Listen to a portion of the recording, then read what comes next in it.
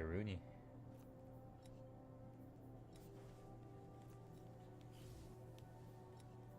Warlocks weaponize the mysteries of the universe to sustain themselves and devastate their foes. Agile, and yeah, that's Harley.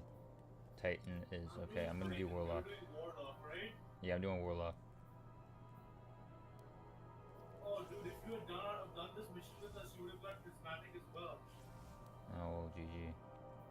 I'm doing the robot guy. I'm making a robot guy. I'm also a robot guy. I believe robot guy. Or maybe Awoken. That might fit better. I like robot guys, so I'm gonna go with Awoken, I think.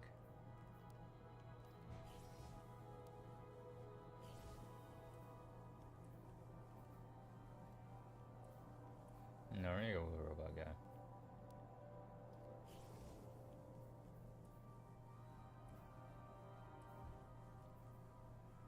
Let's see.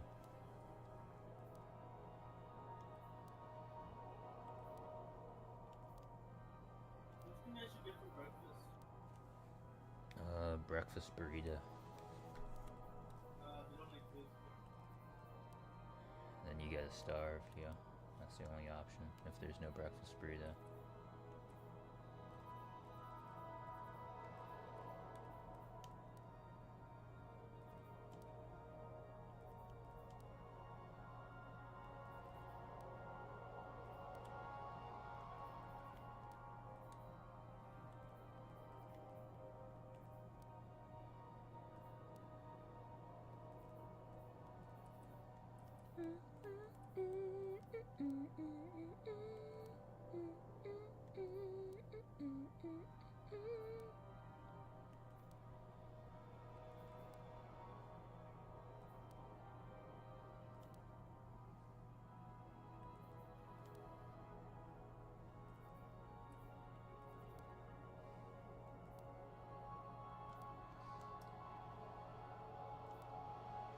Is like damage. That looks ugly. That looks ugly. That looks ugly. I kind of like that. We're gonna go with the unicorn's horn.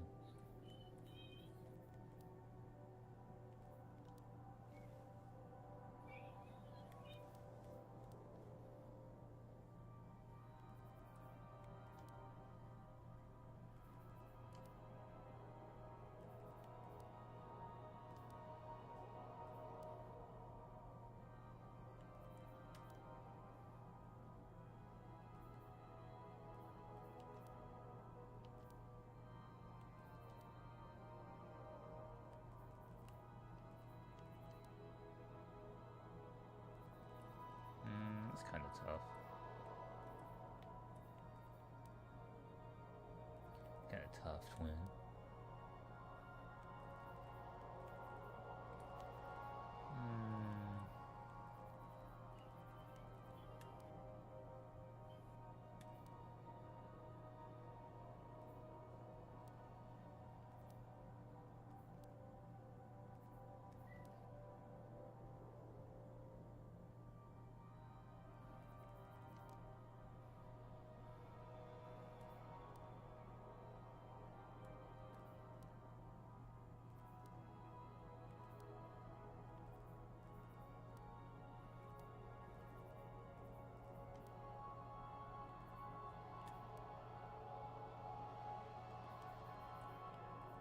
Start digging in your butt, twin.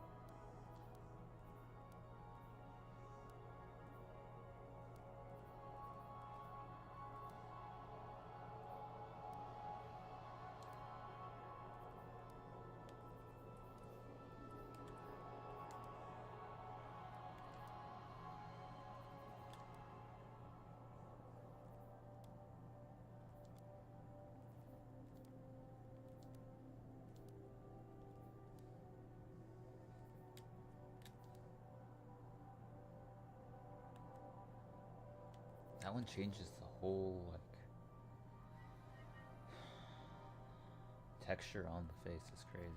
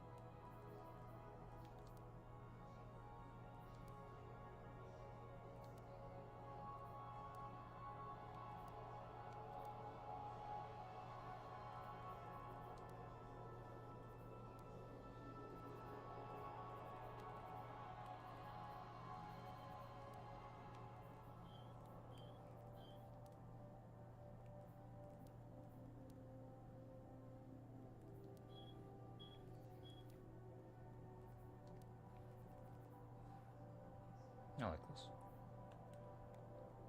Well, I asked WB Gaster.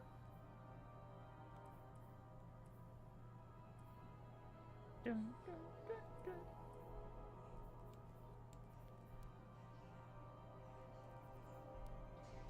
I'm gonna go get jointy with it, and I'll be back.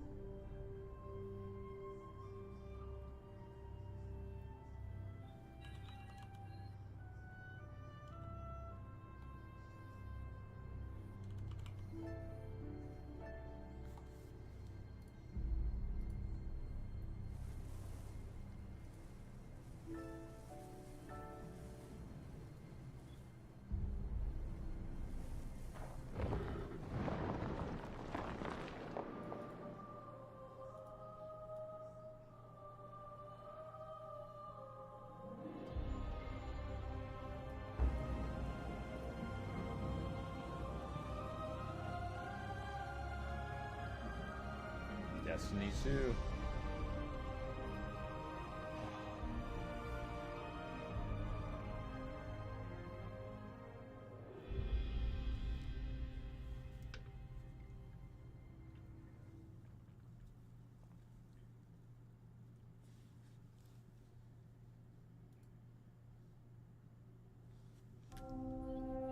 Some say this universe is made of light and darkness.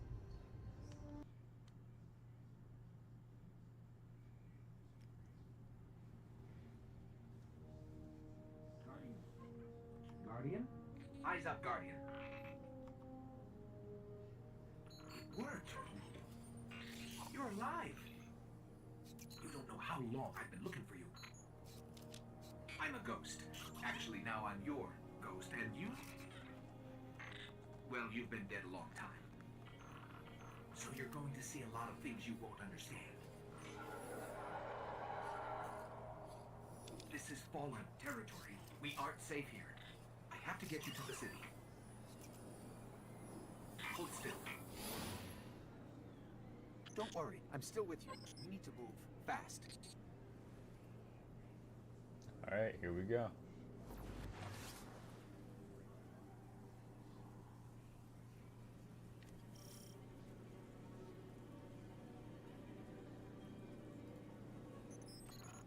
This place is an old cosmodrome, a Russian spaceport. It's quarantined now, and quite dangerous, but our only way forward is through that wall.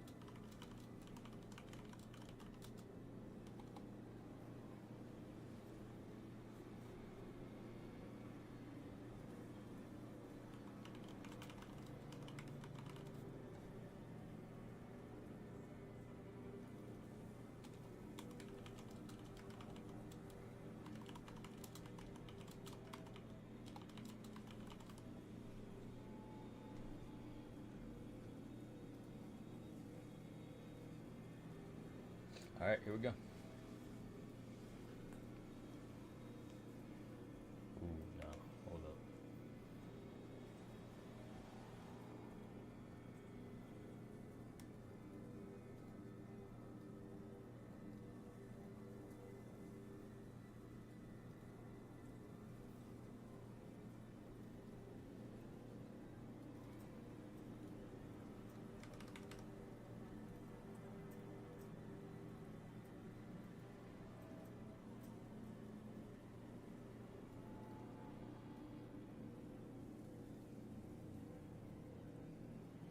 Alright, there we go. Altitude sprint. Yeah, we got up.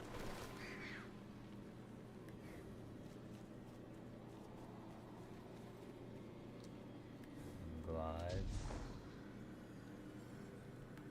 Okay. A little bit of moving action. We can slide, we can jump. We glide, we can slide. I need to get you back to the city. I need to turn up my To do sensitivity. that, we'll need Hold a ship. up. But first, I need to find you a weapon. Hold up 1 second. Let's keep moving. We gotta get the sensitivity up a good bit.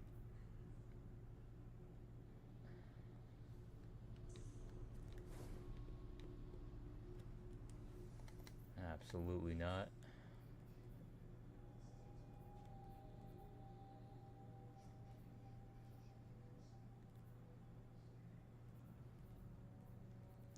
Get this up some more.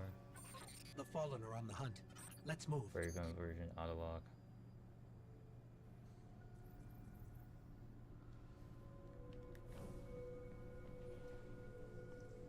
There we go.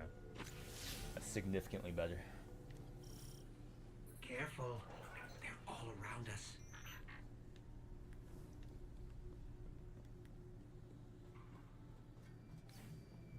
It's a risk, but I'll get us more light. Okay. Hard military system, check. Frayed wires and rust, check. When I flip this switch, expect trouble. Not good. Damn. Definitely not happy to see us. Oh, they see me. There's a rifle. Grab it. Oh yeah. Hold up. I brought you back for a reason, Guardian. You're a warlock. Your curiosity's as dangerous as any weapon. So trust your instincts, and we'll find a way home. Oh yeah. Oh.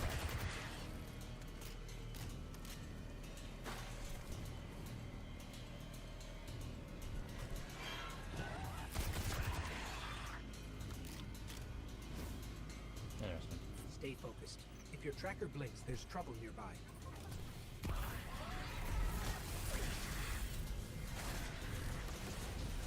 Oh, I want a melee, bro.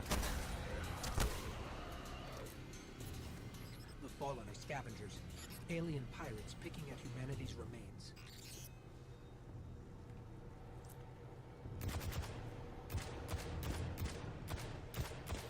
Gotcha. Had to sneak him. This is a little Speaking of chest I see. pirates, Oh there's a baby. loot cache. Let's take what's inside. Stubborn oak energy weapon. This is a shotgun. Yep.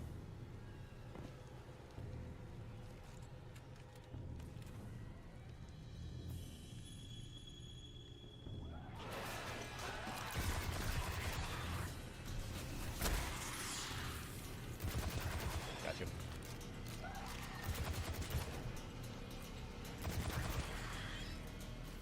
Hold up.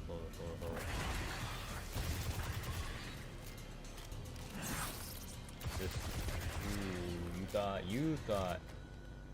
Nice try. Oh. More Supercharge. Fallen. Hit 'em with everything you've got.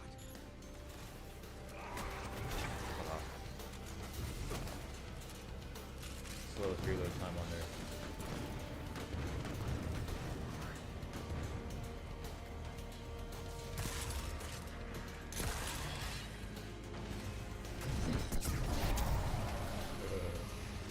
Gotcha. Your light is strong, Guardian.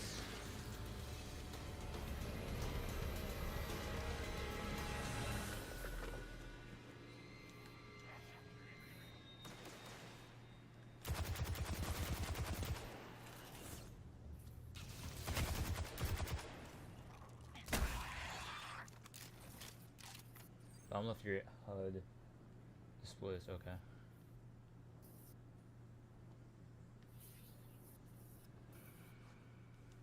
Inspect my subclass. Okay. Let's see. Void Walker. I'd rather be I want to be the sun guy.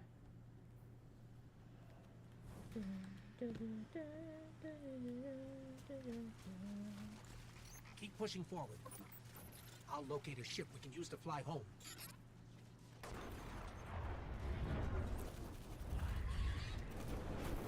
Heyo. Heads up. A Fallen raiding party.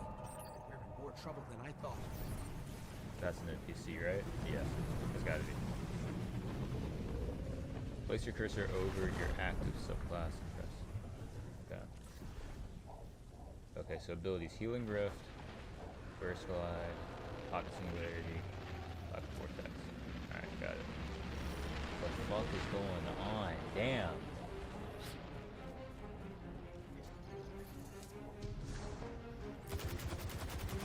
Immediately start lining that thing up. Alright, so legs are weak.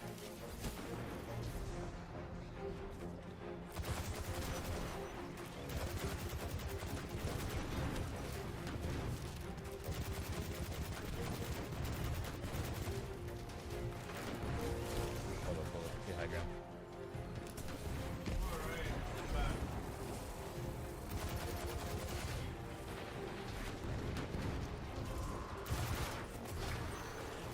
I'm scanning Gotcha. nearby ships. Hey, loot.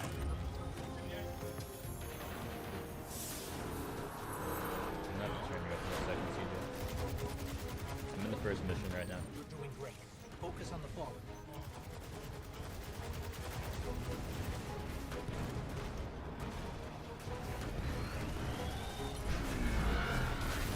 I was about to do a ground. Yep. No ship, but I'm detecting a friendly signal nearby. They may be able to help. I repeat, this is Shah Han. My Vanguard operation is compromised. I'm separated from my strike team. Is weak in the legs. Vanguard. They're from the last city. Shaw, where are you? We can help. Cass, Maeve, if you're hearing this, rendezvous at the following coordinates. I don't think he heard us, but I've got a lock on his location. Now I want to take this thing out. I guarantee it's gonna drop something great.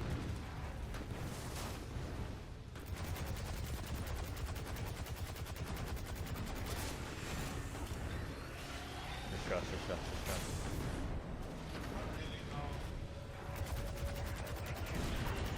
There we go. That's one leg.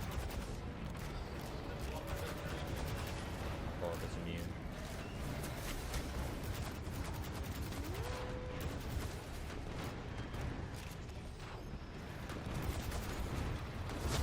Alright, it's just blasting at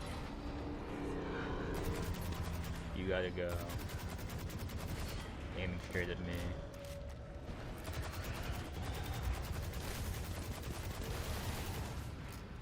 I got a good angle on it now.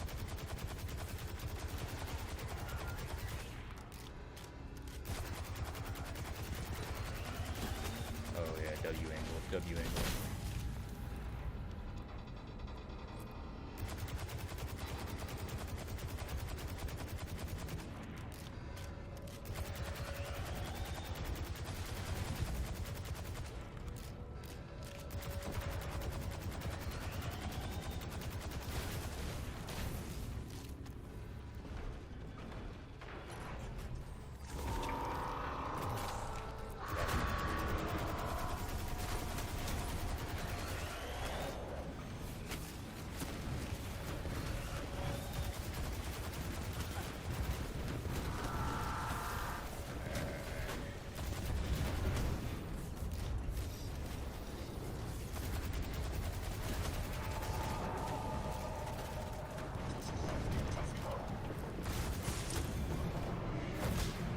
Whoa. That was something else.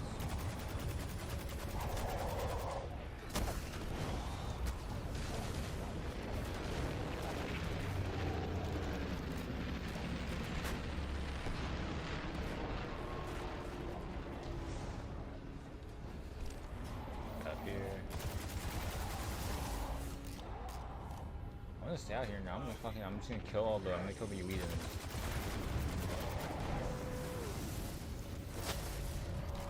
I might as well.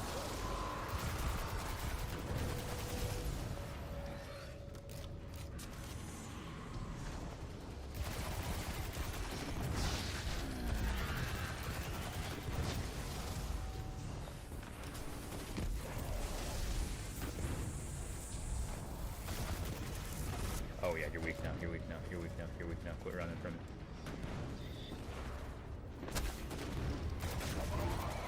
Oh yeah.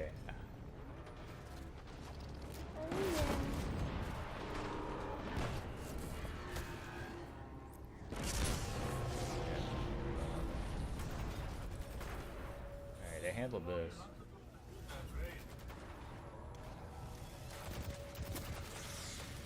Yeah, I know.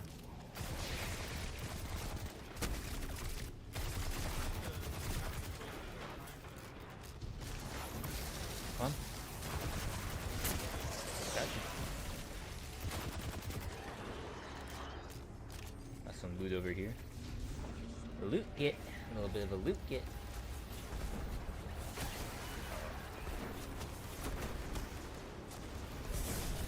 Give me, damn. Oh, I got a power weapon now.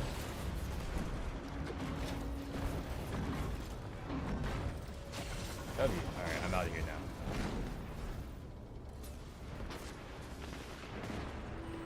See, I got a power weapon out of it. That was useful.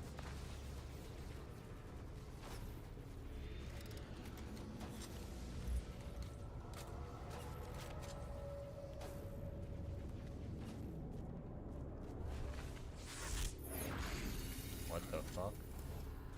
I need to remap my controls.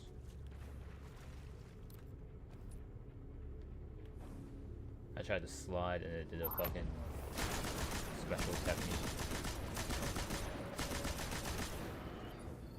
Now we're cooking. Does this explode or what? No? Oh, I got gauntlets. Interesting. Curious.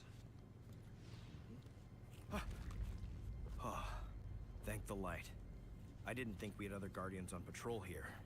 Listen, my fire team's missing. I need backup. And... Oh, you're fresh out of the grave, aren't you? We heard your distress call. We're here to help. Brave. I like it.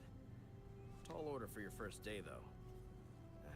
Doesn't help that I rushed the perimeter scans, and now... I need to locate my team before there's nothing left to find. Sit tight. I'll get you to the city soon enough. I've made it this far. Let me help. I get it. Nobody likes to be sidelined. Guardians are stronger together. Isn't that right? This is You Marvel sound like movie Commander dialogue. Zavala. All right, then.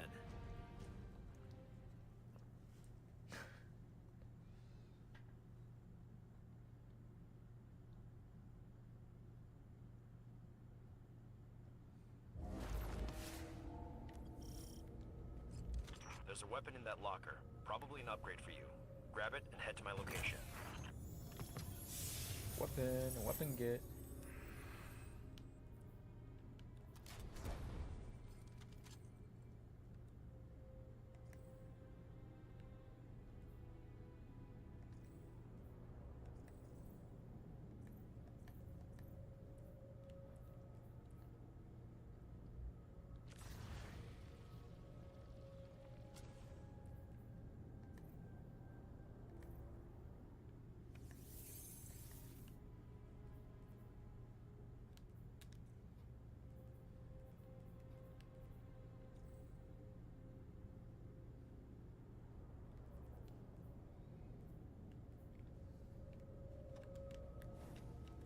We'll keep it like that for the time being.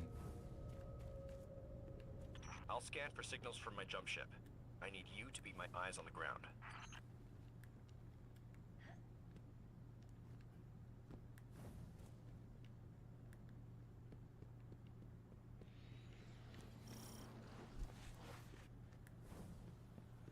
Something's causing interference. My scanner's shot. I might be doing this the old-fashioned way. Analyzing. I've got a source for the interference. Let's check it out. Alrighty. La la la la la.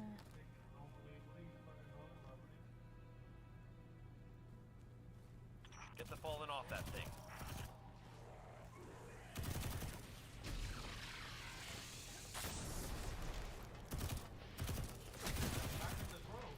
Use blank use. Okay, R1 when melee energy is full. Oh. Fuck off. Fuck off. It's extremely powerful. Get me closer to that antenna. Alright, we're hacking the thing. Stolen city tech has been spliced in here. That's scrambling your scans. Fallen can't resist tinkering with old scrap. They're certainly skilled at it. This will take a minute to fix. Hold them off while I work on this.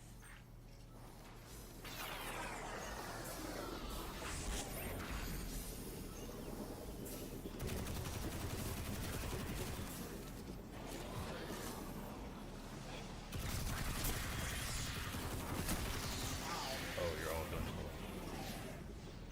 Signal restored. Damn. Our team signals are missing and last known locations are nowhere near each other. Wouldn't split up unless things got real bad. I'll track Cass. You find Maeve. Sending coordinates now. They got me running around in the fucking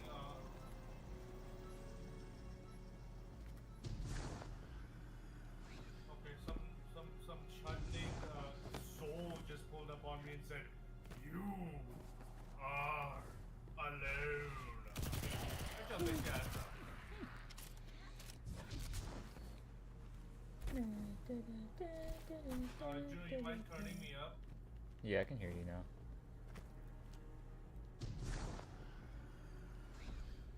What the fuck does it expect me to do if I just die there?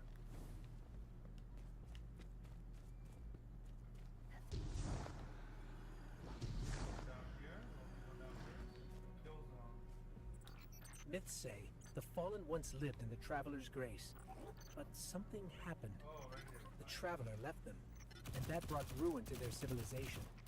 They've come all this way chasing what they lost, hoping to get it back, or take it from us. Gotcha. This one's pretty good starting out. Oh, awesome. If this is to be like one of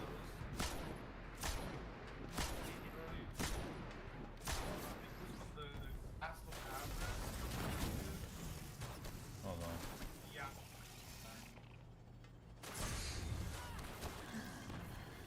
Uh-oh. Because like, high key, I'm terrible at parkour on this game, and I mean I'm new, but like, why does it only count? Why does it only say you have one viewer? Should it be two? Because I'm also watching. I had to tab out. I got annihilated.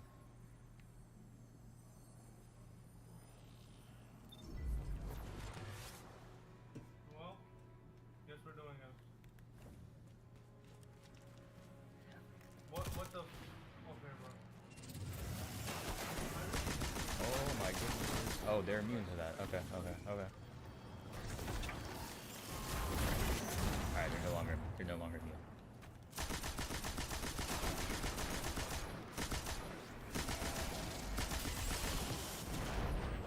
Alright.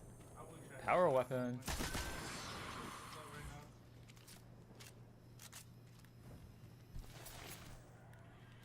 New power weapon, baby.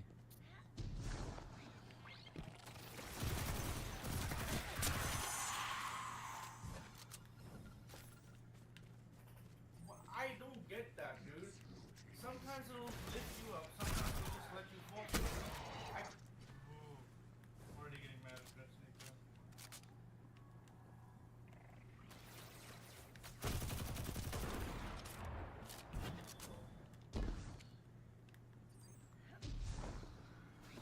And then it's like There we go.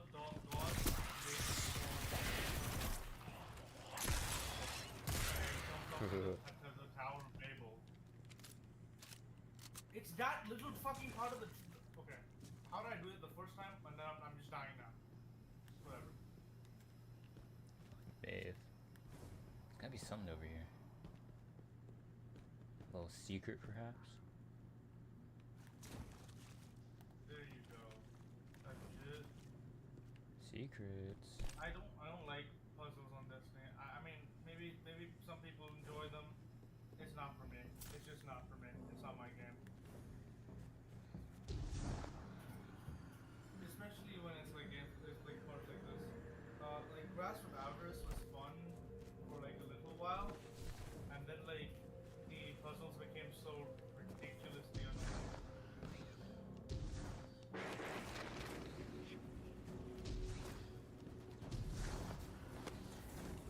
Looks like the Fallen want to keep us out. Or keep something in. There's worse than dregs in old Russia. Let's check out the control unit. Shut This this is thing locked down. down with adaptive encryption. We'll need access keys to bypass it. The Fallen salvagers might have some. Access keys. Where's the access keys? Oh, over here. Oh, and I see a whole bunch of them just reappeared over here. That's awesome. Alright. And I'm in jump. Okay. Melee. The fuck off blast of doom and despair.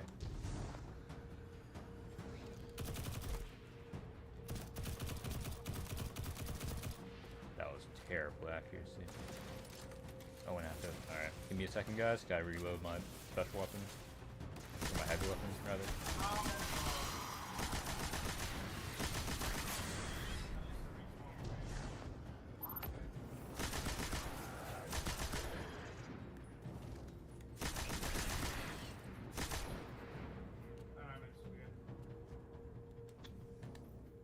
This game sucks. So much penis, yo. My game is so loud.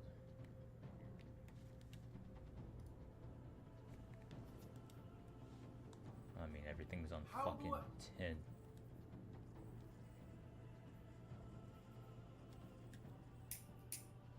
There we go. Just a little bit lower.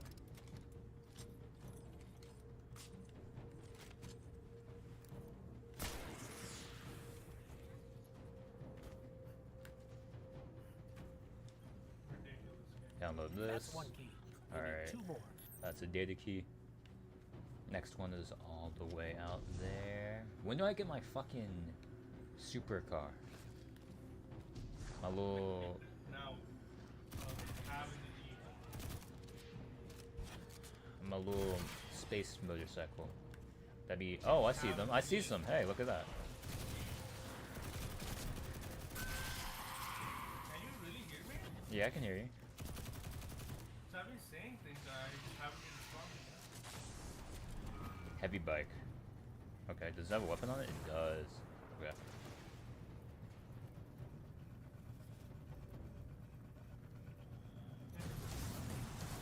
Kinda weak.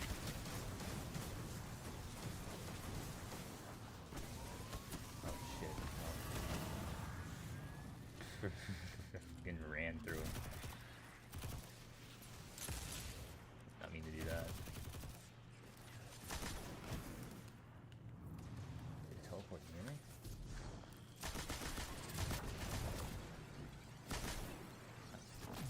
Can I get in there?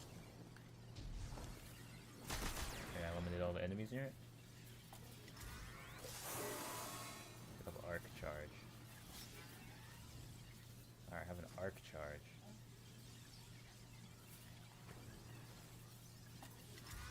Oh, put it in there.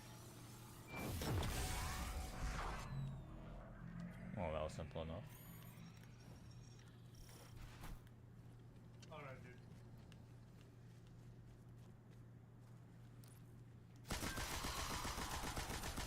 Ooh, just slaughtered through them. Oh, baby. You're done for. That's a grenade. Isn't a grenade. Put the ball in the basket. There we go.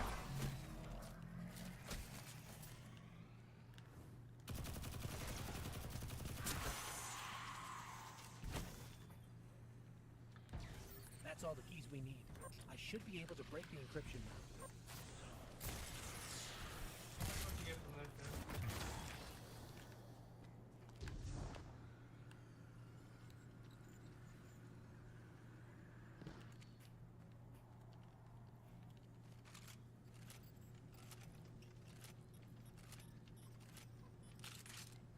Oh. Alright. Can't be that many more left. Oh my god, I'm all the way back up there.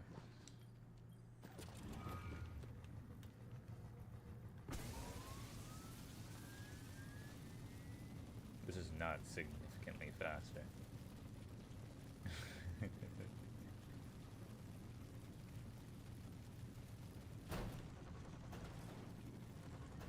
Let me up, let me up.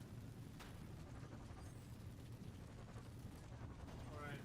The OSP's playing, fellas. That means I'm doing alright. Deactivate this barrier. Alright, we're into the factory. Right about this barrier. The fallen are keeping the hive at bay. The main is in more trouble than I thought. You need to hurry. You want fucking me up over here, man. Don't piss me off. Oh, it's scary now. Oh. Annoying ass thing, though. This is a powerful surge of arc energy. Whatever's causing Surge it, of arc energy. even transmats won't get through right now. Oh, I need to. Okay. Oh, upstairs. Alright. Now it's spooky. It's a horror game. Hive contact. Oh, shit.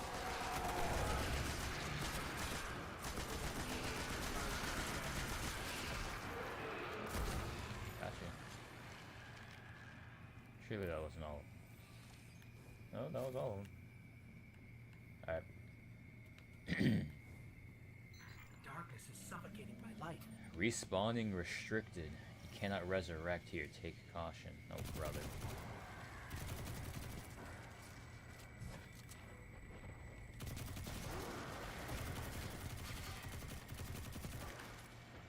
Trying to sneak up on me. Yeah, I'm not gonna use my super. Whoa, glitchy.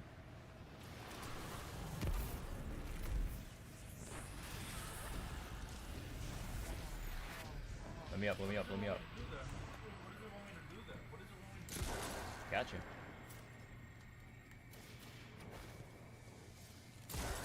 Maeve signal is just Oh, baby. ahead. No. Let me grab this. I don't know what these little cubes do. Let her go, you foul beast. There may still be light left in her ghost. Shaw, I'm sorry. We were too late. I was too. Cass, I couldn't get to him in time. There was a hive wizard, a powerful one. We tried. This isn't on you. You did what you could. We have the remains of her ghost. She'd appreciate that.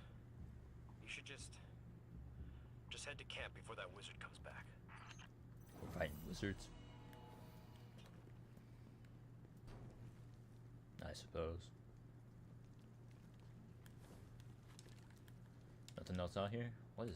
oh. I thought that was a chest. This is an explosive. Alright. I don't know what to do. Anything else out here? Nothing worth of value out here? Oh, the mission's gonna end in 6 seconds anyway. I guess there's nothing of value out here. Well, Alright.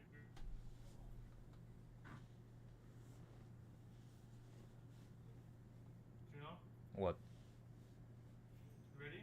Yeah, I think so.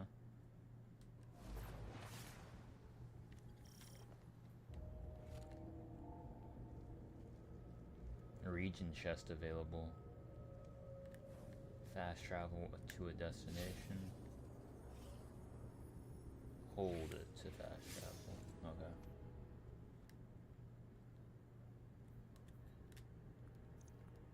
Going to the steps.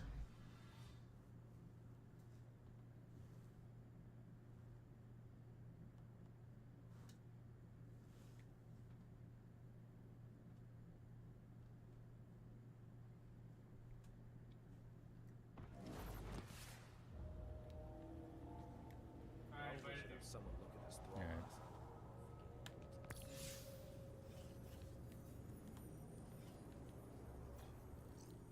Oh, I select it. Or accept the invite.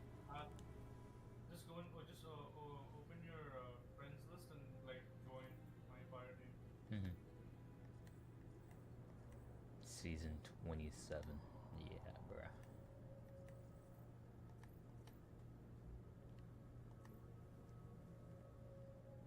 You know who really wanted to play what's it called, Destiny with me? Yada? No. No? Yes. Give it just a random wild one out of nowhere. On the money.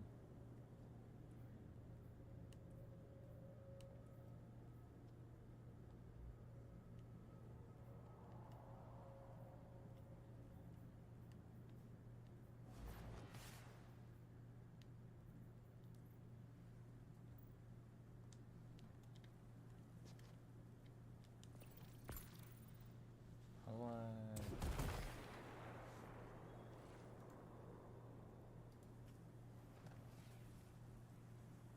Alright. Unable to join target player. Please try again later. We're in a fire team together. Okay. Need any parts, XO? I think we are. The more guardian. Even the light has limits. Sometimes you don't come back. That hive you saw was a powerful wizard named Navota. Didn't expect to run into something that strong. Aura. That's tough. Alright. So, Keep that what I sight want you to calibrated. do is Got tools so if I you need can 'em. escape.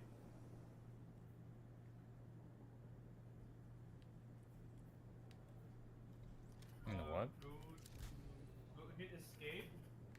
Well, I'm on controller, so it's paused for me, but yeah. Go to your whatever your pause menu is, and then go to, I believe it might be world. I mean, I can see you. I see Shrag. Yeah. But you need to select this. Go to world. Okay. I'm in a room, bro. You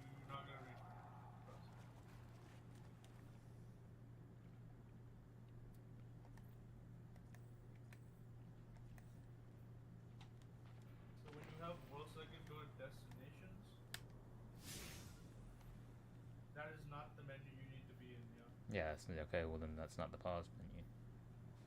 It's the map menu. That's You want me to go to the map? Okay, now do the destinations, like bottom thing, and go to destination. You're on the moon or No, Cosmodrome? no. You see, Oh, we're on see Cosmodrome. Vanguard. No, no, Vanguard. Yeah. Should be on the top. It's like the sign, the symbols. Yeah. I can't do anything with it. Not yet. Nope. I don't got it unlocked yet. What should my next quest be? Complete the new light quest. Okay, let's track it.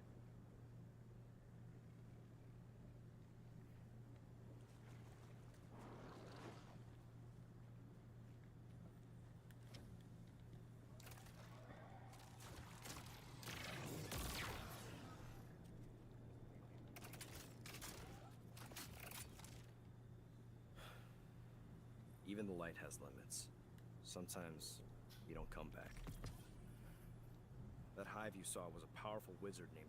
I just got a sniper.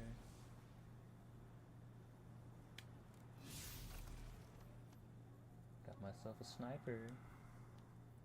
Oh yeah.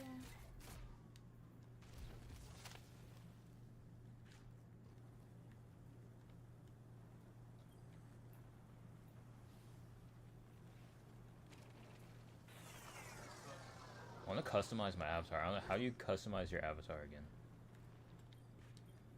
What do you want to Here to help. customize about it? No, I just want to change them. Open character, probably. I'm not sure. Character. Appearance. To any Appearance Guardians at customization. range, we've got hostiles in the Customize area. shaders. No, I want to change like my Too many reports. Which one is whatever. I mean, it's not that big of a deal. Seeing movement in the moth yards. Watch for fallen.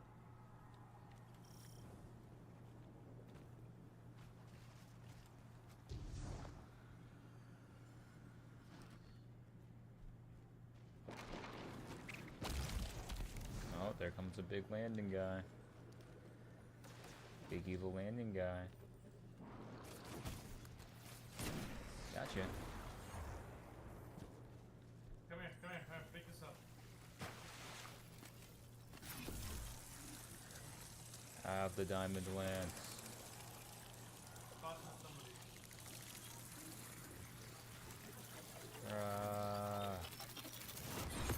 Oh, that's exploded.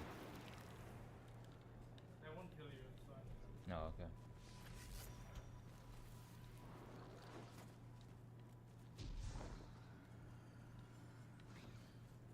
Oh, hey. Collect loot. Yummers. 400 little sugar cubes. That's There's a awesome. glimmer, currently. But Rennie corrected me with. You need to go do more. You finish your like little things so you can unlock Vanguard, dude. Yeah. Because then we can do strikes, right? And if we do strikes, I New can light. get better gear and get you ready for stuff. Come on. Alright, I'm doing new light. Traveler's Gift. Ability. Final blows. Oh, so I just have to get kills with the final, with my ability? It's a strange quest.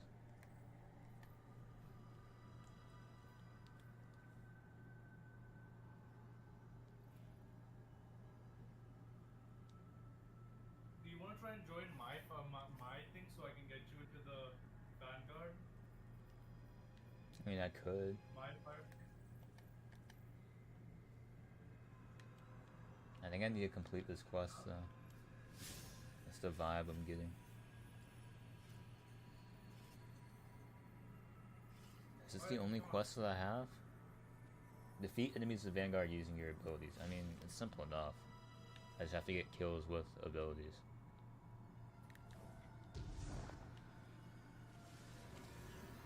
It's shrimple enough. I do summon. Tabby.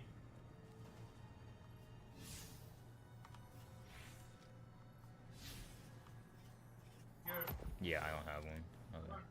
Come over Yeah, I can see an enemy. I got one in front of me.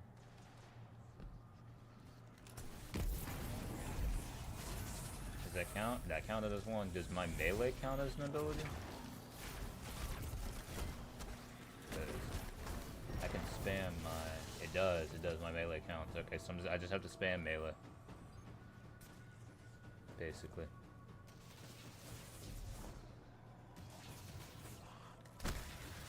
See you. Alright, that's 40%. This is simple enough.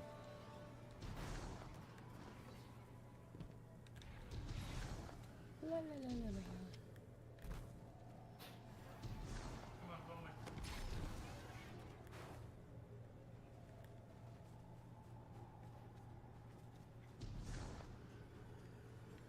Here. Yeah, I'm just farming in a circle really, right now.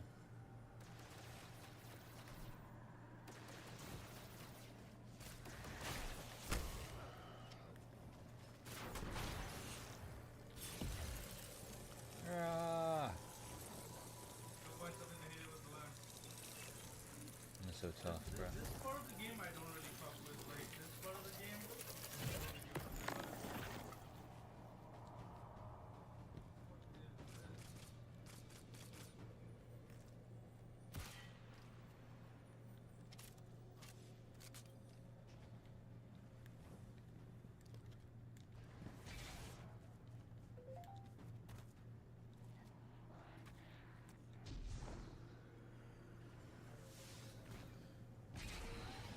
Once we start doing strikes and shit, oh, it's gonna get long. We're gonna really enjoy it. Fuck with my character, by the way. Yeah.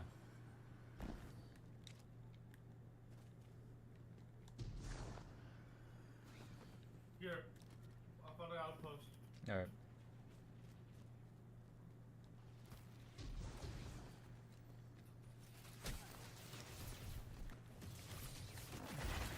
See you. See you. See you. Here, up top. Give me help. Want me to push them off for you? There you go.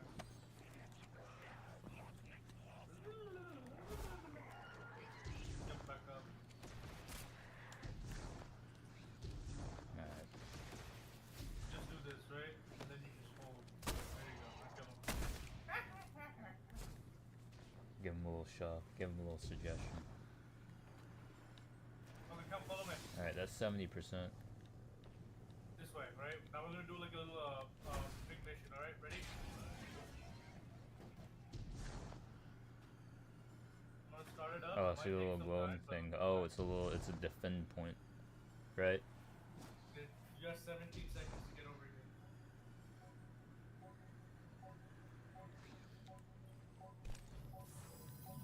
9, 8, 7. Oh, someone else is joining us. Look. I didn't make it try and That's kill over. them with my super blast.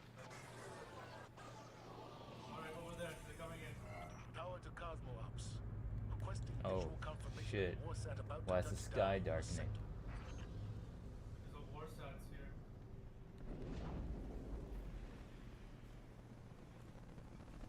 That's what they're using.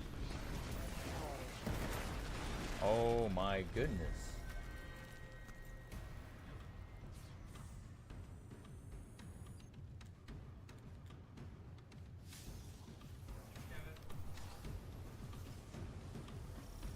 Transmatting Warsat.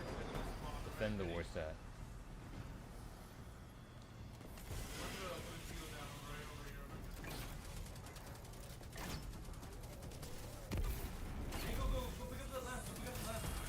Where? Oh, here it is. Wait, hold on, there's another one. I got the relic. I have the relic, hold on.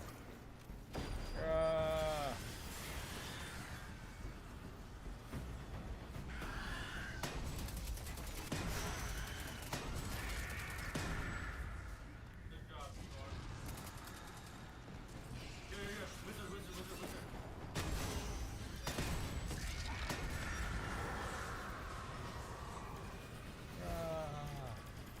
supercharged. That was tough.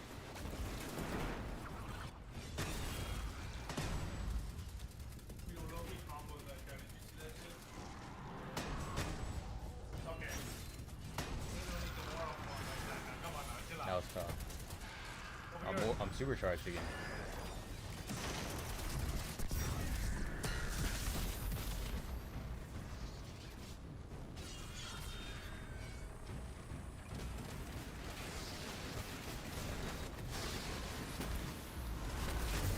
Ooh, whoa. Yeah, I got a little bit of stuff in there. But 93% for whatchamacallit. Just couple more times. Couple more times before everything starts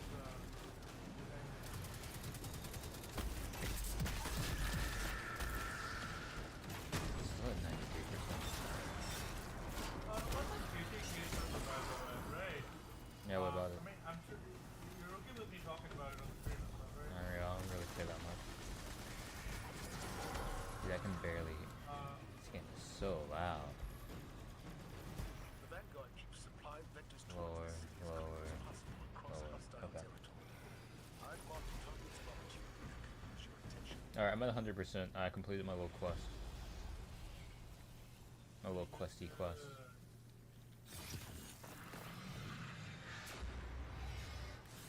Hey, loot. Loot get. Another loot get. I got. I wonder if this thing is like scaled to my level.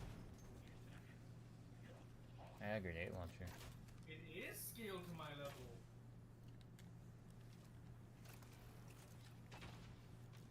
Pretty awesome. I knew Rennie wasn't coming back, bruh. You think so? I knew it, bruh. I'm just not worried. Get on. We can do it together. Chino, why are you walking while aiming down your weapon? I'm just testing. I'm looking. I'm admiring the scope. I think it's. I like the design on it. I like the design of the gun. Start digging in your butt, twin. That's what my stream title is. Yeah, start digging in your destiny. Oh, let's say Sure, first. no. You guys, Oh my alright, god, I'm that's not really- absurd recoil. I'm not really a fan of this gun. Maybe I should just. Yeah, Maybe I should hip fire it. Yeah, I think I should hip fire this. Yeah. I'm having fun. That's fun. Wait till he gets into the strikes and stuff. I'm trying to get him to get into strikes and. Hey, I got a basketball. Okay, watch this. You see that Chiku guy there? Kill him. Yeah. I'm about to finish this manga. When I'm done with this manga, I will go down and do some strikes. By the way, it's running out of juice. Does he carry it? I don't know. Rennie, are you? Oh, sorry, Rennie. Are you ready to do strikes now, Juno? Sure. Chino, you could wait until I'm done with this manga. I have like 7 chapters left. Yeah. Since there's supposed to Ugh. be 3 people. That's all I'm saying. I Don't worry, mean, bro. We'll find somebody. I'm fine with I feel like. 'Cause I want- This I thing want has you no to- range. This gun's dog shit. I feel. If you don't want to wait for me, that's okay, Shrek. That's all you. It really is. It really is. I just want to play the game. I mean, I don't know. I kind of just want to do something other than. No. Just other. Ooh, wait, hold up. Loot get. Hey, purple helmet. That's kind of like tough, right? That's tough, right?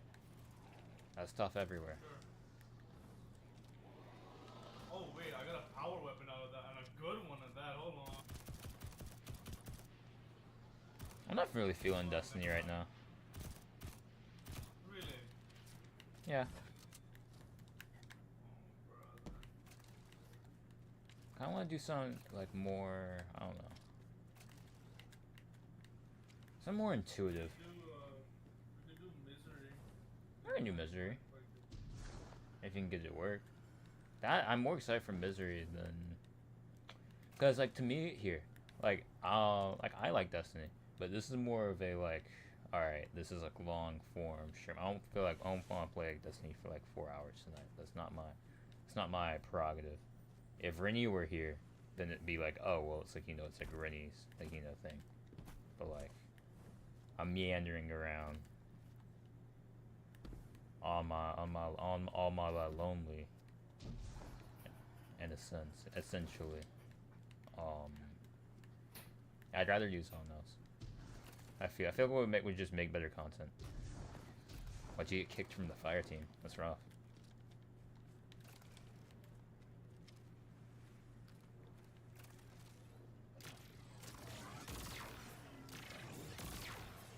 It does. This gun does really good damage, though. Even though it's dog shit in fucking every other regard.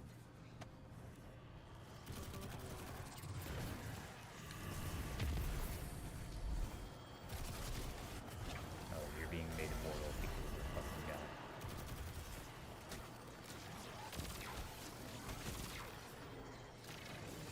I mean, it just fucking annihilates them. What other missions do I have? You wanna try out Misery? See if it works? I would like to play Misery. Come on. I'm hoping it's Destiny and something else.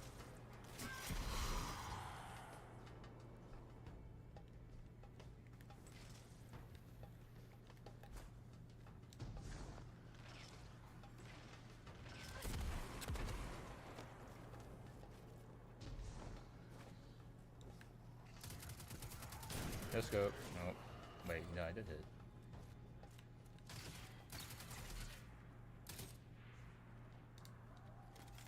Okay.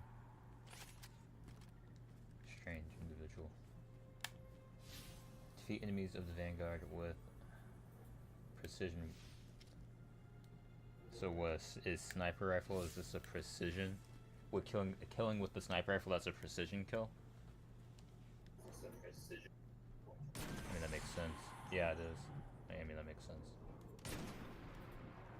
Simple enough.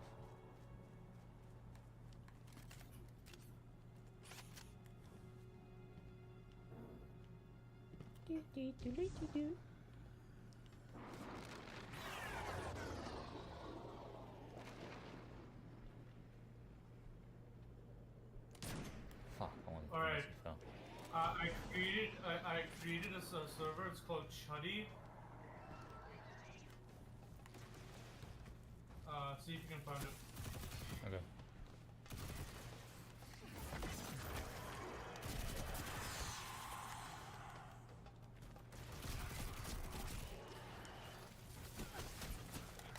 I'm sitting in the lobby right now.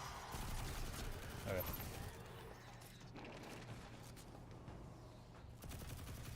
Hold on. There's a like elite enemy or whatever here. I want to pick him up before I get off.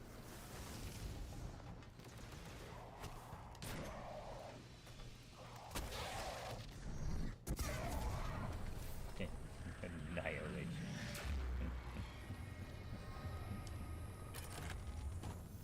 Do you want to stream this? Because I was thinking we could record this instead. I mean, I'm gonna stream it and I'm gonna record it.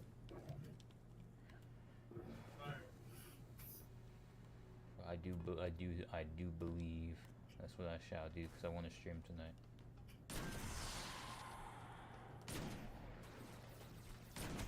Nope, that's a miss. It's embarrassing.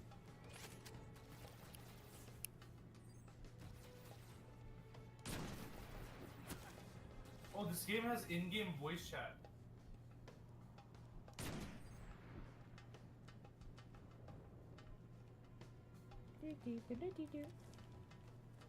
Alright, let me get off this.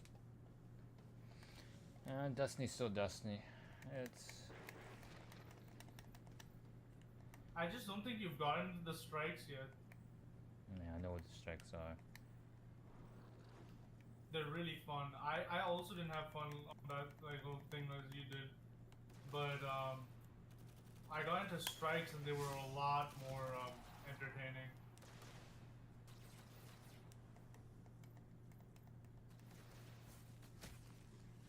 By the way, you don't have to do the tutorial. Exit. Get me out of here.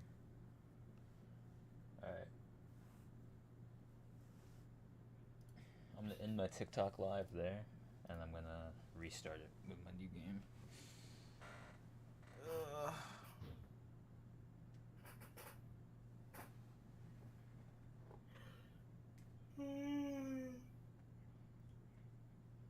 Ooh, okay. Next game.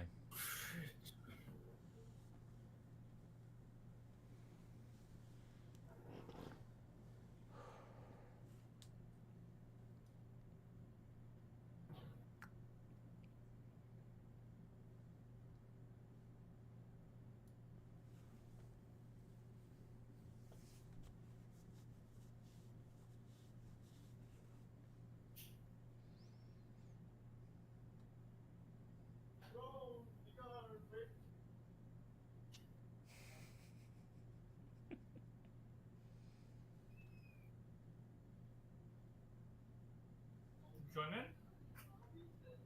Here, yeah, in just a second. I'm gonna go grab a drink.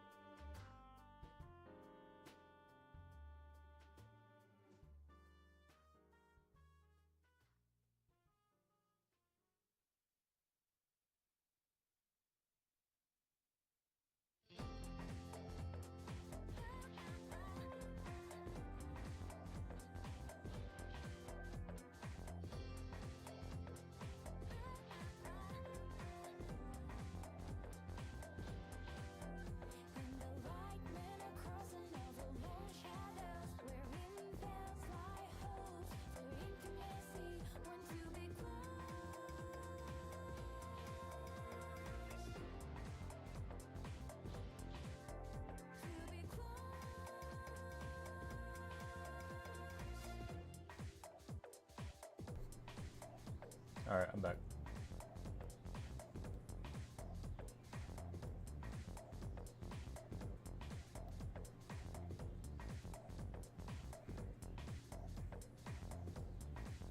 Yeah, what's up? Ready? Yeah, I'm ready. It's Chubby, by the way. Code. It's Chuddy? Did you say it's Chuddy, by the way? Yeah. Oh, as in your your party or whatever? Yeah. Okay. Let me whip 10mm out.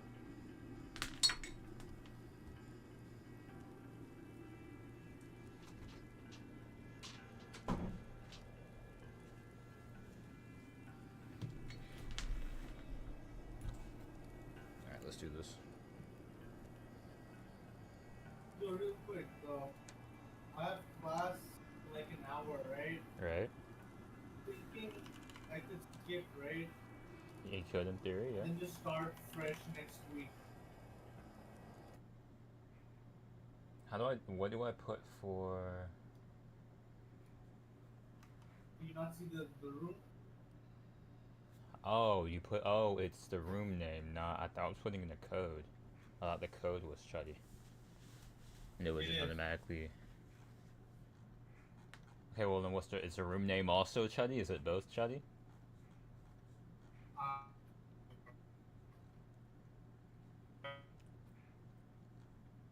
Now you're cutting out. No, brother. Thank you for the invite, buddy.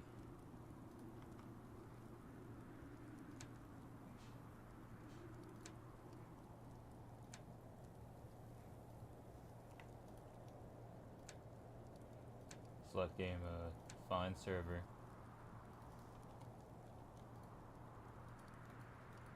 Now it's saying that there's just no servers. Okay, now it's saying that there's servers. I'm gonna disconnect. Then see if I can join you.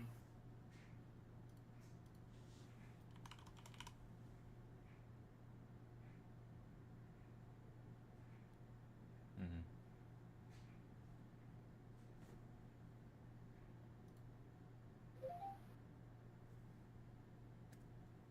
My camera's lagging again. This is so fucking obnoxious.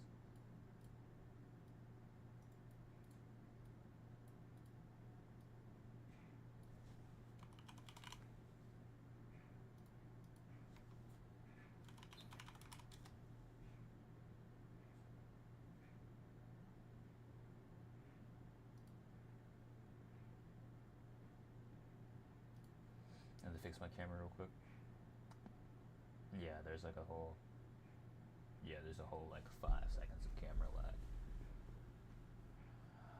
Unacceptable.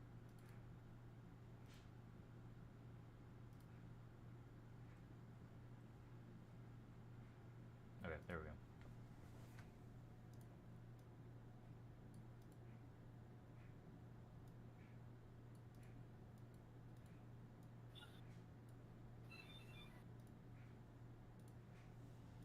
Alright.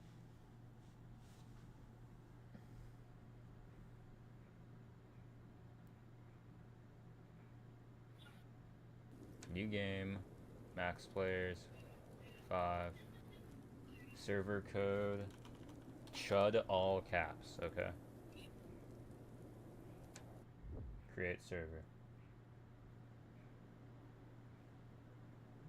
Alright, it's mid. And it just forcibly opened a fucking, that was annoying. Forcibly opened a tab. No servers.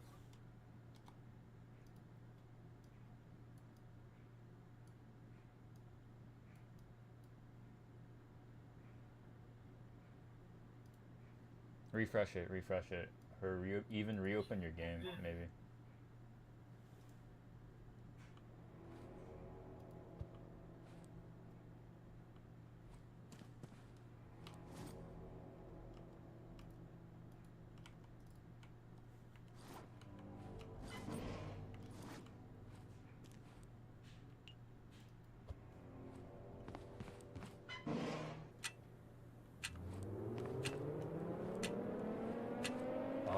It's one of those games where you have to fucking grab a bunch of shit and then get to the bunker.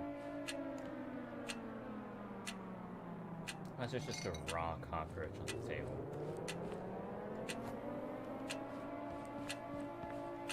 Sausage.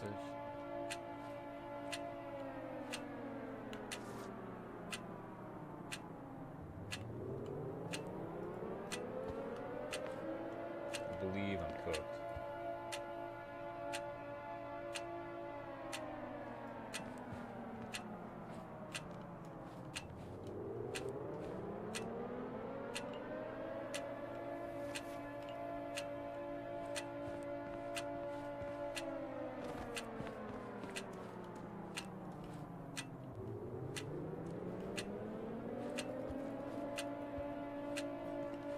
What, do I just get blown up?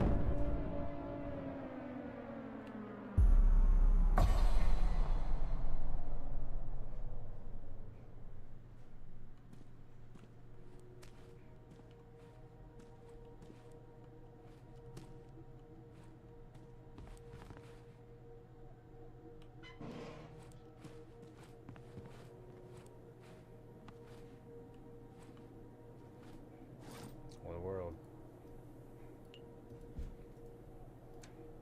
Can't equip that.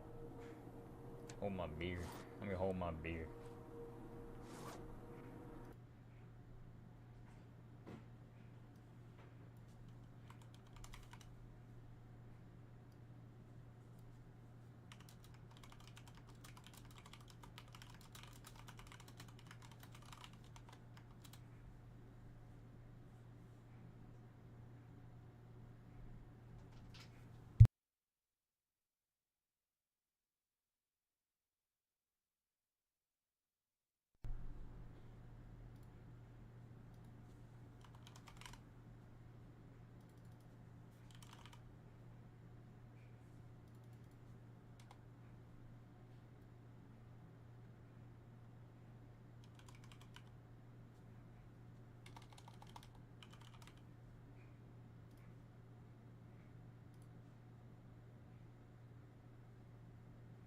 There we go.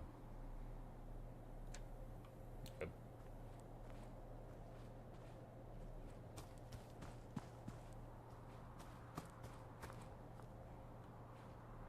Alright, we got a beer. We got sausage on us. We got some bandages on us. What else do we need? What else do we need in this world, to be honest? Can I drag this in my inventory? I can't. Alright, let's get the sausage in there. It did not work. Get that bandage in there. I came from that bunker. Is this a different bunker? This is a different person's bunker. What, can I just go in there and slime them out? No, What'd you that's say? your bunker, basically. It's not my name on it. I came out of this bunker. No, that's like, so that bunker is like your, like that little field is your, like, place. Antenna When you hit that crafting bunker station. door, though, no. When you hit that bunker door, and, you go into the expedition world, which is like Oh. horror game. Oh, and that's where other players are. Right? I think so, maybe. I don't know. For certain, there ain't nothing of substance in this little grotto out here. I'm at 80 water and 80 food, so I'm gonna do get my sausage on me. Car battery. Or would I take that with me?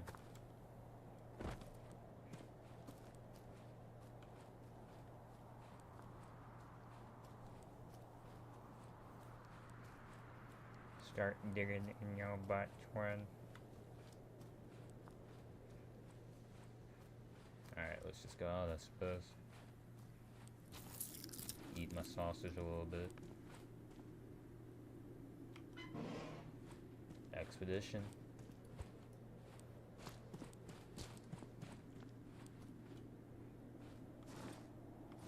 Yeah, see a map? No. No map. Okay.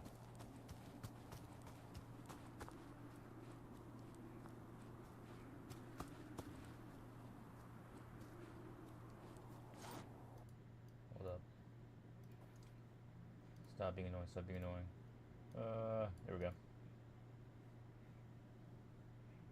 Okay. My fault.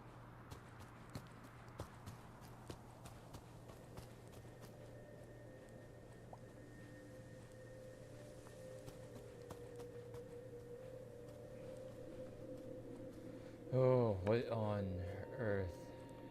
Oh, this is the horror game part. Oh, it's a bunch of dandelions. Alright, my house is that way. Oh shit, a fucking... It's a moose or an elk? Hey, buddy. Hey! Dude, that's on... It's fucking... Getting jumped by a fucking moose. God. This level of aggression is unnecessary.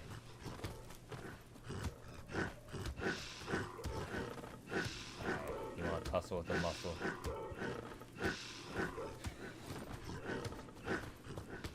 What? Okay. Anyway.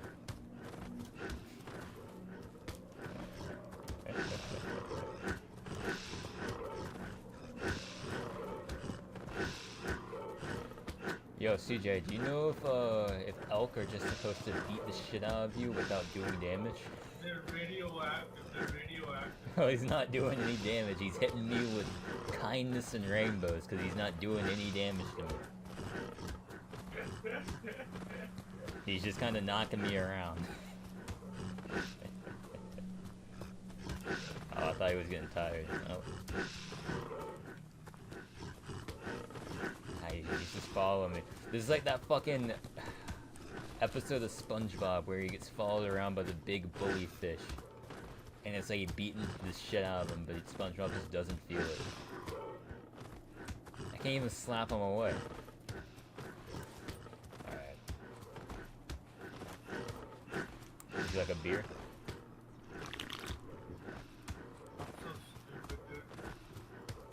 It's just, he's trying. That's radiation.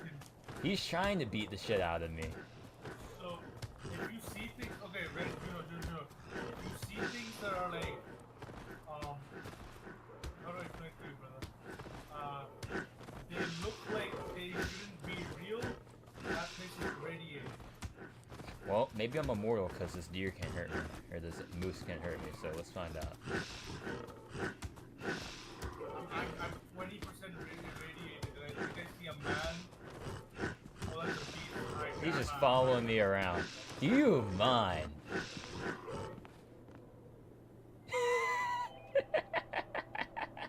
Oh shit! Oh shit! Man, fuck off, man! Man, fuck off! I don't want to deal with you, bro. Leave me alone, bro. Oh, bugger off. I don't want to talk to you, bro. So there's glass, there's a thing in there, firecracker. I'm good. But, by the way, if you're playing the game and you see someone walking in Russian, that's evil and kill them. Okay. I managed to trap the moose that won't fuck off in a doorway. And now it's stuck in the doorway trying to reach me. You're not gonna get me, buddy. Hate to say it. I win this round. You're stuck in here, however. Wait, I can't open that door. Can I not crawl out through a window? Let me out. So far, I'm not very miserable with misery. Hate to say it. This is kind of sunshine and lollipops to a guy like me.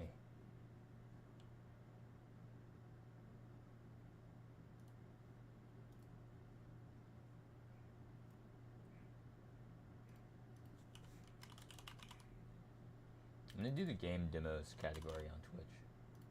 Games plus demos.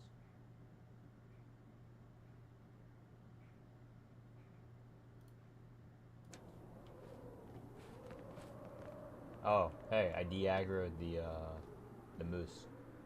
W. It's fucking off now. I got rid of it. Some Russian man attacked me, dude, while I was fucking, like, searching for stuff.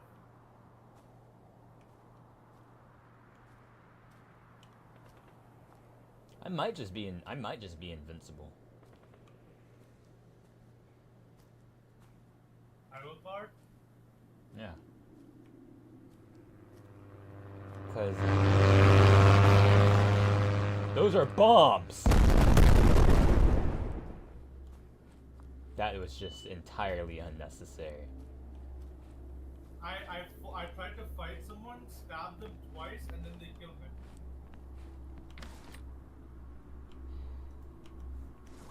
I think I might be the strongest. I might just be the strongest potentially. I found a jar of pickles. I'm tough, dude. Don't play with me. What's happening to my vision? What, am I irradiated? No, my radiation's at 0. R is at 0. Is it because I'm at... Here, let me eat some pickles.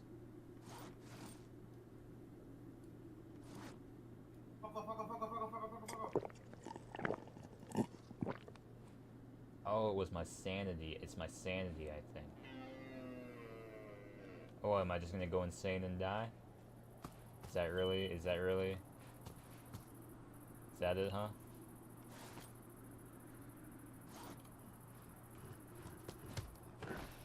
No, the fucking moose is after me again. Leave me alone. Leave me alone. Hey, there's a man in there. Hey, buddy. I can barely see anything.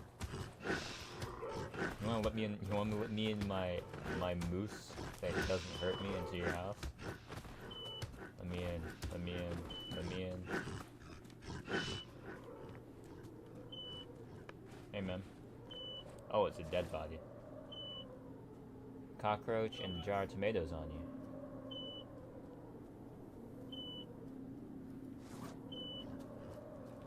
Why is everything dark? I can't see anything.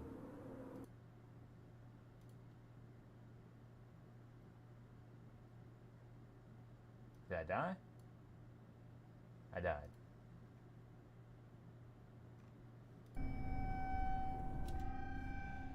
That was certainly something. That was certainly something.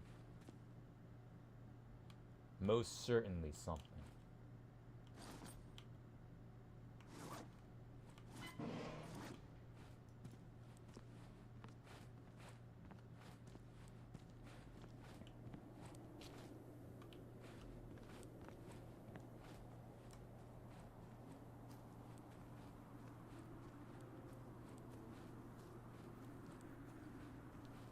Response.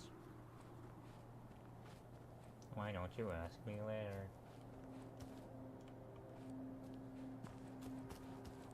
Alright. Let's head out into the big ol' beautiful world once more, I believe. And that is... Huh. That's a black hole in the air. Oh, there are multiple.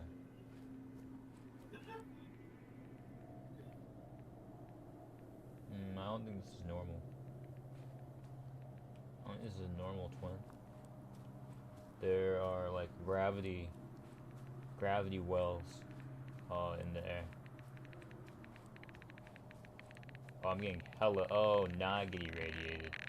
Oh, that's like super radiation.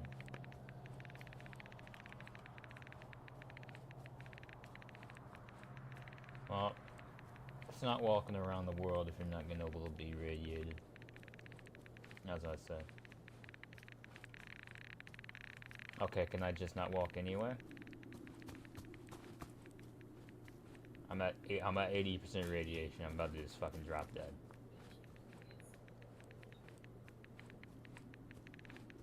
Is it dropping? No, it's increasing rapidly. So what? So what? So what am I supposed to do? So what am I supposed to do? Where am I supposed to go? Every direction is just fucking nightmare irradiated.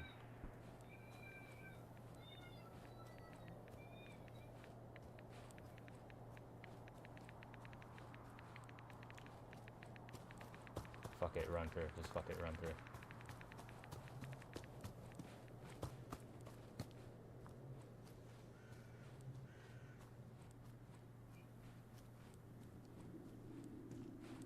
Oh, my radiation naturally drop over time?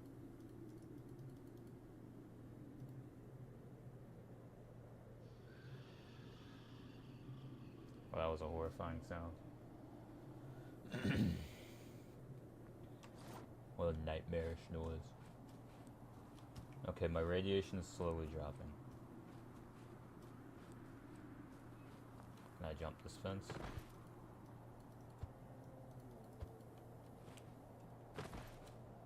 No.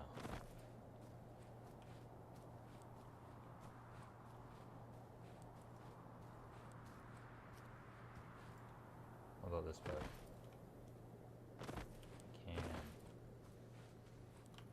Can I break in here? No.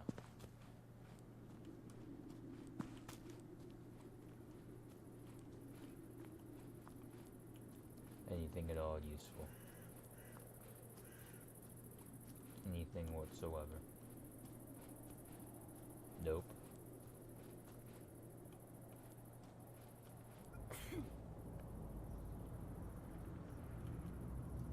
How do you punch? That's my watch. That's a watch. It's definitely a watch.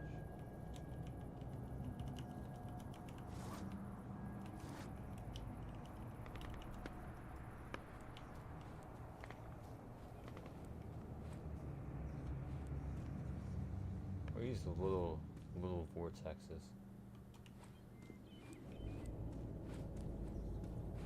Quite peculiar in nature.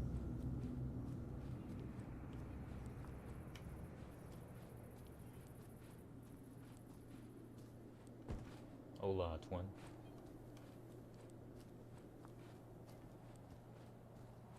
Truly just nothing going on over here, huh? Is this a pit? Ooh. Alright.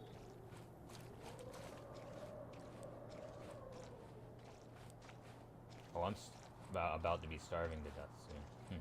Interesting. Hey! Bottle of water? Ayo.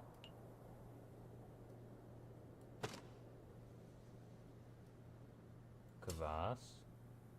And cucumber seeds.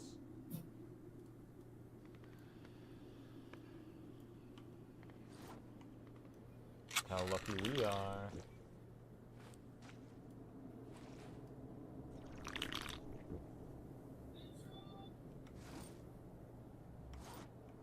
Alright. I want a gun so that I can kill things. That's my desire.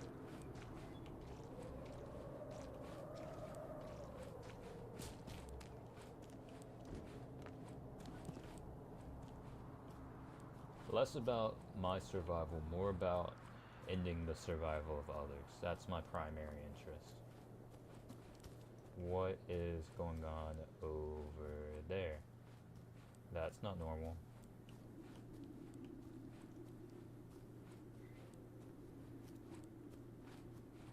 Oh, the misery. I should make that my stream title.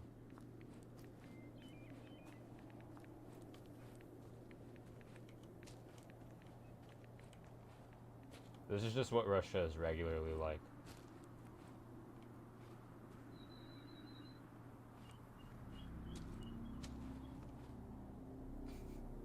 Okay. Oh, the misery.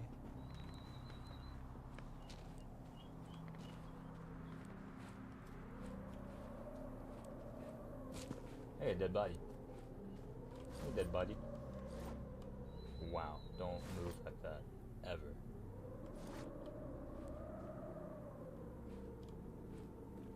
Hey, safe. Raw cockroach, a med kit, ayo, and a sausage, just what we need.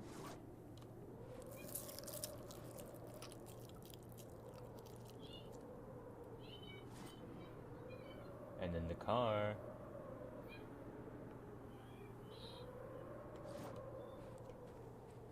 firecracker. That's useless. Soda machine with nothing in it.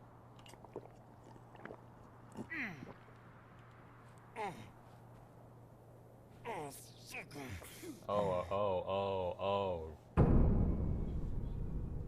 Well, that makes sense.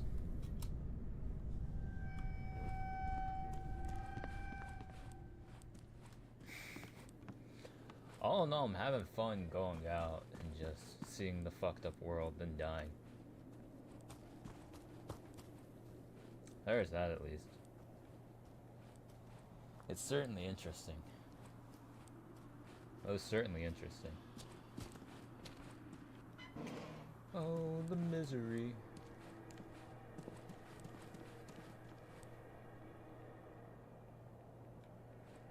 Why don't I just run as fast as possible this way?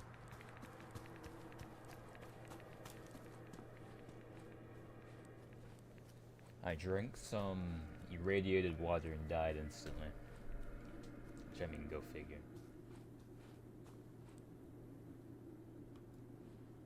Go fucking figure, of course.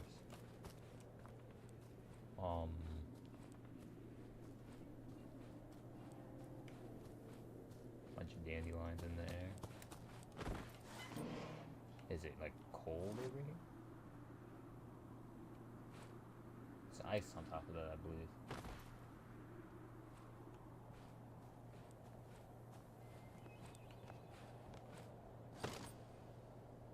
Oh, the misery. Vodka gets rid of... I'm gonna get bombed and die. Well, that's it for me.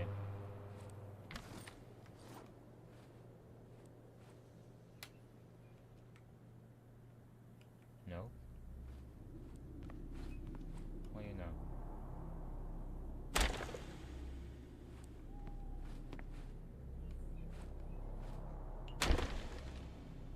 Just fucking annihilating.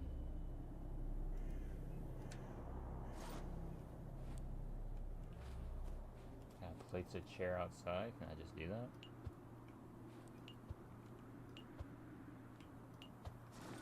Can't. I'm good. My vision's going out.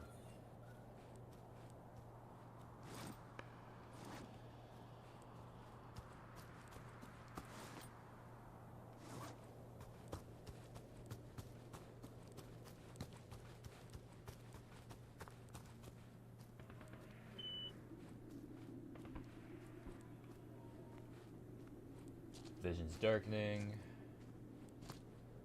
I just don't know what to do about it. Nothing in this game is explained, which, as it should be. This is exactly how it should be. God bless. That's a living tree. That house is alive. That house stood up on legs. Turned around and looked at me. Hey buddy, you gonna do that again? Was it a hallucination?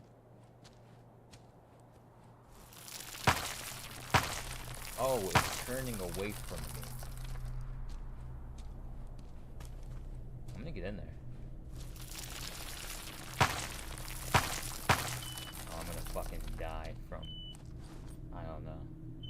Let me drink my vodka as my final action. Might as well, who cares?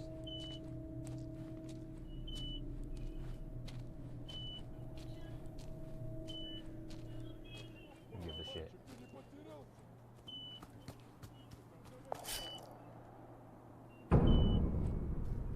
Alright, well that's what, death number 4. Oh, and now it's day 2, I believe.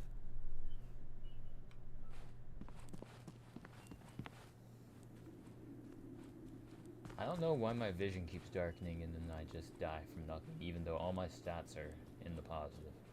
That's radiation. It's not radiation. There's a radiation stat and it was at 0. Oh. Yeah, see? Oh, you're stressed out. There's a stress stat? Yeah. You're supposed to smoke with other players or like chill and listen to music with them. That's Otherwise funny. you get stressed out and you start geeking. Yeah, your vision gets dark and then you just, like, that's it. You just fucking, you drop dead. Imagine, fucking, get a bunker, survive, like, what, just the fucking end of the world, because there's, like, clearly aliens and shit going on here as well, right? And then you get out there, you start walking around, you're in the apocalypse, and then stress kills you. Then stress kills you. Not the nuclear bombs, not the aliens, not the...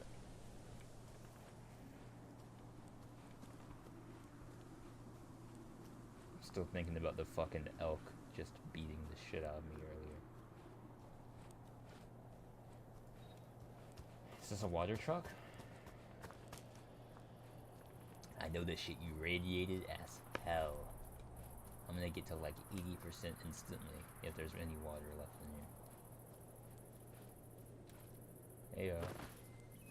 Yeah,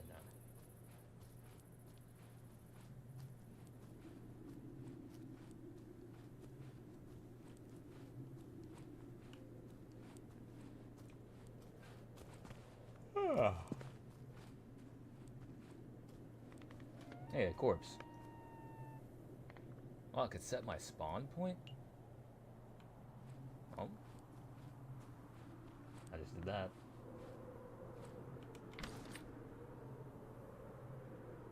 Plunger. Could I use this plunger as a weapon of sorts? Potentially? Plunger weapon, maybe? I can! So now I'm like Rayman. Cream cola. Some moldy bread. Love to see it. Let me eat both of these. Eat my moldy bread first. Yum, yum, yum. Here we go. And then drink my cream cola.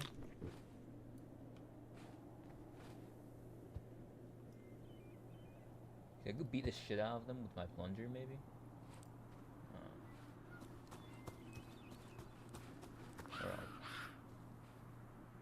Oh, they're running. They run from me. Okay. I mean, that's fine.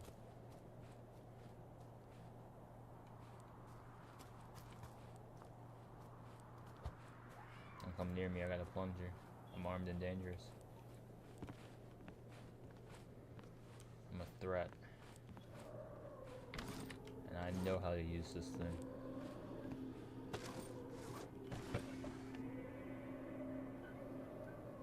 Some chocolate. Hunger and stamina. What does it take? It takes 2 thirst.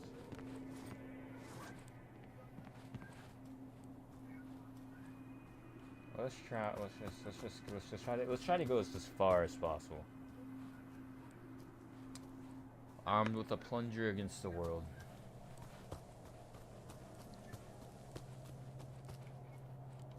Walking that, I would instantly die from radiation, I guarantee.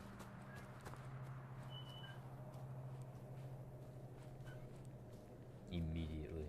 The green, goopy poop ground that would kill me instantly. Like an obby brick in Roblox.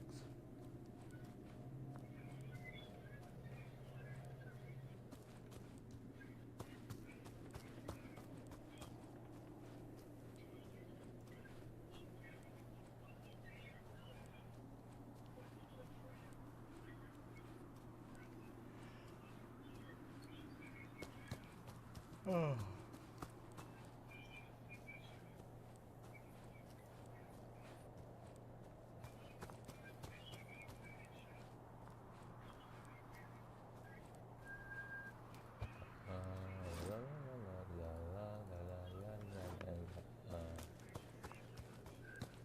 La la la la la la la la la la la la.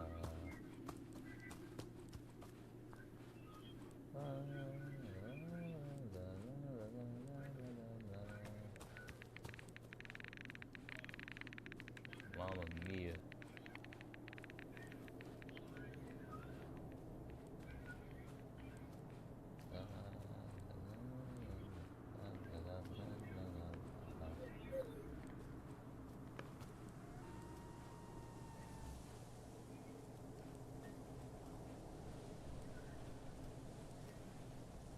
This whole place can't be irradiated, right? I'm trying to get some loot out here.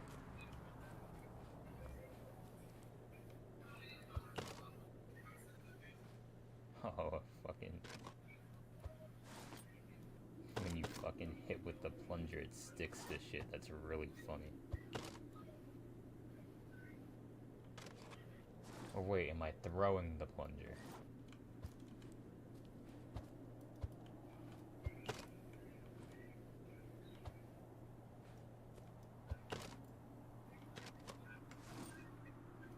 Hold on. Do I throw the plunger like a spear?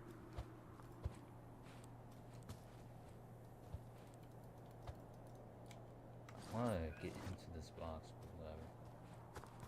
Alright, so basically I need to find some water or this runs over. Essentially.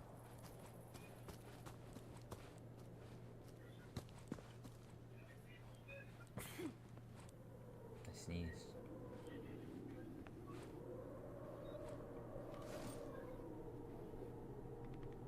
Firecracker? No, I'm not interested.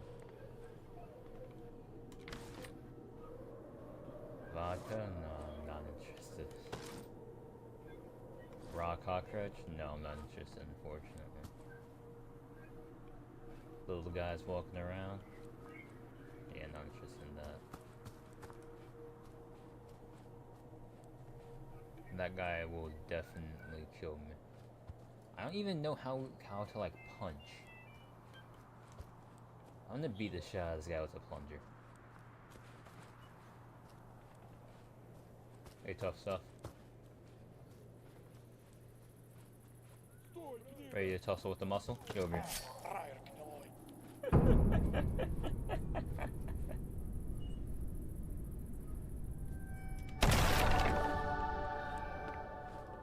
Oh, it destroys the altar when you respawn at it. I suppose.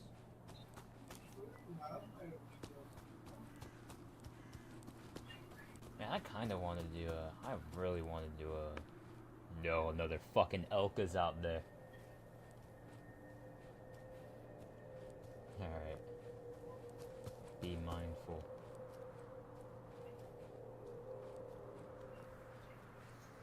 Part of me wants to do a 24-hour stream for some reason. I'm itching to do it.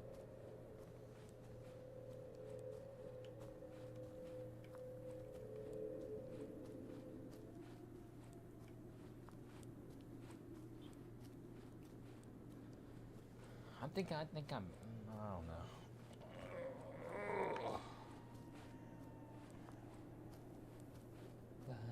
La la la la la la la la la la la.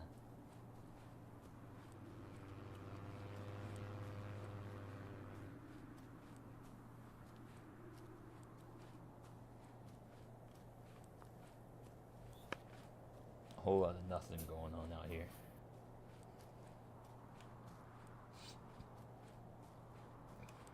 You know what they should do? Is they should add...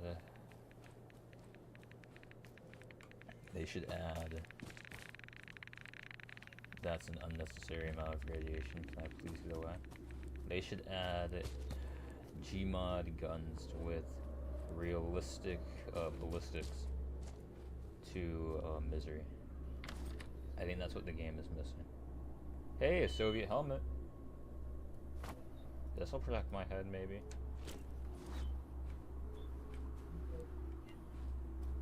What do you think, CJ? Do you think that's what the game is missing as well? so much vodka.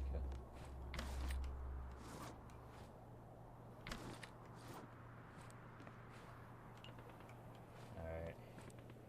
Yeah, I'm about to die from fucking stress, I think, again. What, should I just drink some vodka? This'll help me out. When in doubt, vodka it out. That's what they say. They tend to say that.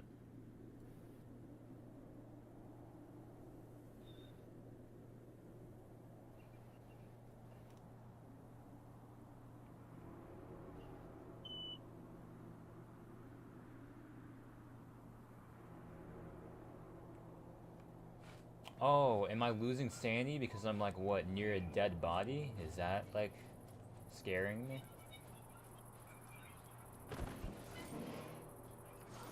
Was that it? Here, will it start clearing up? I'm away from it. It's definitely not clearing up.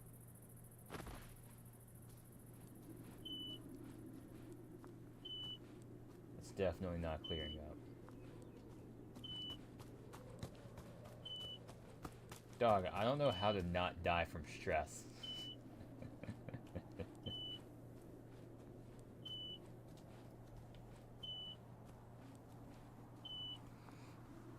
CJ, you want to play Apocalypse Rising 2 on Roblox?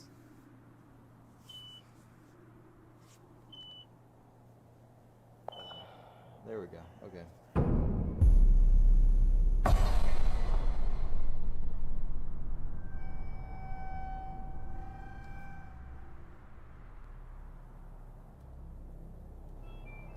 Alright. What I think is that that's enough misery for the moment. Let me check my Discord real quick. See what's going on everywhere.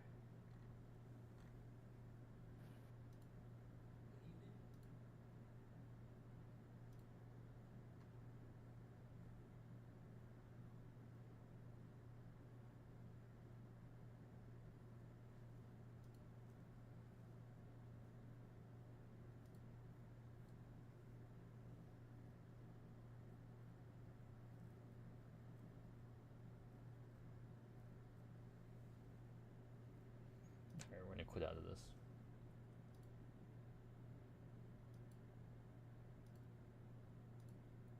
I'll end the live for now on TikTok.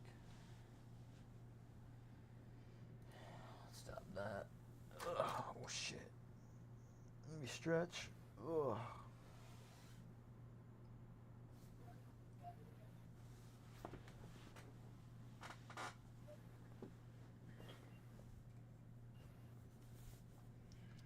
Now what?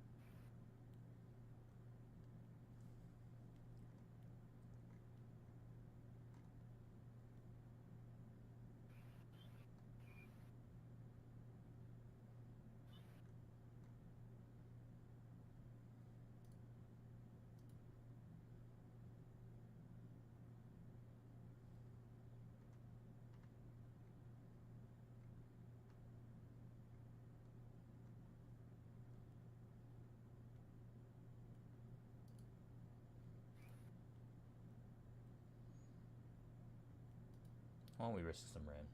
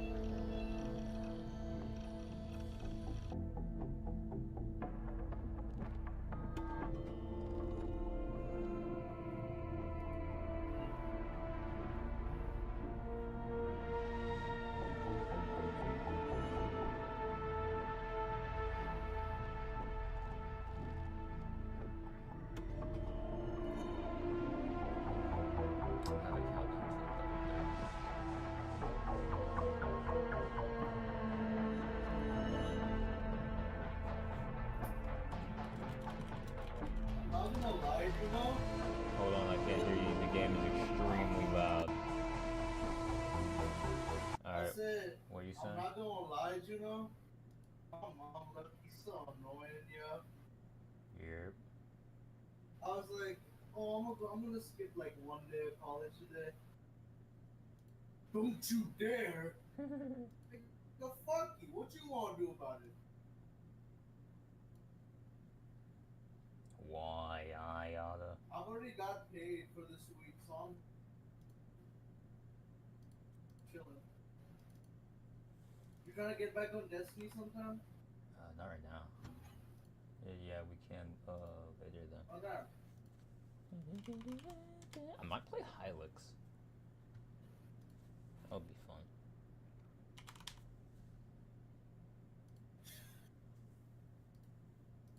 I'm waiting for my microphone to come in so I can record Delta Room. Yeah. Yeah.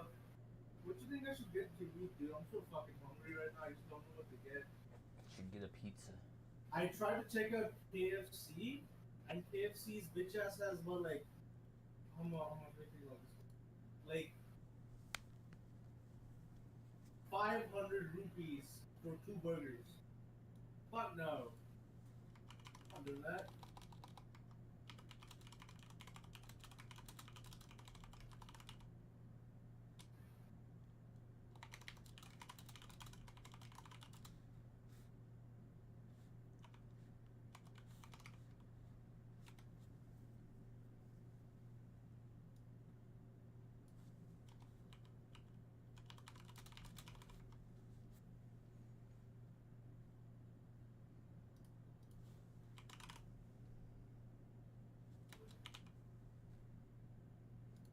There we go.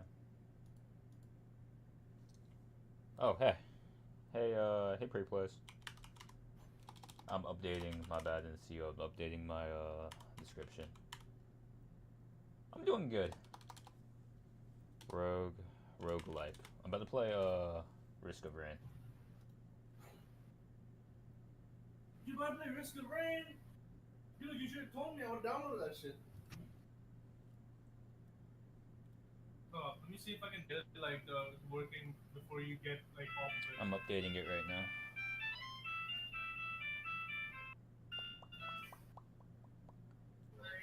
Dude, I don't know why all of my fucking, all my games on Steam, they lost their whatchamacallit, their little, logos. They still work fine, but all their logos are messed up. Can it update? An exception occurred during a web client. Download failed for... Okay. Alright.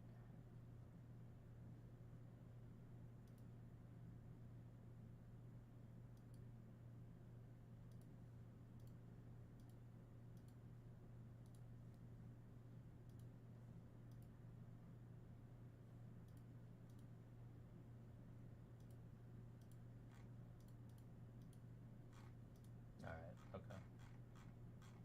We're gonna try it. This might just crash, but it might not as well.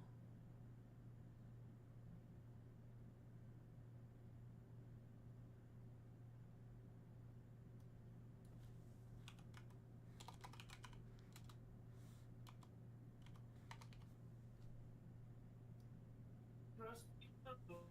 Trust pizza. Do you have any idea? Alright, what did you say? Hello?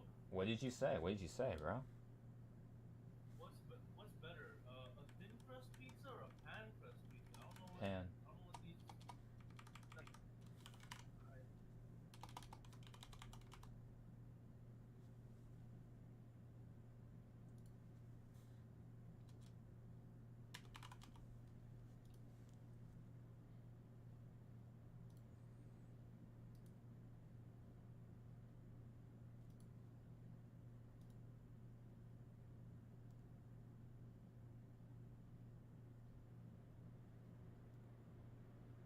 Alright.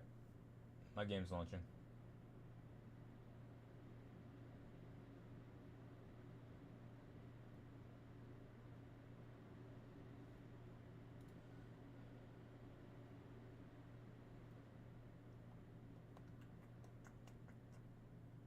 There we go.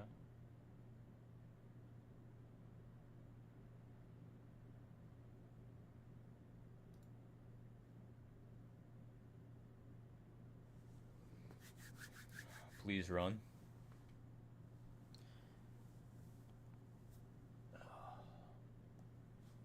I also decided, CJ, to do a 24-hour stream. I'm just gonna do it. I feel like it. I haven't done one in too long. Alright, shit, then we'll be together then. Good time to skip. I'll be Risk of Brains downloaded in 9 minutes. That's okay? Yeah. In the meantime, I guess we could talk. So, about that JJK server, right? I'm thinking, since I'm an Itadori, I don't have weapon master, right? Yeah. I doubt they could get me if I'm adapting to them, right? No. And plus, like, I'm the guild at NSS now. And it feels like I'm just not interested in it. Alright, here. That slice of life server, though, I don't know. Like, idea. I'll be writing a character who, like, I'm writing a really sad character, really depressed ass character. What are you going for? I don't know. I don't really put much thought into it.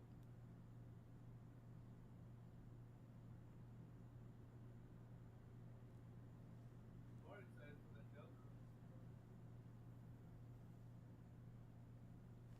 I think it's gonna load. I think it's gonna load. It hasn't crashed yet.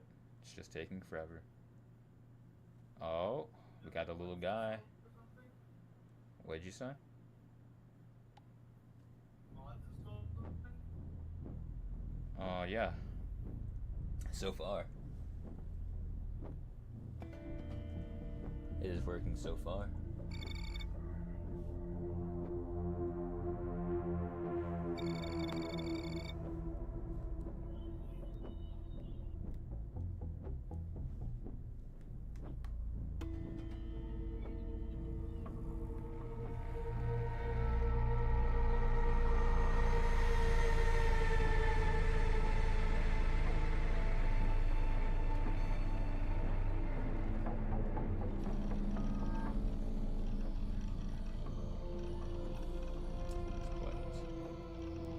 It's on 79.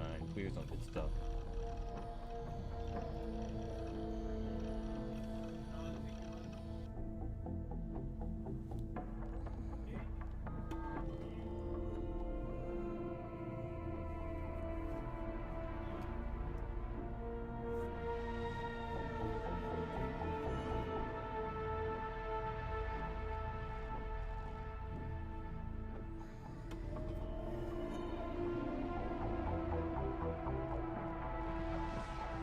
It might be stuck.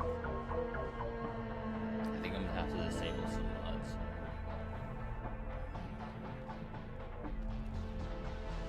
I think it's a music on.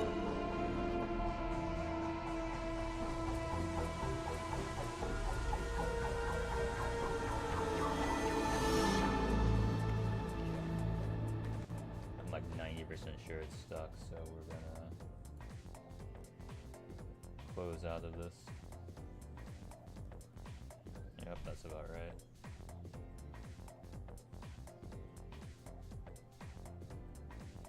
It is. It's very suspenseful. I think we're unfortunately gonna have to give up on it. And take out a few mods likely. So I have like 60 mods. Actually, way more than that. That was a major understatement. It's more like 180. Do you want to do base Risk of Brains? No. Alright.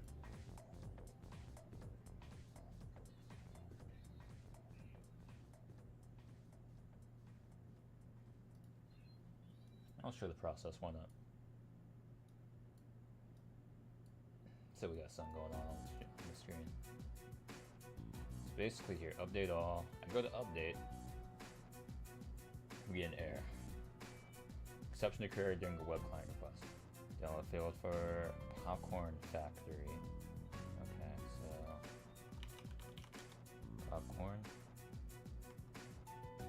One of these. I don't really give a shit about any of these. But it's this one here. Can I do it individually?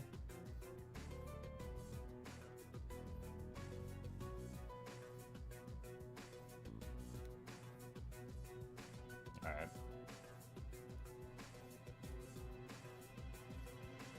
This one is what's causing problems, so we're just gonna get rid of it. You're extremely quiet now. Stuff like that. Hey, I don't think this upper.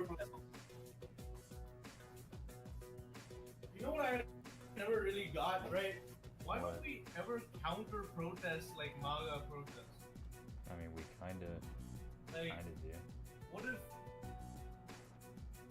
In a little bit. really loud, like, megaphones, right? And then just started, like, screaming at the tip of our lungs at them. Rage baiting? Hey, that's a W play. No, not even rage baiting, just like, I mean, yeah, rage baiting would, yeah. Lee We Hyper, start dude, I got screaming rid of that it. Trump was on the Lee. Jeffrey Epstein. I'm just gonna uninstall about this shit. about the like Jeffrey Epstein list, right? Right, what about it? On the topic of like the Jeffrey Epstein list, right? It's kind of comical to me how like it played out. I mean, it Because, is like, quite funny. you know, It's someone's like, very "Oh, funny. but it's kind of cartoon.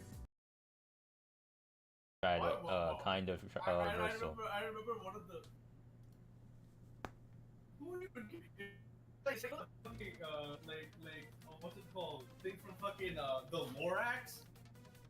We say let it die, let it die, let it die. That's how. I felt Come like on, this everybody. dumbass nigga, bro.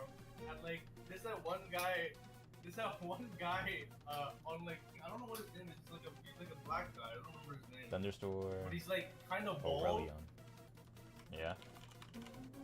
Is that his name? Aurelion? No. No, I'm uninstalling League of Legends mods. Anyways, whatever. He's like, well, I have a job, and I have, I gotta go,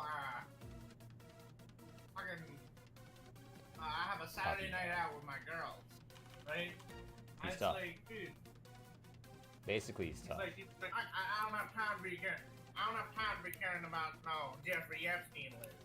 And it's like, nigga, what? You can have your time out with your like girls or whatever the fuck, my nigga. But like, you don't even have a shred of care for the millions of children who were like assaulted, Yeah. and also like the worst pedophile known to man list of the people who he was serving. My You don't mic, have test, one test, give- you test. don't Hold give on. one fuck. Testing. Is my mic good? Talking to my chat, by the way, CJ. It's good. Yeah, I'm talking to my No, chat. I'm looking at it. But you see what I'm talking about, right? Like, not got a job. I ain't like, he's basically like saying like whoever's worried about this doesn't have a job, and it's like, It's jobless behavior. no, Truly. jobless behavior to care about the Jeffrey Epstein list. I mean, simply. Essentially. Wait. What am I even talking about? Wait. I just realized. What am I even talking about? What list? That. Really, at the end of the day, that's what everybody's saying. Many are saying that. Gaster is like, it's like fucking the list. Gaster. You can't hear find me? it just- My it's chat's like saying. highlighted. My chat's saying they can't hear me. Pretty plays. She's saying she can't hear me. I can hear you. I can hear you. You're on stream. Let me. Let me try and turn your stream on. Here, I'm gonna swap off of it and I'll swap back.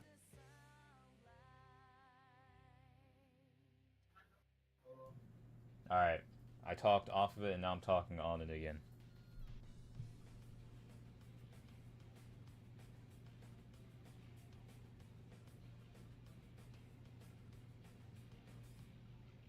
Testing, testing, testing. Let me pull it up on my end as well. Because that's here. If I'm not audible.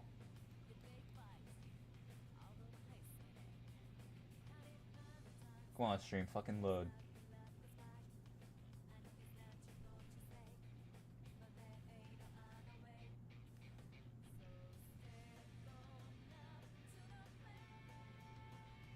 Oh my god, please load.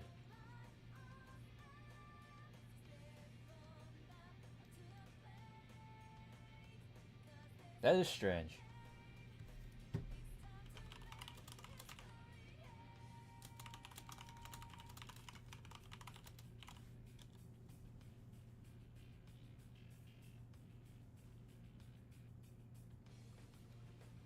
Really? That's so weird. I'm not muted there, I'm not muted here.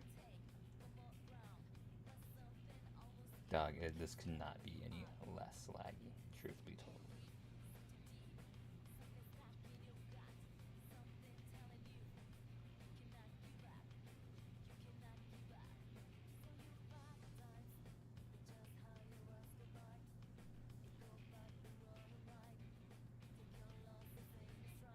This is so weird. Testing, testing, testing, testing, testing, testing, testing. This stream is so behind on my phone.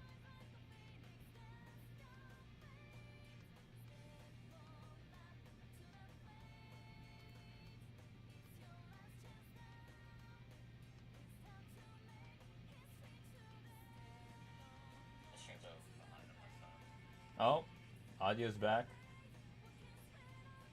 At least for my phone's in. I think that was I think that was on Twitch's end.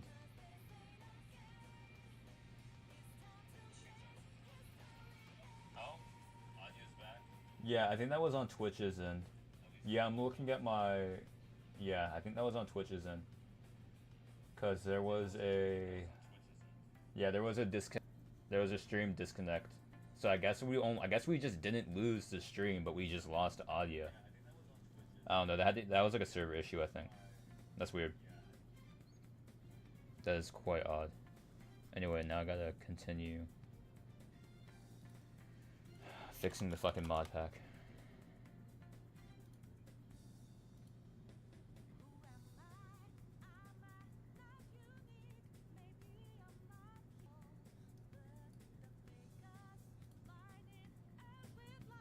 Turn the music up a little bit.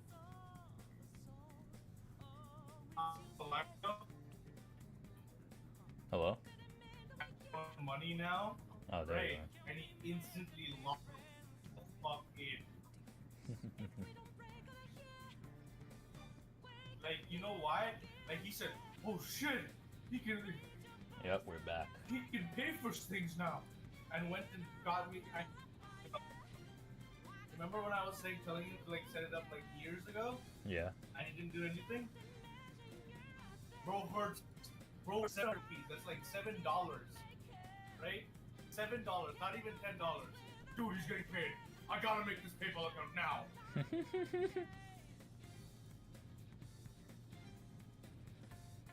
Wait, I think we might be able to update it now. I can exploit him for money. I got so scared because I looked back at my phone because my mom had called me, right? Also, I got risk of brain. Do I need to? How do I do this shit again? Need Thunderstore. We have to fix. I have to fix the mod pack first. This is a whole process I'm going through right now. Oh, dude, my mom keeps fucking messaging. Wonder. See you. Mute yourself, buddy. Can I update this? There we go. Update this. Oh. Johnny mod? I got rid of the Johnny mod.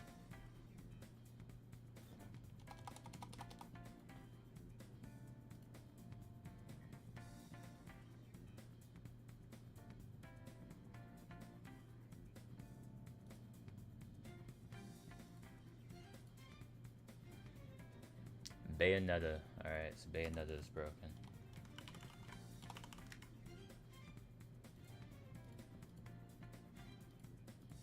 Because of this process, I'm gonna play Risk for like at least a fucking hour.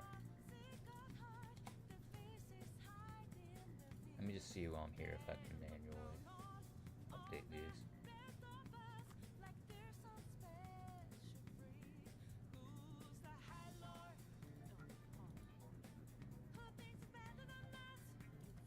Download failed. Come on.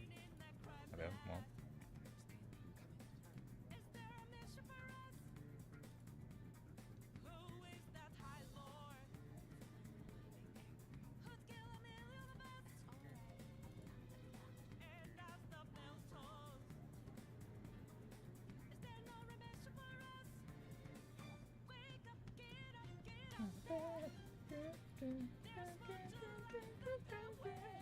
Time Sweeper Red Alert.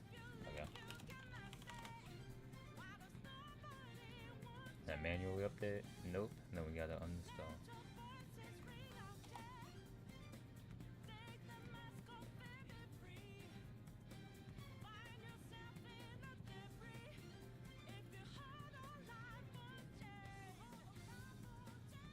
Celestial War Tank.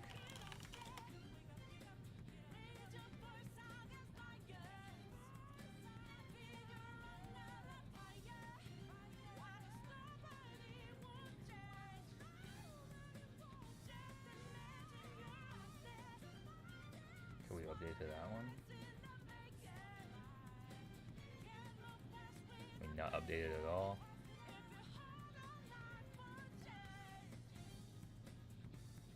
Download failed for... Oh. I really like that one though. Can I... Side.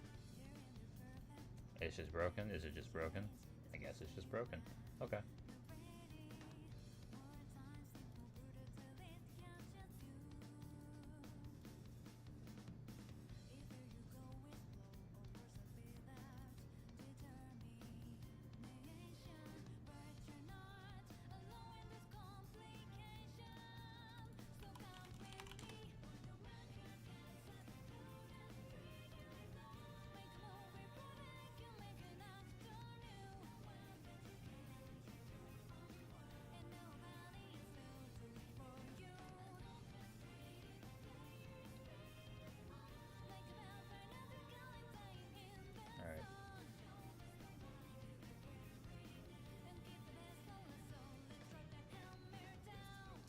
Thinking this Tyler 2. Tyler 2. Oh.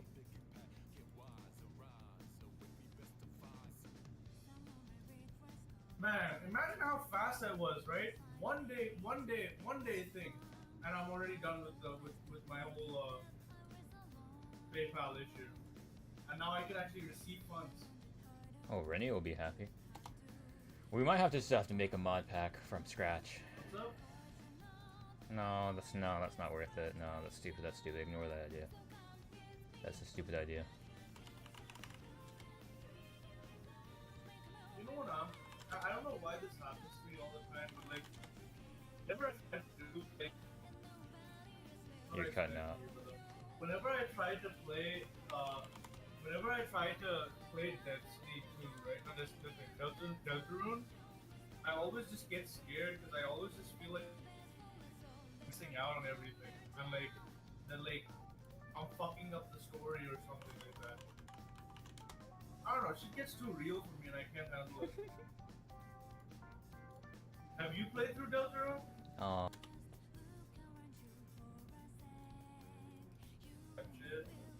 Tie shit. Why is it? Alright. Tie shit.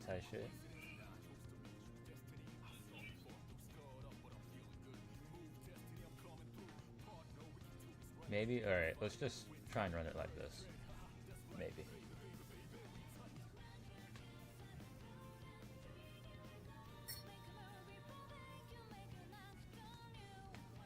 Oh shit, I just fucking smacked my ring light.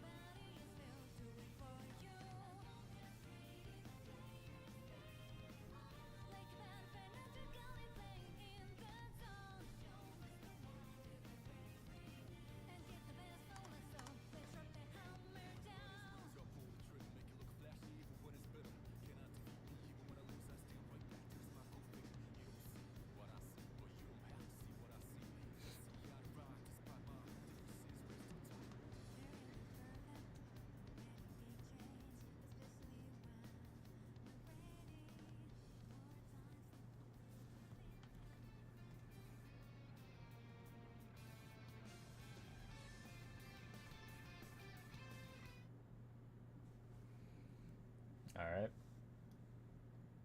We're loading her up.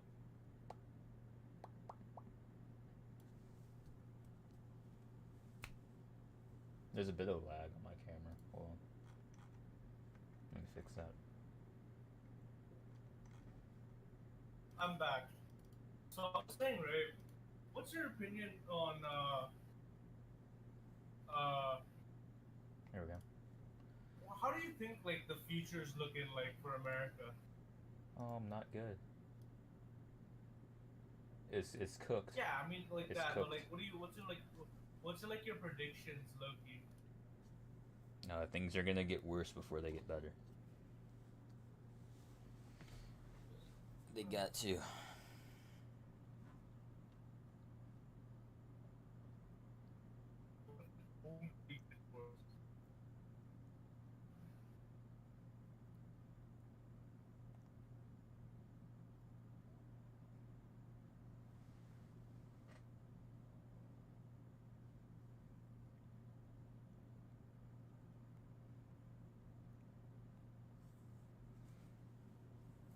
Alright.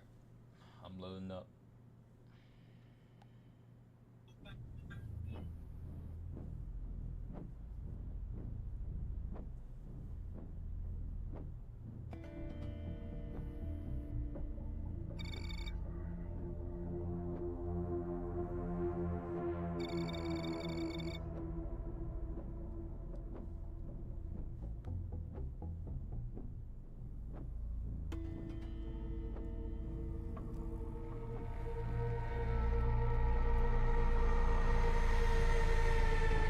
Now it's stuck at 80%. I'm gonna give it a second, see if we can get past it.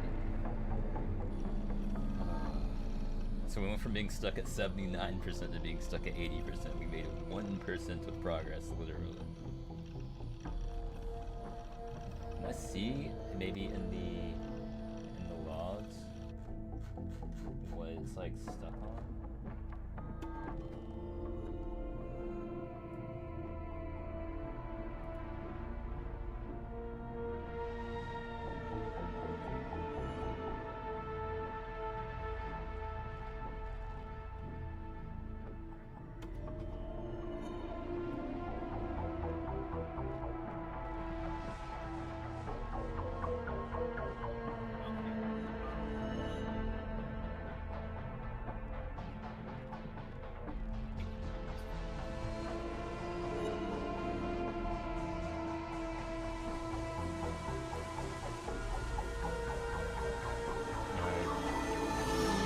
Yeah, it's not working. We gotta step out of it.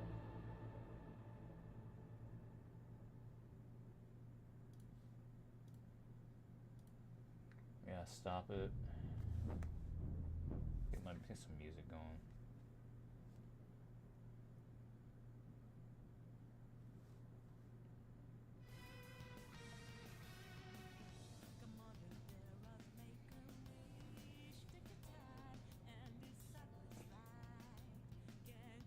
I might just make Harley deal with fixing Risk of Rain. I feel like that's the play. We play Destiny. Nah, bro. Nah, I'm good. Hold on, play.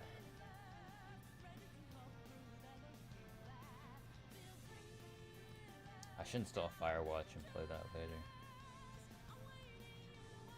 What? Firewatch. Your internet is dying? I'll be live for a while.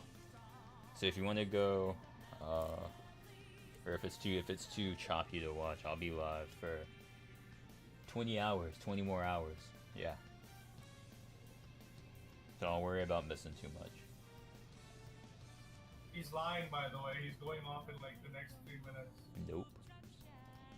I wanted to do modded Fallout 4. I have to mod that off stream though. I uninstalled Elden Ring at some point. I could just play Dying Light.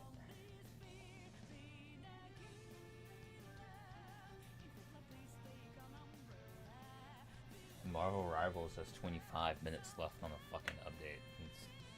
What's my... hold on. Does this shit? Yeah, okay, hold on.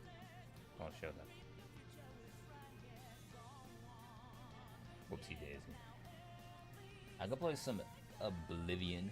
I could play some DayZ. I think I might play some DayZ.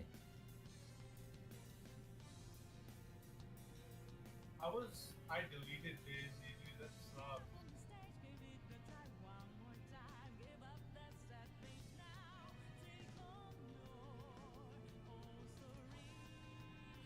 The Badlands expansion. Is this free? Oh, it comes out next year.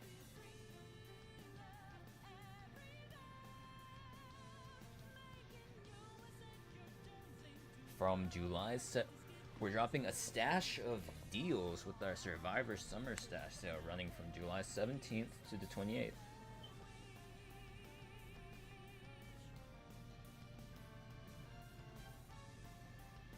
Oh, DayZ is half off right now. I don't know why, but like, I want to make more videos and I want to do streaming. What's your plan? What's your outlook on that? Oh, you can do both. You can do both. Yeah, it's not just that. I don't know. For me, streams are usually just like sit around, do nothing for like hours to like one viewer, which is Nightbot. And for me, I don't know. I love that. I could play some BeamNG. I could play Bloons TD6. I'll play some Bloons. I want to play Bloons for a bit. Look into my eyes and tell me the things you know about me by my back. Still is it peace? Always right and wrong.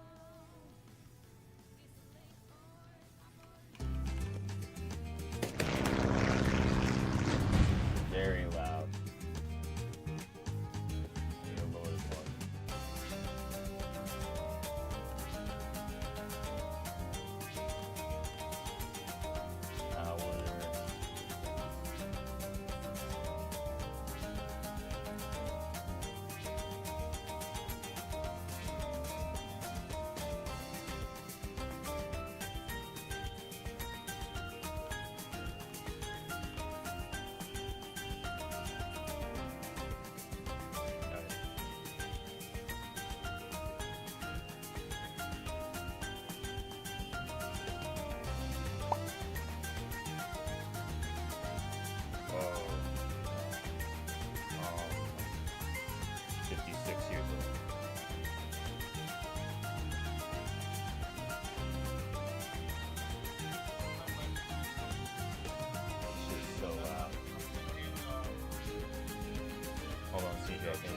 I can't hear you. The Bloons game is too fucking loud. Let me start it so I can hear. Hold on. I need to lower the volume of it. Oh my god, it's so loud. Alright. Half that. Half that. Yes? Half that. Actually, make the music. Let's just turn that off and have my own music. Alright, now I can hear you.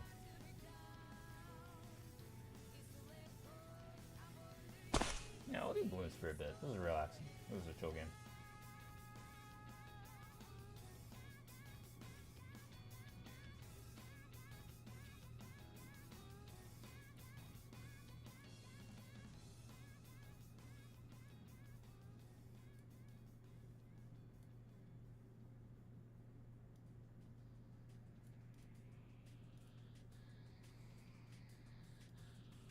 Alright, there's another dart monkey.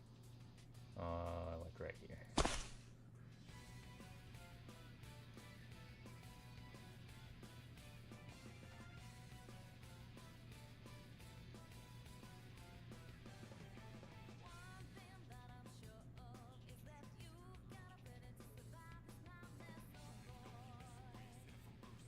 Your stream is, your internet is really slow right now, and the stream is lagging a lot because of it. You can pop out for a bit, if the quality's just too bad. That's okay. Like I said earlier, I'll be alive for a while. You got the, I think I'm pointing the wrong way. Countdown right over there. You can come back when your internet's better. If you would like. I don't want you suffering through.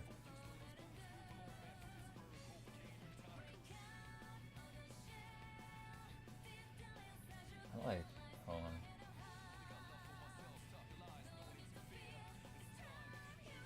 One second.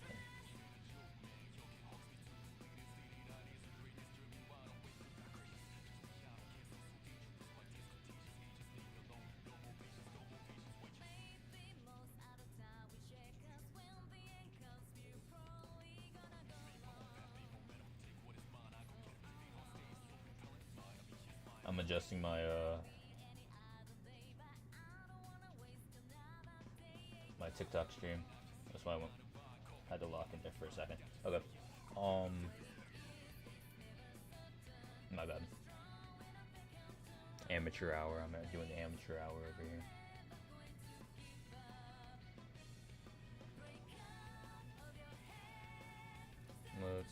Let's save. We don't need that many dark keys.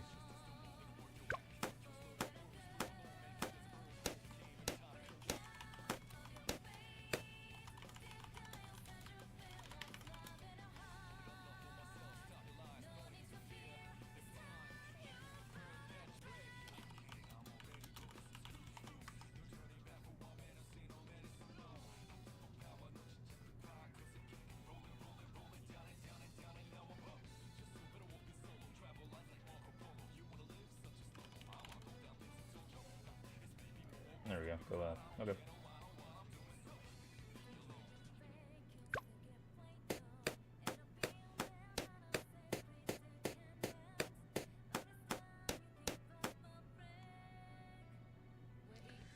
Clearing balloons around earns your monkey's experience. Oh yeah, they have an experience thing now. Oh yeah, it works like this now.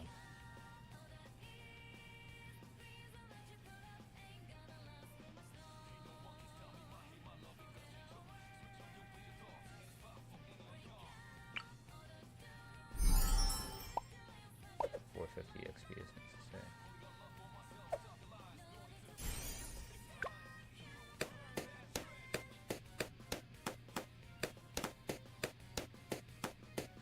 Here we go. Oh, it's this fucking guy. Hold on. Whatever. This buck cover is so give me a target.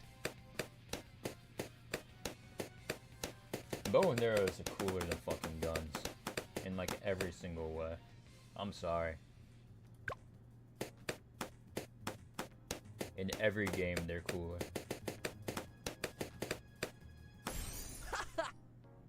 This guy. What's up? He needs to. Somebody needs to make him quiet. I don't need this guy talking, yapping all. You want yapping some? all like that.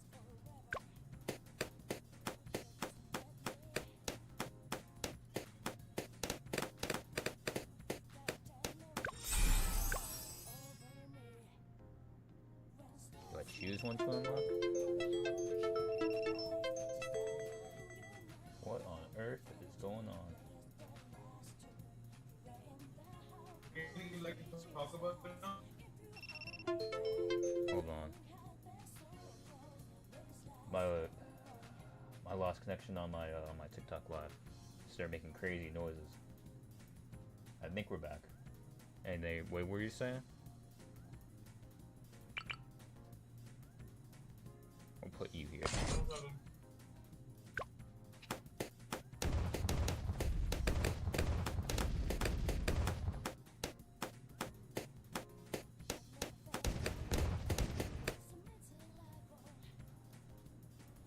I was asking if there was anything you would like to talk about.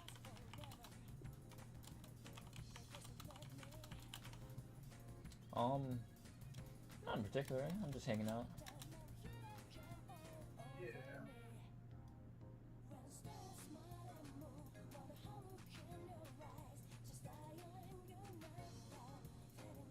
There we go. Okay.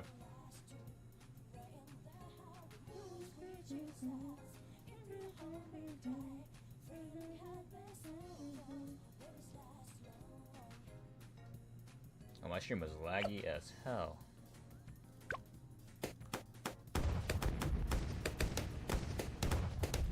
Hey, Harley.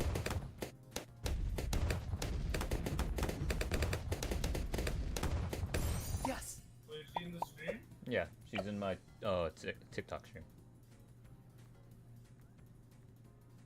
Thanks for the likes, Taylor. Much appreciated. Can I upgrade anything? I can literally one more. Okay. Let me get a few more than I can. I forget which path is best for this. I remember always liking thank for the likes. It fucking bugged, it didn't show me. That's just can't help it. I remember always going MOB Assassin. I don't have my own copy, Harley. Oh yeah, it's like $6. I could buy it. Let me run through this game first. I already got this round going.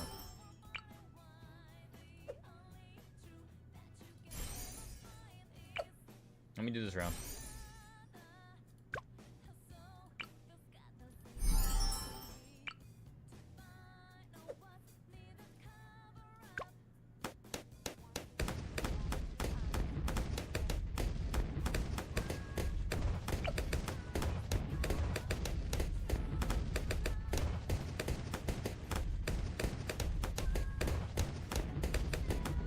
No, I mean, it's the Persona music. It's just the Persona music. What? That was an actual... Whatever. Let me do one game. Let me do one game.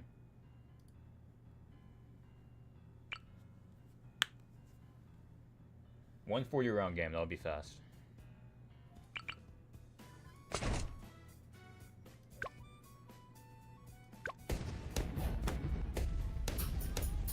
You're starting Liar game?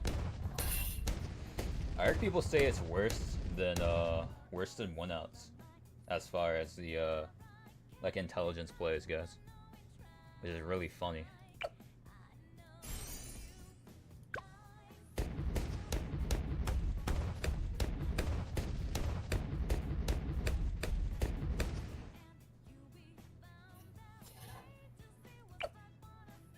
I'm back. Sorry, 3 minutes. But I was he.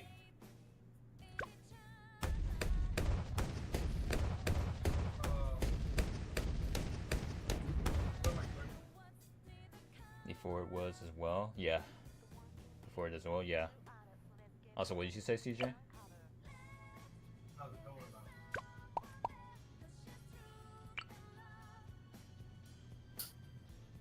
My chat is bugging and jumping around. It's really annoying that it's doing that.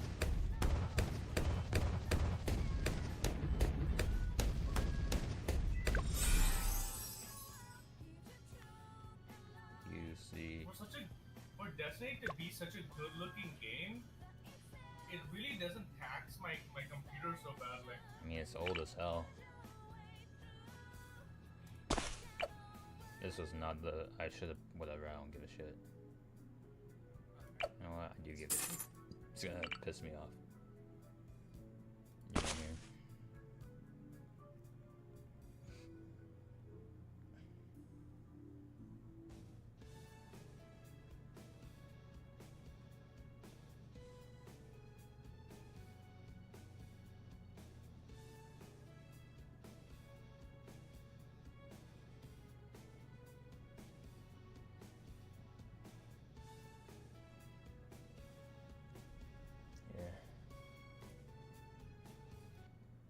I want to get sniped.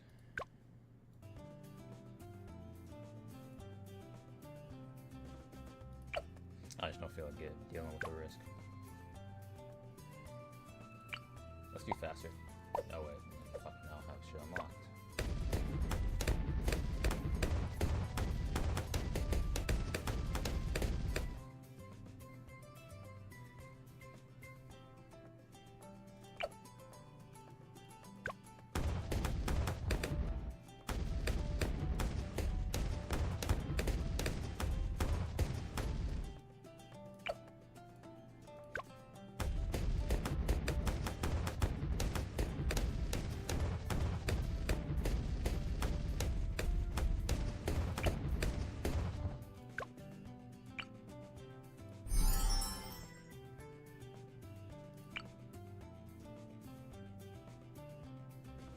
fire faster, fly farther. Yeah. Missiles, but the missiles are just tough.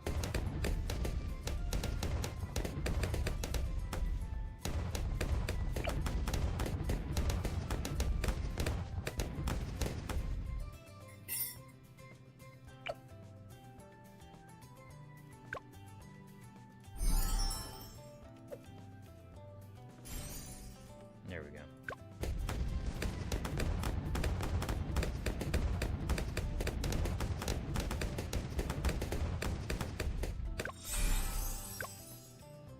Give me...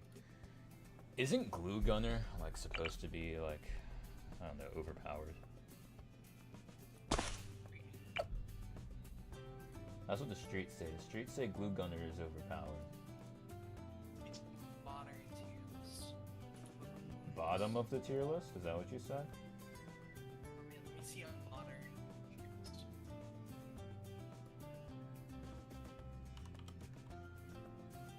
6 months ago. Oh yeah, best tower in the game. That's what the streets are saying. That's what the streets are saying. Glue Gunner is the best. It's buy. My sound effects are way too fucking loud. Holy moly. Let me see if this is just a general consensus. It seems like, generally speaking, Gunner's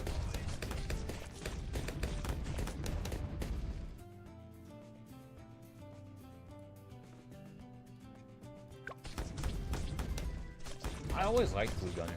It was never my favorite, but I always used it as a kid.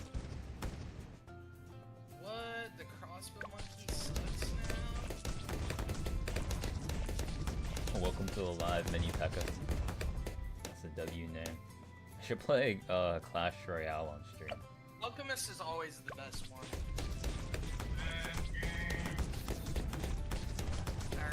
That's you, bruh. Start digging in your butt. That's what mini P.E.K.K.A. says to you.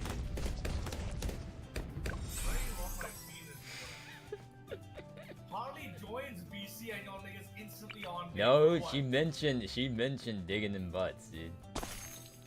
That's all I do. I have not thought about digging in butts since you're new to BT6. Yeah. No, that's what I'm saying. My biggest okay. My primary experience with Bloons Tower Defense is playing it on my Chromebook in class in middle school. Everything about this is new to me. My live just disconnected. What's going on with TikTok? Dude, it's so weird. You're getting that too? Oh my god, it was pissing me off so much. Yeah. I'm gonna pause it and then I'm gonna unpause it. Alright. I paused it and unpaused it. Maybe that'll fix it. I don't know what's going on. It has to be on TikTok side.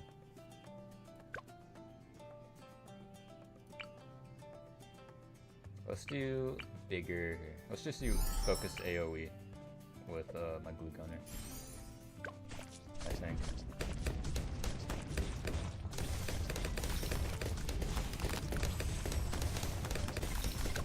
That's gonna get through. That's gonna get through. Okay. Yeah. There we go. Put you there. Saving the series that I'm like waiting to like, is like I love Death Game series. I love it. Some of them are awful. Some of them are tough. Tomodachi game. What about the Suicide House? There's a word. That wasn't a Death game. No, I mean it was a game with death in it. In a way. In a way, essentially. I've been I just said that I'm gonna rank all of them, all of the like protagonists in terms of intelligence. A lot of people said that. I truly don't believe like will go and read. How do you even? To this day, I'm confused how someone one can even conceive of the leap second. It's the leap second. What's the lead second? You gotta read it. I'm not telling you. You dead ass gotta read it. I'm not telling you. I was thinking of reading a couple of picking up a manga, but the thing is, I don't know what to read first. Read whatever you want. I just randomized it at this point, or I suppose I chose this Yeah. one. But like, it's really just whatever you have. I just have a list of deadass nearly. It's 150 manga nearly at this point. Like some of the most niche shit and some of the most popular shit. Like Naruto and shit is on here, but I'm not like.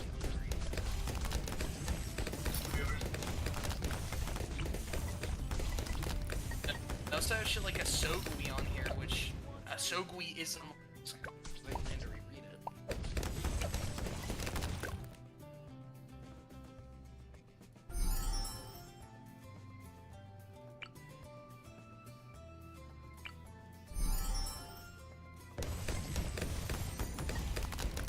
It's interesting because like there's a chance your characters like would be higher if I was counting. Or like, there's certain characters Right. that I have on the list. If I was counting on their stuff, like Dr. Tenma, like Tenma from Monster would probably be higher than fucking Shoot. Yeah. As the God's Will, it isn't like it's just kind of a baby game. It's low-key like it's like baby games, dude. Sure, people are dying, but it's like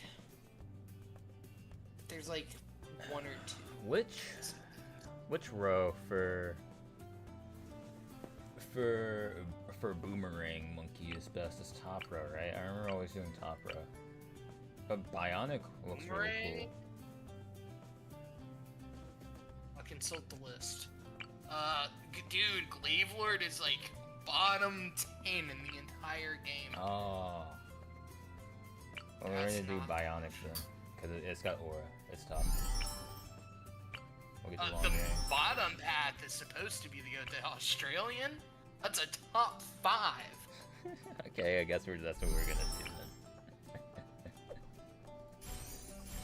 Specifically the Welcome, top Weeb. and then top and then bottom path. So. Oh well. Where's the robotic one is a solid B tier. It's got aura. I like Sniper Monkey the most. I really like Helicopter though. What's up, Blues Cluza? I want Sniper Monkey. I don't care. Sniper Monkey's so tough. You a sniper monkey. Yeah, bro, you racist as hell.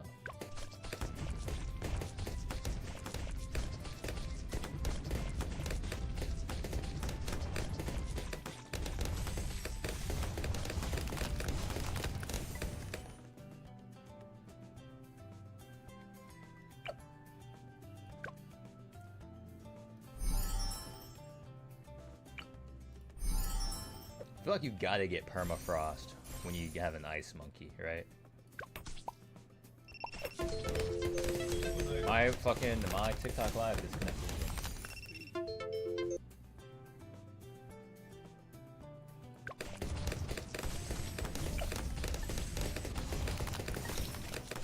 I feel like the best row for Sniper Monkey's gotta be like full auto rifle, right?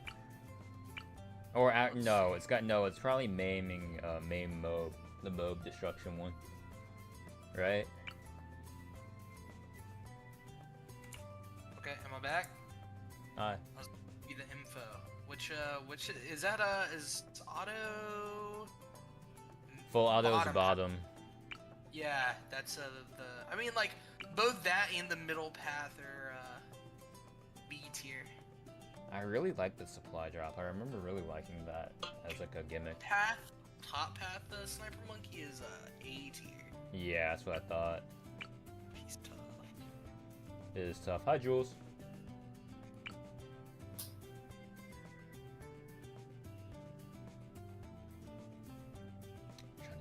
let's just do fast fire.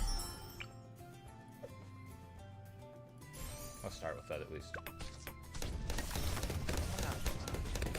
Balloons, yerp. We tried to play Risk of Rain before you got here, Harley, but all like 60 mods needed updating, and a bunch of them are fucking broken. Yeah, we'd have to redo some shit. I could get started on that if you want.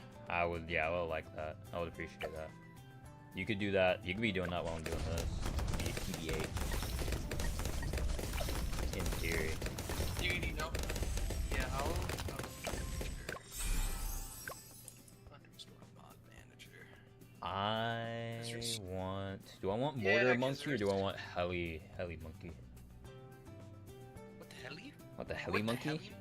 Ooh, tough joke.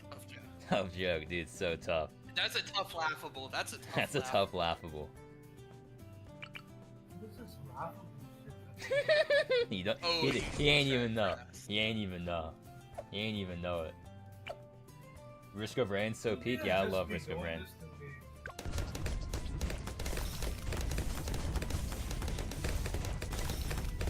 I really like Mortar Monkey, but I feel like it's gonna be revealed. It's gonna be like, this is F- tier. This is the worst one in the game. No, but it requires micromanaging to be maximum efficient. Like, you have to constantly be switching where it's aiming. Yeah, I don't mind doing that. I like that. I like doing that. Like to me, I don't know. All the monkeys that you like control, that's like, I like that. That's tough. That's tough to me. My favorite one, the top path, that's just like a giant ass bomb, is B tier, and that's the lowest one. Yeah. It seems like it's A and then S tier as well. You got that going for you. I wonder how good the new Desperado monkey is. I don't see him. Desperado monkey. Desperado monkey is so tough. He's tough. Oh, I see him. Well, I got an upgrade for. My favorite path for the bomb tower is cluster bombs and recursive cluster, but I know that Mob Assassin and Mob whatever is fucking like, you do that. That's what you do. Okay, here are snow time maps. Just some maps for, you know.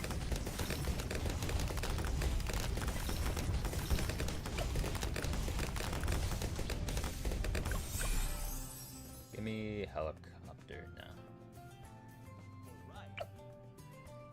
Let me upgrade you. Oh yeah, I don't know if I said this earlier. I can't remember if I did, but what I really plan to do. How much money do I have? A lot of money. Money's on this year right now. I love helicopter monkey. A lot. It's tough to me. Which one? Helicopter monkey. Because you control it with your mouse. It's tough to me.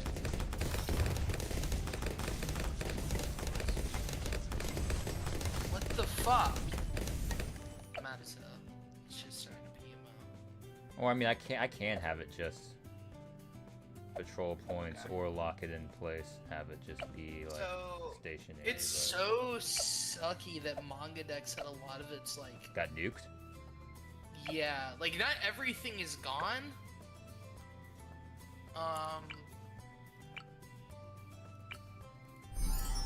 However, mangaka lot still exists, but it's just not like some of the pages are missing. Yeah. Dude, Jules is still sitting in like, we're at like a fucking over 1,000. It's crazy. Yeah, it stopped at like 350.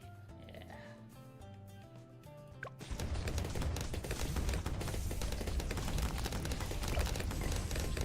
Increase. Which path for? I'm gonna do middle path for Mortar Monkey.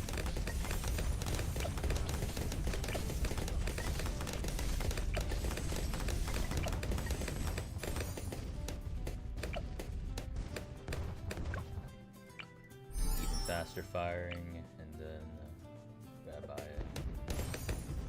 There we go. Ceramic balloons are covered in a shell of hardened clay and take several hits to pop.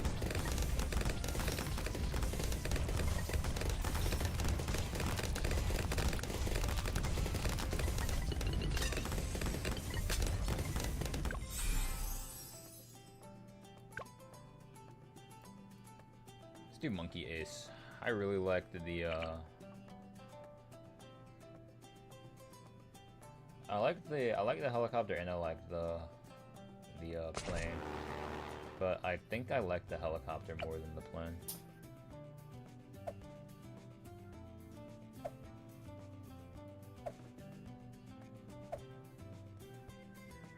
I put it in a foolish position. Hold on, I'm gonna run that one back. We're gonna have it circle here. Yeah. Bye, Jules. Thank you for the likes.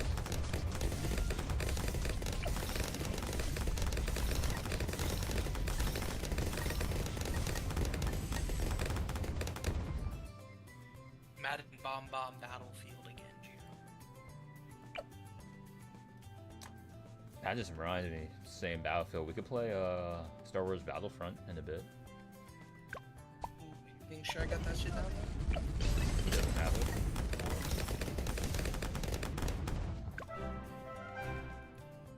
I'm tough. Yeah, I'm so tough.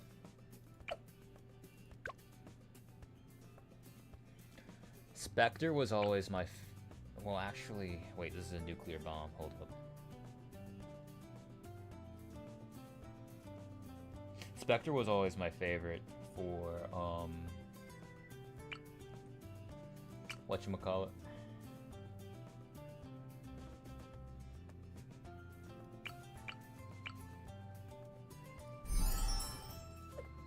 I'll get the exploding pineapple. Why not? Welcome, Skies and Yol.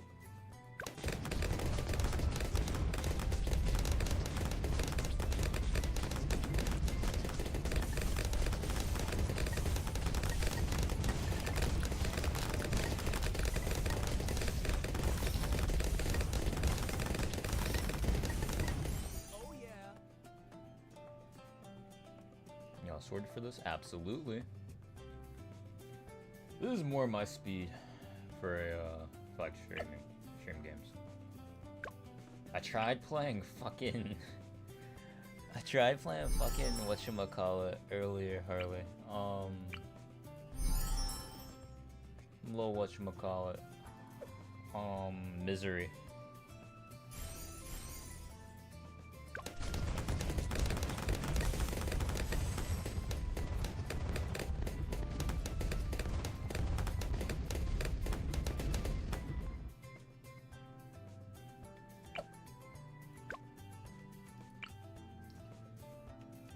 Welcome Aiden Jurgensen 8. No, I can't unlock that.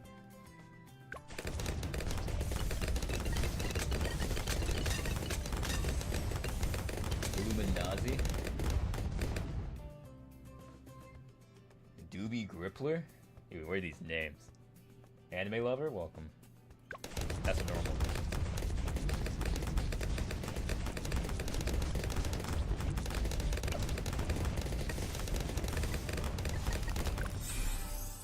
Oh, you don't think he an anime lover?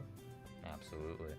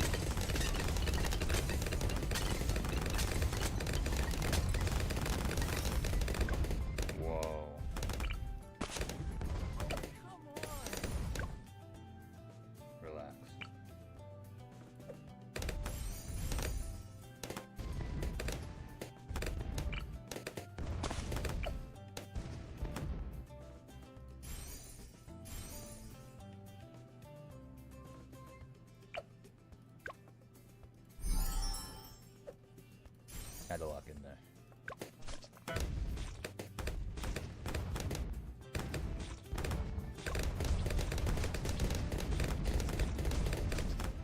Had to ultra lock in there.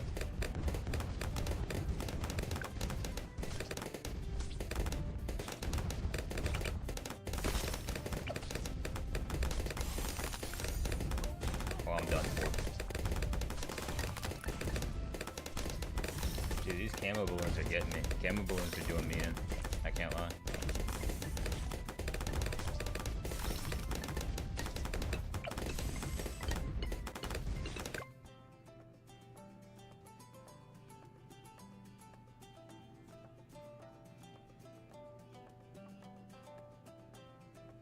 Low key.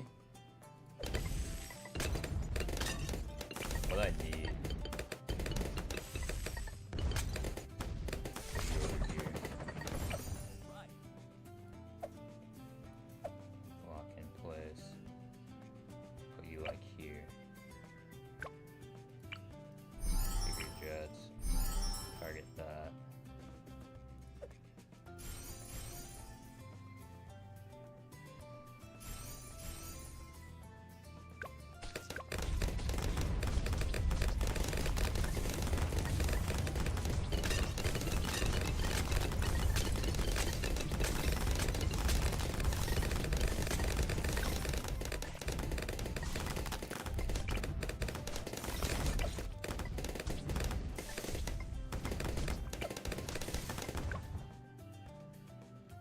What do I want to do? Yeah, not that.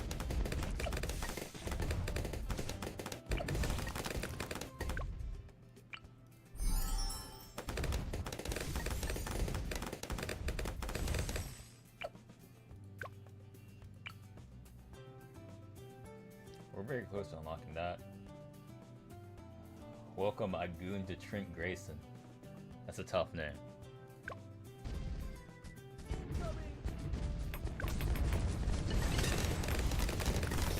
We should be good here.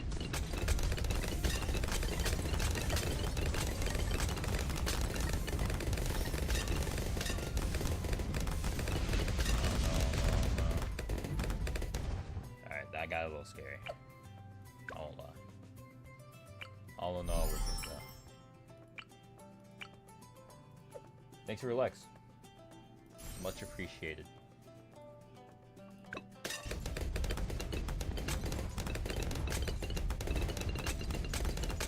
Are we done? Are we done? I think we're dead. I think we're dead here. I think we're dead. Oh yeah, we're ultra dead. Thank you for the follow.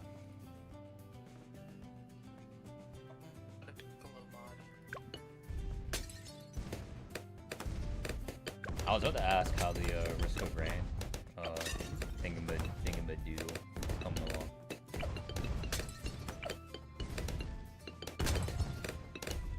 What I need is just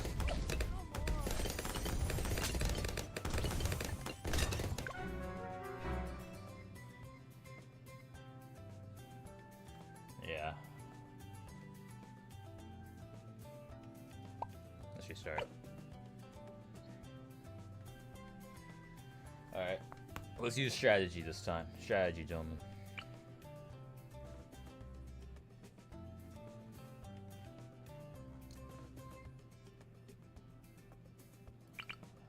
Let's use all reliable at the start. Can't side quick shots. You said is crossbow monkey good or ass? What was the consensus? What? That crossbow monkey was good or was crossbow monkey garbage? What was the consensus? Garbage. Yeah. Apparently. Yeah. I don't know how I pronounce that name. I'm not gonna about to embarrass myself. Oh my god, a fucking Dante mod released. Stuff.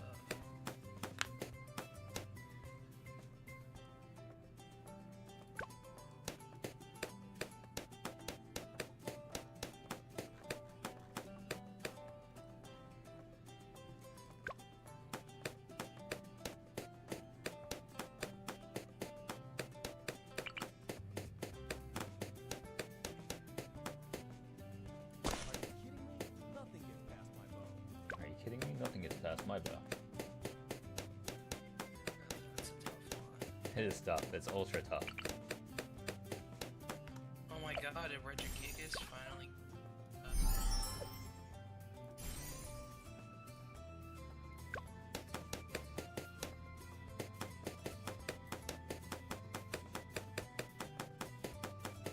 Welcome, Javelin. What's up, HRK?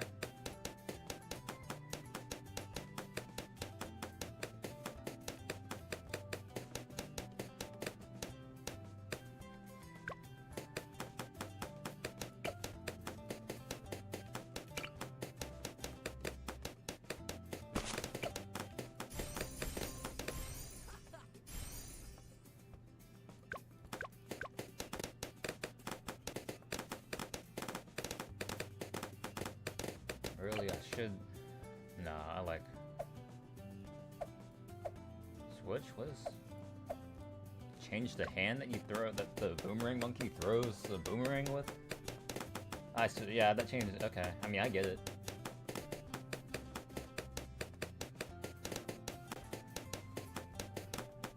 It's an extremely specific thing to alter. But I mean, it's definitely useful. Got that. Don't got enough money for it.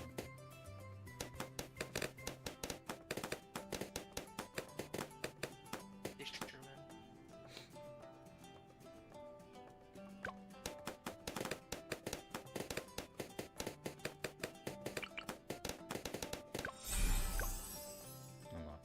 There we go.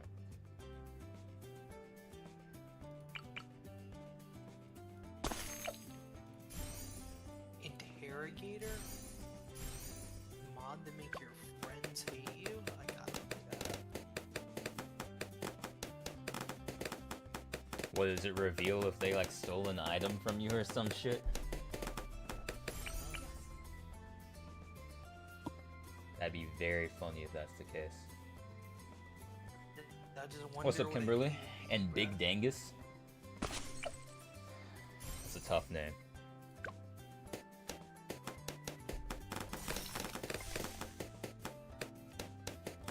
I got a unique strategy going on here. I can't lie. Spy from TF2.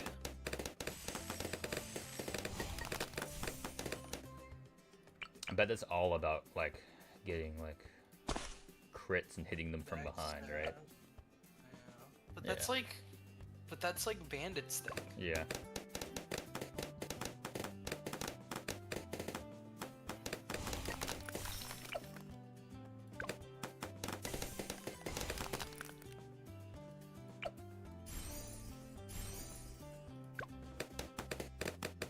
Welcome, Bunny Productions.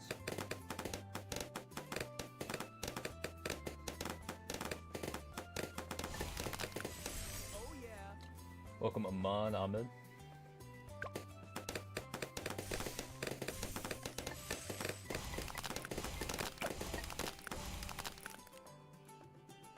What do I want to get next? I could upgrade. Let's upgrade.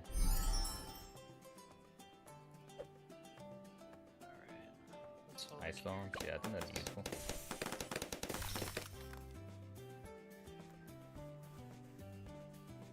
Arms a little itchy.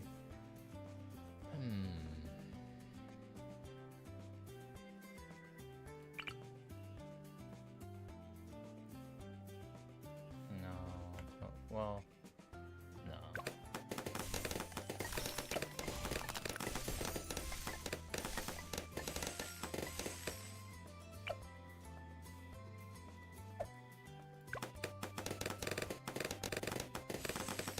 Let's save up for helicopter now.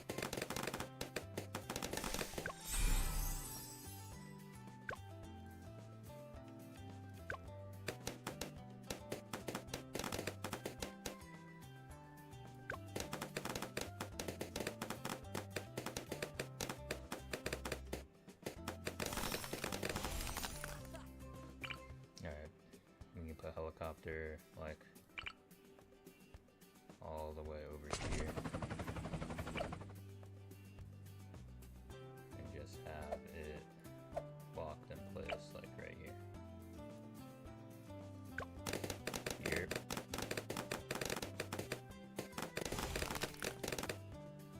That's a really good position for it to be in.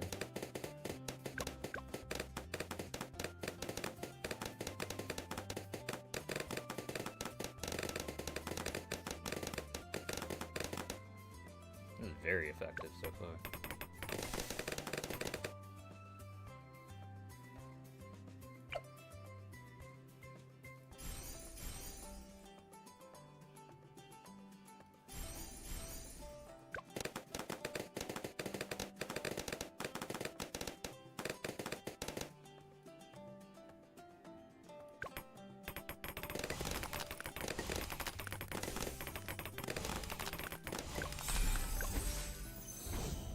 Gwynbolin Pyromaniac? I unlocked it, apparently.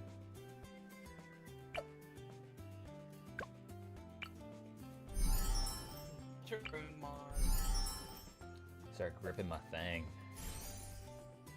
By my thang, I mean my dart.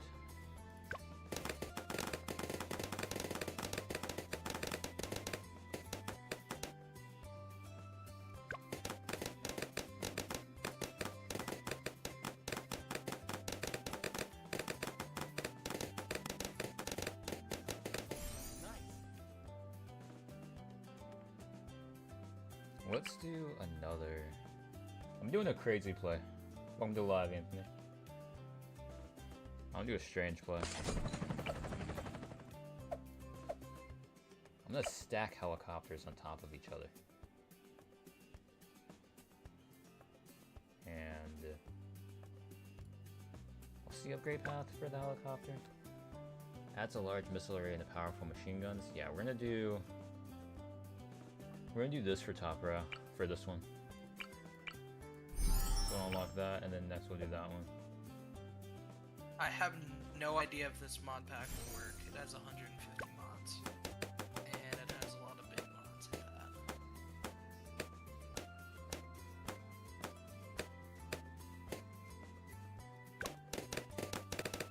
that. They really trying me with the camo balloons if I'm not ready from the last round.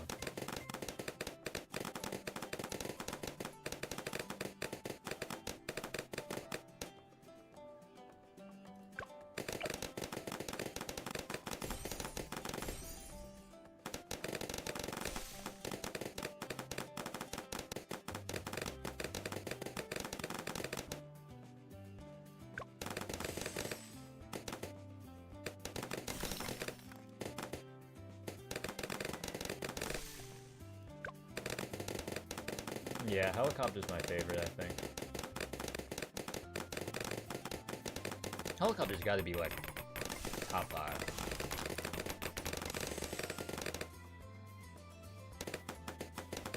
I mean, it literally like hunts them down. I mean, well, the pursuit one does. And all of the abilities are so fucking crazy. Like one of them pushes back the MOAB type ones. Like that's nuts. Welcome, Luis Zermino. Almost choked there. That would have been bad. Unku the baddest hero monkey? That's a good question. Easily, I think that's gotta go to... Hold up, wait a second. Oh shit, Super Monkey. I think that's gotta go to... Pyromaniac's pretty bad. What do you think, Harley? What? The baddest, chat asked me who the baddest hero monkey is. Oh, it's Sada, bruh. It's Sada. Oh, yeah. You're right. By the way, I pinged with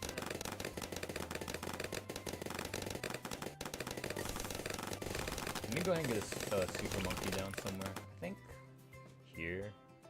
Here's about appropriate, maybe. I think this is good. No.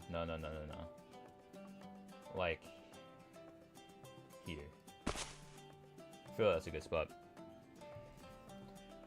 I'm probably doing dog shit placements. Oh, so you said you sent me what, where? Oh, that's the code? Okay, I'll do it in a minute.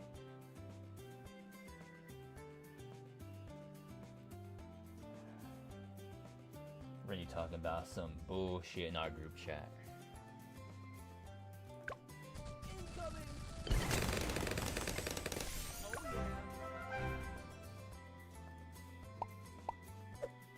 get it going.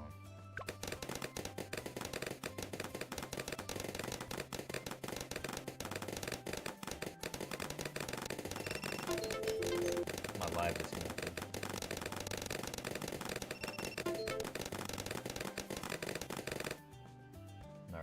Alright, the live's back, yo. I wonder if I haven't dropped any frames on Twitch. It has to be something on TikTok soon. You guys know what PSYOP is? Yeah? Don't know what a psyop is? Do you not know what a psyop is? Oh. Should get a little educated there, maybe. What path is best for Super Monkey? It's gotta be Sun Temple, right? Yeah, but the setup required to do it is crazy. Yeah. Also, Sun Avatar, I guess it doesn't even like account, like the tier list doesn't even account for anything past tier 3 for the Sun Avatar. That's nuts. Like, it's like, what do you do? Tech Tear, I remember being really underwhelming. Like Super Cyborg Monkey Man. He is... for Super Monkey, it never counts past tier 3 for some reason. Well, I mean, I guess because it's just a Super Monkey, so I guess it's all just it's pretty good. I always liked the Robo Monkey though. I like it. I liked Road Monkey. Welcome, live Alex or Ale. Not Alex, my bad. I always liked the Cyborg Super Monkey more than the others, or more than the Sun Temple at least. I always find the Sun Path and the Laser Path to be so boring. Batman Path is just dog ass, isn't it? Oh, I mean, like, relatively speaking. I feel like it is.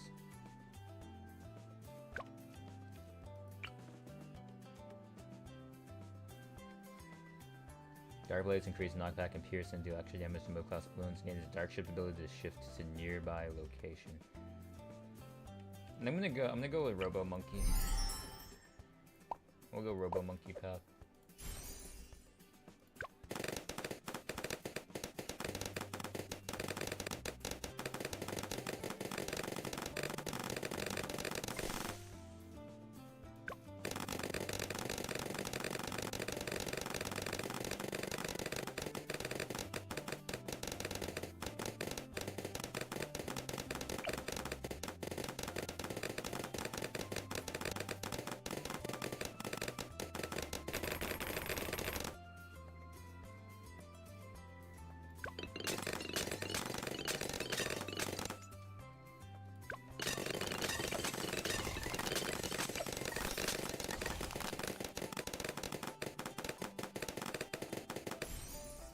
Helicopter's gotta have some upgrades now, right?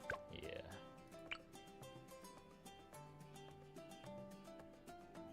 Which one am I selecting right now? Yeah, this is my pursuit. Yeah, this is my pursuit. Okay. 20,000 XP for that? Okay, bro. Okay, bro. Akiyama kinda cold with it. What's up, mac and cheese?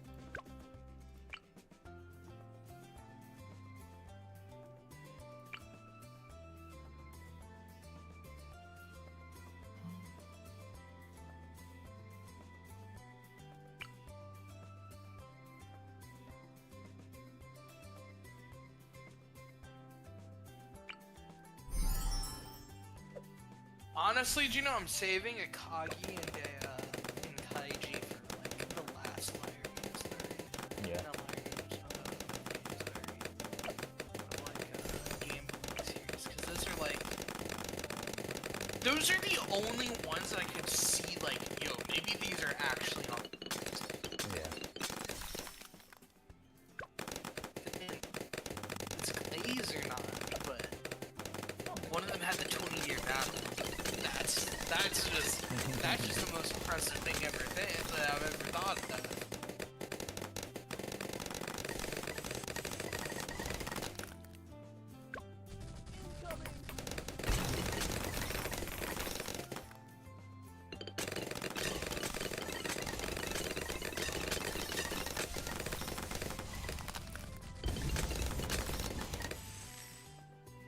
First Watch. game for a liar game. First for second.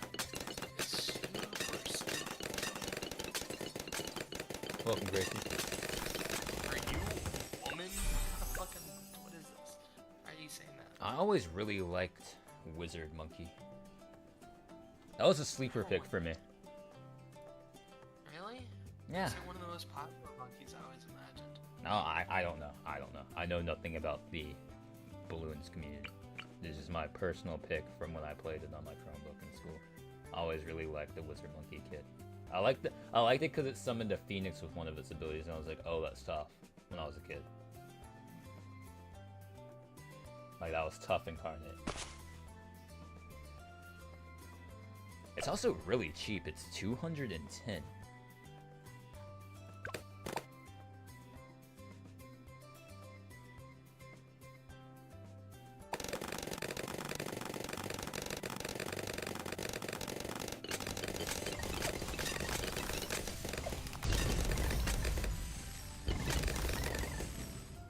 What's up, cool dude?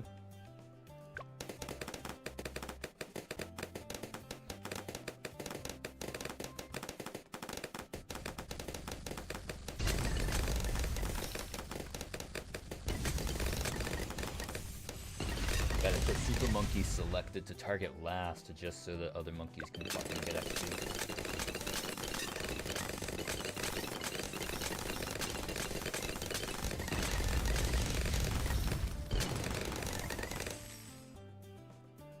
Mr. Packard Glazer 420. No, that's a tough name.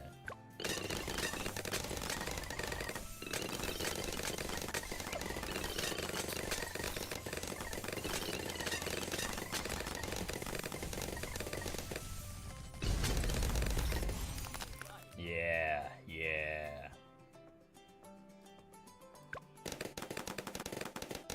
I wonder how far we can make it. This is getting kind of scary. Yeah. That was a bit uncomfortable. I wasn't a fan of that round. Why can't I do this? I should have the 13. Oh, fucking. Okay.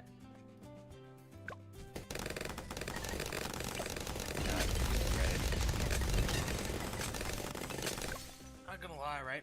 Not gonna lie. Yeah. What's up, Jamie? Like, Mob Muller for round 60? That's true. I don't know, like, first, I got like, 30k. Let's upgrade our the kit. first true game in Liar Game is so simple. It's just it's just like, question appears, yes or no answers. If you're in the minority, you win. This actually might be negative diff for Baku. Yeah. This might... Absolutely. I haven't upgraded my sniper monkey at all. Hold on.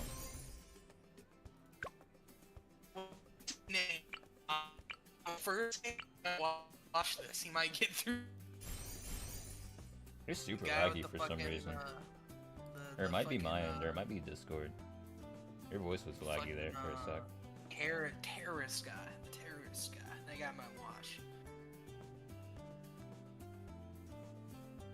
Yeah, let's get the rocket. Let's get the rocket out. Let's get the Mob Muller out. Where I want to put it? Squeeze Rowan. Let's squeeze him in there. That's the middle path.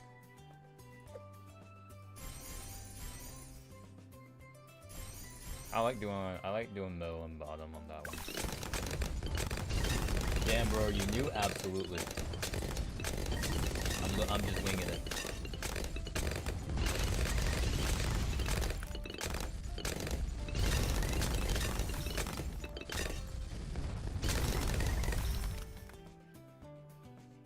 Fair enough, yeah.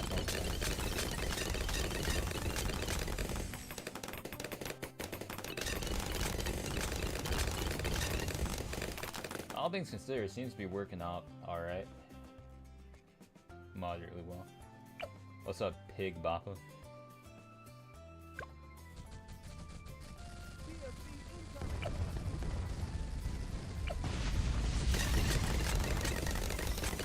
Unlocked Village?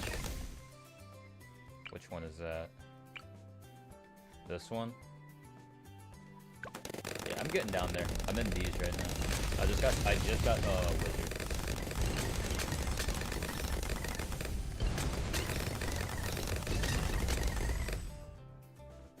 What's up, Tron Cat?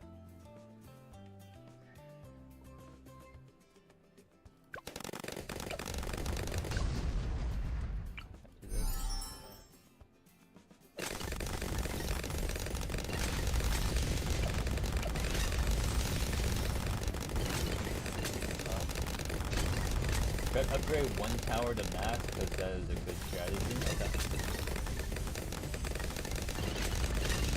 Okay. Whoa. Super monkey lock in? Oh wait, hold up. See, that was a crazy plan by me. Hold on. My fucking helicopter blew him back. I'm closest to max with my helicopters actually, I believe. Oh, I need 20k XP though. Well, if I did that, I wouldn't have needed so much. Which am I closest with? I'm pretty close to Mob Assassin over here. I just need 5k more. Well, 4.4k. If you have enough money, try to get Tainton. I don't know what that is. I have no clue what that is. I just gotta be real. Where are we at with 64? Come on, Wizard Monkey lock in. In fact, you know what? We're gonna sell. I'm gonna put them closer. Cause I feel like Wizard Monkey gives me good vibes. The hero. That's a hero monkey?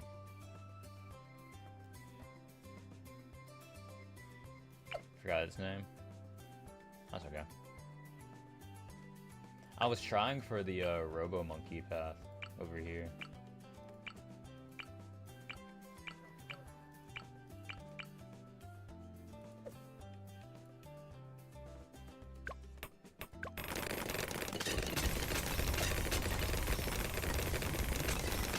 Now I can't do anything with this round.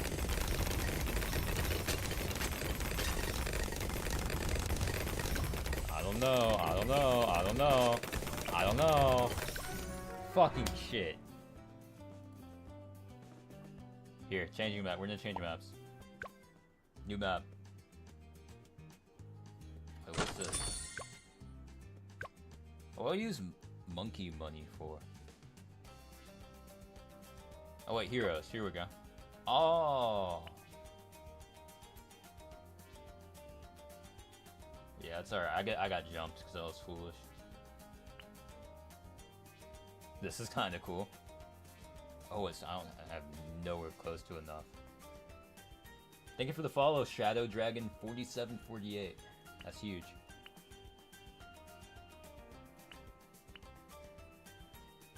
So you said a Tainton. This one, right? Drone. Oh, that sounds so cool. Flies a deadly drone. That sounds so cool, dude.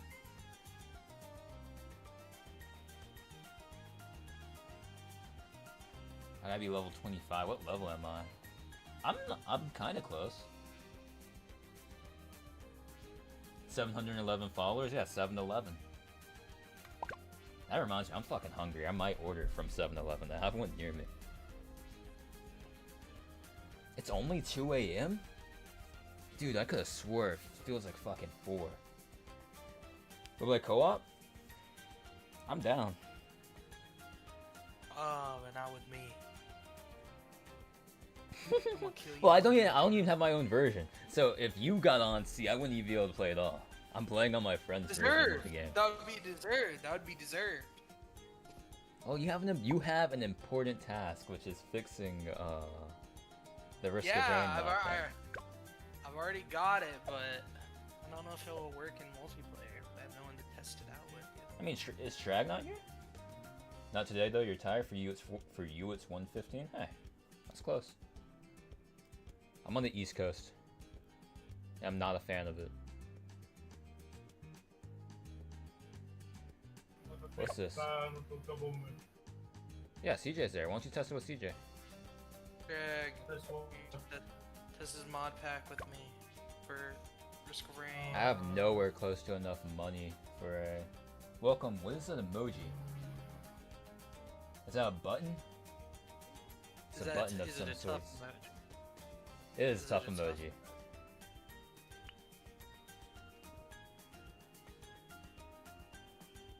I need to grind monkey money. Is what I need to do. Monkey money. Monkey money. I'm 90% sure, like. Have you seen this Legends thing for Balloons TD6? Is it the roguelike mode? Yeah, yeah. It's a. This kind of looks cool. I've heard. Okay, I don't anymore because they're part of it. That old group, right? You know. Right. For let's say a few months ago, you'll understand. And they played Bloons Tower Defense 6, and they got it, and they're like, Thanks for the likes, yeah. You low-key need to be the GOAT to like play it.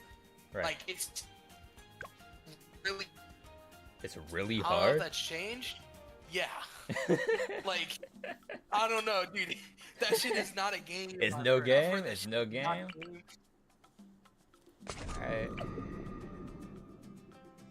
I want to use a submarine. Is the submarine dog shit? Somebody let me know. No, bro, no. It's like, it's my favorite tower for getting rid of camos. All three of it's, Abdullah, Jor Rifle, and Jacobson. do you know all? Yeah. Favorite one is the top. Interesting. Let me look at the upgrades. When it's submerged, Balloon-tonium it'll- reactor. Yes. But no. But that's not even the best thing, right? I think it's the third. Oh one shit! that's the Thank you best. for the follow on Twitch. Patrick780612 Patrick780612.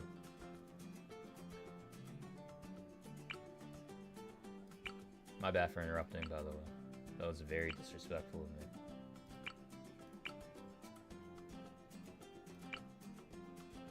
Balloon-tonium reactor. This looks submerged detect camo.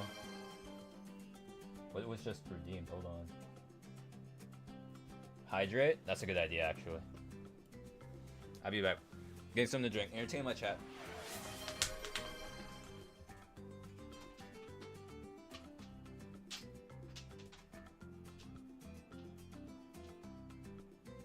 Alright, let me.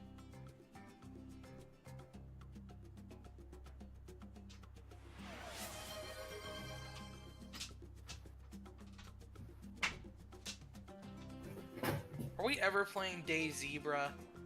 Alright. We're back. Are we ever playing DayZ, Juno? Twitch chat redeemed hydrate. Had to do it. Oh yeah, also. I think there's a... Hold on. When I'm done with balloons, I need to go and...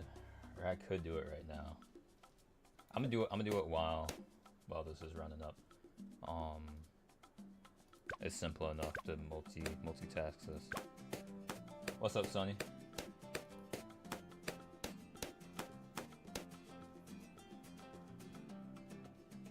I'm gonna not looking at, I can't see chat right now, by the way. So I'm handling something on my other tab or on my other monitor. When somebody joined yesterday, or followed me yesterday, they couldn't chat for 10 minutes until after they followed, which that should not be the case whatsoever. So both of you make sure that's not the case, by the way, for your streams, because I definitely did not opt in for that.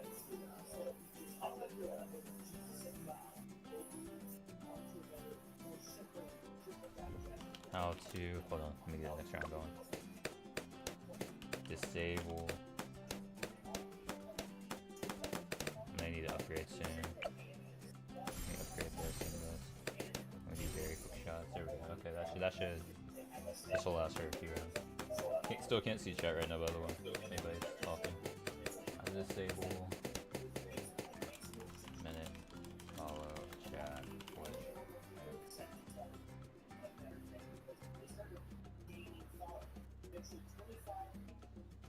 Create your dashboard, chat settings, channel modes. Okay. Give me one more second.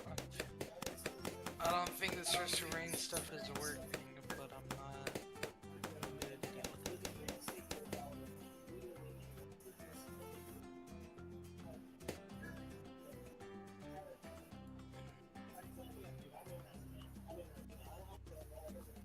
CJ, help Harley test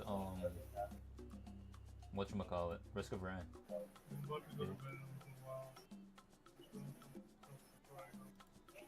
Channel. Start my next round.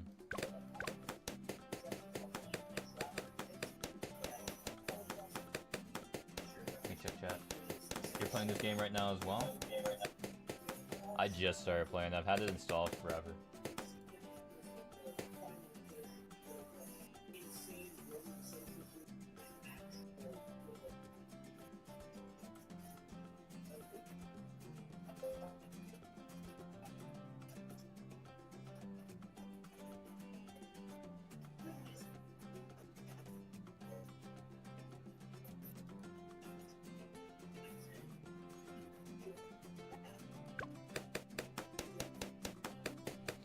Let's go ahead and get our hero monkey down. Let's get bro, like, I like to have him at the end.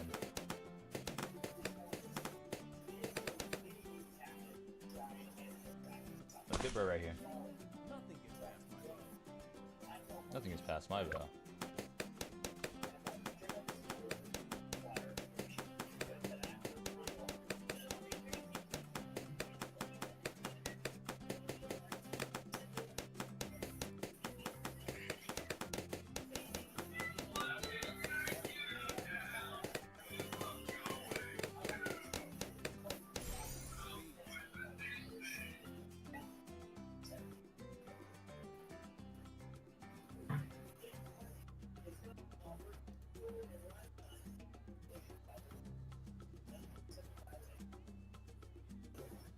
There we go.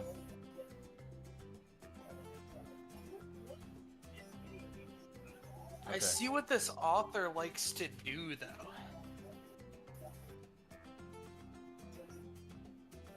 Alright. My bad for looking off screen. I had to fix something with my, on the Twitch side. As per usual, something was fucking up.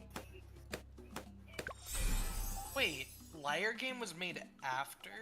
Yeah, what's up, Patrick? My bad. Patrick, real quick, did you have to wait 10 minutes to talk? To be able to speak in chat? Because that shouldn't have been the case, but... Also, Harley, how's the Alchemist monkey? Did you like him? It's the best monkey in the game. Really?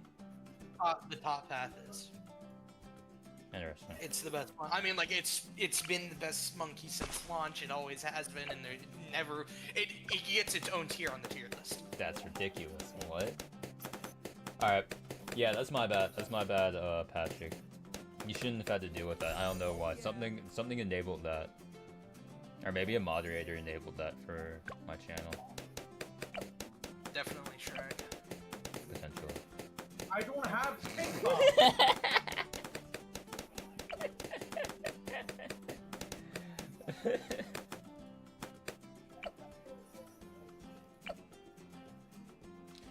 An Alchemist strong stimulant buff significantly enhances the ninja's attack speed and popping power. Alright, so that's like is that like a power duo, Ninja and Alchemist? Because I really like the Ninja Monkey. Yeah, no, that's what I always use. That's like my go-to strategy. Alright, then I will unlock Ninja next. I was already planning on it, but yeah, now I'll pair them together. Hold up. Don't do, nope, not that. Middle path, Ninja Monkey is like the go. Okay, middle path, Ninja Monkey, alright.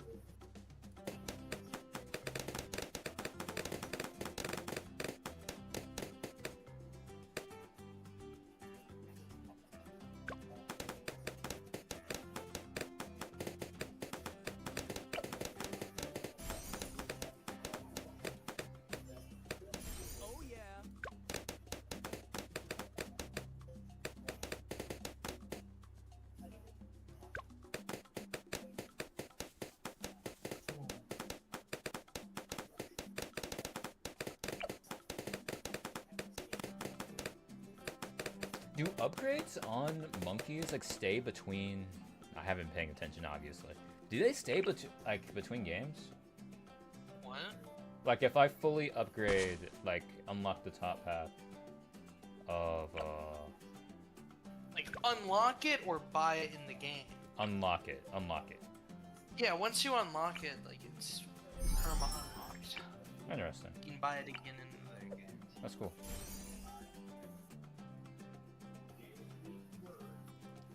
Yes, power do it. Top path ninja.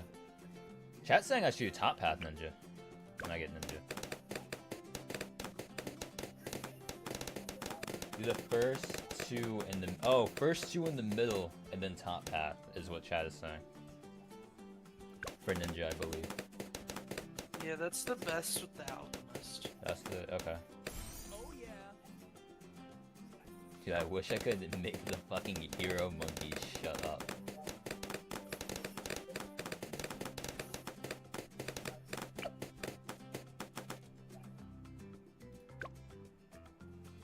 Dude, Wizard is so cool. The Phoenix.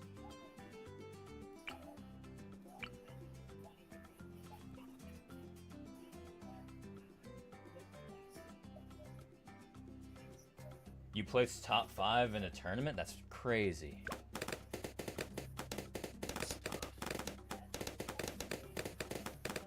Yeah, my biggest whoa, almost got past it. That's not good. My biggest experience with balloons is playing it on my laptop in middle school when I should have been paying attention to class. I feel like I should make a play here. Seriously? Fuck, 2 got through. I need to upgrade my submarine.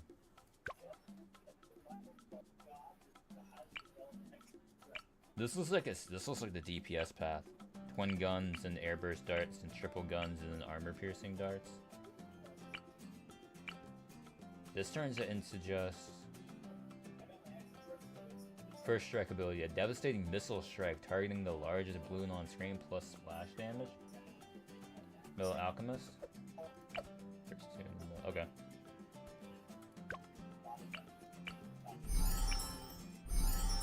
So this one and this one.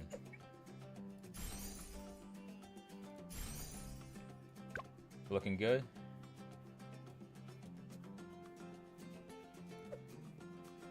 Looking like it's the method right here.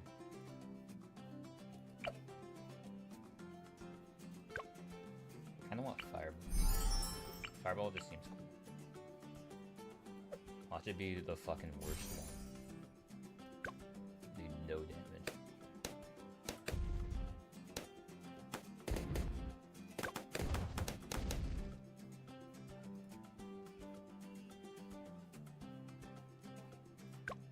Yeah, sure, we could do co-op. I'm gonna be dog shit.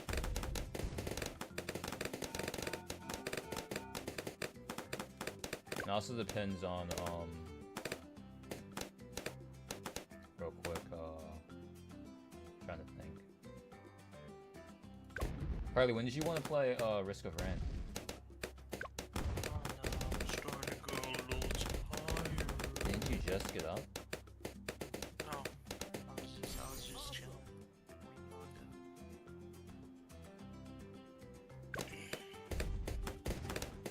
Oh, I'm doing oh, I'm about to hit 21 hours. 21 hours up to exactly. I think after, I'm gonna try to last as long as possible. And then I'm going to make breakfast, quote unquote, at 3 a.m.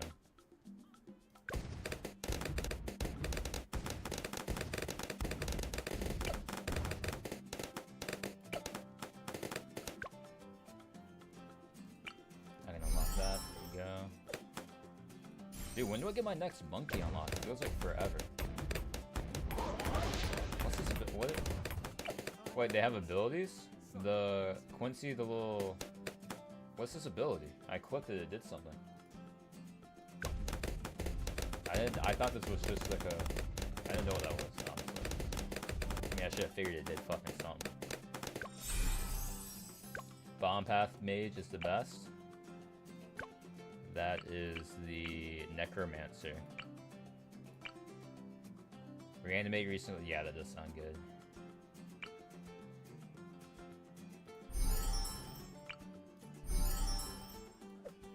I'm not about this. I'm gonna buy it.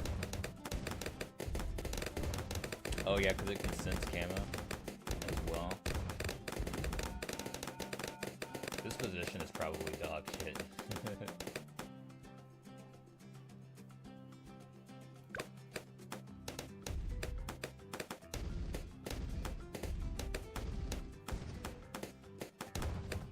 Here's what it is though. Triple shot, get a little triple shot going there.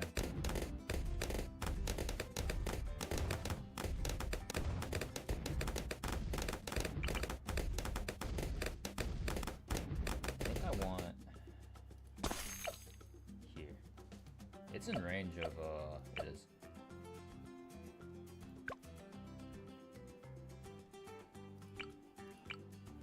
Let's go ahead and just can hit mode class boys. But you do want firewall, okay.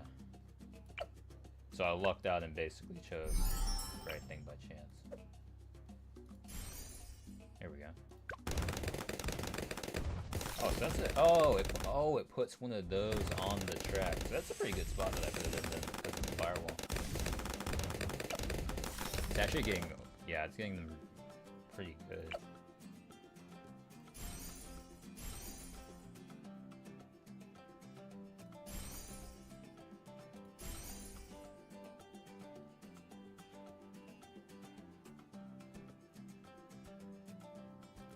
I feel like that's a good one.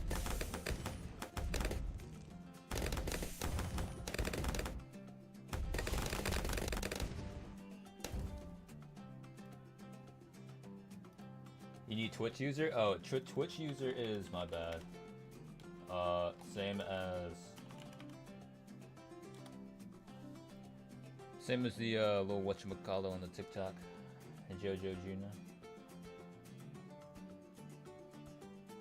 Bomb path alchemist. I'm gonna get 2 alchemists, I think. I feel like having 2 alchemists isn't a bad idea, right?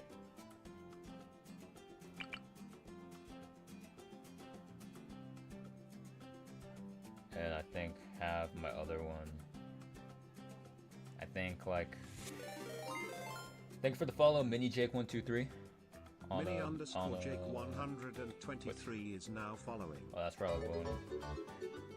What's up? I feel like I'm gonna want to stack them near the entrance, sort of.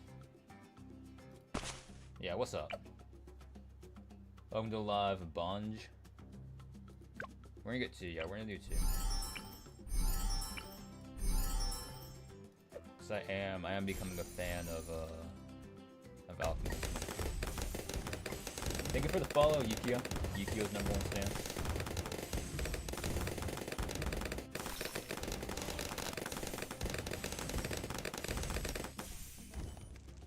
We're doing this goes obviously for Twitch knows, but for TikTok viewers, we're doing 24 hours.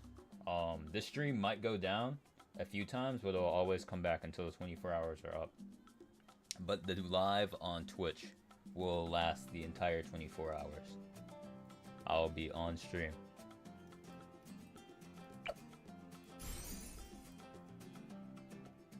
Tier 5 Alchemist is the best with top path. Alchemist, okay. I think I get it. Alchemist really just, it does seem like the best all around. It puts a, yeah, it puts a trap on the... Just wait until he starts using AI, dude. It's one really good quicken.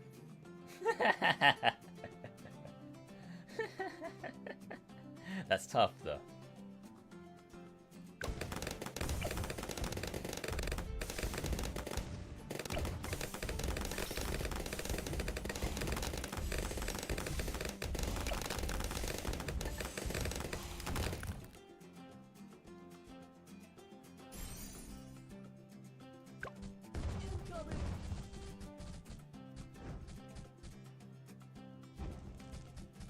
I might not be ready for this. Hold on, I just realized what's happening. Alright, let's lock in here. Let's figure out a method.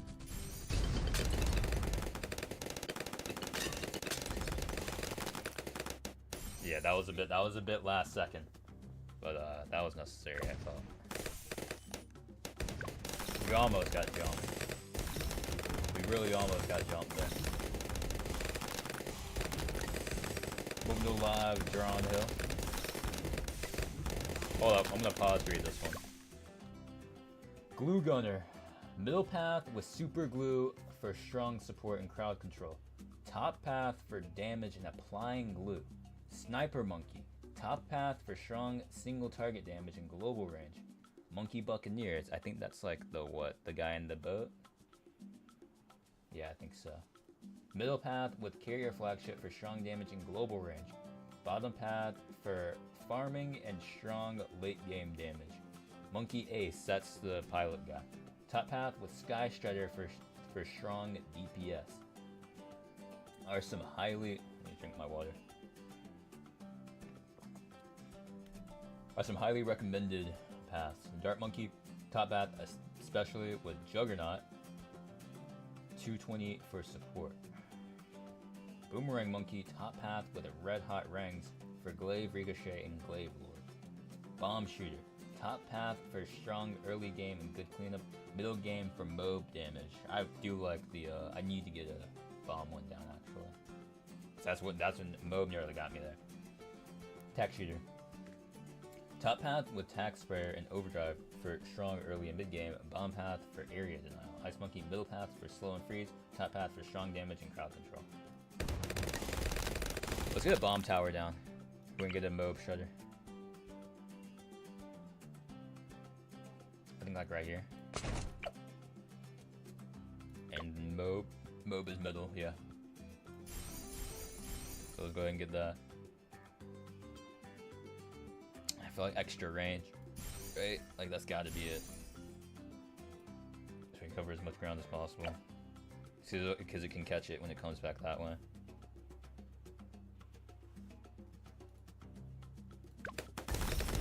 And then I'm thinking... level up. Looking back at this. Middle path super glue. Yeah, I'm thinking I'm gonna do glue gunner. Oh wait, Ninja Monkey, ayo. Let's get glue gunner down. What's up, Drew? It was glue gunner middle path with super glue for strong support. And so super glue is glue stick, blah blah blah. Closer glue, glue splatter, stronger glue. So middle path with this one, right? I believe. What's up, Certified T? Yeah, okay. Go ahead and get that started.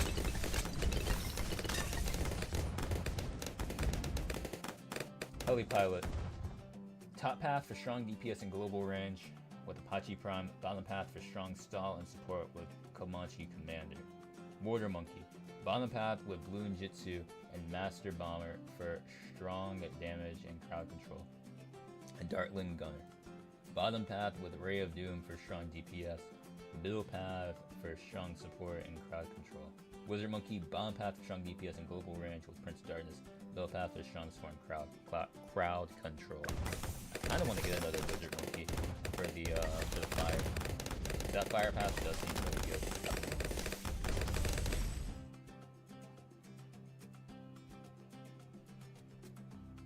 Let's see what we want to get. Let's get this fully done, I think. Alright, get it going. And then I think next I want to get a heli. What's up, Dr. Stranger?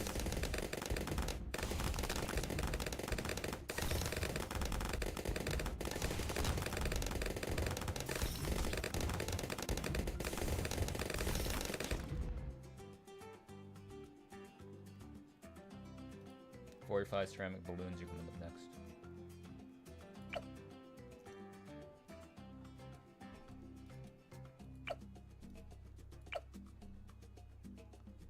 Go. I really don't like the lasers, even though this path is probably best. I just like this one more. Shoots from 2 guns at once and can crit.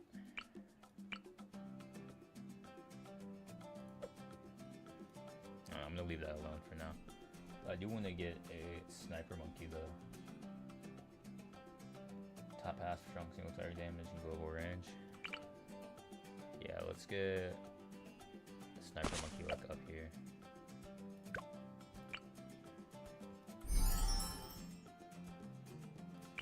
And then get this so they can detect camo balloons.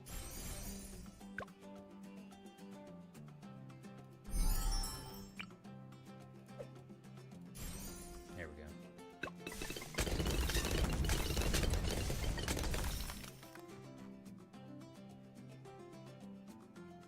Did ceramic rushes in rounds 55 and 63. DDTs at round 90 and the bad at round 100. Being prepared for these rounds is essential for success.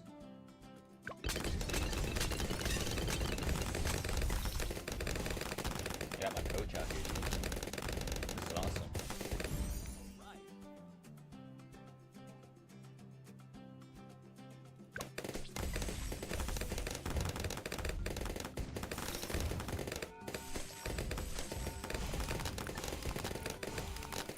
Doing good, I think.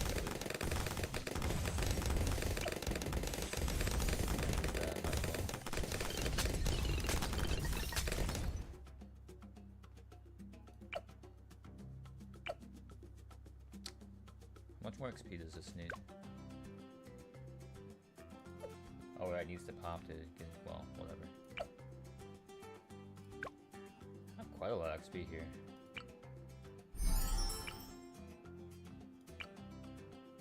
I'm just gonna unlock all the starter ones. Why not?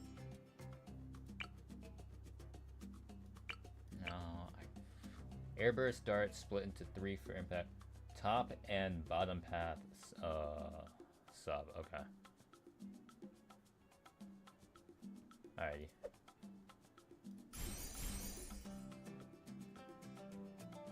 Yeah, cause okay, so this increases range and this is just DPS. Okay. Sub seems like it's good. I like sub.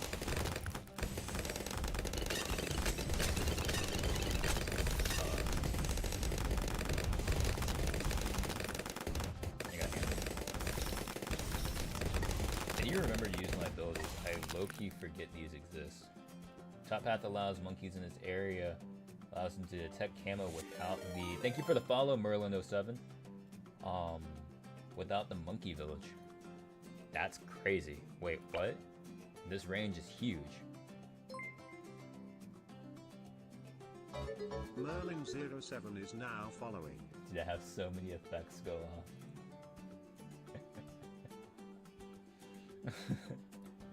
Thank you for the follow, though. Appreciate it. Let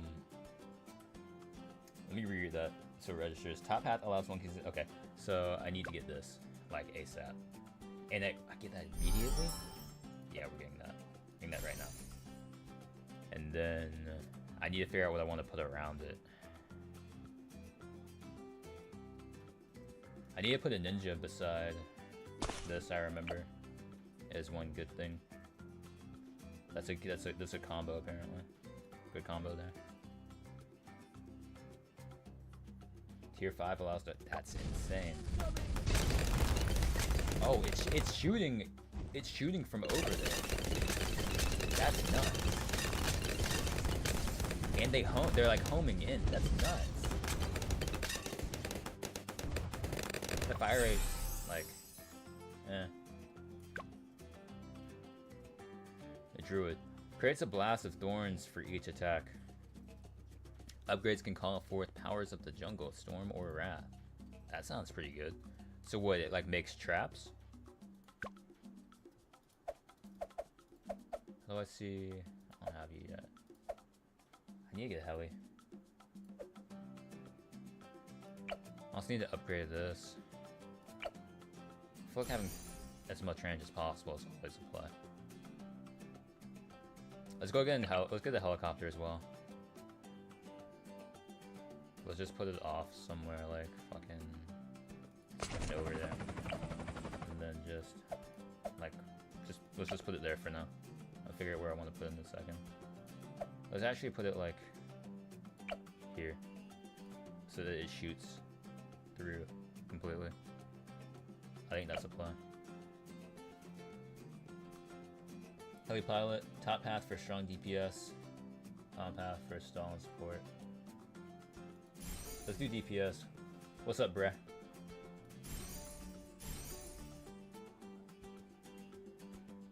And then this path would...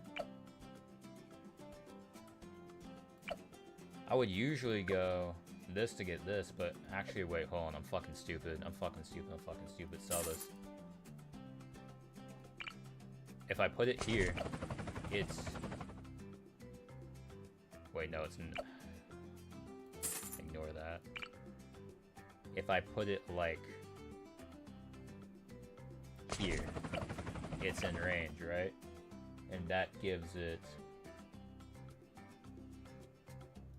That gives it, ability to see without the thing, right? So I would be able to... Here, get off me. Go over here. It gives it the ability to see, right? I can't believe what I'm reading. When they're in the co-op soon. After this, I'm gonna eat and then You know, I call the. And we can. After I take a little break. Also, what you call Harley? The whole be a man, right? Yeah.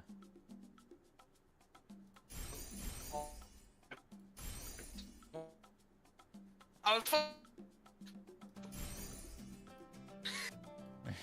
But he's. Okay.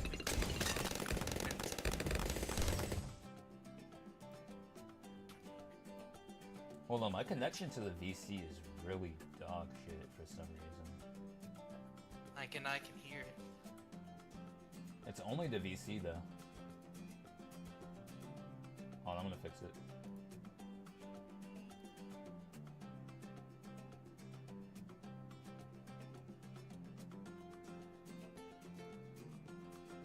That should fix it.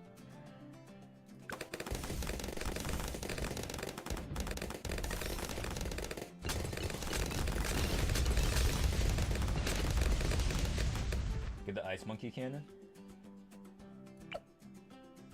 That's, yeah. I mean, I can have multiple. I don't mind having multiple. And that's... Cryo can, that's bottom. Do it, why not? And then... Let's do permafrost. Cold snap. There we go. I don't mind having a few supports for fun. Also, what's up, Logan? Logan, you up?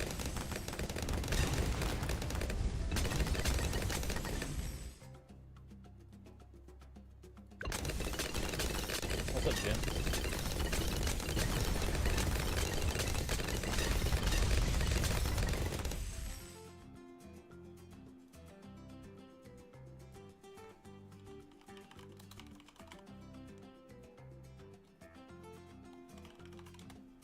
There we go. My bad, I had to tab out for a second.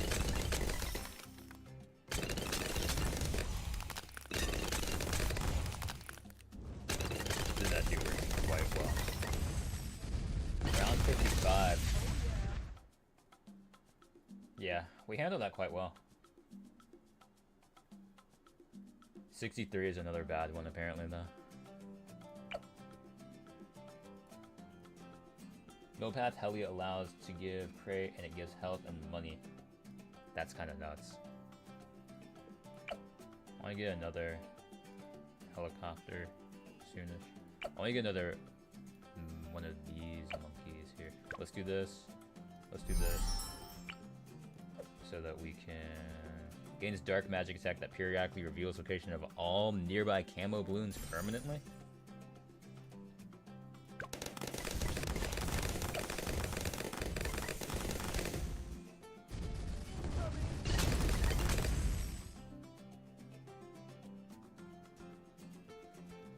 Top Path Wizard is OP. Found that from a friend. I'll get another wizard. I like the wizard a lot, and it's really inexpensive for what it does. I'll get a buffed one right here, actually.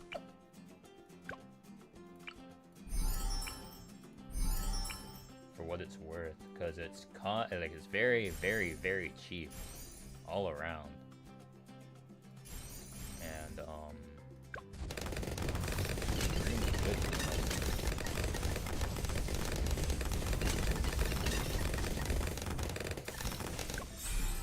Level up. Heyo!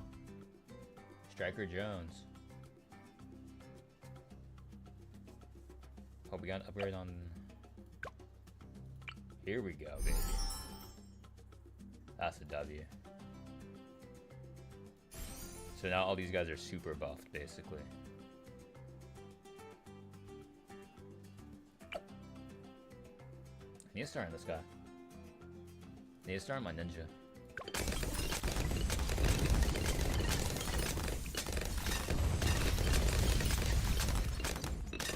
Top path ninja.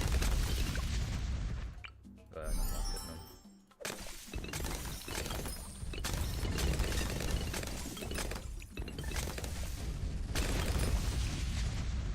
Can you pop lead? Can you pop camo? How about camo lead?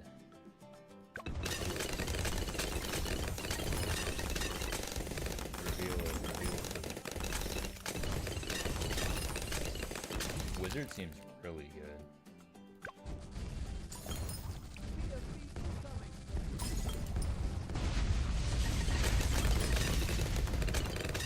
This is rough, but we got it. This is rough, but we got it. We got it. We got it. We got it. Heyo. I'll go till I die, and then I'll take my break. I'll clean my face and whatnot. Go ahead and unlock that. That.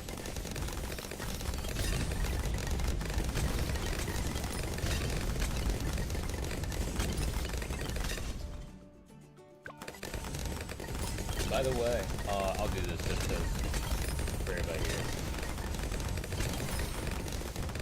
There's Discord where me and my friends saw earlier. No pressure to join.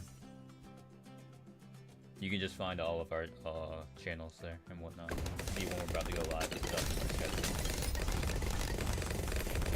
They told me to do my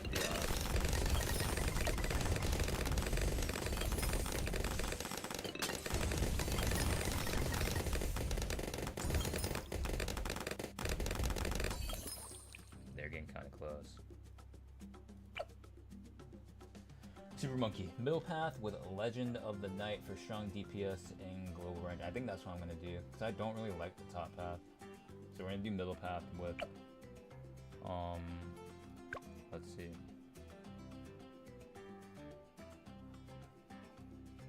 Middle path with Legend of the Night, yeah. Okay. And we can unlock that. Hey, W. Oh wait, target separate. That's nuts.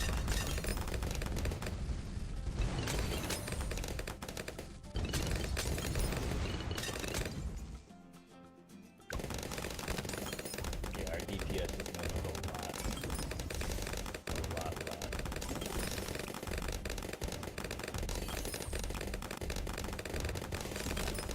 Druid. Top path is great for dealing with crowds. Middle path is good for dealing with single targets. Like factory. Top path is great for dealing with crowd. Great top path for the monkey. Oh yeah, that would give me lasers, wouldn't it? That'll make them lasers, won't it? That's a good idea. That was a good call. That was a good call. Engineer Monkey. Top path is great for dealing with crowds. Low class balloons. Middle path is good for dealing with single targets. What's up, Cheeseburger Freak? W name. Is good for dealing with single targets. Beast Handler. I want to unlock Beast Handler. That sounds really cool. Top path is great for dealing with crowds. Low path moves, middle path good for dealing with single targets. I feel like I should get first off I need to upgrade this. I just noticed. Fall behind there. Secondly, I need to upgrade it was middle path for glue gunner, I believe. Yeah. I really hope it was good, just fucking bought it. And then wizard monkey, what is do I have another wizard down? Oh, I do. Here he is. Unlock this. Arcane at faster attacks with increased range damage, pop power. That is a good range.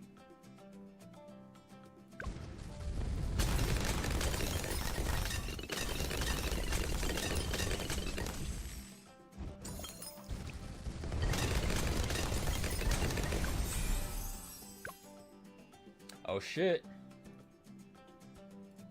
Monkey Village. Monkey Village. What are you feeling, right?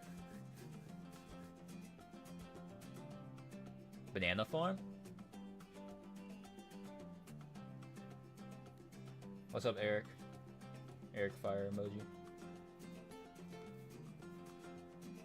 You get money from it? That is good. Endurance bananas each round that convert into it. That is good. Hub monkeys. So this just increases range. I don't really need. That's 2 votes. Okay, yeah. We'll go banana farm.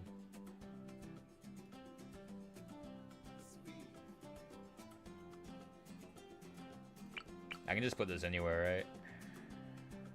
I'll just put it like fucking over here.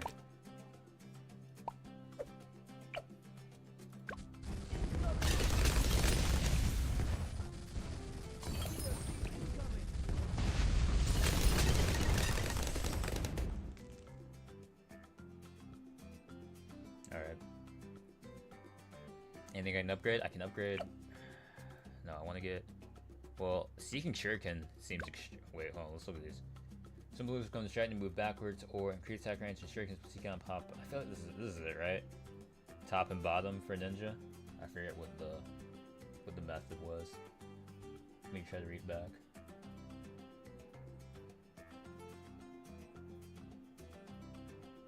Super monkey middle path, blah, blah, blah. Ninja monkey middle path with master, but what's up BBC? Ninja middle path with master bomber. Okay.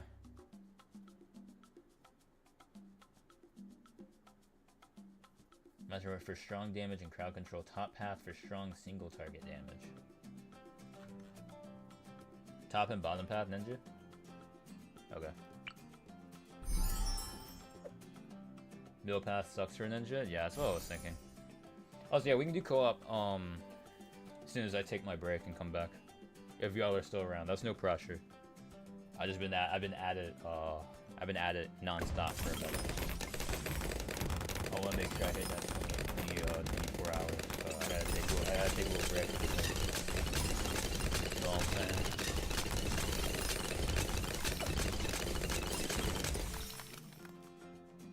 There's no pressure to stay though. If you all were to leave during the break, I'll still be live, doing my thing. Might as well get shrapnel shot. Go ahead and fucking grab it. Shrail clone, that's pretty good actually.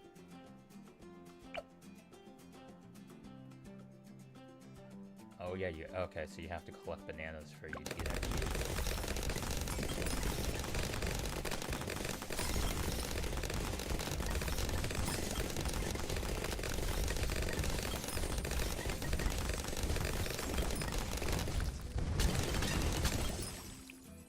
We're doing good. We're gonna go till we lose. But this is the viewer game. Y'all are running this game, honestly.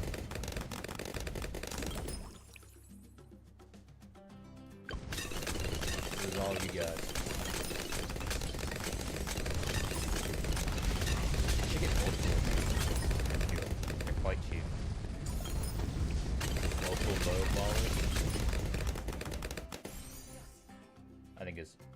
wise.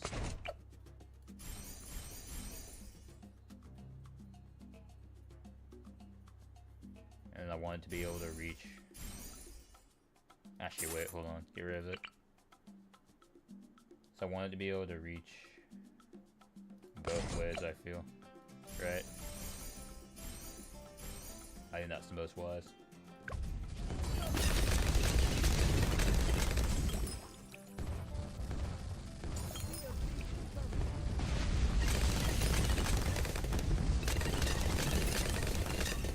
Five ads?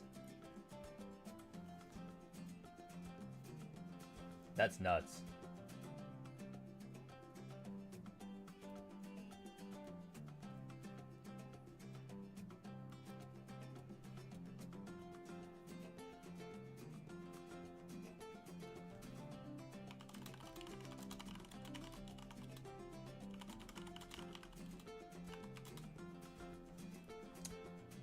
That's an entire real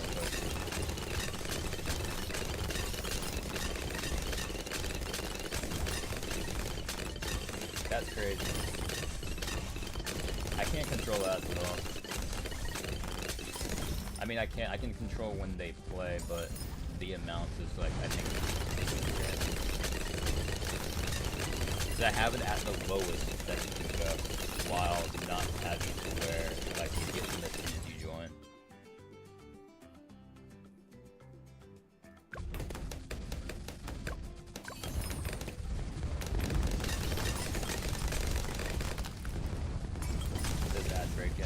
The only way for me to have it, really sorry about that.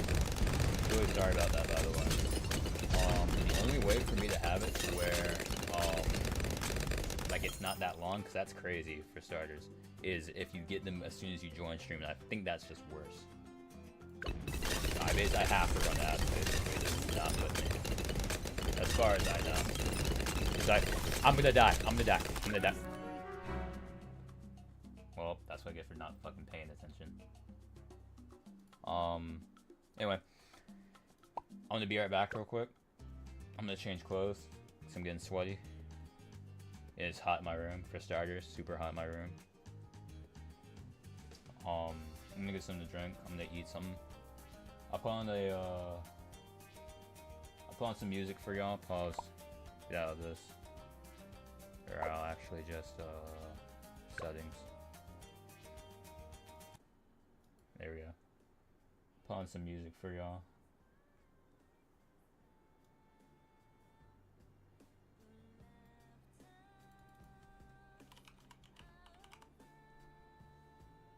And I'll be right back. I'll pause the live for a minute.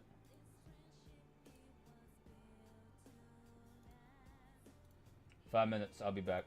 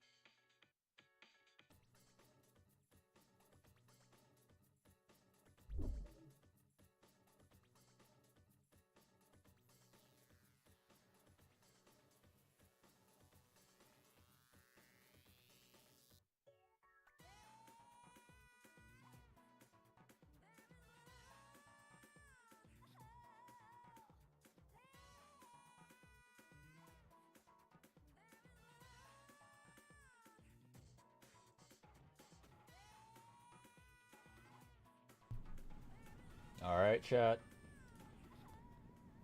The return is here. I got my food food getting cooked up right now. And I'm thinking what I'm conjuring up in my little dome of mine. What's up? What I'm conjuring up in my little dome of mine is that we indulge in some, whoa, hold up, some scary, a little bit of a scary Friday. Beautiful scary Friday.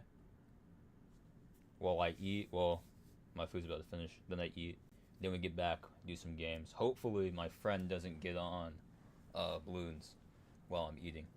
Otherwise I won't be able to get on because it's a shared copy because I haven't bought my own. I'm low-key leeching off of them. Right. But yeah. This is Horrors on the Arabic Internet. It's a series, I think. They have one for like each country. I think there's one for like France and China as well. Yeah, Chinese internet. We can make it. We could do a add that to queue. Could do that one next. Yeah, this looks really interesting though. Pharrell McGuire, very cool guy. Very cool channel. In the mid-2010s, the internet was busy developing its own unique genres of horror content. Before this era, the majority of spooky stuff you would find online would more or less be the same sort of content you could find offline. Like Dude, I remember seeing that fucking video. Movies. But over the 2010s, creepypastas, internet mysteries, and ARGs would become essential parts of internet culture, creating a whole new subsection of horror media that only exists on the internet. Here in the West, we typically focus on the same few flavors of internet horror. Reddit mysteries, online rabbit holes, analog horror, you probably all know pretty well by now. But during this formative period in the mid-2010s, other parts of the world were also busy developing their own unique takes on internet horror. Like for example, the Russian Death Files, which is a genre we've talked about often on this channel. Our first topic for today is one such unique non-Western niche of internet horror. This is such an interesting video concept. On February 18th, 2017, new YouTuber Abdullah Al-Ambari would make his first upload. The video is a fairly standard urban exploration of the Khaybar Fort in Saudi Arabia. Abdullah takes us around, tells us a bit of backstory to the fort, and that's it. Nothing out of the ordinary happens. At least not until his second video, which was put up only 5 days later. This clip is another urban exploration, this time of an abandoned hospital in the city of Mecca. The first thing you'll notice is some issues Abdullah is seemingly having with this camera, which appears to be glitching every so often.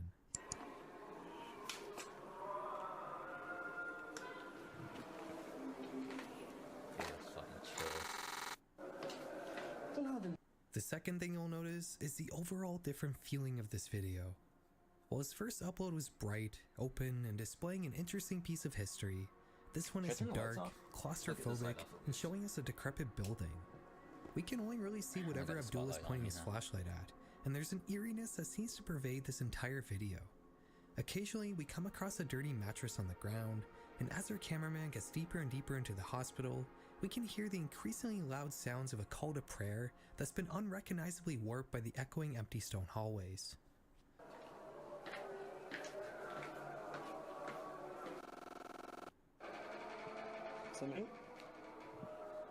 Dude, a horror game in the Middle East would be so Eventually, Abdullah makes it onto the roof of the building, which is when the tension plaguing the rest of the video seems to dissipate. Silent Hill in the Middle East. We're no longer peeking around dark corners, the call to prayer sounds much more normal up here, and this is also where the video ends.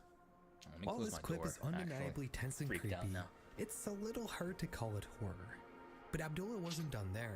His next video will make it clear just which direction he was planning to take his channel in. The title of his next upload tells us that during this next Urbex adventure, he encountered a jinn. Alright, we gotta take a second here to go over what jinns are. In Western culture, we typically separate spirits into two categories, ghosts and demons. Demons are always bad, and ghosts are usually bad, but sometimes they can be good. Demons are inhuman supernatural creatures, whereas ghosts are implied to be the spirit of a person who's died. While there are demons in Arabic culture, most supernatural beings fall into the category of jinns, or as you may know them, genies. A jinn is not really a ghost, but is also more similar to a human than a ghost is. A ghost is kind of implied to be between the realms of the living and the realms of the dead, but jinns very much live on this mortal plane of existence. Just like humans, they have free will and can even live as practicing Muslims, which will help them when they die because in Islam, jinns are subject to the same divine judgment from God that humans are. Jinns are usually invisible, but can shapeshift and appear as whatever creature or being they choose to. They typically live in dark, desolate, and abandoned places deep in the desert. Their intentions towards people are more or less neutral. You can think of jinns as like a race of humanoid cryptids that live alongside humans, sometimes helping us, sometimes hurting us. Abdullah's third video starts with him walking in the desert alone at night, only carrying a flashlight and his camera. He's walking up to another abandoned fortress.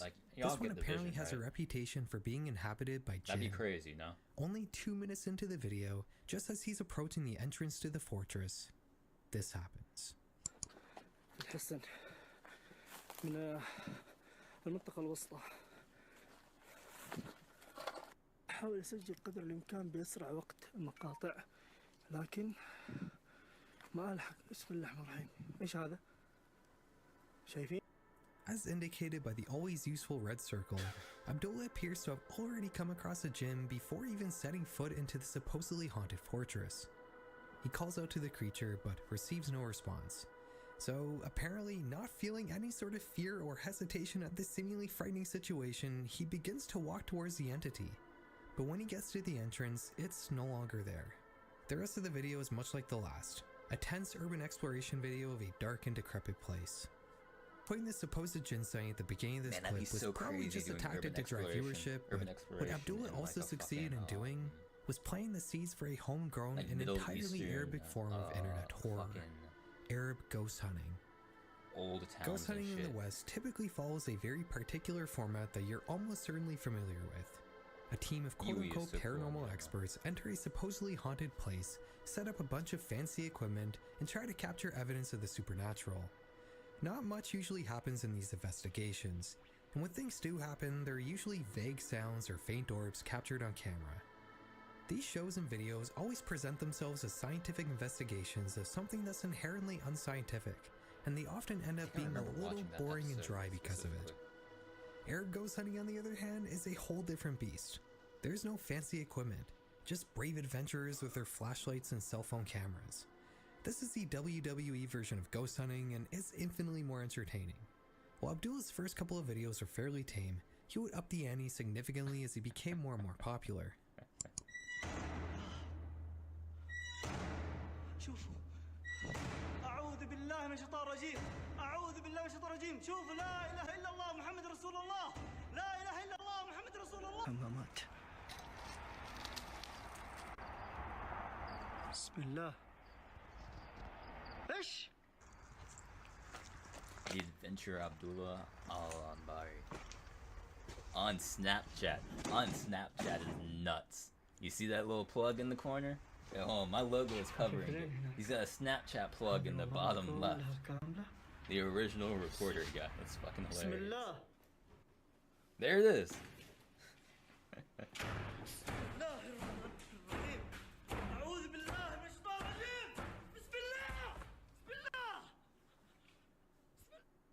I think what makes these videos so unsettling isn't just the paranormal activity. Remember when I said how jinns are thought to inhabit dark and abandoned places deep in the desert? All these Arab ghost hunting channels follow this idea, and these videos are mostly filmed in these really creepy, decrepit buildings. Even if there were no dark figures crossing into view or doors slamming or sounds of distant screaming echoing through the empty hallways, these videos would still be pretty creepy. There are two main channels that pioneered Arab ghost hunting. One of them is obviously Abdullah Al-Ambari. The other one, though, is Hassan Barbar. Hassan Barbar started his channel about a year and a half after Abdullah Al-Ambari. The content is very similar. Vertical cell phone videos showing abandoned Middle Eastern buildings illuminated by a flashlight with the occasional encounter with jinns. Where Hassan differs, though, is the directness of his paranormal encounters. In Abdullah Al-Ambari's videos, the horror tends to be pretty similar to something like a found footage movie. You never really see the jinns up close, you only ever catch vague glimpses of them moving in the distance.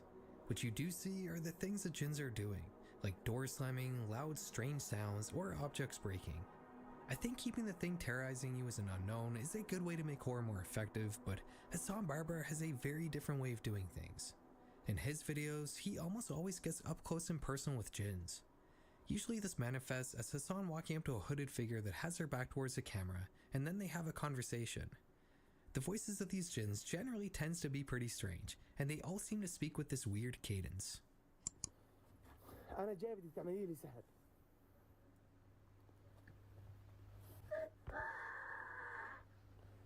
بدفع. أقتل واحدة منكم؟ طب أشوف وجهك. أعوذ بالله من الشيطان الرجيم. بسم الله. أنت مين؟ Yeah, this would have terrified me as a kid. If I saw this as a little kid. Oh yeah. Oh yeah. That would have been it. بسم الله الرحمن الرحيم. بسم الله الرحمن الرحيم. بسم الله الرحمن الرحيم. In the following video, Hassan is walking through the hills of Jordan alone at night. As always, only armed with a flashlight and a cell phone. He eventually spots a lone figure standing still in a ravine in the distance. He walks towards it and gets close enough to talk to it, but the jinn doesn't say anything. It just stands there staring at Hassan. The jinn's face seems to be obscured by long, light hair. It's so From interesting. all we can see of his face, it appears to have darkish gray skin. At some points in the Word video, on your the plane jinn will ride open down and to close his Miami. mouth Dude, a erratically jinn might as be if it's waiting for talking you. in some frantic manner. They might be but trying no to jump sound you. You appears gotta to stay come out. ready. غريب. أنت بشر أنت. It's so interesting how like every culture seems to have the sort of Hassan continues to supernatural try thing to talk that to can the like jinn, but take to the no shape avail, of people. and he eventually decides to leave, turning his back every few seconds to make sure the jinn is still in the same spot.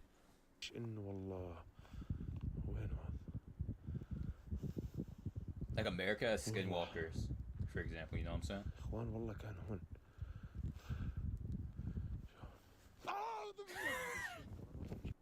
I don't know, man. The sheer absurdity of this is enough to make it creepy. Not Give him a much little else really fright, give happens him a in the little video. jump scare. After that weird jump scare, Hassan mostly just backs away from the jinn I'm until really the video interested in ends. how much left got In left. another We're face-to-face only about encounter halfway with the through. jinn, Hassan is giving his intro to the camera when he gets interrupted by a voice calling out to him in the distance. صندوق الوصف والكل يدعم يا إخوان. يمكنك الدخول. بسم الله الرحمن الرحيم. وينك؟ Hassan cuts his intro short and begins searching for whoever was trying to talk to him. He begins shining his flashlight through the halls of an obviously long abandoned building, and Hey, he about to pull eventually up on sees a 20 dark hours figure left. standing at the end of one of them. On day 3 of 100. أيوه. You go hunting, and when you go hunting before it's nighttime, you get scared because of bears and skinwalkers? Yeah, dude. مين أنا؟ My grandpa used to go hunting. He had told me crazy stories about when you think you saw skinwalkers or heard them. The jinn and Hassan begin following each other around this abandoned building, carrying on a conversation that appears to be mostly made up of the jinn asking Hassan nonsense riddles. The jinn in this case just appears to be a guy wearing tape on his face. It's so simple and stupid on the surface, but just like the last video, the sheer absurdity of this situation combined with the setting is enough to make this pretty creepy in a surreal way. Hassan Barber has a ton of videos, each with their own wacky twist on what a jinn is. So interesting. Let's see here. Oh, hopefully we don't mind skipping around. I really want to see. The story of musician Joyce Chu is not too different than that This of is most other horrors on pop the Chinese singer-songwriters in the last 20 years. She began uploading videos to YouTube while she was in school and was eventually noticed by a record producer known as Name Wee, Yeah, who go then soon. promptly That's fine. signed her to his label Right. You can see the Name Wee You can began see working the- with Chu to build up her career and turn her into the There. next big Mandarin language pop 20 star. hours. I'll They still be began here. by releasing the song Malaysia Chabor, which would be an instant hit in Joyce's native So country, you can go do Malaysia. whatever, go But fully it wasn't sleep, and I'll until still be live. mid-2015 when Joyce Chu would truly become an internationally recognized pop star among the greater Chinese diaspora, which happened when she released her song I Miss You, which currently has 65 million views on YouTube. On the surface, this song and video seems pretty standard fare for Chinese pop music. The song consists of Chu singing a catchy melody over the sounds of her ukulele, which the video depicts her playing in many different locations around South and East Asia.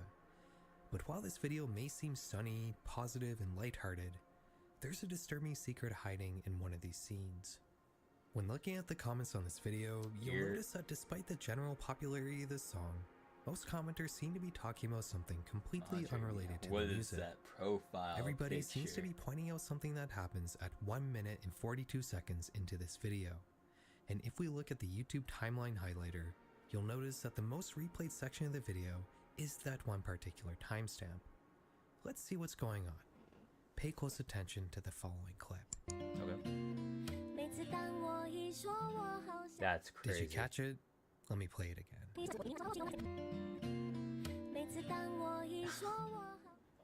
In the distant background of this scene, we can see what appears to be a person tumbling off of a building. It's only on screen for a second, but it's also irrefutably clear.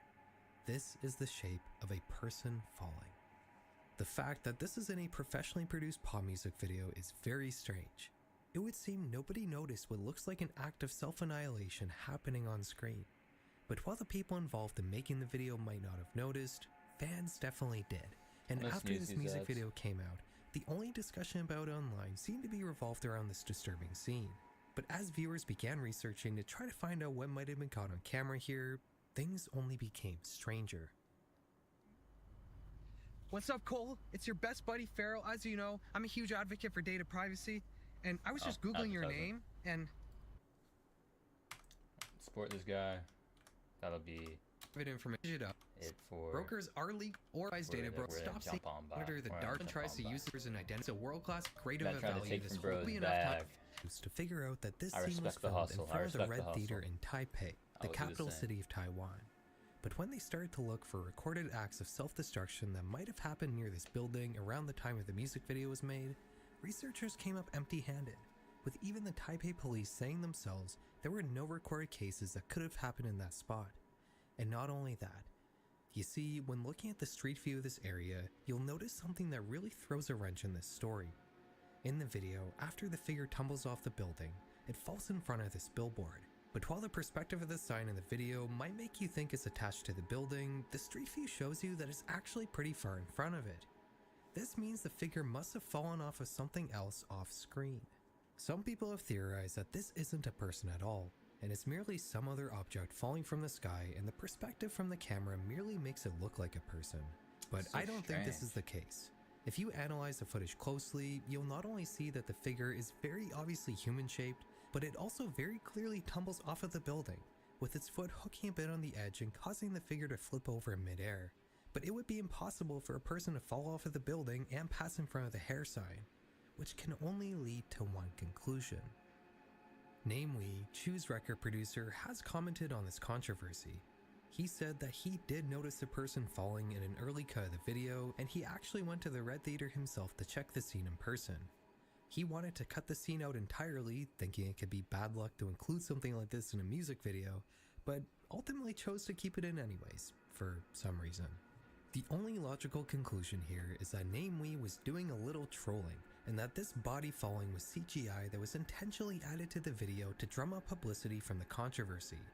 It's a very strange and arguably disrespectful thing to do, but it's the only way this story makes any sense. I mean, this body very obviously couldn't have fallen the way it did in the video in real life. It must have been added in post-production.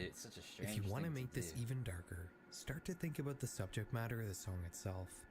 While the rest of the video is upbeat and happy, the lyrics don't really match it. The song is about desperately missing somebody you love. In some ways, adding a person falling from a building as a dark contrast to the rest of the sunny video actually somewhat matches the same disconnect that exists between the song's cheerful tone with its sad lyrics. I don't think we'll ever get a concrete explanation to what happened here. I don't think Namewee or Joyce Chu will ever come out and admit that they purposely added something like this to a music video. And we can ultimately only speculate why somebody spent their time realistically animating a man falling off a building in this scene. I do think it was just to drum up a buzz in the press, but if you guys have an alternate theory, please let me know. I'd be curious to hear it. Ni hao. Welcome to Horrors on the Chinese internet. I've been really wanting to make this video for a long time, but I kept putting it off because the sheer scale of it was a little intimidating. Not only is China just a huge topic in general, possibly the biggest topic if we're just talking about a single country, but it also has some of the most unique relationships with the internet in general. Well, in the past, we've talked about Russia and the Arab world. Those societies use the same internet that we use here in the West. They're using the same platforms we do, and if they do have their own platforms like VK in Russia for example, they still work more or less like their Western equivalents. China though has its own internet. That's not an exaggeration. China's made a very conscious effort to isolate its population from the outside internet. Most of the platforms we use here in the West are outright banned in the country. And even when we do use a Chinese social media platform here in the West, China will still maintain a separate Chinese version of the same platform. Like how Douyin is completely isolated from TikTok, you can despite find being almost the exact same app. Here, I'll pause real quick. You can find all my links, all my stuff, my TikTok, and etc., which is funny because it's on stream right now, or on the YouTube right now. And you can find also all my friends. Majority of them are also streamers of varying sizes, such as you might have heard Harley and Shrag earlier in call. They're both also streamers. They don't have their stuff linked yet though because they're lazy. They're not on the ball like me, like your boy. But yeah. The explanations behind these sorts of relationships China has. We do. My bad. Pausing twice. We do like party games and stuff where like regular members, viewers, and whatnot can join. And then we plan to do events with viewers and whatnot. So it's all around the link expired. That's embarrassing. That's embarrassing. That's embarrassing. Pretend that it didn't. How about that? Pretend that it didn't expire. That's embarrassing. Pretend that it did not expire instead. But yeah. All around a worthwhile experience to join. As with the internet and media in general will be very long and political, and I don't really want to talk about politics at all in this video. What I want to focus on today are the scary and disturbing parts of the internet regular Chinese people have experienced, and how they relate to the dark and unsettling corners of our internet.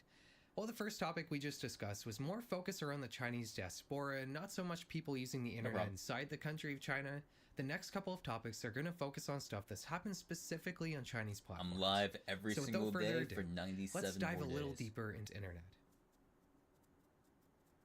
Like we just talked about, China more or less has its own internet complete with its own social media platforms, some of which have a Western equivalent and some of which don't.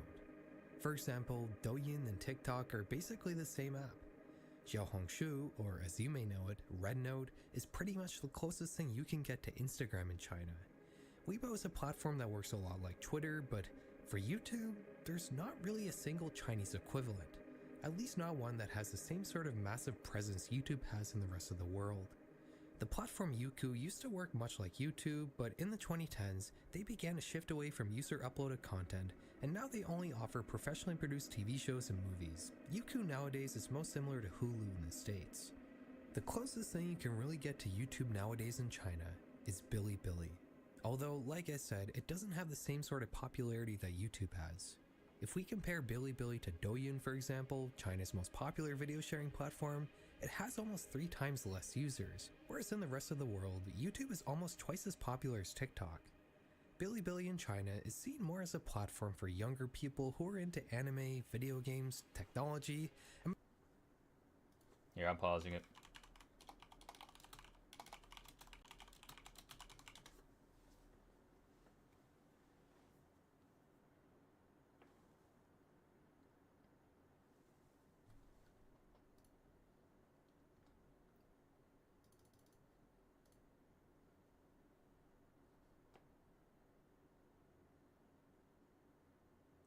More seconds, it says.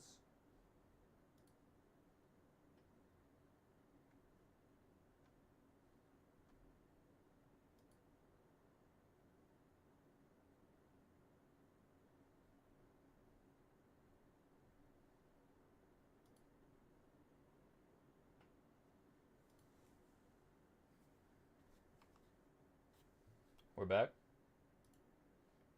W streamer, I tried to be.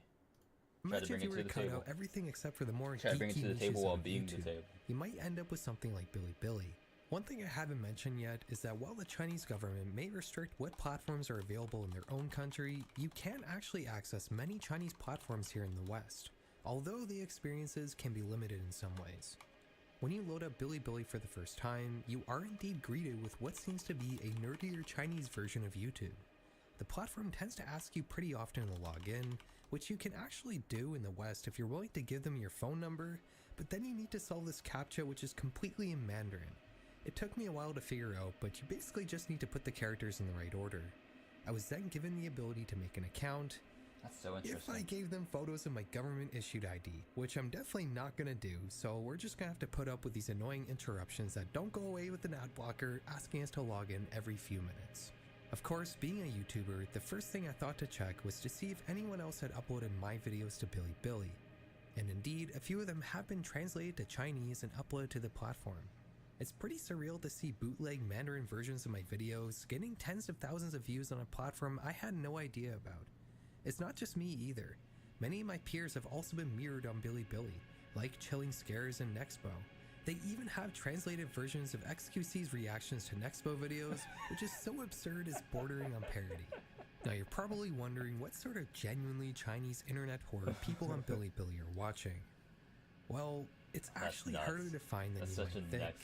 You see, horror has been labeled as quote-unquote bad pop culture by the Chinese government, and there's been an active effort for the last 6 years to censor and remove horror content from Chinese social media platforms. That's so interesting. This has very obviously affected the sort of horror stuff you see on a platform like Bilibili, which appears to be a lot more light-hearted and silly than the sort of spooky stuff you can find on the Western internet. If you haven't heard of the Uncanny Brothers, they're a series of short-form videos made by Crows Bros on the Western internet, revolving around two uncanny-looking individuals and the slasher movie hijinks they get up to.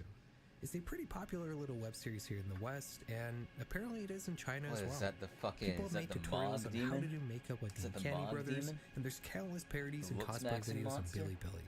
These makeup tutorials in particular I find pretty interesting. They all seem to have little short horror clips at the end. I almost wonder if this is a way for people to sneak horror content onto a Chinese social media platform without technically breaking the rules. The Uncanny Brothers is fairly silly and lighthearted, and most internet horror I can find on Bilibili seems to be like that, and a lot of it is also very over the top in a particularly Chinese way.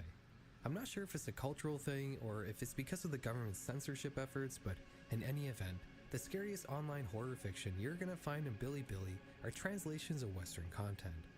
With that being said though, there are still dark and disturbing corners on Chinese social media. They just happen to revolve around things that are real.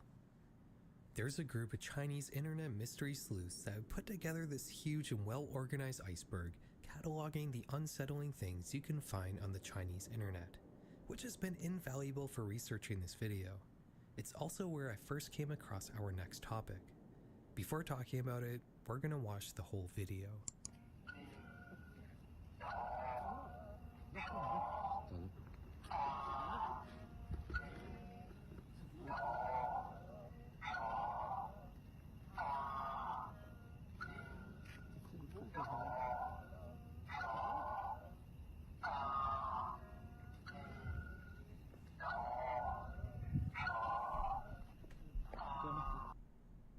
In this video, we can see what appears to be a group of people slowly creeping along the side of a highway in the middle of the night. The group is in a single file I was and silent only takes during a this step one. forward every second or so. Everybody is dressed silent. eerily normal, as if they were plucked out of their regular lives and placed into this bizarre situation. On the iceberg, this incident is referred to as the highway corpse video, which may imply that these people are dead. Real? And indeed, the description written by the original uploader says that this is a group of people on an expressway in Yangzhou pretending to be ghosts in the early morning. This clip was originally put up on the platform Weibo, which we previously talked about. It's the Chinese version of Twitter and one of the most popular social media platforms in the country. While scrolling through the uploader's profile to learn more information, I realized that this is just a page dedicated to sharing interesting videos about cars and driving made by other users, which makes me think that this isn't the original upload of this video. Searching for the description on Google yields no information at all, and this was also the point in the making of this video where I realized that Google is basically going to be useless for research today. We're going to have to go over to the Chinese version of Google, Baidu. Searching the description on Baidu points us much more in the right direction. I found a different Weibo account that posted the same clip a few days earlier, as well as a second video of the same phenomenon. Oh, hold up, video 2.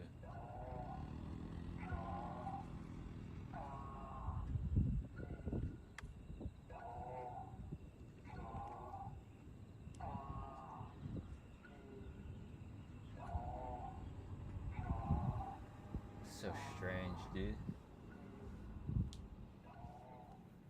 Again, we see a group of people slowly sauntering down the side of a highway in the dark. This clip is both longer than the first one and brighter, seemingly taken along a much more well-lit stretch of road. It only highlights how strange this situation is. A completely normal-looking group of people appearing to be in some sort of trance, all marching in unison to this bizarre soundtrack. At one point, the woman in yellow at the back of the group briefly looks at the person filming, but then immediately returns to whatever it is the group is doing. As I watched these two clips more, I realized something that made this whole situation even weirder. This is not the same group of people. When you look at just who's... It isn't. Holy shit. What? Weirder. This is not the same group of people. Dude. When you look at just who's marching in which order, you'll notice that the two clips seem to have completely different people in them. Wait, there's the... Yet both groups are doing this slow march to this unsettling mantra. Sorry guys, Editor Feral here. I know I just said that these are two separate groups of people, but I'm not actually so sure anymore. Of course, at the very last minute, I noticed that there is somebody who could be in both videos. This person who has a shirt sticking out from under their sweater. They do appear to be in both videos, and I think it's possible some people standing around them might be in both videos as well, so I can't really say with 100% confidence anymore that these are, in fact, two separate groups of people depicted in both of these videos. I think this could be the same group of people at different points in the night, and they've had people change order, and maybe some people have joined and left. I don't know, I feel like that's a more plausible theory, so yeah, just wanted to put that out there. I decided to do an image back search on both videos. Again, Google was useless here, but Baidu did give me quite a bit of results.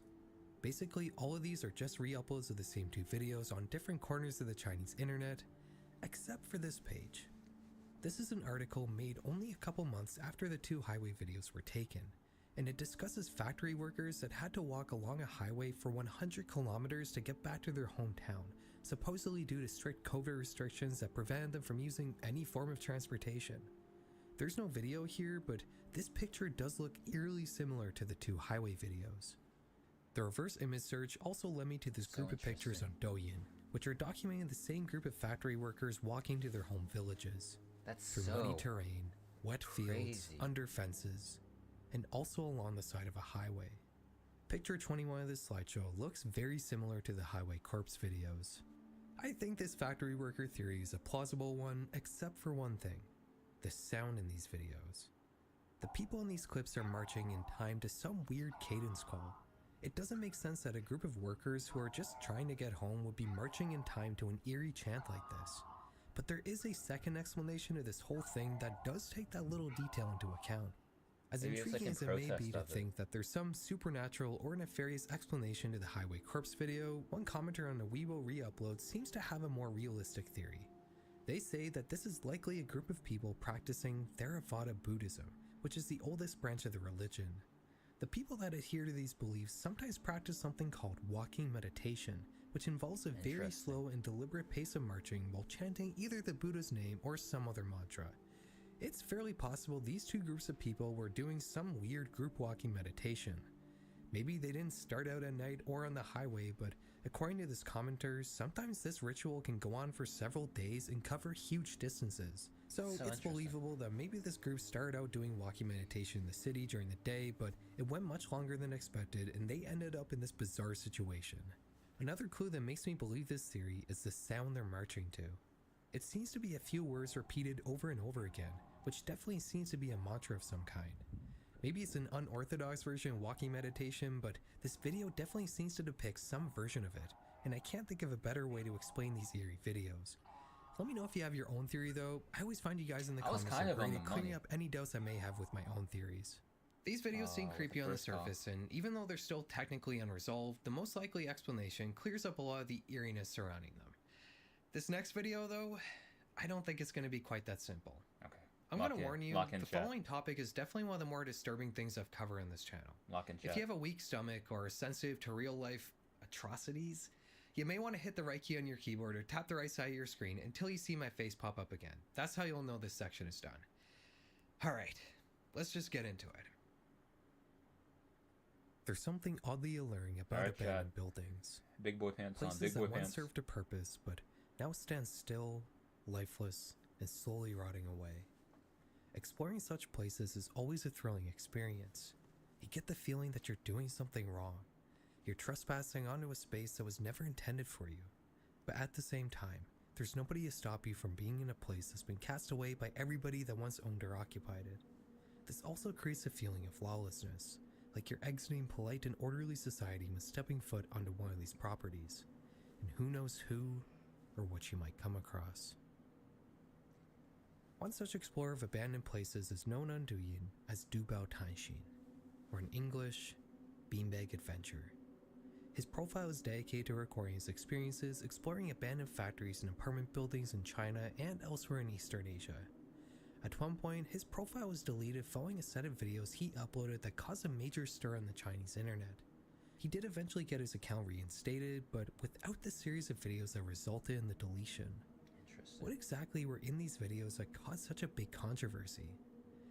Luckily, they've all been archived, and we're about to go through them. The first video starts with Dubao explaining to us that he's currently in an underground laboratory, and that he's going to show us something in this vat that only people with a strong stomach should look at. And he's not joking about that. What Dubao Tanshin is going to show us is probably the worst thing you could imagine. Obviously, I'm not going to show you this on YouTube, but inside this vat is what our cameraman calls movie props floating in a pool of dank standing water. Props or not, whatever we're looking at resembles the decayed bodies of many children. Again, Dubao goes on about how these are just movie props, but then he also says that this video will be censored, we all understand why. And pay attention to the details, I'm not gonna say much, which may imply he's only saying these are props so his video doesn't get taken down. After showing us this horrifying scene, he immediately begins gagging.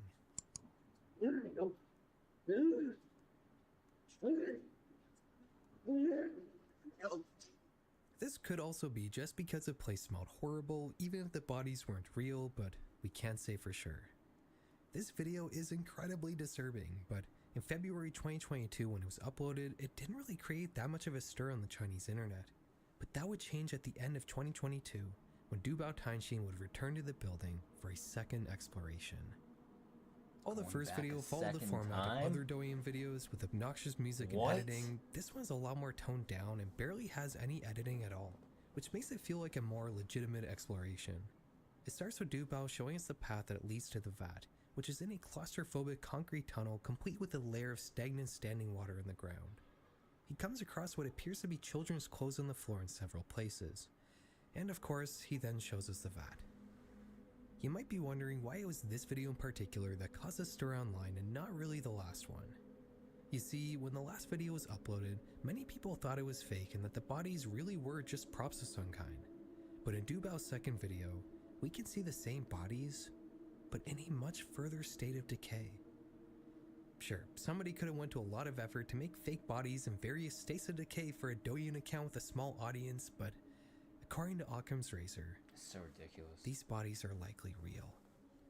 In his next video, Dubao starts by showing us the exterior of the building that's hiding the underground lab. It appears to be long abandoned and slowly being reclaimed by nature.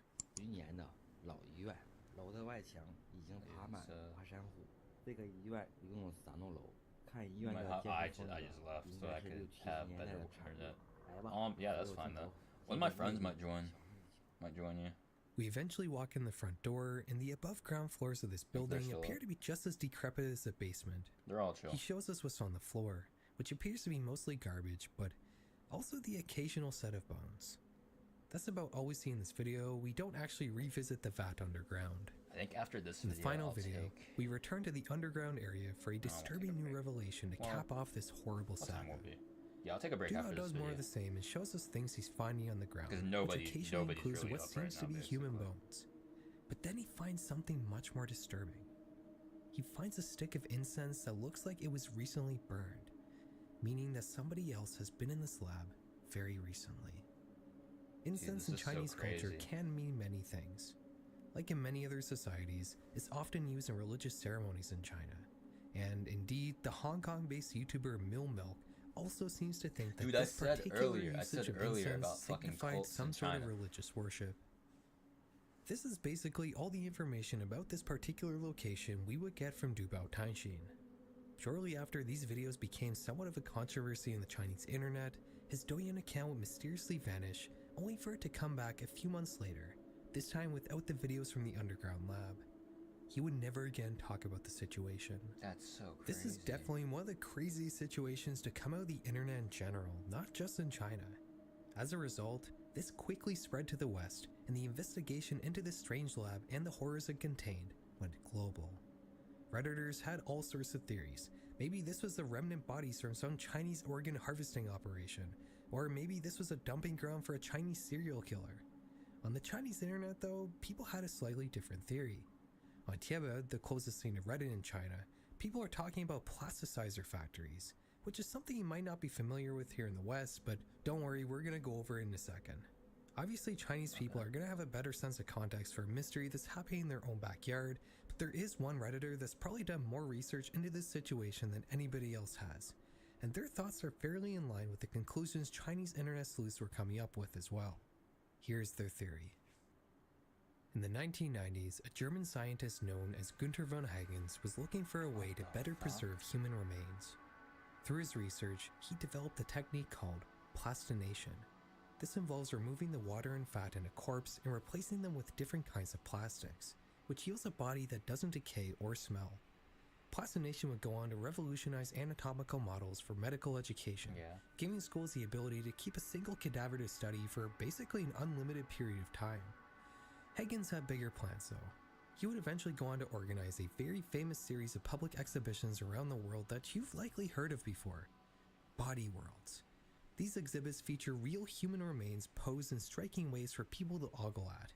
It's definitely a morbidly fascinating idea, but while Hagens and his team try to urge the public that all the bodies on display were people who had given their consent to have their corpses used in a for-profit museum, this wasn't always the case. And Body Worlds has endured many controversies over the years about their possibly unethically sourced cadavers, usually from places with looser human rights records, like Russia, Kyrgyzstan, or China. The underground lab for Dubao's videos is allegedly somewhere in the Jilin province of China. Just a few kilometers south of here in the city of Dalian in the 1990s, Günther von Hagens would have a chance meeting with Bo Zhilai, the mayor of Dalian. Günther had been working as a professor in the Dalian University, and he had also opened up his second plastination factory in the city as well. You see, Body Worlds is a huge company. By 2006, Hagens had made around $200 million in the business. This was a huge opportunity for people who had access to corpses, like Bo Zhilai. It's widely believed that Bo Zhilai was allegedly supplying Günther von Hagens with the bodies of executed Falun Gong practitioners, a religious organization that was being heavily persecuted in China at the time. Crazy. This is just an allegation without any substantiated proof, but what is proven is that Hagens' plastination factory in Dalian had been processing bodies they were receiving from unknown sources. A lot of pressure would eventually mount on Hagens for this practice, to the degree where he stopped working with human corpses altogether in China, instead focusing his efforts in the country on animal cadavers. But Günther's legacy would endure in the region, with several of his former employees going on to start their own businesses revolving around plastination, most of which are still operating in the area today. Many of these businesses operate with the same shady practices Hagens' company had in the past, and in China, they're known as corpse farms. Both this Redditor and the users on Tieba seem to think that this underground lab is hiding the leftover remains of some corpse farm. The liquid the bodies are floating in doesn't actually appear to be water, but rather a solution called formalin, a chemical used in the plastination process. Several of the other things Dubao comes across in the lab also suggest that it's connected to a corpse farm as well. That's what was throwing me off. Preserved body parts in jars. This whole XP the Redditor goes on to say that while corpse farming is an incredibly lucrative operation in China, demand likely greatly slowed during COVID, but the corpses likely came in at an even greater rate than usual, and as a result, Some are likely placed in this formula solution to either keep them for later, or to just dispose of in a way that won't attract maggots and bacteria and create stenches that will be hard to get rid of. In any event, these bodies seem to have been forgotten about. They'll never get a proper burial or funeral. They'll just lay there slowly fading away in a chemical solution in some underground bunker in the middle of China. So Alright, that was a little heavier than the things we normally talk about in this channel. I hope our next topic will be somewhat of a palate cleanser. We're about to uncover something new in a 20-year-old internet mystery revolving around a video game that's been passed around both the Chinese and Western internet. When it comes to first-person shooter games, I don't think any time period yielded as many formative masterpieces as the mid-2000s. Between 2004 and 2007, gamers will be blessed with revered classics like Half-Life 2, Halo 3, Star Wars Battlefront 2, Counter-Strike Source, Call of Duty Modern Warfare, Bioshock, Team Fortress 2. I could keep going on forever, but the point is, this was a truly magical time for first-person shooter games. Many of these titles were not just good, they were innovative and would greatly influence the future direction of the genre.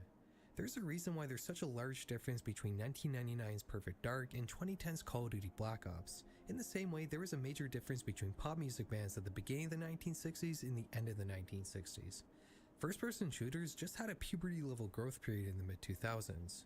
There is one game though that released during this formative time that is just as good as the others on this list, but seems to be much more under the radar for whatever reason.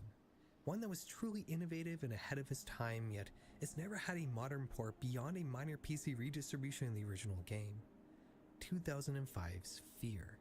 To say Fear was ahead of his time is an understatement. It's a game that still feels innovative even 20 years later. The story revolves around a military group that's tasked with investigating supernatural phenomena. The game is heavily inspired by Japanese horror, which was also experiencing a heyday in the mid-2000s. The graphics are cutting edge and more resembles games released in the early 2010s despite being made in 2005. The physics were also quite ahead of their time, with enemies ragdolling around upon being shot. Speaking of enemies, the enemy AI is probably what Fear is most well known for. In most games, foes will just more or less try to shoot you, but in Fear, the enemy AI can work as a group and plan tactically how to best prevent you from finishing the level. They can coordinate with one another to lay down suppressive fire to keep you in a corner, while another enemy flanks you from the side. If you're advancing too much, they'll fall back and take a deeper position. If you manage to flank them while they're in their cover, they'll scatter and find cover elsewhere. This system was incredibly ahead of its time in 2005, and honestly, games don't have AI this good even 20 years later. It's not so much a technical achievement as it was the amount of work and dedication the developers poured into making the best enemy AI system possible. I could gush about this game forever, but this section actually revolves around something that's inside of Fear, specifically in the end credits. When you beat the game, before the credits roll, you're shown the following line of text. What was that sound? This line of text occupies your screen for a good 5 seconds before anyone else is given credit. You would expect this person to be someone who is important to the development of the game, or maybe the loved one of that person. In any event, I'm sure the developers behind Fear have clarified at some point just who their game is dedicated to, right? Well, no. Wenqi Li has never been identified. As far back as 2005, people on the internet have been speculating just who Wenqi Li might be. Maybe they were a developer that died during the making of the game, but their only credit in the project is the dedication. There is one theory floating around posted by various Chinese social media users talking about how Li Wenqi, which is Wenqi Li Mandarin, was actually an escaped hostage that was being held in some secret laboratory that was experimenting on women to speed up the pregnancy process so China could create child soldiers. I did a bunch of research on both the Western and Chinese internet and I couldn't find any evidence of this, so I'm just gonna guess that this was made up. The two theories I've seen online as to who Wenqi Li is are as follows. The first one is that this is a fake dedication written to cause a stir among gamers, and possibly create a buzz surrounding the game. I don't think this is the case. 2005 was a very different time. People weren't nearly as chronically online as they are now, and these sorts of mysteries just didn't really matter as much back then. Having a fake dedication at the end of a game in 2005 wasn't gonna do anything for the marketing of Fear, and I mean it didn't. This series of games almost lost to time, and it's long overdue for a remaster on modern consoles that's probably never going to materialize despite how great the first game is. The second theory is that Wenqi Li is a loved one of a dev that passed away. This makes much more sense, but again, there hasn't been any clarification from the devs themselves, so it's just a theory. Or maybe it's something more. On July 19th, 2024, a random Steam user would comment on a 10-year-old Steam community post talking about the legend of Wenqi Li, saying that Wenqi Li was the father of one of the artists working on Fear, and that he died during the development of the game. This Steam user is from Russia, and I kind of don't think they were actually working on Fear, but Steve Lee definitely was. He was a senior artist working on the game, and in fact, his name shows up almost immediately after the dedication in the end credits. Despite how common of a last name Lee is, I don't think it's a coincidence that one of the most important people working on the game happens to share a surname with the person the game is dedicated to. What throws a cog in this investigation is that the Steve Lee credited in Fear doesn't seem to have any online presence, at least not one that I can find. There is another Steve Lee that is a level designer and even has a YouTube channel, but this is a different Steve Lee that just so happens to be also working in game development. They have different Moby Game pages, and our Steve Lee is an artist who began working well before the level designer Steve Lee. The last project listed on our Steve's Moby Games page is Middle-earth: Shadow of Mordor in 2014, and that wasn't even really a credit, it was just a special thanks. There's a LinkedIn listed at the bottom of the page, but it's a dead link that hasn't been archived anywhere. It would appear that Steve Lee retired at some point and just isn't online, which makes it much harder to track him down. I do think that Wenqi Li was a relative of Steve Lee. It's a little frustrating to be so close to solving this mystery and having to stop mere inches from the finish line, but hey, that's life. Guys, I hope you enjoyed the video. If you're still watching at the end, that means you either left it on and weren't paying attention, or you just genuinely liked it. In which case, you should definitely subscribe to tell the YouTube algorithm that you like videos like this. Yeah, I liked it. I'm thinking about making a part 2 of this. I don't know. I could talk. Want to go? I wonder if there's a part 2. That's interesting.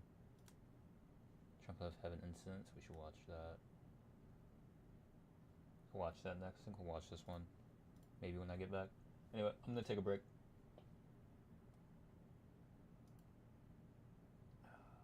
Put on some music for y'all. Let's see. Let's put some calm on. Some chill. Let's do something chill after that.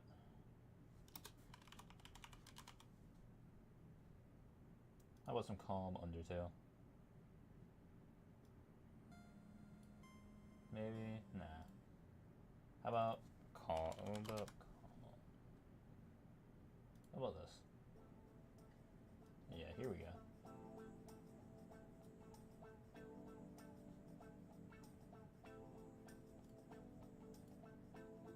And this, I'll change. It is not Persona 3, this is Persona 5.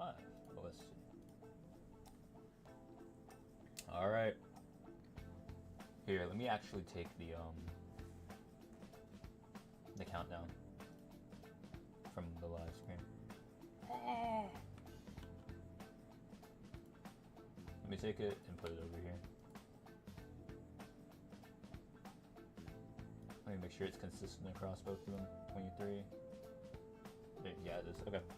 Alright. We'll be back at basically 18:30 when the countdown hits 18:30 roughly.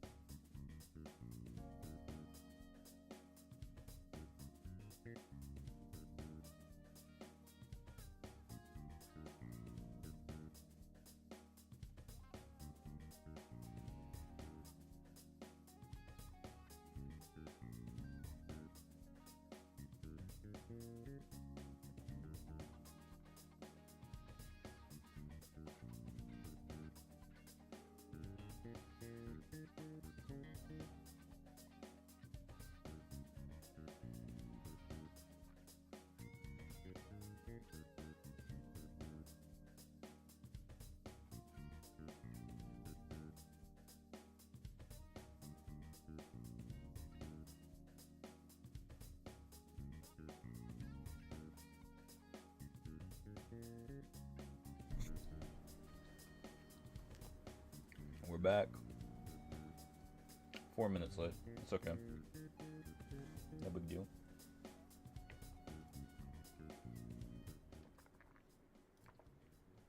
In the year 2010, YouTube would add a new way for users to keep their videos private while also being able to share them around the internet. Unlisted videos. These uploads can be watched by anyone, even if you don't have a YouTube account, but you can't actually see them anywhere on the site, even on the profile of the person who uploaded them. You can only access these videos if you have the direct link to them. This setting essentially removes videos from the so-called creator economy of YouTube, and it highlights the most common reason people upload videos to this platform. While you might associate YouTube with creators who make videos for the purpose of being viewed and shared around by strangers, the vast majority of uploaders on this platform use YouTube as a way to park video files, whether it's home movies or presentations for work or school projects. These sorts of videos are usually only shared between a small group of people, and the respective uploaders generally don't want their content to blow up. But before YouTube had the option to upload unlisted videos, sometimes these videos would do just that.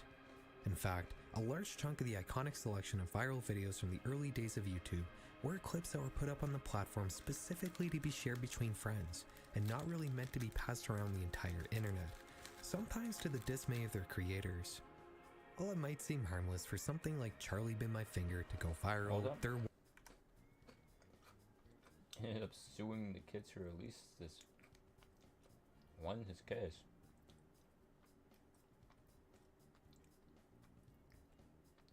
Used money. That's ridiculous. While it might seem harmless for something like Charlie Bit My Finger to go viral, there was a darker side to home videos on YouTube that likely pushed the people responsible for the platform to make the unlisted feature in the first place. To put this in a way that won't break community guidelines, all I'm gonna say is that there are communities of depraved people on this platform who collect otherwise harmless home videos of children for their own disturbing purposes. I'm just gonna leave it at that. The option to keep your videos unlisted solved this problem, but it also invited other potential issues for YouTube. You see, when you upload an unlisted video, it goes through all of YouTube's normal automatic content ID checks, but it's never going to get manually flagged for copyright because, by nature, an unlisted video is essentially invisible to the rest of YouTube. This has resulted in people using unlisted videos as a way to share around copyrighted media, like full Hollywood movies, completely under YouTube's nose. On a more disturbing note, the ability to use YouTube to host videos that are invisible from the rest of the platform can be used as a way to share around more nefarious things. After all, it's happened many times that shock videos make it onto the platform, until they get enough attention that somebody reports it and YouTube takes action. But without other YouTube users being able to see unlisted videos, these clips are never going to be reported. They're just going to live right where they are, undisturbed, being passed around communities outside YouTube. It makes you wonder just what sorts of horrifying things are lurking in unlisted YouTube videos. On this channel in the past, we've examined YouTube videos with very low view counts. We've also taken a look at Deep YouTube, the biggest part of this platform that's essentially hidden to the average user. And today, we're taking it a step further, and we're going to be diving into the world of unlisted YouTube videos. These videos are so hidden, you literally can't find them unless you have a direct link. Despite this, there are several ways you can find unlisted YouTube videos, which we'll talk about in a little bit. But for now, let me introduce you guys to our first unlisted horror. Wow, wasn't expecting that.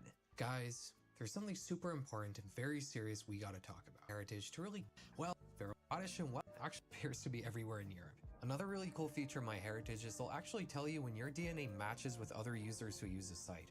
It's a motion going on shows, kind of trained wrestlers competing or fistfights. The World Wrestling Entertainment Corporation takes it a step further and completely removes the sport from the equation.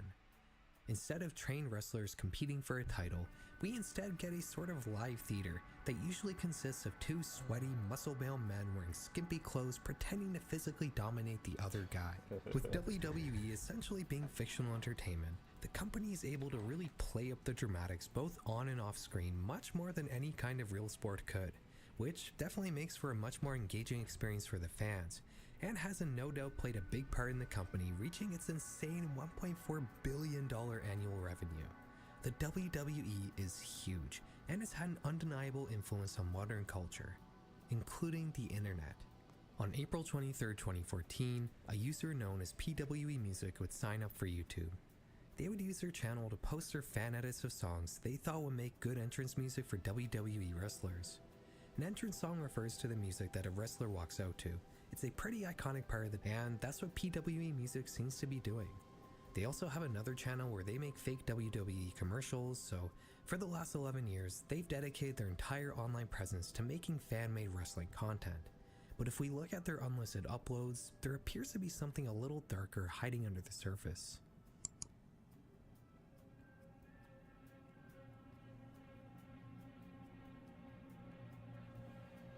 This stuff is so creepy, yeah.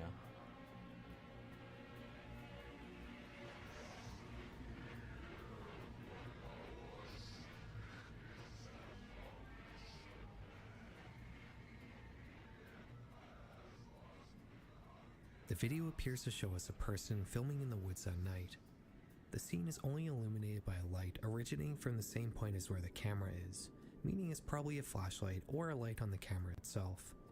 The footage appears to slow down and speed up sporadically, and as it goes on, we can eventually make out a person standing in the trees, but the video is a little too blurry to make out who they are. Eventually the figure begins to walk towards the camera, which prompts the person filming to turn around and start either walking or running away. It's a little hard to tell with the footage speeding up and down. The video ends with this view of the camera pointed towards the ground. This upload is called deargod.flv. The description is written in binary. When decoded, it reads, "He has found me, finally. We finally became one, but he still can't accept it because of his family. Mutates to a whole new world will open to him, and finally he will open his eyes upon the enlightenment I offer him." This video is obviously very different from the rest of the content on this channel. You might think that maybe this was just uploaded before all the WWE stuff and the person running the channel just decided to rebrand it at some point and that's why this video is unlisted, right?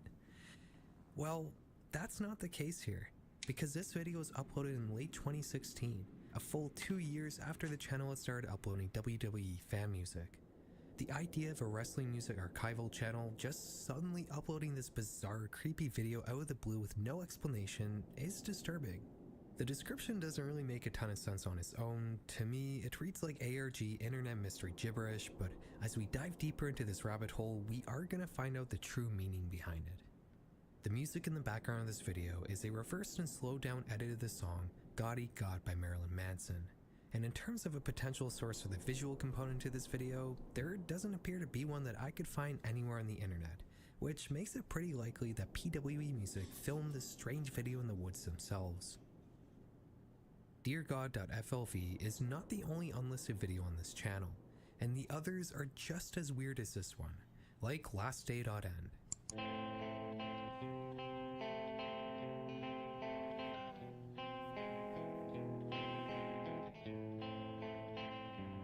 This video is made up of old footage of nuclear bomb tests accompanied by some slightly out of tune electric guitar. In the description, we get more binary. This time it reads, "He is awoken. He's coming now. Be prepared. I can't control him now." Again, this is super out of place on a channel that's normally focused on wrestling stuff, but the last two unlisted uploads actually kind of brings it back around. This video is called GaudyGod.mp4. and it just appears to be a video of a bearded man put through a ton of filters. As far as I can tell, this appears to be the WWE wrestler known as Edge. The description is again just a ton of binary, this time reading, "During my lifetime, I have been called many names, been in many bodies and never found one that was really worthy of my time, but I found this new one. What is this He ARG has a family shit? and he earns money as a clown in a TV show, just like the last one, but we're still on time to save this one and stop him from ending his existence because of his weakness. I have awoken." These descriptions appear to be telling a story of some sort of entity possessing clowns on TV, likely referring to WWE wrestlers. It mentions one of them that put an end to their own life, and another one they're on track to save. I'm sure some of you can probably see where this is going, but to the rest of you, this next upload will explain everything. The final unlisted video is called ConvictedKiller.mkv. This one focuses on the wrestler known as Chris Benoit. On June 23, 2007, Chris Benoit's friends began receiving multiple erratic text messages from both Chris and his wife. 4 of them reading, "My physical address is 130 Green Meadow Lane, Fayetteville, Georgia," followed by a 5th one reading, "The dogs are in the enclosed pool area, garage side door is open." A few hours later, Chris would call into the WWE office stating that he was at the hospital because his son had been vomiting and that he would be flying into Houston slightly later than scheduled. Chris was due to perform in a wrestling match that evening, but he never would end up taking that flight to Houston and he would miss the match. In fact, this call into the WWE office was the last anybody would ever hear from Chris Benoit. After these strange text messages and Benoit's unexplained missed Sunday match, the WWE decided to call in a welfare check at his house the very next day. There, police would find the bodies of Chris, his wife, and his 7-year-old son. It wouldn't take investigators very long to surmise that Nancy and Daniel Benoit had been murdered by Chris, who then went on to leave this mortal coil by his own hand, using his exercise equipment to do the job. While there was an explanation to this tragedy, an investigation would still be called to work out the details, which would only highlight how strange this case truly was. While you might assume a crime like this might happen because of domestic problems that brew for a long time and then blow up in a spectacular manner, possibly fueled by drugs and alcohol, the Benoit case is quite a bit different. Chris and his wife did have their fair share of problems, but there was a completely different factor that likely initiated this tragedy. During the autopsy of Benoit's body, doctors found that Chris's brain had been severely damaged, likely due to the repeated untreated concussions he suffered as a WWE performer, pulling off stunts like willingly taking blows to the back of the head. This trauma was so bad that the doctor said Benoit's brain most resembled that of an 85-year-old Alzheimer's patient, and that Chris most likely had been suffering from severe dementia in the days and weeks leading up to his death. On top of this, the toxicology report showed that Benoit's testosterone levels had exceeded the normal limit by 10 times, which was due to the testosterone boosters he had been taking. An overload of testosterone causes intense mood swings. Pair this with severe dementia, and Chris Benoit likely had a psychotic break that ultimately led to the demise of his entire family. And in the video convictedkiller.mkv, PWE Music eerily mixes a Chris Benoit promo video with photos of the crime scene. If I were to try to assign some sort of meaning to this strange lost internet horror project, I would say it might have been trying to highlight the way these extreme physical performers essentially destroy their bodies and minds for money. While the competition may be fake, the stunts these guys are doing are real, and if Chris Benoit had the brain of an 85-year-old with dementia due to the injuries he sustained while performing, then what about his peers? How many of them are headed down a similar path? Before we move on to our next topic, I'm sure a lot of you are wondering, how exactly did I find these unlisted videos? After all, unlisted means these videos are invisible to the surface web, right? Well, while these videos might not be listed anywhere on YouTube itself, people do still share around unlisted links elsewhere on the surface internet. And other people have created web crawlers that look for these links and then put them into these giant databases filled with unlisted YouTube videos. The one I like to use is known as filmot.com. It has a bunch of useful tools like being able to search for a video by keywords in its transcript, searching by specific pieces of metadata, or, for this video in particular, searching through a giant collection of 9 million unlisted YouTube videos. I came across PWE Music by using this site. But for our next topic, we're going to move over to Reddit to talk about an insane mystery revolving around an unlisted YouTube video. If you're at all into horror and you've been on the internet as long as I have, then I'm sure you're no doubt familiar with the urban legend of username 666. A video would go viral in 2008 showing people the disturbing things that would happen to your web browser if you enter in youtube.com/666 into your address bar and repeatedly refresh the page, which would eventually show you this demonic looking YouTube player presenting us a video depicting pulsating fleshy masses. This was obviously just an urban legend, but a few years ago, a news story would begin circulating the internet telling users that if they remove the H from watch in any YouTube video URL and hit enter, they'll be presented with a video called 666 by user 666, showing the same pulsating fleshy protrusions, which is all eerily similar to the original username 666 urban legend, minus the demonic looking user interface. On the surface, this is pretty creepy, and it appears to be some sort of corruption of how YouTube is supposed to work, but there is a reasonable explanation behind this. You see, the page youtube.com/watch is the one page where every single YouTube video is accessed from, It's all technically a single page. Think of the watch page as a DVD player and the videos as DVDs. You can swap them in and out, but they all play in the same player. The video ID in the URL, it's what's called an argument. It's what tells the watch page which video to load into the player. When you remove the H, you're now not on the watch page anymore. Instead, YouTube is going to look for a channel with the ID WATC.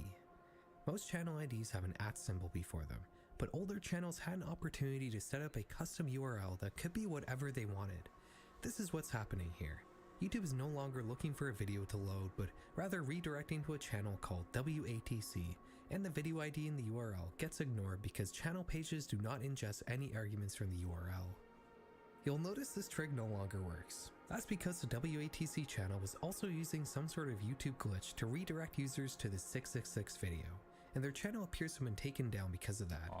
It was a neat trick, but there also wasn't anything nefarious going on here. Despite that, this still intrigued many people, and users began playing around more with YouTube URLs, removing letters from watch to see what would happen. And wouldn't you know it, something much stranger would be found. If you remove the T from watch on a video page, you'll be redirected to a channel called WACH. Again, this is using that same deprecated custom URL feature that fueled that 666 thing. This channel might seem empty on the surface, but it's hiding an unlisted video that is a doorway into a giant internet rabbit hole.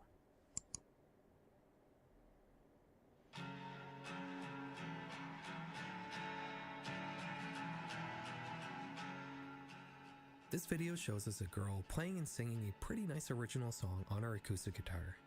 The video is called Walking Blind, which is presumably the title of the song. It has 89,000 views and was uploaded in 2023, which is kind of weird as this video really seems quite a bit older than that. The girl's hairstyle and fashion sense screams mid-2000s, and not in a recent trendy Y2K way either. Pair this with a low frame rate webcam looking video with bad white balance, and I'm fairly certain this was recorded before the year 2010. The comments are even stranger. While some of them are complimenting the song and performance, most of them are just talking about how they got to the video by removing T from watch in the YouTube URL. If you search for Walking Blind on YouTube, you'll come across a much older upload of the same video on a different channel. This one is from the beginning of 2008, and it has almost 900,000 views.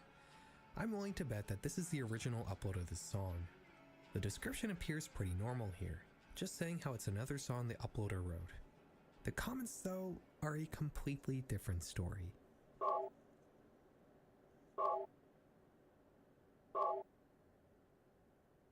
Almost every comment here is talking about a walkthrough. When reading through all of these, you get the idea that some external site meant to link to a video game walkthrough, but instead linked to this video. This might seem like it could have been due to a simple typo or something, but other commenters say that they were also mistakenly linked from other sites on the internet. Like this guy saying he came from the Wikipedia article on Che Guevara, this one saying the link was supposed to be for an Excel tutorial, this one saying it was supposed to be a virtual tour of their school. The more comments you read, the more mistaken links you can find. There's obviously something really weird going on here. All this clip is more than 18 years old. The comments all seem to be written within the last 3 years. The channel that put up this video is called LQ, written in angle brackets presumably to look like a tag in HTML code. There's 3 other uploads on the channel, all of which seem to be the same girl playing guitar, the earliest one having close to 2 million views. This is another original song. The comments here seem to be more normal overall, but again, while the video is 18 years old, the vast majority of the comments seem to be written in the last couple of years, and there are still some unusual ones, like this guy saying that anytime he loads YouTube on his Tesla, this video plays. Several other people also say that every time they log into YouTube, they're redirected to this video. If we go to the OP's channel page, you won't see any of their uploads. Instead, you'll find a list of other channels that all have the same profile picture, just in different colors.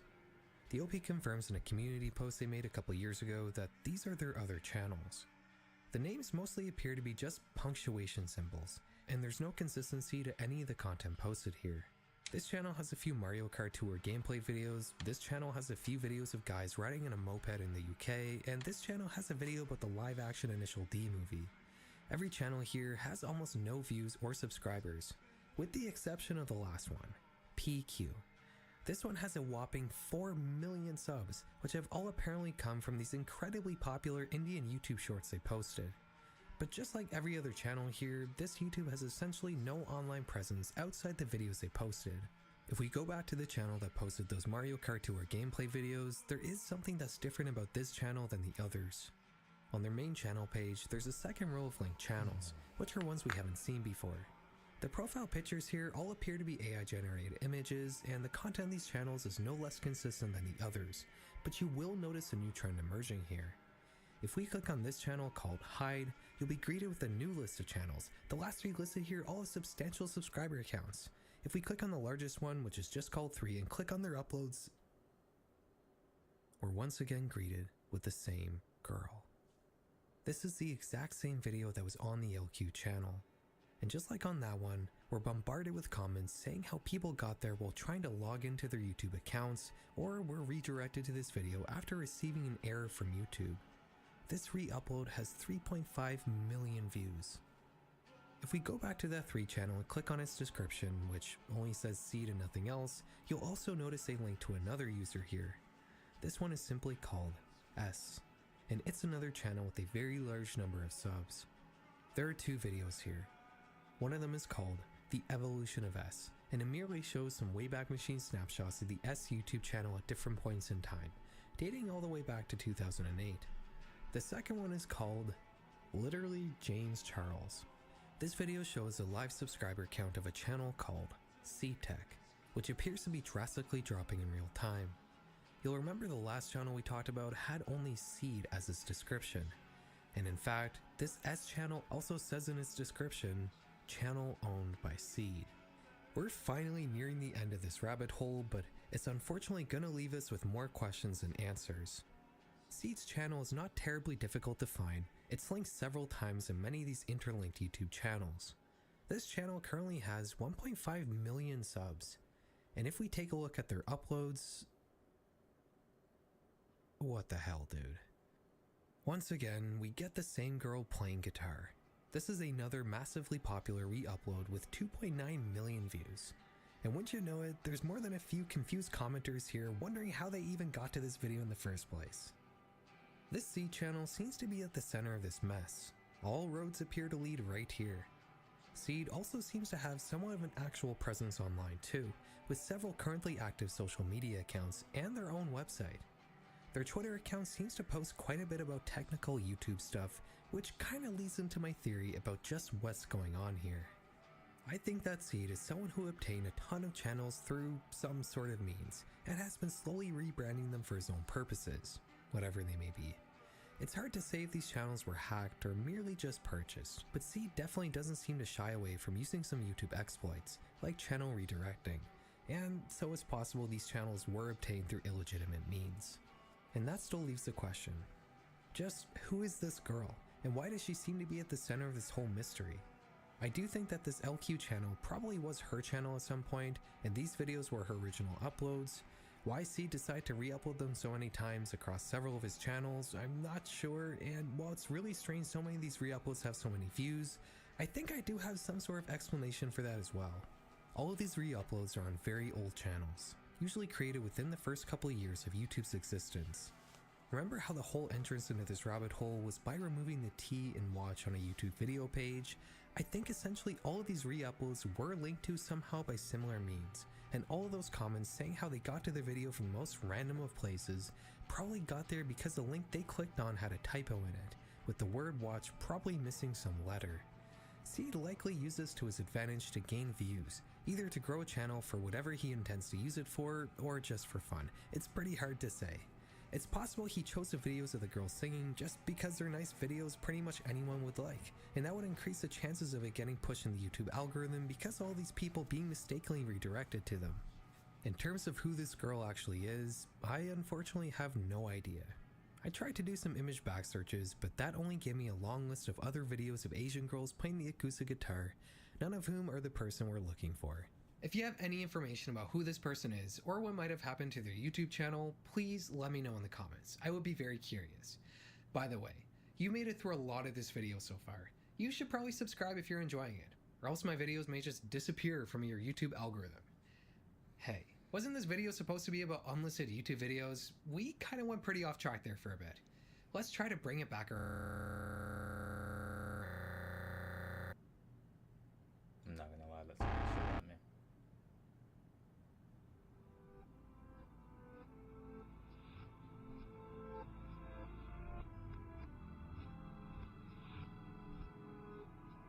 What comes to mind when watching this? Is it the eerie slowed down or reversed easy listening music? Is it the fact that this is yet another YouTube horror slap video with low effort music and a single creepy image that was likely part of a failed horror project of some kind? Maybe. I mean, that does appear to be the case here.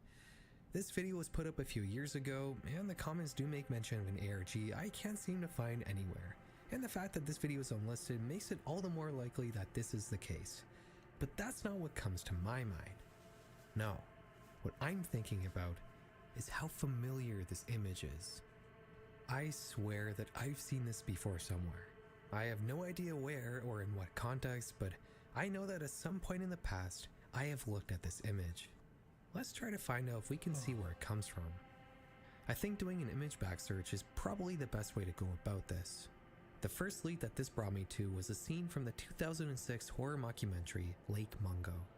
I've seen this movie a couple times, and this face definitely looks similar to the cell phone footage from Lake Mungo, with both faces being bloated and having one eye closed. But while they may be similar, they are unfortunately different enough that I don't think this purple face could be an edit of the girl from Lake Mungo. So I moved on to the next lead, which was this short movie poster I found on Letterboxd. This does look vaguely similar, but when actually watching this movie, it's pretty clear it can't be the source. I also found this ancient website, which I guess is supposed to be some sort of collection of female masks and disguises in media. Again, this does look similar to our image, but there are enough differences that I don't think it can be the source for it. Other than these three things, most of the other results I got while doing image back searches on Bing, Google, and Yandex were for the most part popular scary images, none of which were the source we're looking for. I did notice something strange though.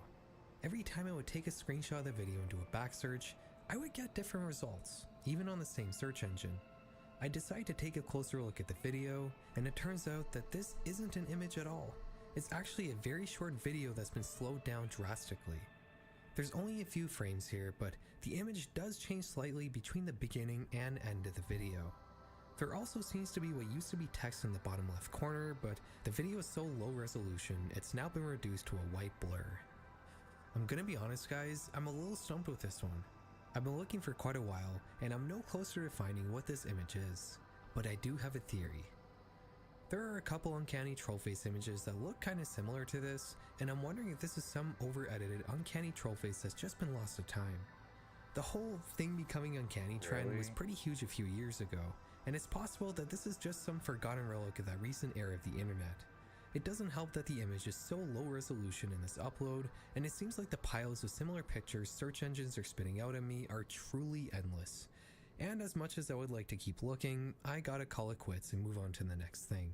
If you recognize this image, please do let me know, whether it's in the comment section here or on my Instagram where you can send me a private message.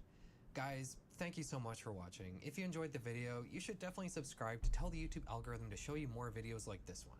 And don't forget, if you're curious about your genetic makeup, MyHeritage has a promotion going on right now, and you can use my coupon code FAIR.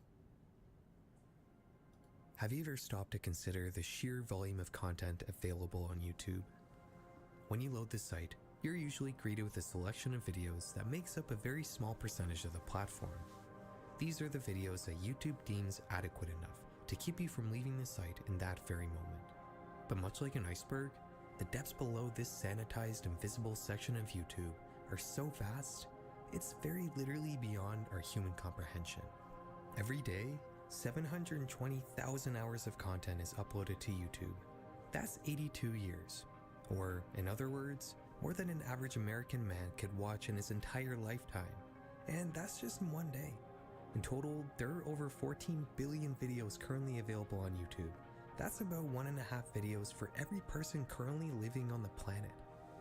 The vast majority of this content is not at all like the stuff you normally watch. 75% of videos on YouTube have no comments or likes. 96% of videos have less than 10,000 views. the overwhelming majority of videos on YouTube were not uploaded to take part in the so-called creator economy that I and every other YouTuber you watch takes part in, but rather to just store video files to share with specific people or to just host for their own purposes, whatever they may be. This is the largest section of this site, and is known as Deep YouTube. In many ways, Deep YouTube plays by a different set of rules. The lack of visibility on this content means that it doesn't get caught breaking community guidelines nearly as much as more popular videos. Since these clips have essentially no views, it means the algorithm hasn't found any place for them on the site, and they lay disconnected and orphaned from everything else. Videos on Deep YouTube can be so hard to discover that there have been multiple projects developed just to explore and catalog it, like the Deep Into YouTube subreddit or the site PetitTube, which will show you a different video from Deep YouTube every time you refresh a page. All these factors thrown together makes Deep YouTube feel unpredictable, or maybe even a little dangerous. You really don't know what you're gonna find here. Maybe it's gonna be some unseen snuff movie, some Red Room recording, or maybe it's gonna be a video like Otrev Domina.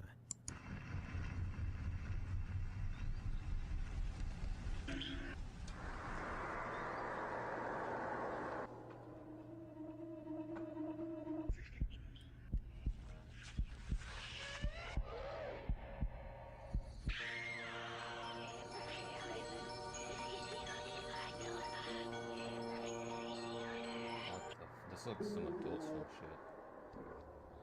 Like between shows at night.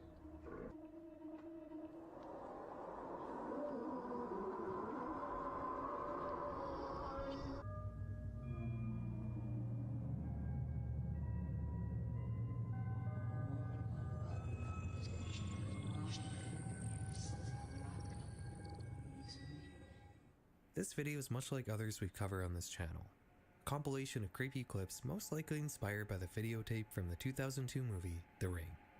These videos are always a little goofy and border on the realm of YouTube poops, but there's something different about this one. Otrev Domina is much more consistent. These clips all fit together well thematically, which makes me wonder if they mostly come from the same, or at least very similar sources. There's a lot of striking imagery here. I especially love the dance of this ghostly white figure, or this child floating up the wall. It's all very unsettling. The channel that uploaded this video is simply called Creepy Videos, and they're just one of many archives of strange and scary videos found on YouTube, and as such, they most likely didn't create this video. If we search for Otrev Domina on YouTube, we can, in fact, find several uploads of it on other channels. That doesn't exactly give us any answers though. Maybe finding the source for some of the clips in this video might help to narrow things down.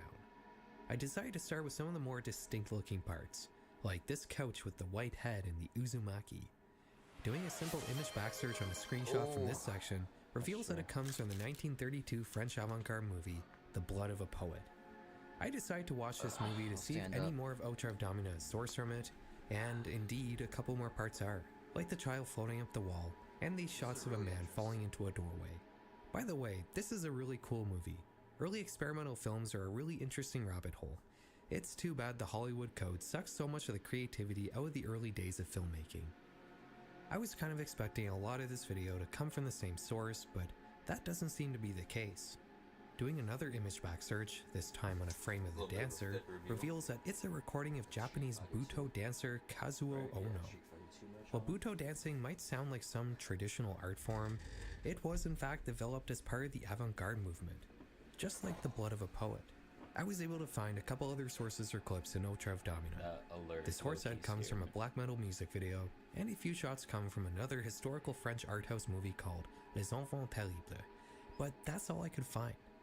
Normally, this would be where the story ends, but luckily, there is more to this one. Something I probably should have done right away was Googling Otrev Domina. Doing so brought me to a wiki we've seen many times on this channel, Secret Files. Here they list not only some of the sources we've already tracked down, but they also link to this French forum post, which reveals the true creator of Otrev Domina, a YouTuber known as Japan Pride 1000, who apparently made the video all the way back in 2011, and whose channel has unfortunately long been deleted. But luckily, in the expanses of Deep YouTube, there exists an archive of some of Japan Pride's other videos, which all have similar names to Outrev Domina. We've talked about a lot of goofy early YouTube horror on this channel, but I don't think anyone has done this style better than Japan Pride 1000. All of these videos feel unusually cohesive for the genre, and their choices of imagery are always really striking and memorable. That's literally right there. It's too bad their channel basically lived and died with such little attention paid to it, with only Outrev Domina remaining in any visible capacity on YouTube. Yeah. With Alright. Here, I'm gonna do, let's do, nope, not that. Let me go to studio mode real quick.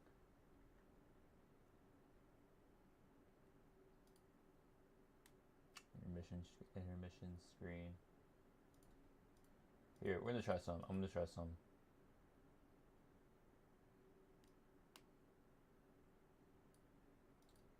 I'm gonna let this roll, keep rolling, but see this? Didn't know you could do that, did you? Put that there.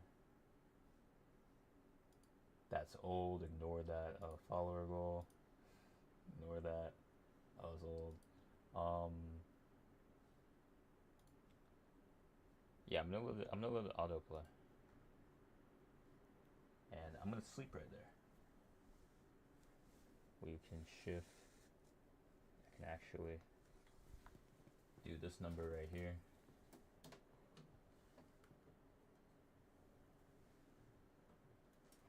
That is my bed where I will be sleeping. It's 12,000 viewers having to climb down a rabbit hole just to discover its true creator. Ain't that a thing? Outrev Domina managed to find some semblance of a second life, completely orphaned and disconnected from his maker after their channels were removed from YouTube, being passed around several channels without a description or any context as to what it was, which is a common theme in deep YouTube. These videos aren't posted with the intention of gaining an audience, and therefore the metadata just kinda doesn't matter. This common lack of context only amplifies the uneasiness surrounding deep YouTube, such is the case with our next video, which will be covered by my good friend, Something Sinister. Have you ever wondered why your oldest email address gets the most spam? I have an email account from 2005 that used to get a ton of spam, to the point where I opened up a new account entirely just to get away from it. Well, the reason is because of data brokers. Whenever you enter your personal information on an online form, you don't actually know how it's going to be handled.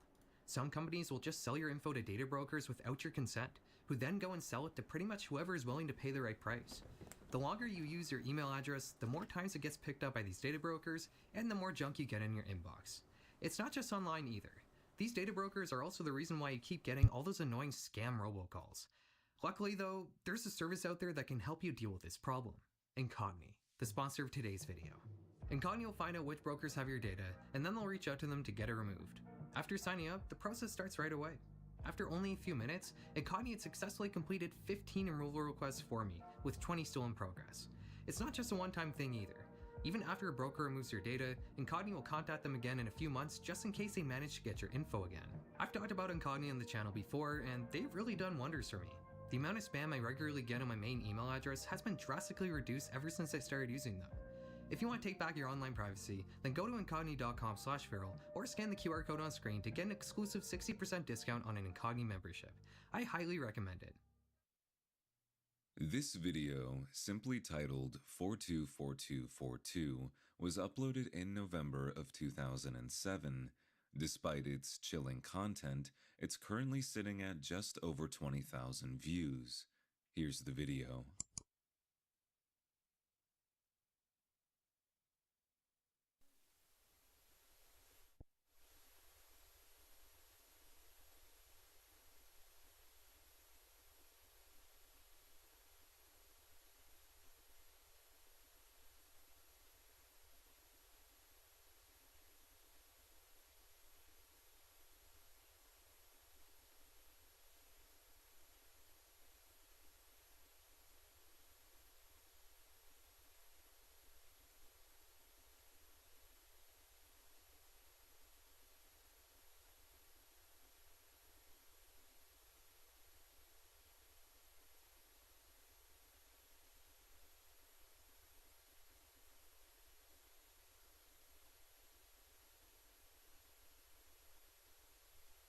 Let's start by translating the red text in the beginning of the video.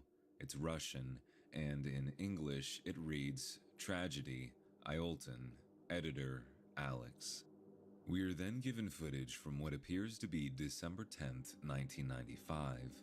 A man walks onto the back of a trailer. It's covered in snow, and when he starts digging, he uncovers at least 2 bodies underneath a tarp or blanket.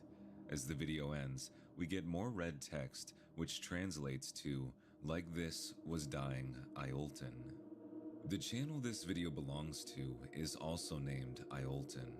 This recurring name, along with the date of December 10th, 1995, are all we have to go off of. The name Ioltan refers to a small settlement located in the northernmost point of Russia. If you visit it today, you will find that it is uninhabited.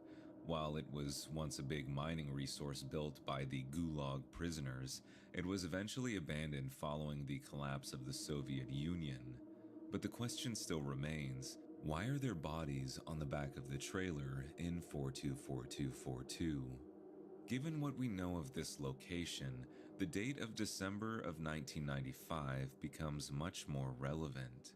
There are 2 common theories among the few people who have seen this video. The first being that these are the bodies of workers who died of tungsten poisoning while working in the mines. This theory would make sense, given that the settlement was abolished in 1995. The video could also show outsiders discovering what was an attempt to hide what was happening to the settlers working in the area. But at the end of the day, this is all speculation. The channel itself looks to be an archive of sorts for content revolving around Ioltan. 424242 isn't even the channel's most popular upload. The video of men uncovering dead bodies has somehow fallen under the radar for all these years, earning it its place as one of YouTube's unwatched horrors. One common thing you'll notice in deep YouTube are file names as video titles. This is because many of these videos are often uploaded right from a camera or smartphone without any sort of editing or modifications done to them, and the default title for every YouTube video is the clip's file name. The usual manifestation of this you'll see in deep YouTube are videos with the title IMG or MVI and then a random set of 4 numbers. This is because these are the 2 most common file name formats for both cameras and smartphones. If you search for IMG or MVI followed by any random 4 numbers, you'll get a ton of results all with the exact same title, no matter which 4 numbers you chose. I think trying out searches like this yourself is one of the best ways to conceptualize how massive deep YouTube truly is.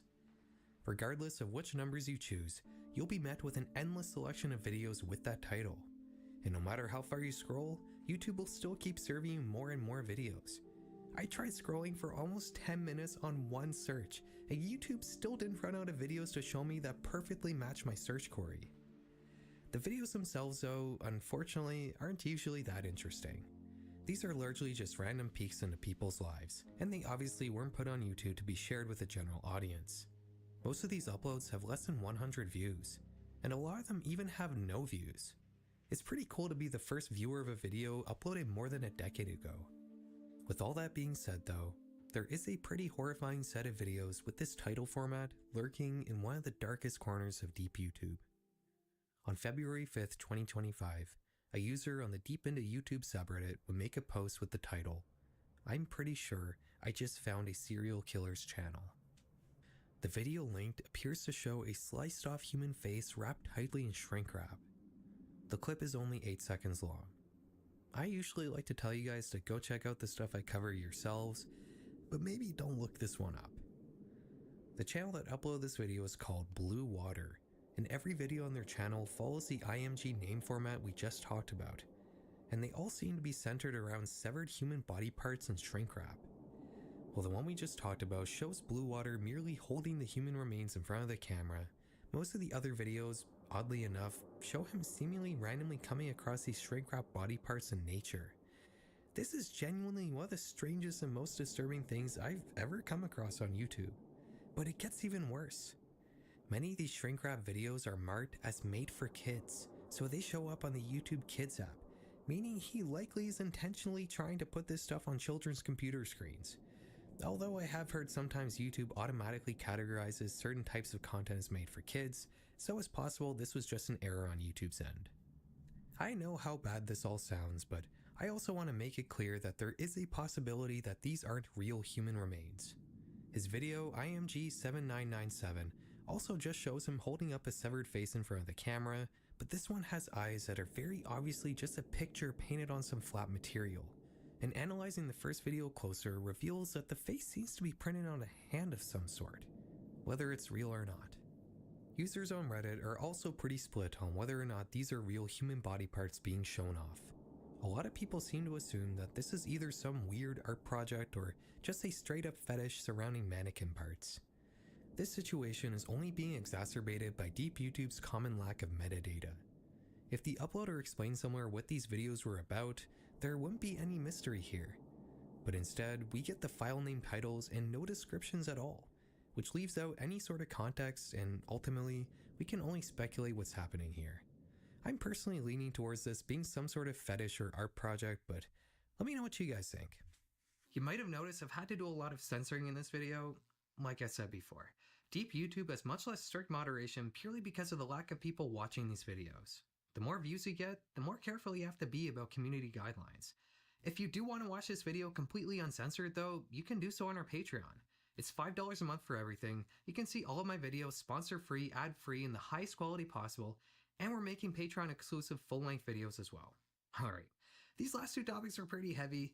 I'm going to hand you back over to something sinister to talk about something less upsetting. This video, titled VHS Found in Trash, has just over 700 views. Let's take a look.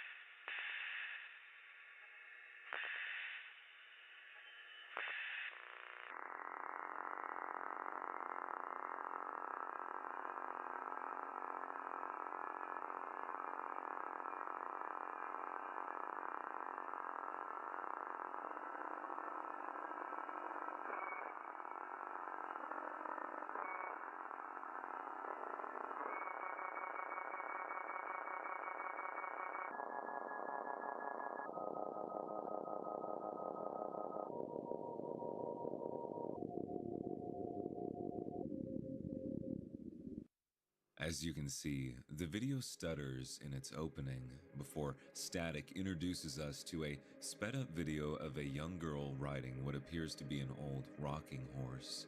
She stops before another figure, an adult I assume, walks over to her and extends their arms out. We then get a long zoom out from the girl's face before the footage stops and jitters once again. It then cuts to black. The whole thing is very short, clocking in at just over a minute long. It's hard to determine right off the bat what the purpose of the video was. Nothing outlandish or sensational happens within its 62-second runtime. It is nonetheless as creepy as a lost VHS tape can be on its own. With very little to go off of, I started by reverse image searching the young girl on the horse. This brought me to another video uploaded by the same YouTube user, titled Braindead. It turns out, this video was uploaded on October 20th, 2013, whereas VHS Found in Trash was uploaded in 2014. Braindead is more or less the same thing, a cryptic video utilizing grain and static to give us the feeling that we are seeing something that we shouldn't. That is, until 50 seconds in, when we can hear what sounds like a woman singing. The music then gets louder, and we see the words "Braindead" flash on screen. Police sirens ring in the background as the footage continues to show strange and distorted imagery. The final frame has the words, "but still kicking," written on it. The video ends. I'm sure you're asking the same question that I am. Why did Braindead show up as an exact match when image searching the young girl on the rocking horse? She doesn't make any appearance in Braindead at all. So, what's going on? The channel uploading these videos is called Pony Birthdays. A lot of their uploads are similar in tone to VHS Found in Trash and Brain Dead, like Light Post Enlightenment Post, which is just a video featuring grainy footage of, you guessed it, a light post. But a recurring name within the uploads is Antique Pony. After watching some of these videos, it's clear that Antique Pony is the name of the band that is running this YouTube channel. Their upload, Antique Pony, Equestrianism, is a music video featuring a lot of similar imagery to VHS and Trash and Brain Dead. Flashing images, grain, and static. It's hard to describe the band's sound. It's very experimental and very clearly recorded in someone's house. When exploring the band's Bandcamp page, they describe themselves as experimental art rock. With this new information in mind, I think VHS and Trash is potentially an attempt to garner mystery around the band. Videos like this go viral all the time for their strange and unusual quality. Maybe it was their hope that people would stumble upon it and share it around, and in doing so, be spreading the word about the band. It's also very clear that the band members are very interested in experimental art, and VHS and Trash could have just been a little side project to explore and be creative. Regardless, we're still left with the question of where did this strange footage of a girl on a rocking horse come from? Well, I don't think we can ever find out for certain. I actually reached out to Antique Pony via direct message and found out that the video was created by a man named Adam Cooley, who is not a direct member of the band, but was heavily associated with it. I was sent a link to his website, which, as you can see, is very rudimentary. The website itself is an overview of Adam and his work, all the way up until his untimely passing in 2014. The only mention I could find of VHS Found in Trash is under the category of Other Works / Collabs. There's a bullet point reading Found in Trash, short film for Strange Vistas VHS compilation. When you click on the Strange Vistas link to purchase a copy, you're taken to a page that says the site can no longer be reached. With Adam's passing and this dead link, it's unlikely that we will ever know the true origin of the strange video that he made for Antique Pony, and all I can hope is that he is at peace now. While that VHS may have been thrown in the trash, I'm very glad this next VHS we're going to talk about was not. This one was instead preserved in good condition for almost 20 years and then uploaded to this site. Like many videos from Deep YouTube, the title of the following clips are simply the file names of the videos.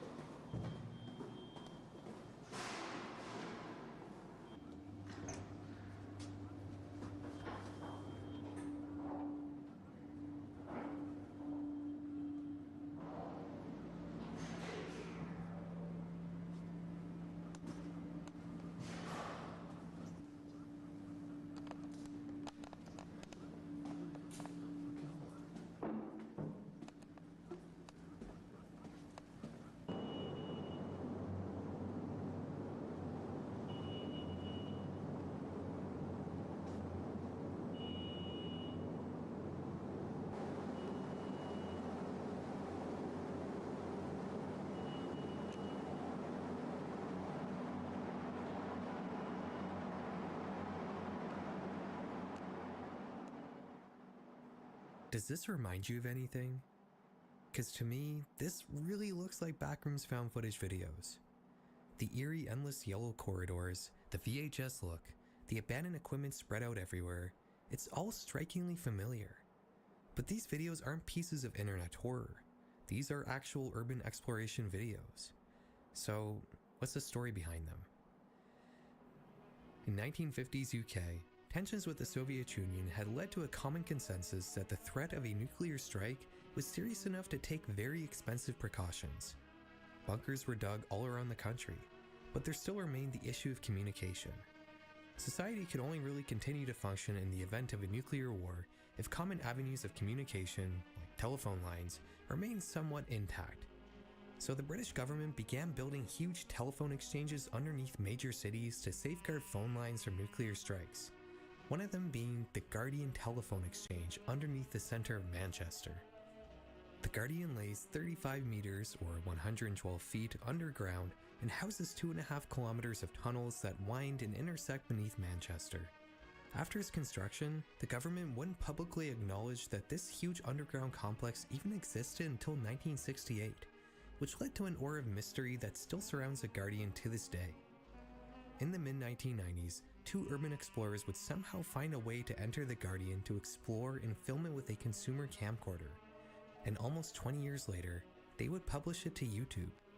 Little did they know that this was the only public footage ever recorded of this underground complex.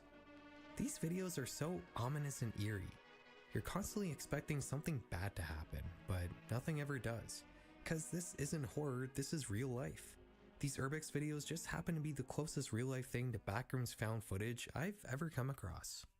If you're at all into liminal spaces, even if you've grown tired of them, you should still check out these videos. They're definitely the best liminal space related stuff I've seen in a long time. Alright guys, that's it for today's foray into deep YouTube. If you made it this far into the video, why not consider subscribing? I'll catch you guys in the next one. Have a good night.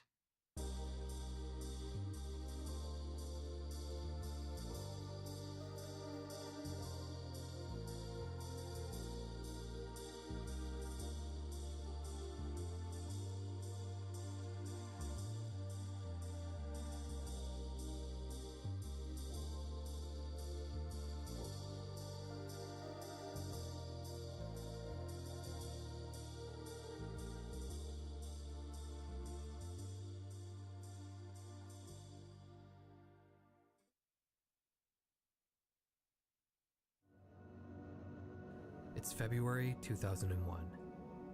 George Bush has just been inaugurated, the dot-com bubble has popped, causing a major stock market crash, and Japanese film director Kiyoshi Kurosawa is getting ready to release his 10th feature film. Kurosawa as a director is mainly known for his horror movies, which was a genre that had been taking off in Japan at the time in a big way. Movies like Cure, Audition, and Perfect Blue were finding success not just locally but internationally as well. But no movie made it bigger than 1998's Ringu, which had even beat out Hollywood blockbusters like The Matrix in some markets. What made Ringu stand out so much as a horror movie was its use of modern technology in its storyline. Gone were the days of crusty old haunted Victorian manors. In Ringu, evil spirits would make use of familiar conveniences like videotapes and phones. Horror had gone digital. Kurosawa was about to take this idea of using modern technology as a plot mechanic to the next level by making his 10th film a horror movie about the internet, 2001's Pulse. Pulse as a movie is slow, atmospheric, lonely, depressing. But more than anything, it was prophetic. In Pulse, you can find haunted webcam feeds, cursed image files, Red Room style websites, and randomly discovered flash memory possessed by evil spirits. If all of this sounds familiar, it's because it is. All of these story tropes developed by Kurosawa for Pulse would go on to become the foundational cliches of internet horror. Look, I'm not trying to tell you that Pulse was a main influence for all the creepypastas, ARGs, and online horror projects that came after it. If anything, it was just a sign of the times. Life was changing. The world was slowly becoming centralized on this digital interactive platform that we call the internet. Pulse just happened to be the first horror story to really explore this new world order. You know, there are a lot of disturbing part of the internet videos on YouTube by many different creators, but they all focus on the modern internet. Today, we're going to be exploring the world of internet horror before Pulse, a time when the internet wasn't so embedded in and essential to our daily life, back when it was purely a form of total personal expression. Horror in the 90s internet looked quite a bit different than internet horror nowadays, and today, we're going to get a taste of it. But before we dive in, I think it's important to properly set the scene.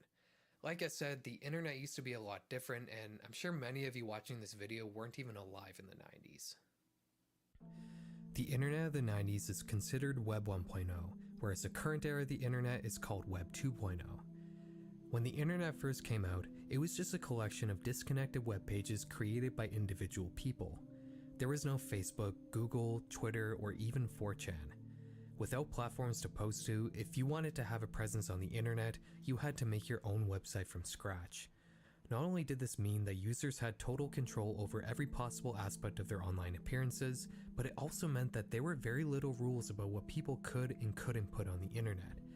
Don't get me wrong, internet service providers and web hosting services like GeoCities could and did enforce content policies, but it was more of a sheriff in a Wild West town sort of situation compared to the modern militarized police departments that are modern social media platforms.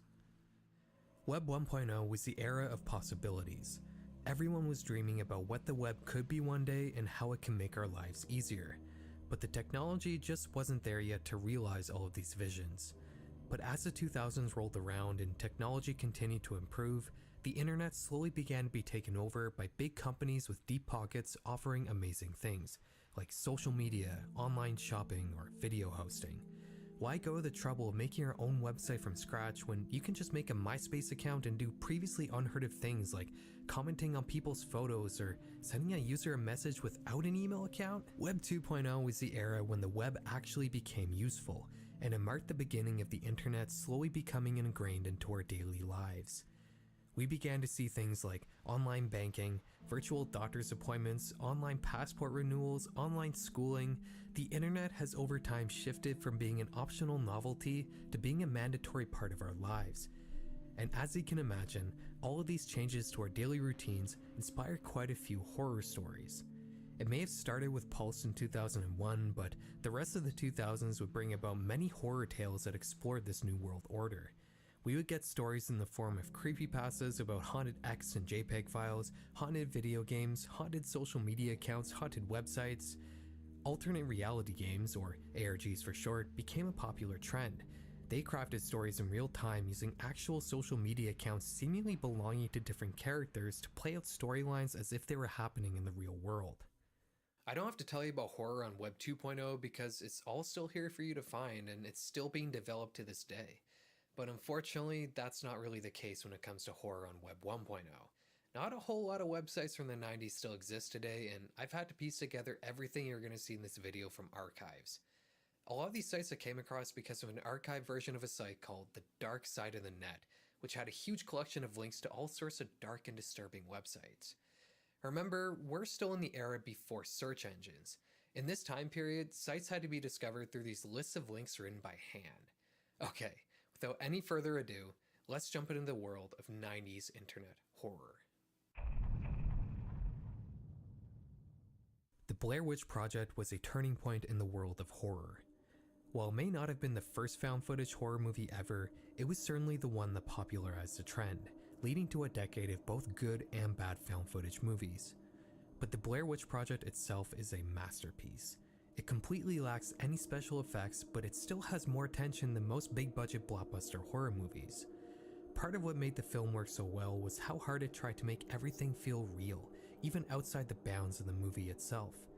The producers desperately tried to present the film as a real recovered documentary, not only listing the actual characters in the movie in the official credits instead of the actors that portrayed them, but also adding these characters as actors on IMDb and listing them as deceased. The marketing team even put up missing persons posters with the protagonists of the movie to advertise the release, and probably the most important piece of marketing of all was the Blair Witch Project website. First launched in 1998, BlairWitch.com tells a multi-century long story that begins in 1785, when a woman named Ellie Kedward is accused of performing witchcraft on children and is banished into the woods outside the Blair village in western Maryland, where she soon dies from exposure during the cold winter. Only 1 year later, the town's children begin to vanish. The townsfolk start believing the land is cursed and decide to abandon the village, resettling in nearby areas. 23 years later, in 1809, a book called The Blair Witch Cult is written by an unknown author. It chronicles the strange things that happened while Kedward was imprisoned, like objects suddenly flying around the room and Kedward impossibly being sighted outside of her cell in the middle of the night. In 1824, the town of Burkittsville is founded on the original site of the Blair village, and just 1 year later, children once again begin vanishing. More than 100 years later, in 1940, 7 children disappear over the course of just a few months, the highest amount since the 1700s. A hermit named Rustin Parr soon comes forward and confesses to murdering them. The police spend 4 hours hiking through the woods to his remote cabin, where they find the 7 bodies in the cellar. When questioned, Parr says the spirit of an old woman made him do it. Parr is convicted and subsequently executed for his crimes. In 1994, a group of 3 film students decide to travel to Burkittsville to make a documentary about the folk legend. They interview some of the locals over a couple days, and then they travel into the woods to find Rustin Parr's cabin. They're never seen again. A large search effort was made to locate the missing film crew, but the only trace of them discovered was their car, which was parked outside of the woods. In the forest itself, nobody could find even a single piece of evidence that they had been there at all. The search eventually gets called off and the case goes cold, but 1 year later in 1995, some anthropology students excavating underneath Rustin Parr's cabin find a duffel bag containing a bunch of videotapes as well as a journal kept by one of the missing filmmakers. The students' professors say it's physically impossible that the bag could have been buried underneath this cabin, which was more than 100 years old. And yet, there it was. The website has some small clips of these discovered tapes, but you'll have to watch the full movie to see all of them. The Blair Witch Project website is full of lore and is incredibly detailed. It was also incredibly popular.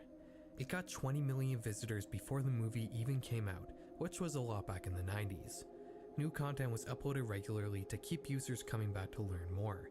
There's video interviews with people involved with the investigation, as well as family members of the victims, newsreels, miscellaneous archival videos and pictures to expand the lore of the folk legend, and also police evidence photos. I would even venture to say there's enough content on this site that it could stand on its own as a horror project even if there was no movie associated with it. I think my favorite piece of content here is the Discovered Journal. It has entries starting from before the timeline of the movie right up until the end of the film. It really reminds me of logs that you find on SCP entries, and I wouldn't be surprised if this site in general had a big hand in influencing both the SCP Foundation and also all of the internet ARGs that followed. The Blair Witch Project is one of my favorite movies of all time, but I've never actually looked at this website before. And looking at it now is giving me the same feeling as when I watched Nightmind's Marble Hornets Explain videos back in 2015, and I realized that I had missed out on a lot of the lore when I had originally watched Marble Hornets years prior. This sort of earnestly presented horror project in the style of an ARG hadn't really been done before the Blair Witch Project website, and most of the horror we're going to look at in the rest of this video is all clearly presented as fiction, but some of them would use the unique features of the internet to enhance their stories, like Fright.com.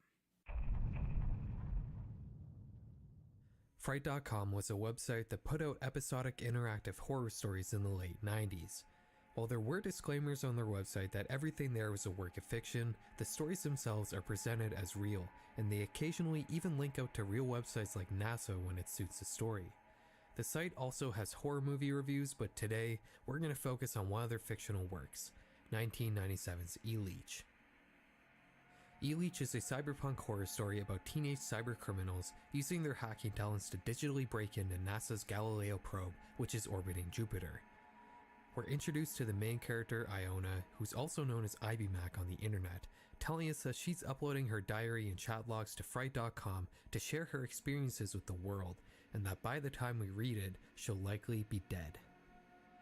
We're then shown a chat log with Iona and the rest of her hacking crew where a fellow hacker by the name of Troll introduces a plan to hack a NASA probe and download its data.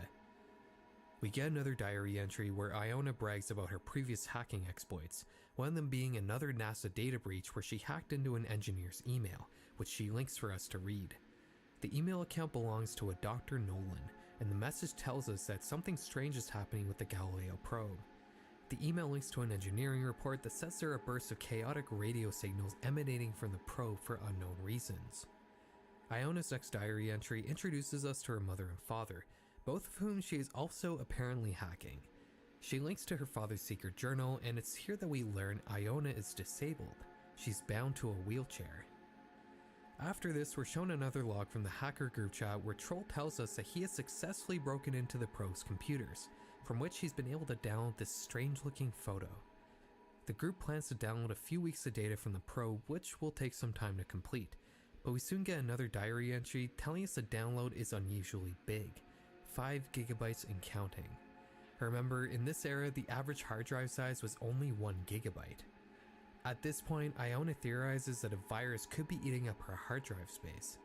In the next entry, she confirms this by telling us that Dr. Nolan is now having the same issue with the probe data. It would seem like the probe has somehow downloaded a virus to their computers that is infinitely duplicating itself until it takes up all available storage space. For Iona, this is a minor inconvenience, but for NASA, it's causing national security issues with government servers becoming compromised. It's at this point we learn that Troll has been arrested by the FBI, or maybe something worse.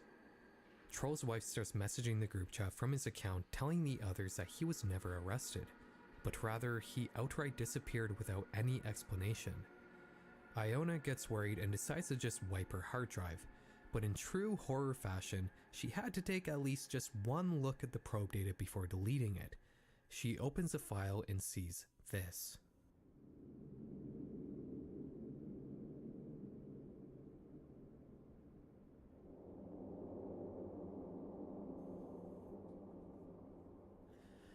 As far as I can tell, this binary code is meaningless, but maybe I'm missing something here. Let me know in the comments if I am. In the next entry, Iona decides to try hooking up more hard drives to her computer before resetting it just to see what would happen, and predictably, the virus ate up all available storage. But then it showed her another message asking for data about specific topics, like programming languages and information about the human brain. We're then given another journal entry from Iona's dad, which tells us that he's been having unexplainable memory lapses. On Dr. Nolan's end, things are much worse. NASA's internal network has essentially been destroyed, and the FBI has come in to help with damage control and to study the virus. Iona decides to feed the virus the data it requests, and it thanks her by telling her she's in great danger. Iona begins calling the virus Az, and she manages to start a direct dialogue with it through a command line. But to answer any questions, Az needs more storage space. We get another email from Dr. Nolan telling us that Az is a sentient AI of extraterrestrial origin, and it's been hard to get much data about it because the engineers who get assigned to study the virus all end up going crazy. While Iona seems to be unafflicted by this particular effect of the virus, we can't say the same about her father.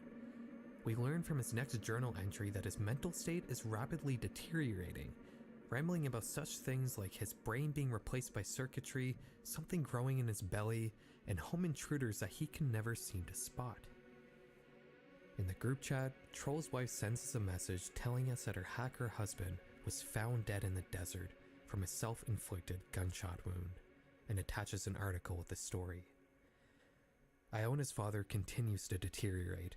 He ends up grabbing his gun, shoots his computer, and then runs out of the house into a nearby forest.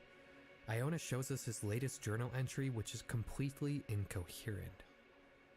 Iona shows us another intercepted message from Dr. Nolan, which tells us that the engineers studying Az have all rebelled against the rest of the NASA staff and the FBI and have barricaded themselves in the server room with hostages, demanding more hard drives to feed to the virus.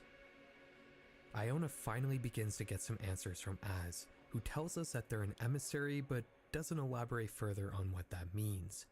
They were trapped in Jupiter's gravitational pull but were able to somehow get inside of the probe's computer. For any more answers though, Az needs more memory and storage. It's worth noting too that the binary at the bottom of the page has now transformed into text. In the next entry, we learn that Iona's dad has come home but is only acting stranger, cutting down trees with an axe and writing more disturbing things in his journal. We intercept another message from Dr. Nolan telling us that NASA has confirmed that Az has the ability to control human minds through a controlled light flicker from a computer monitor or television screen. Iona theorizes that her dad is somehow being affected by this flicker. Logically, she decides to feed Az some more hard drives to see if it will have enough storage to be able to process some sort of answer to all of this, which it sort of does. Az tells us that Iona's father has somehow gotten a copy of the virus planted in his brain. And just like an arcade machine after a game over, Iona needs to install even more hard drives to get more answers, which she does. Az then tells us that a supernova is headed towards the Earth and will wipe out all life in 2 years, but Az can design a solar shield that will save the world. If it gets more hard drives. Iona does the responsible thing and decides to email Dr. Nolan, who obviously has no idea who she is, but also brings up an important point. Why is Iona not being affected by the flicker? Nolan tells us that the supernova story is a lie. Az has come to colonize and assimilate Earth much like the Borg from Star Trek. Iona not only needs to wipe her hard drives, but she also needs to physically destroy them. We get a follow-up email from Dr. Nolan telling us that Az is what's known as an E-leech, a virus that can assimilate any logical processor, including a human brain. The flicker is able to transmit a copy of the virus into the brain through its vision processing center with a binary flicker, much like how a speedrunner can insert arbitrary code into a video game through button inputs. Apparently just 80 minutes of looking at an infected computer screen is enough to transmit an entire copy of the virus into your brain, and from there, it begins to cannibalize all of the brain's resources as if it were any other computer. We get another journal entry from Iona's father, which tells us that he's been designing some sort of machine that will transfer the virus into human brains almost instantly. At the end of this entry, we get a foreboding warning from Az, telling us to stop reading Dad's journals. Iona's father comes into the room to attack her, but her mother stops him and then they both go limp, because Az has downloaded their minds and replaced them with empty data. Remember that Iona is a quadriplegic and is essentially helpless without her parents. Az tells her it will restore both of them fully if she uploads a copy of itself to the internet.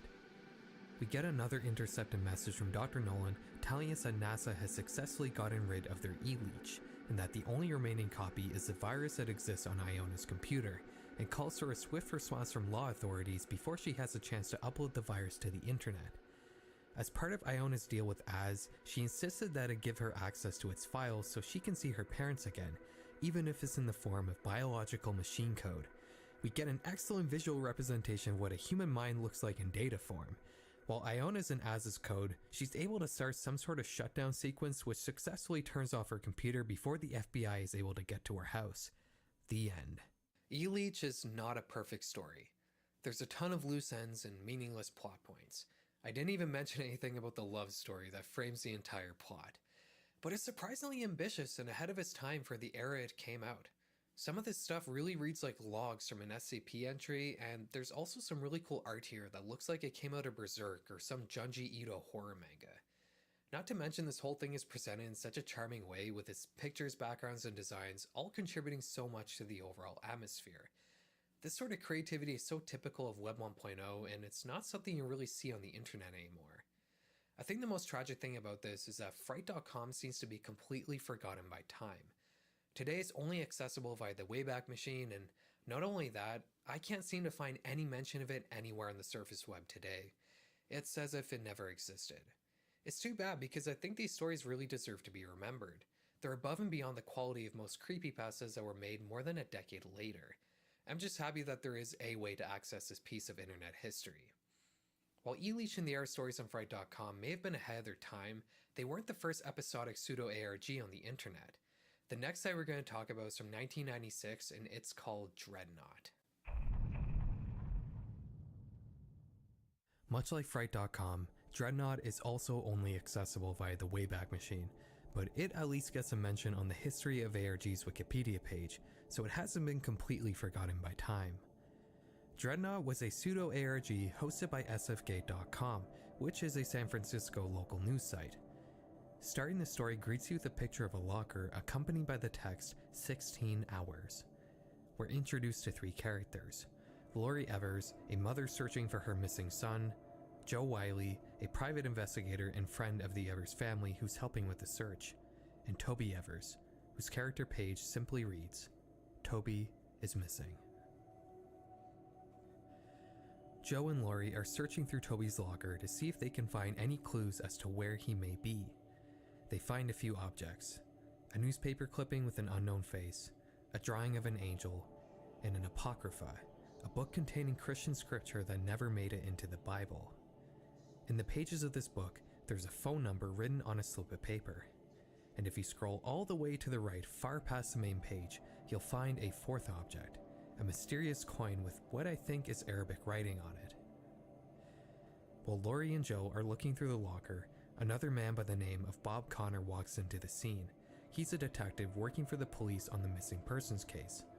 Bob asks Lori to stop by the station with her husband so they can answer some questions. The next page cuts to Lori at the police station with her husband Jake. Detective Connor tells the couple that Toby was last seen near a major bus station after walking out of his computer class at school, and the police believe that he has left the county. After answering a round of questions from the police, the couple heads home to check on their daughter Elisa, who is sick with acute rheumatic carditis, a serious disease that affects the heart valves.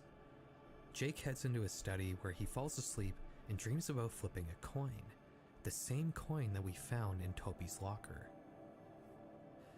Episode 3 opens with Lori checking Toby's computer with his computer teacher, Nash. They find 2 emails that he had written to his father, but were not known about previously because Jake hadn't checked his email. In the first one, Toby says that he needs to go meet someone, but he doesn't know how long he'll be gone, and that he'll have a laptop with him. After the signature, there's ASCII art of an angel along with the line of text reading, Dreadnought, the mystery of angels. In the second email to his father, Toby says that he is okay and is traveling with a man named Azarius. You might remember that we talked about the Apocrypha briefly. There's a section of this codex called the Book of Tobit, which tells the story of a boy named Tobias who goes on a journey while being escorted by the angel Raphael, who is in disguise and calling himself Azarius. Lori tells us that while she's not religious, she named Toby after Tobias in the Book of Tobit because she liked the story. Nash then shows Lori Toby's personal webpage, which is hosted on a website called Seraphim.com. On this page, Toby tells us his 2 favorite things are computers and angels. He tells us the site his page is hosted on is owned by his father's friend. Let's analyze this a little bit. Seraphim refers to a seraph, which is the highest ranked angel in Christian theology. Toby's page is hosted under the URL members/me. If we navigate up to just members, we get a list of folders. In the apology folder, there's just one page with an essay that seems pretty unrelated to the story if I'm being honest. I don't know what this is exactly, but I can't find any connection between this page and the rest of the story, so I'm just gonna disregard it. Nothing in the Rorschach folder has ever been archived unfortunately, so we can't see what was there, but luckily we can't see what was in the last folder, Gort. This appears to be a homepage for a press house called Gort Publishing, which will come up later in the story. We get a picture of a robot with the text Klaatu Barada Nikto, which is a reference to the classic science fiction movie The Day the Earth Stood Still. The only thing of note here is the last section of the page, which talks about an author named Sailor Strom who writes books about angels. It says that he was booked to give a lecture in San Francisco, but it was cancelled at the last minute. There's only one more page on Seraphim.com, the home page. It has a blurb of text that explains what seraphs are, and it also has a phone number. Note that this is not the same phone number that was in Toby's locker, but it is another San Francisco number, which is a strange coincidence because the story takes place in Texas, not San Francisco. Returning to the story, we find P.I. Joe Wiley being interviewed by Detective Connor. Joe is telling a story of how a man ran up to him while he was leaving Toby's school. This man is named Daniel Payne, and he hands Joe a picture of Toby being led away by a mysterious figure that Daniel identifies as a man named Hale. Daniel tells Joe he'll only talk to him and not the police, and then quickly runs away. Joe decides to get into his car to tail Daniel.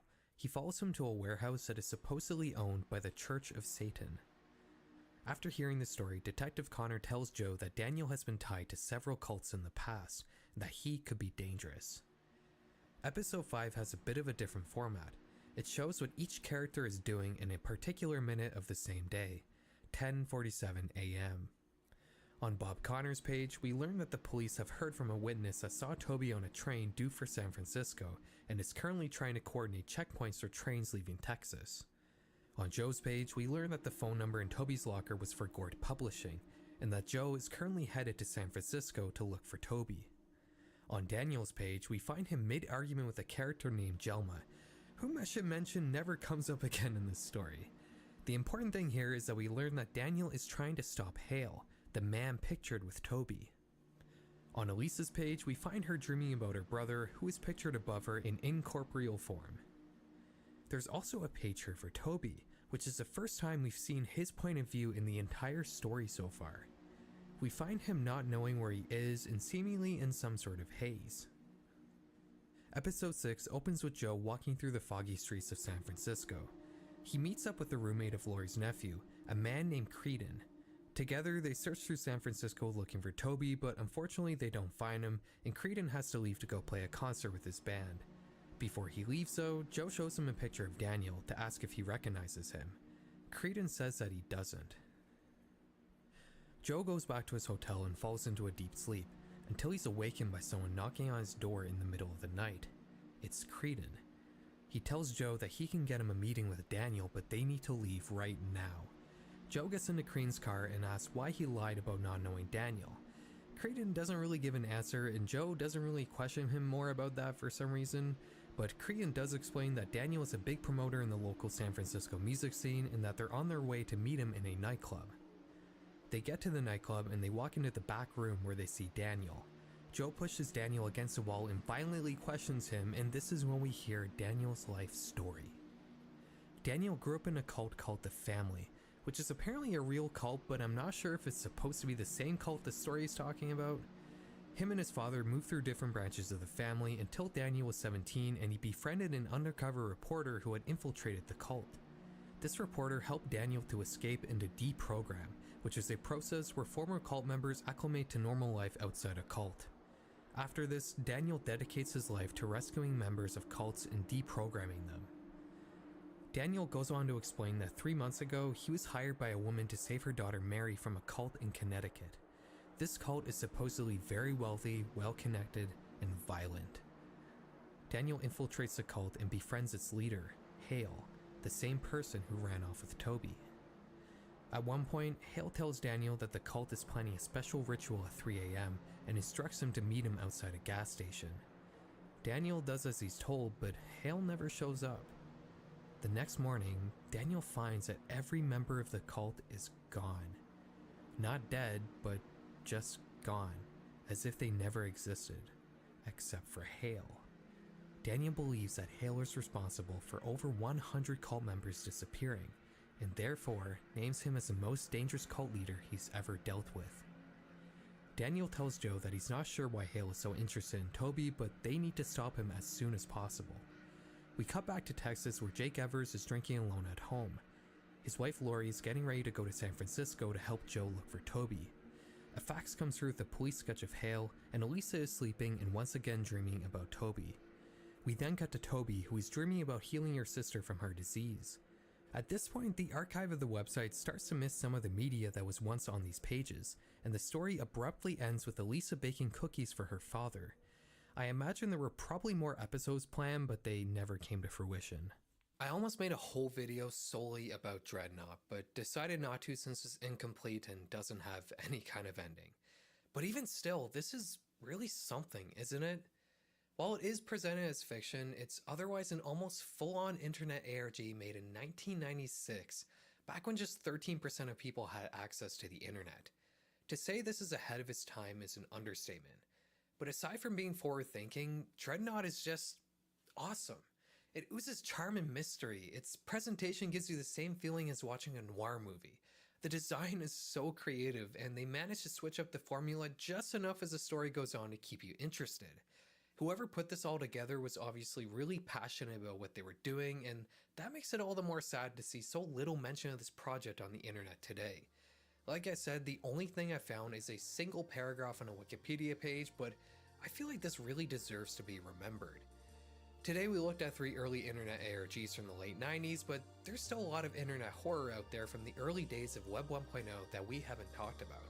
So instead of making this into a 4-hour long video, I've decided to cut it up into a series. We'll return pretty soon to look more at the horrifying parts of the 90s internet. But until then, take care guys. Thanks for watching.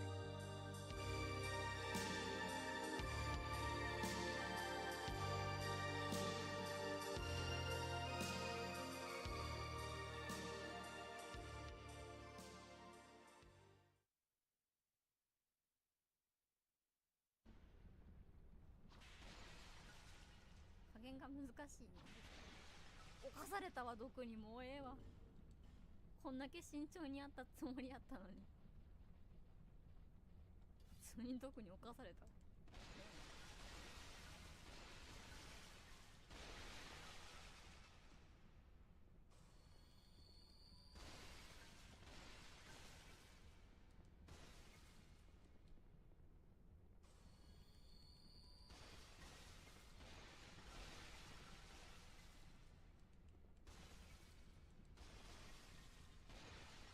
ここだけなんかほんまに1個ぐらいあったっていいだろ。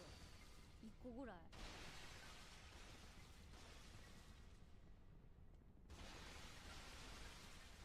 ピピさん出したよ。1個ぐらいあったっていいのにな。そう。土の塔や方が。危な。やばい、これ誰やお前。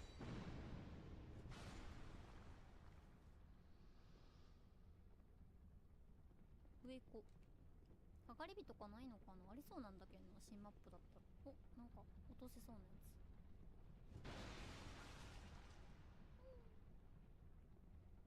つ。なんかある？どこか。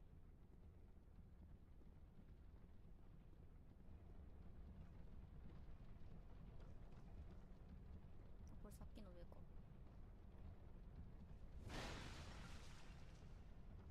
先端に当てる感じ。ローリングでちょんちょん。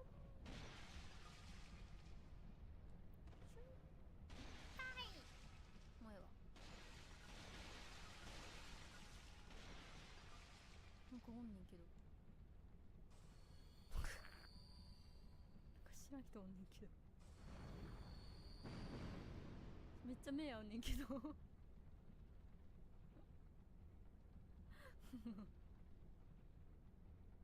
にちは。あにょはしよ。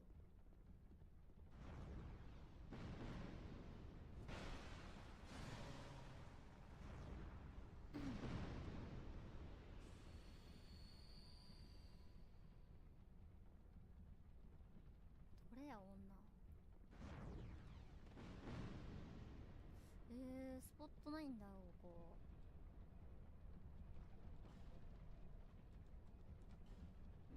こっちも気になるな。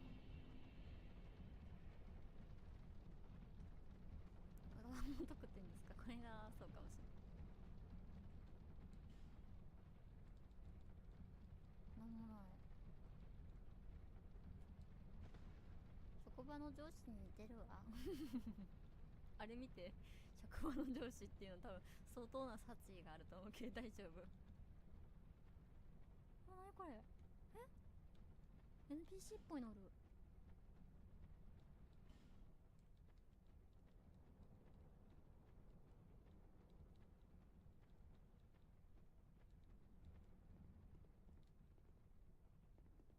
NPC じゃないわ。ひざまつく。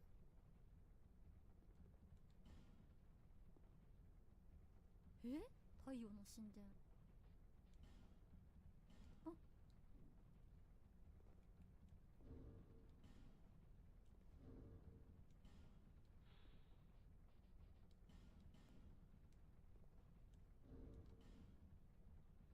あ、ワイヤ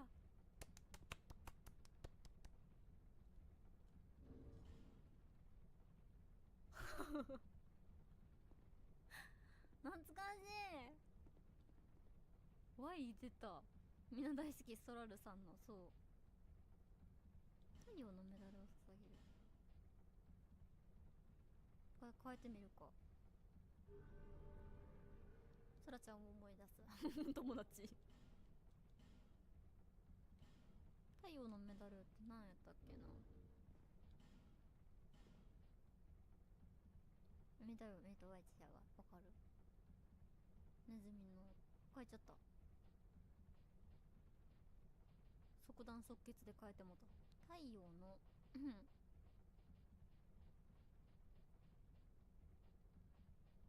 んで太陽のメダルっぽいの持ってないかさすがに。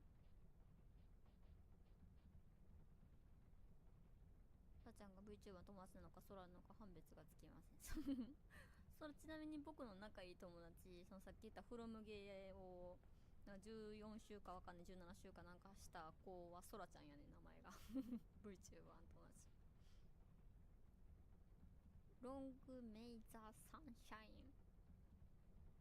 ネズミさんちょっと変えたらあかんかったかな。まだネズミさん変えるわ今度。難しい香木。あ、香木も3つ持ってんねや。へえ。持ってなさそう。太陽なんかパッと見ないの。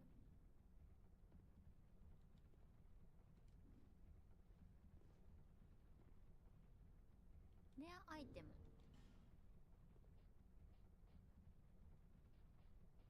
アイテム欄には一応あるよな、だから。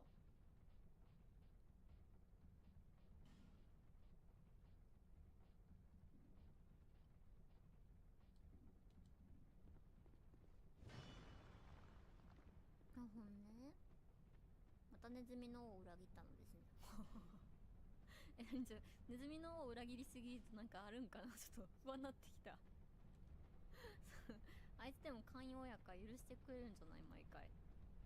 ふむっつって。雪にあっぱれっつって。我は寛容なりっつって言ってくれるのにいつも。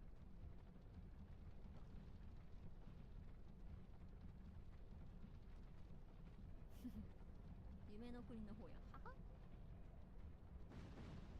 ディズニー割高嫌すぎる。嫌すぎるって困る。ただでさえ普通に結構するのに。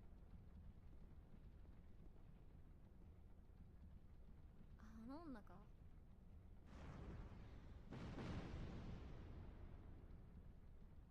ルートでやったら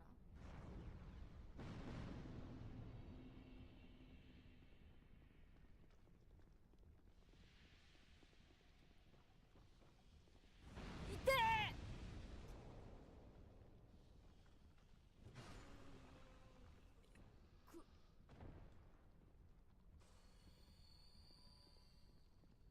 こいつえぐ。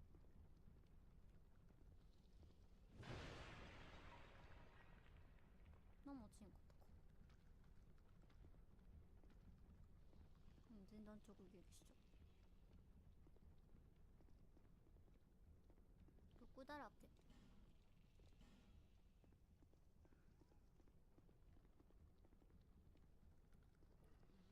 人っぽい。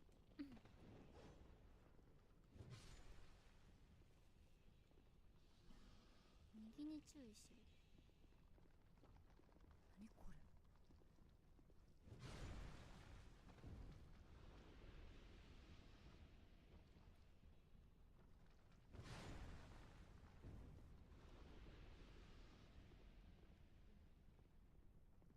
これとかも落とすとなんか入ってるかな。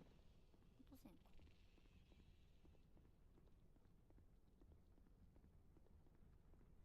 これなんかおるの。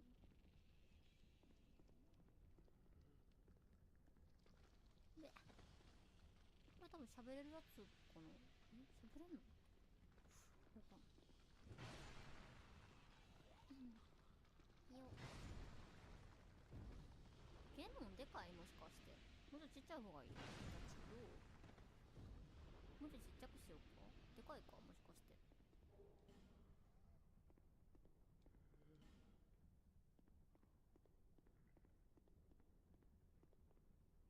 あ、悪そう。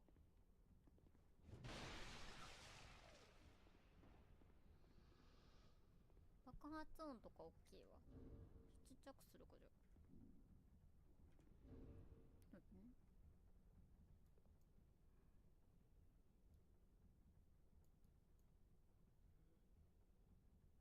ちょっと下げてみた。声が小さめな気がしなくもない。あ、確かに声ちっちゃいね。確かに今日ほんまやん。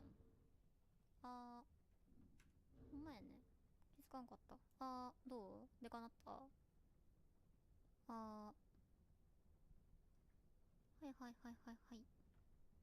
お疲れです。うん、設定の問題かな。ちっちゃかったね。ごめんごめん。聞こえづらかったな。確認つけばよかったわ。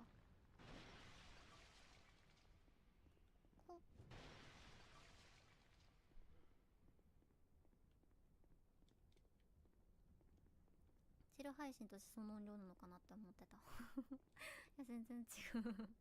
普通になんか見せた。これ僕わかんで。これはね、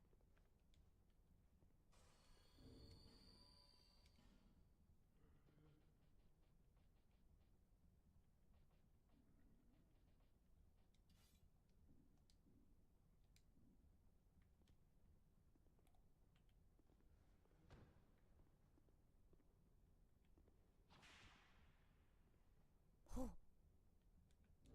ちゃうんや。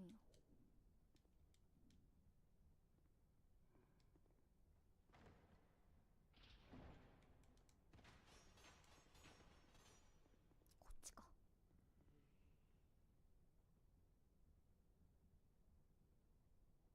見せてあったでしょ。無知な話違うよ。こんな感じ。松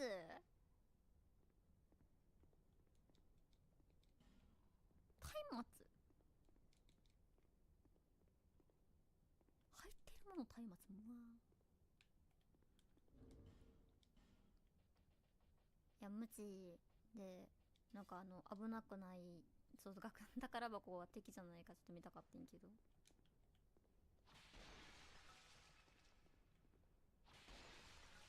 松必要だからね。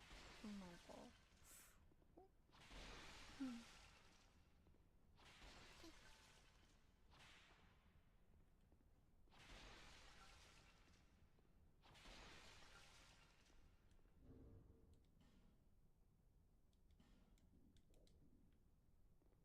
メッセージ中身までちゃんと書いてたか。レイさんこんちゃムチうまくなってくさ。めっちゃうまくなったやろ。上達したわ。ツボも無駄だったの。こらツボの無駄のところに気づくな。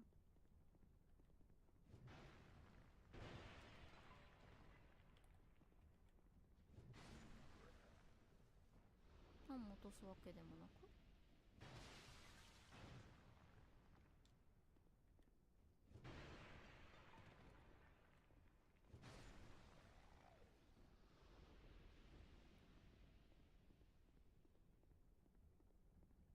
どうしよう。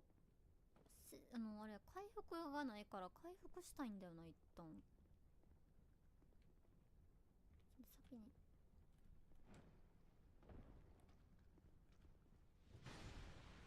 やーんばい。レギュラーいらっしゃい。こんちゃ帰るのもいいと思うわ。そうね。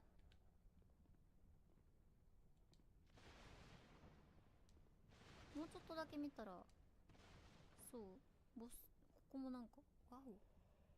どうせあれを投げてくるタイプやろ。ちゃうんか投げへんのか。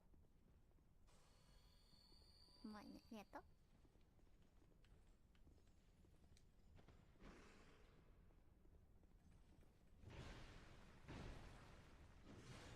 ね。服着てないから毒になりやすいんだ僕って。着れないんですが。剥がり火ないよな。あると思うんだけどな、さすがに。なあ。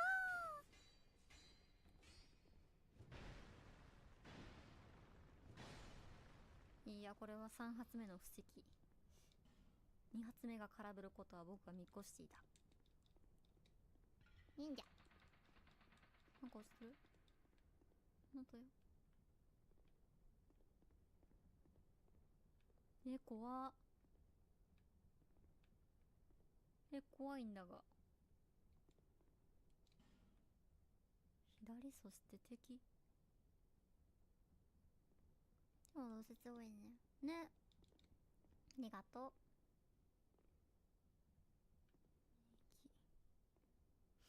う。ミュータさんいらっしゃい。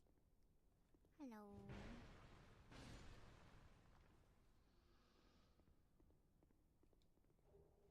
ソウルと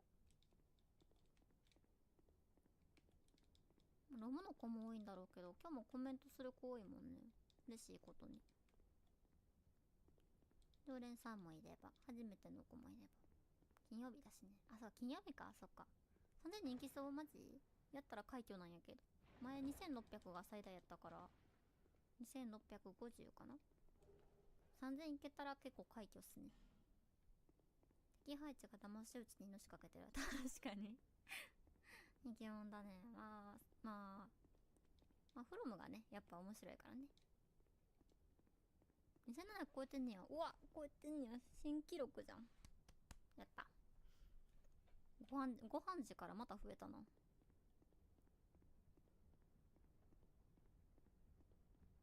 りがとね。どうしようかな。これ下いけたっけ。いけるか別に普通に。この下行ってなくってさっきのはどういう流れでそこに行った。ここからか。お祝いしなきゃさ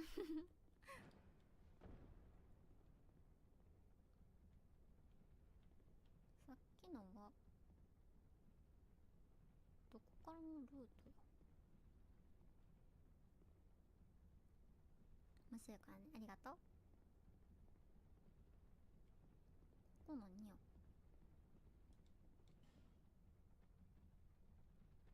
おそらく僕が倒したんやろなこれめっちゃ待ってんねんけどこれめちゃくちゃ変な生まれ方して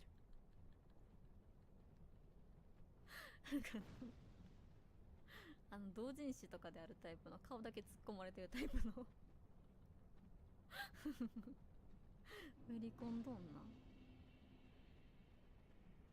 そこが壺と戯れたところか。あ、ほんまやね。確かに下の方やったもんね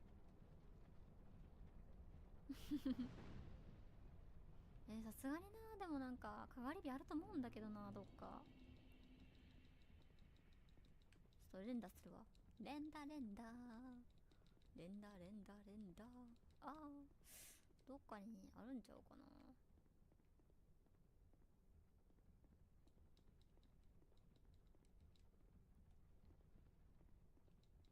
くしゃみそう。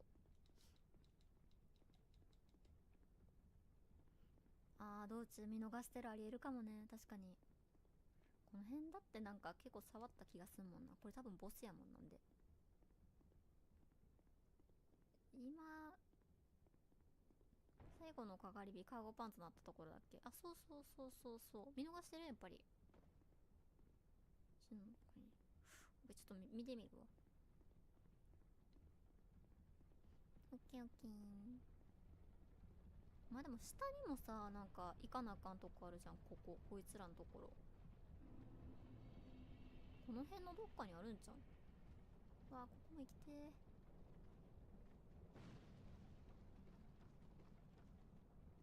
ボスなんて可愛いのに。そうなん。ちょっとなんかワクワクしてきた。楽しみにしとこう。これさ、奥も行けるもんな。だってこの体力でご利用すんきついな。ちょっと一旦回復してから考えるか。この体力でご利用するの死にそうやんな。行こうか。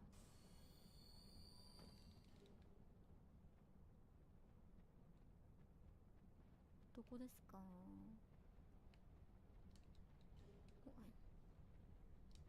こに侵されて。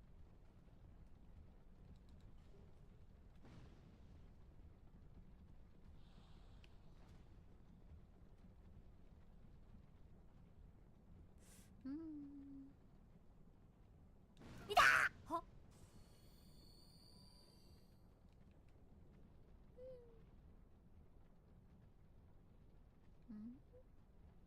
痛い。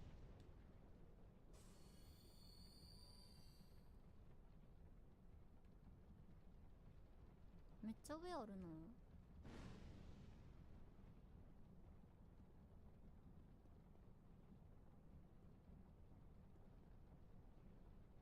リアスいらっしゃい。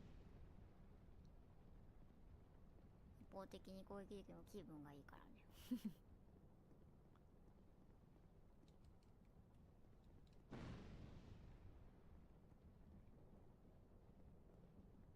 これ別に取れへんよな。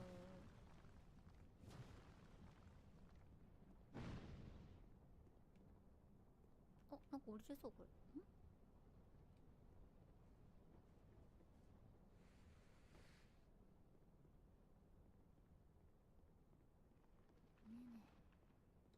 見えねえし、後ろになんかおる絶対。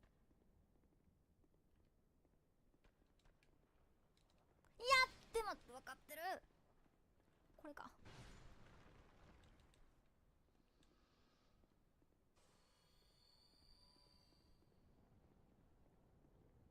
よいしょ。どこや。ここ行って、これか。何も見えへんかったな。もう一回ちょっとやろう。アニョン。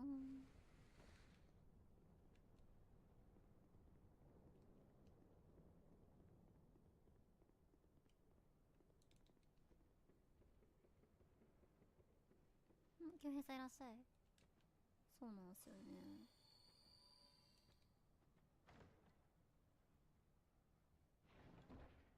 最近ちょっとじゃがいもばっか食べてて、さっき食べたばっかやし。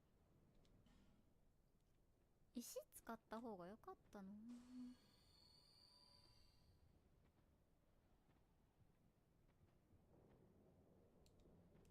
こうかい。その石がなくなりそうでして困ったね。一回タイムティーで変えるか。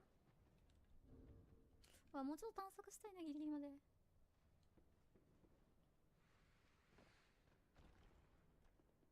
持つかな。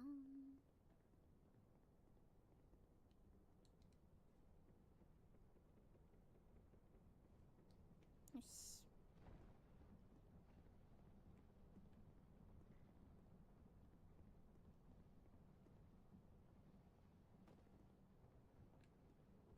こっちがあれやもんな。本当に探索したいよね。まだ下のなんかでかい巨人も行ってないからな。行きたいのは行きたいんだよね。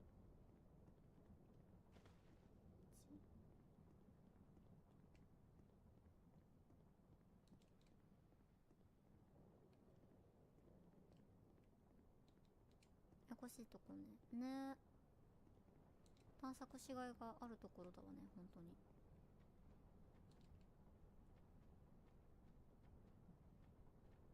これがあっちんところ。こっちがさ、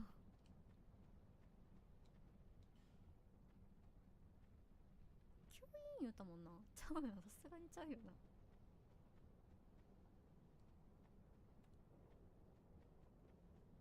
飛ぶいやちょっと気になるねんけど。違うと思いたいよ。落下死したとは言ってないからな確かに。しかしフロムのゲームだ。いやそうだよな、気になるよな。どうせ死ぬんやったらそこで死ぬか。気になってきたわ。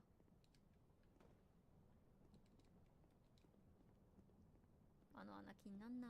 でも吸引言ってたしな。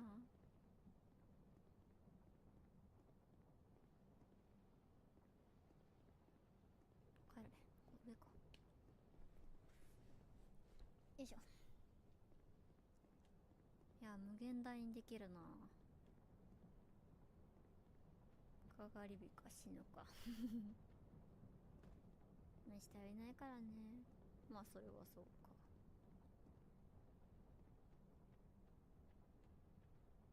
七色石さんは死ぬって言ったけど。かがり火。こんなとこにこんな簡単な見落としがあると思わんかった。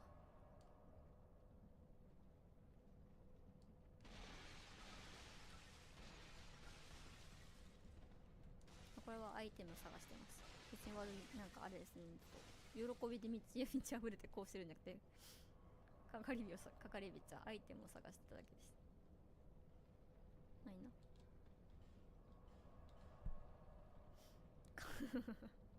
違うんだよな。気になるやん。壺とか壊したらさ、アイテム出てくるから気になるやん。やったー、バリバリババリーン違うんだよな。ワードチョイス確かに全く同じだったね。体力上げて持久力もっと装備重量上げるか。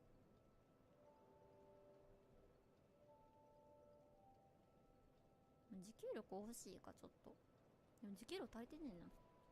筋力もっと欲しい。調子、技量、適応力。理力と進行のいつも通りなこの数値、えぐいな。そう、ビジュールやっぱ欲しいか。ごっちゃげるかじゃ。T シャツでもいいから着たい。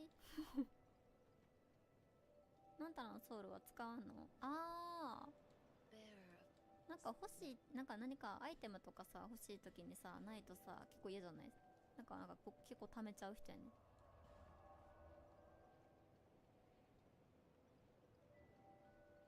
マジタークさんとこ行こうかな、じゃあ。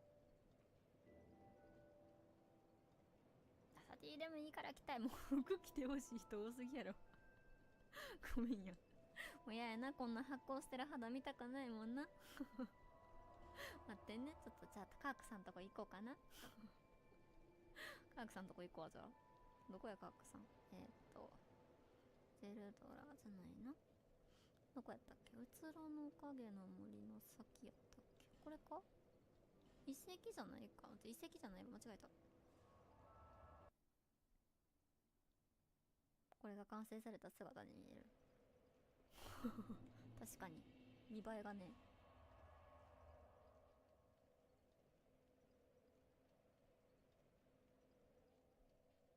カークさんどこだっけ？ちょっと待って。二刀流やらないんです。二刀流やる。そう、二刀流やりたいから一旦カークさんとこ行ったっていい？パルス？どこっちゃ今。パルスじゃないやな。だからさっき言ってた城の森のことやったっけ？じゃあ不城じゃないもんな。ファッショントマトでもないな。今いるところ、あれここやったっけ？あ、ここか。ほんまや。ここだわ。あ、違う違う、場所はね、分かってて、ごめん。ここに行きたかったんやけど、行ってること気づかなかった。ここさ、なんかファロスのやつ使えるところさ、何個かあるやん。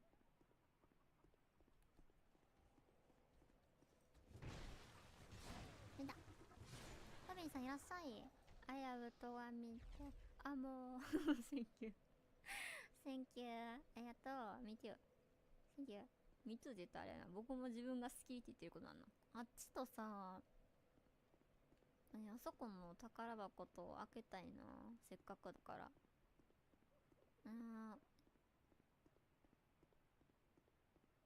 見てくれたい。ウォッチングセンキュー。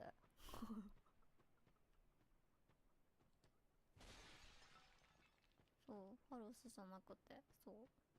木。これ使いたいんすよね、これ。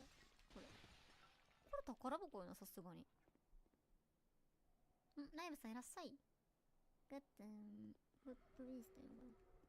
いらっしゃい、ハロー。罠かな？なんもないパターンとかあるかな？高すぎる。だからこの先不幸があるぞ。魔術があるぞ。開けちゃおう。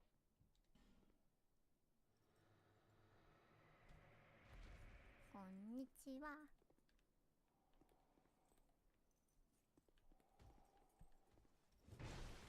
いって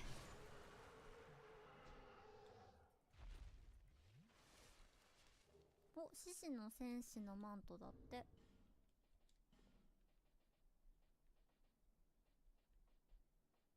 いや、しょぼいんや。でめちゃめちゃおしゃれ。ほら、すげえ、服としておしゃれだよ。かっこよくね？おしゃれ装備。いいやん、おしゃれ装備な。ローリングもできるからいいんじゃん、これ。ちょうど。ローリングできるで。これでいこう、しばらく。これ、装備重量そんなに軽かった。あ、装備重量あれがけてるからか。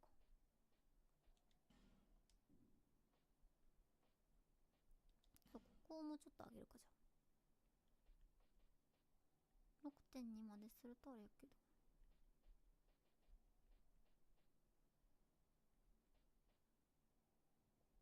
そんな変わらんか、これ。いいじゃないですか。うん。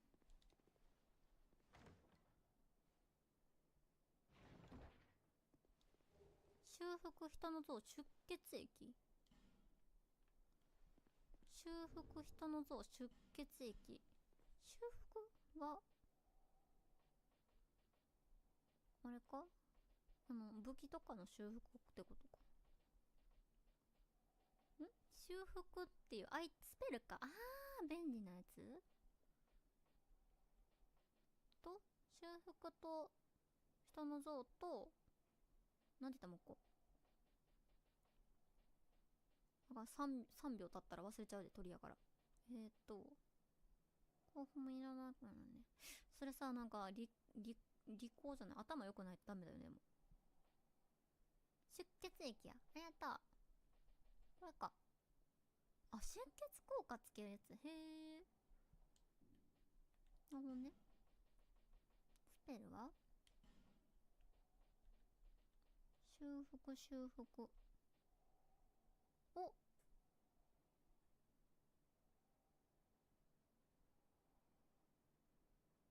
出血液。出血液って書いてへんかったっけ、なんかさっき。そう。としきさんいらっしゃい。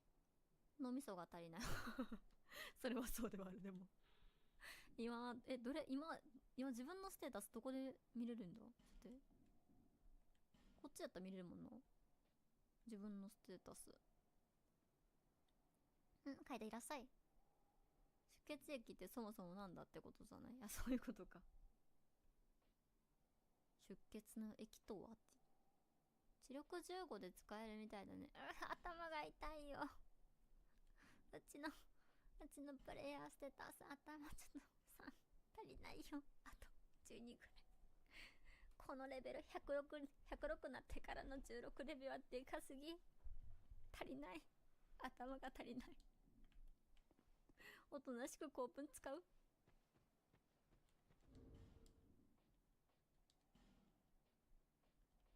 これ弱い方やから変えたんやけど、ここあれもん。あ、いけるか。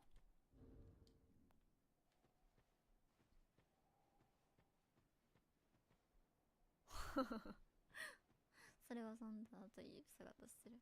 ノアさんいらっしゃい。賛否両論と言われてるやつですね。いやでもね、マジで面白いよ。神ゲーだよ、やっぱり。子供が裏切るわけないんだ。やっぱり面白かったよと思ってね、まあなんか楽しくやってる。本当はもうちょっと来週にするつもりだったのに言いたいんだけど、死ぬ。待って、なんで当たらん。やべや。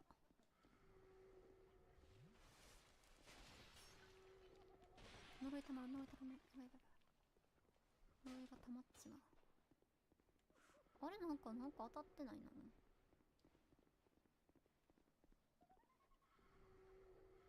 待って、こいつ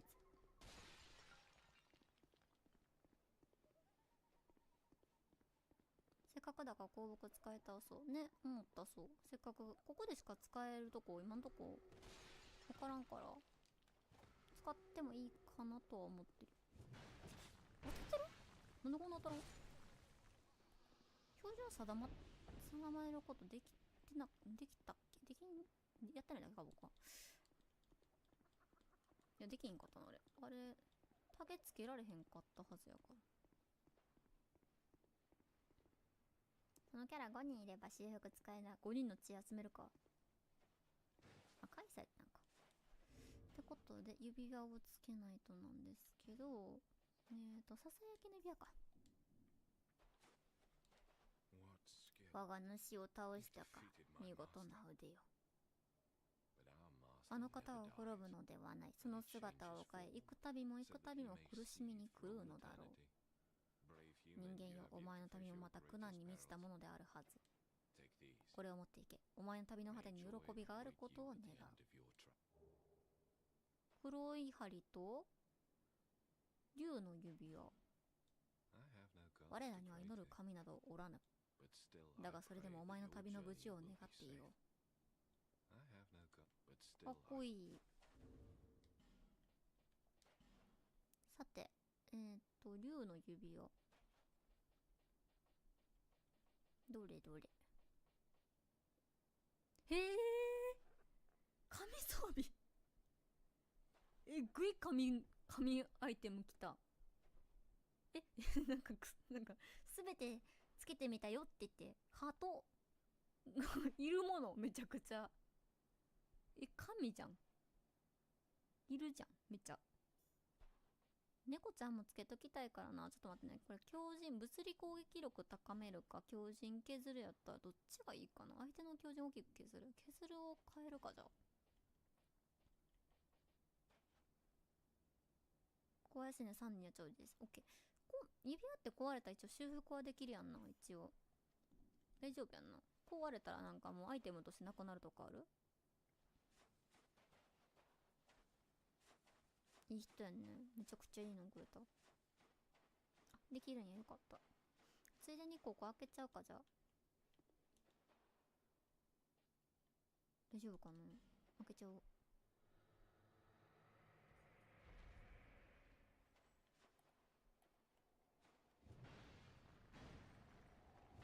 痛いバカたれ。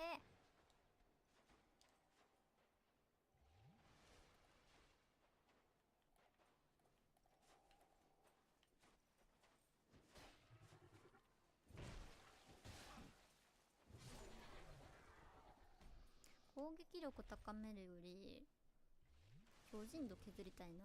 なんかよろめいてほしいな。もっとこっちでいいわ。個人的なんですけど強靭度高める方がいい気がしてきた。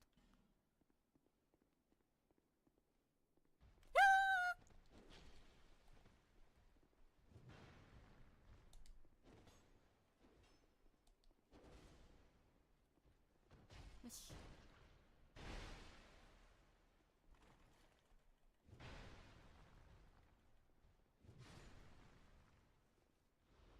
声バンガルの鎧手足。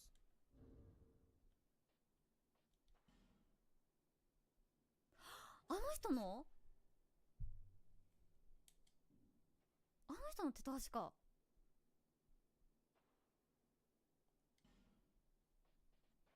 ありがとう。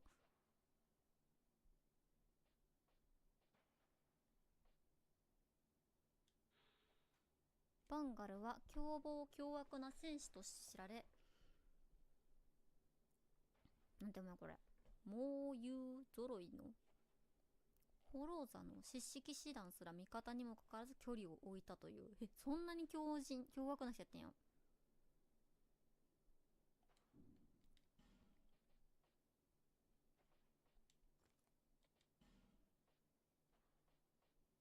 そうビジュアル開けても良さそうやからちょっとだけ強くしよう。それで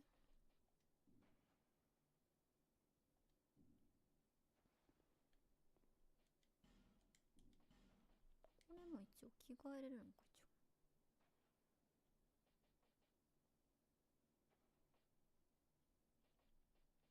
一応なん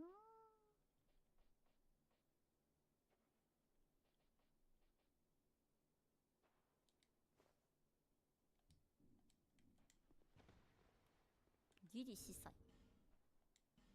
ちょっとかっこよさ求めるわ一旦は。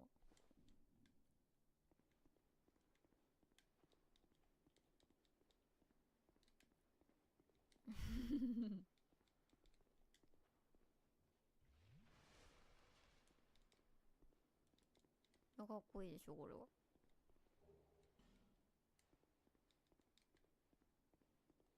肌見せポイントよこれ。二人組の予感。ああ、どっちかでよかったってことか。じゃあこれそういうことやんね。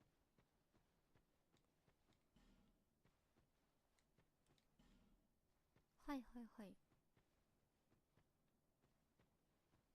バンガール喋りに行きたいな。香木だってこれに使わんでいいものだって。じゃあなるほどね。この下に首あるね。ここね。こっから今降りてもいけんのかな。死なんかなこの距離。いけるかな。死にそうやな。なんかダーヤーンとか言って。同い年さんに聞いてみる？どう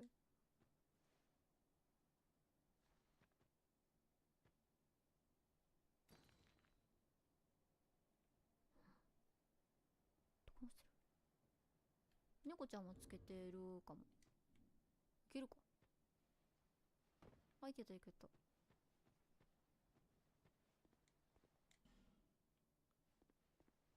バンガルさん、また来たのか。そなたも物好きなものだ。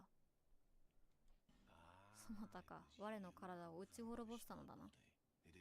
我と我はつながっていた。言わずともわかる。もはや憂いはない。感謝するぞ。そなたが求めるのなら呼ぶがいい。争いから引いた身でよければ参じよう。へえ、来てくれるのよ。我はこの今の穏やかな生を愛している。だがその思いそのものが今にとらわれていることに他ならぬ。これも言ってたか。生きるとはなかなかに厄介なものよ。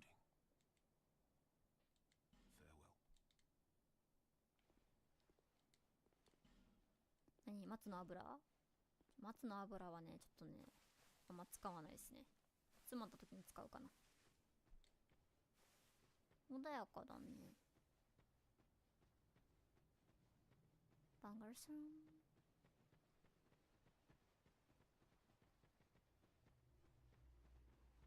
他なんか使わなあかんやつあったかな。雫石買いました。うん、まだ今から帰ろうかなと思っててんけど、コップン使った方が早いよな。これこっちか。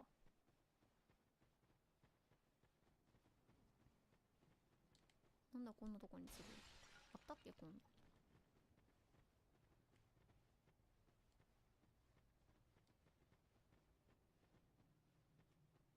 あ、ご褒美あんの？じゃあ使おう。こっからは無理や。いない。びっくりした。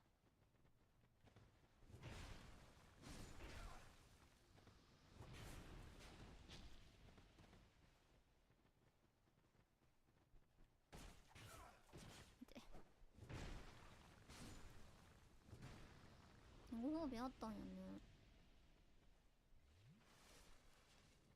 じゃあ使ってもいい。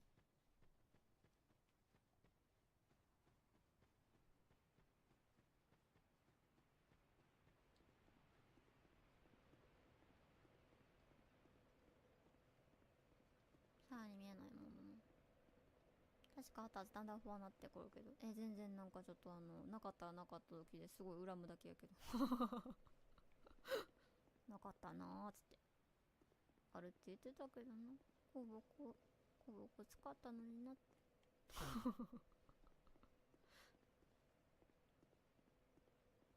あ、そうそうそう、こっからねちねち言う一回使ってみるか。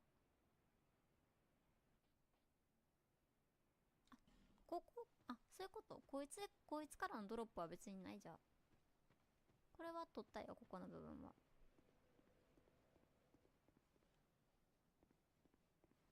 こいつからのドロップなさそうやったらいいかな。危ない。使う前に気づいてよかった。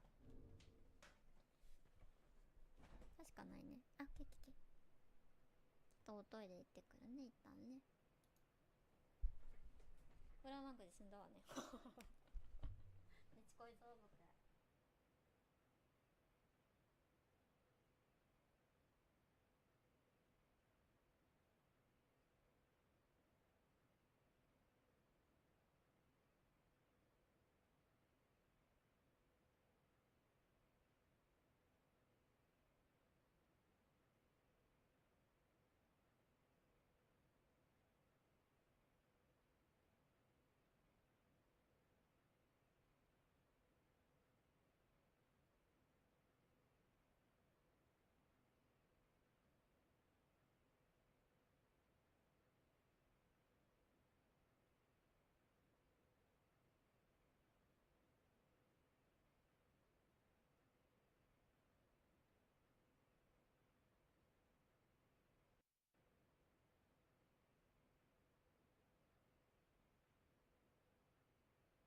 そう、お手洗いタイムに一応パターンがあるの。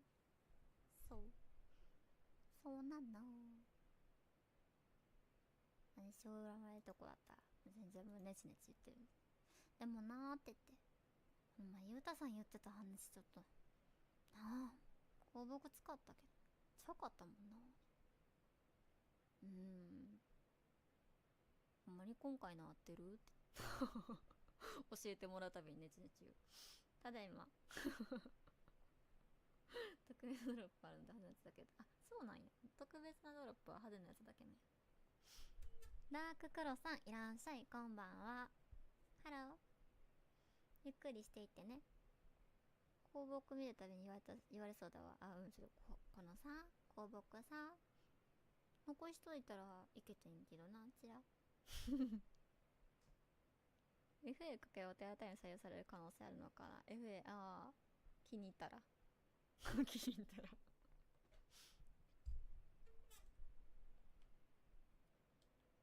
人の動作だけに侵入かはめになったかもしれんすいません、これでどうにかしてください健常が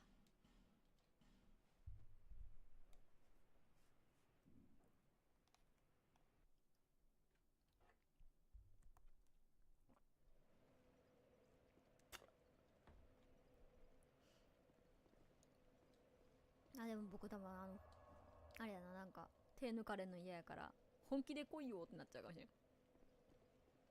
ここも香木使うとこ他なかったやんね。もう使い切ったな。こことここと3つあったもんな。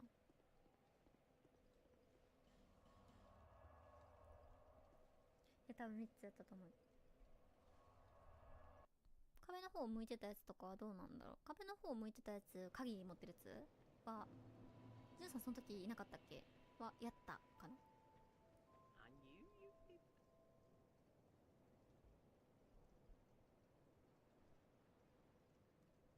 教えるのかここですねやったのね。うん、教えてもらったよ。なんかここ開かへんけどどうしたらいいのって言ったら、前に行くところがあるでっつって。香木その時さ、僕ら1個しかなかったからさ、どうしよっかと思って使わんかったじゃん、1回。そう、一旦置いとくか言うて、使い道があったわ。なに、俺たちには武器があるさそう僕は見たらちょっとネタバレ踏んじゃうから助けてもらってる、そういう意味では。あ、6300使いすぎたな。いいか。モデュラの音いいね。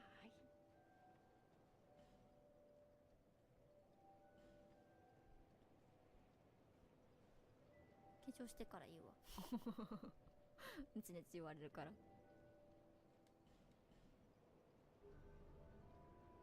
ちょうどいい。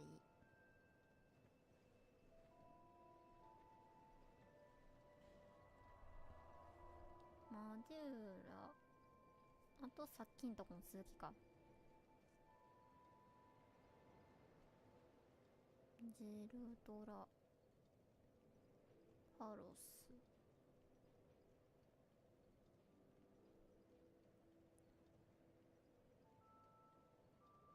手作り師はマスクス持たないの？持たない。お金ある限り持った方がほんまはいいんかな。僕はこまめに使うから持たないかも。30個ぐらいあれば十分やから、割と。そう、可愛いボステルのいうのを見に行く。ここか。毒枝周り採掘場。めちゃくちゃ寝かってたわ。なんかみんな言ってたね。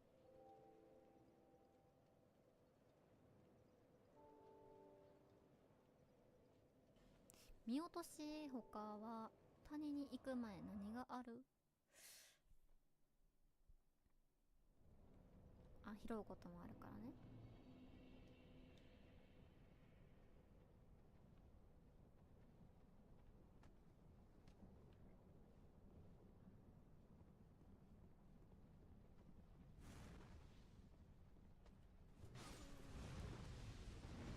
おう。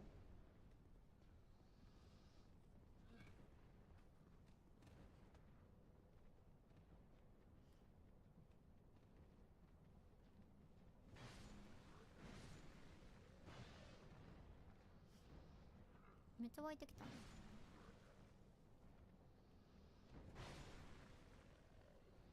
サナさんいらっしゃい、こんにちは。ゆっくりしてってね。お、なんか落ちてる。落ちてるけど先あの女やな。バコーン。いた。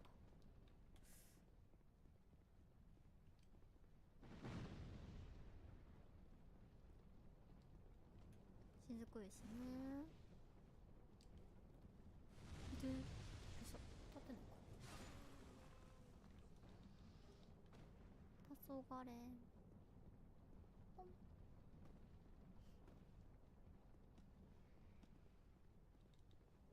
竜の力の5。さて、見えてないってか見てないところと、これもあれやもんな。いいよ。あれは間に合わんかったから、これもちょっと取っちゃうかも。リセットかけて。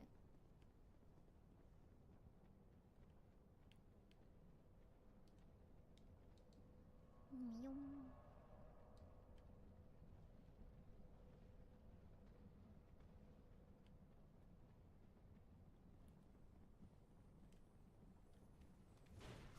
どこ行くんですかつって。めっちゃ行くやん。そうマジ見えん。何も見えない。えぐい。視界の悪さえぐ。え、これどうなってる？あ、いけた。ああ、ああ、そういうことね。視界の悪さえぐいな。ダイマス持ってからか。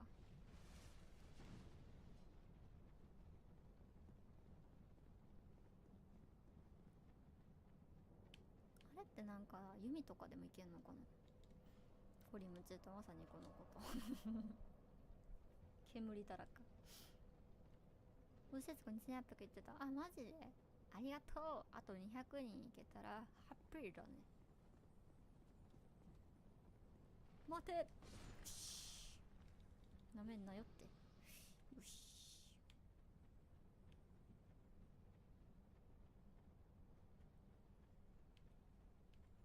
いい M してたわ今。ナイス。またこれやんな。このなんか上に乗ってんの何なんだろうな。女性の前に立って何が起こるか見てみましょう。女性の前に立って。女性。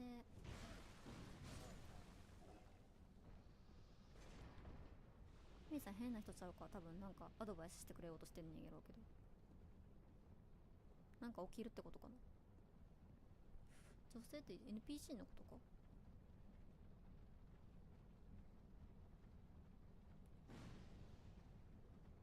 飛び攻撃行きたいな。ね。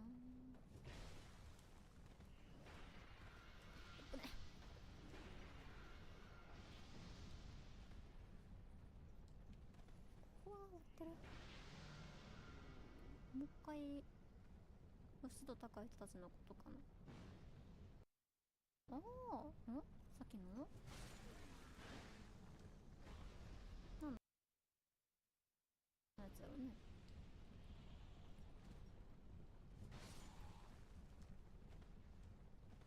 それか翻訳のミスか僕は。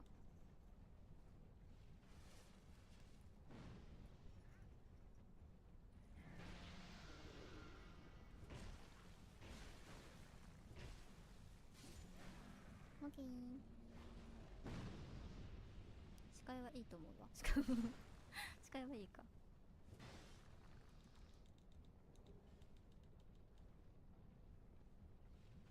ここも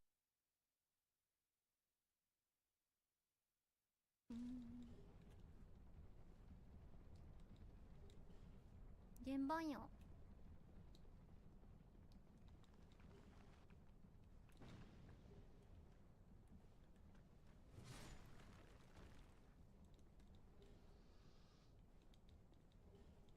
ビリビリしてる？オッケー、ちょっと待ってね。ソリー、なんだっけな。あれなんだっけ。Just a minute。ちょっと待ってね。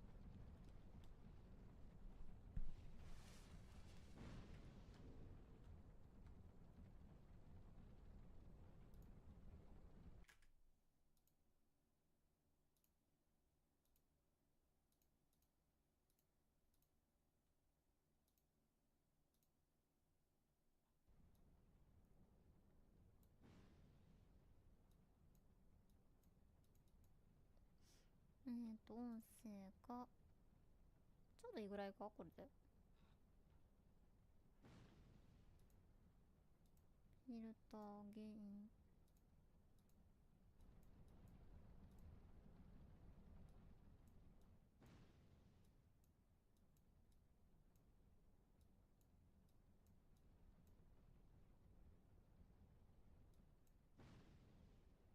これぐらいかな。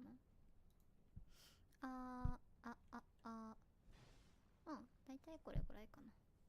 ちょっとちっちゃめにしちゃったけど、まあまあうるさくない方がいいか。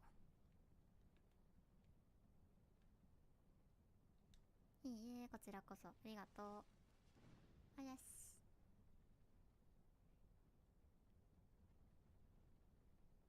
ちょうどいい感じ？オッケーオッケー。ここの下見たな。あの上だって行くんだろうな。風車とか風車は使えんのか。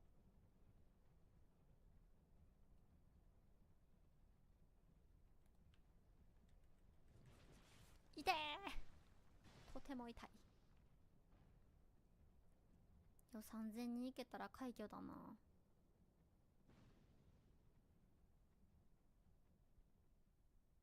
お、でっけえの。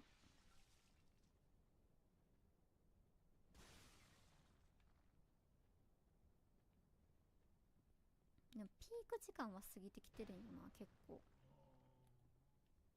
お、なんか死んでるかってね。土の塔ね。ちょっと待ってな。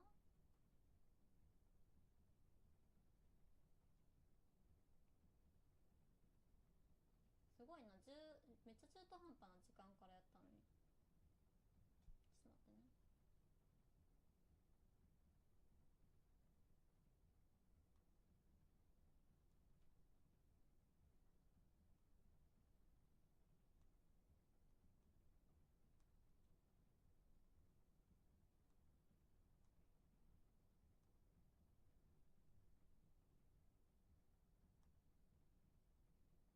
ツイッターバフしてみたね。個人2020みたいなのすごいけどね。いや、存在すごいと思うわね。不思議だよね。でもなんか多分海外の方がねやっぱ増えてるからだと思うんだよね。そう、だからなんかありがたいよな。いろんなグローバルっていうか頭悪い発言しちゃうけどなんかいろんな国の人が楽しんでくれるのは噛んだわ。噛んだわ。全部噛んだわ今今もうあらゆるもの全部噛んだわ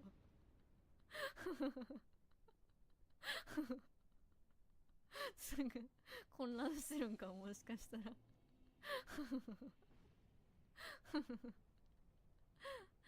お願いしとく。いや全然大丈夫なんやけどありがとうございます。ほんまに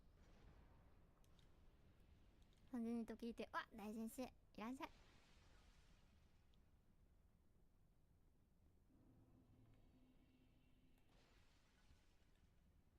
土の塔より前はさ、もう大丈夫だよな。まだ見落としあったか。お歌を大音量で流して宣伝した回もあった。お歌を大音量で流して僕の歌をってこと。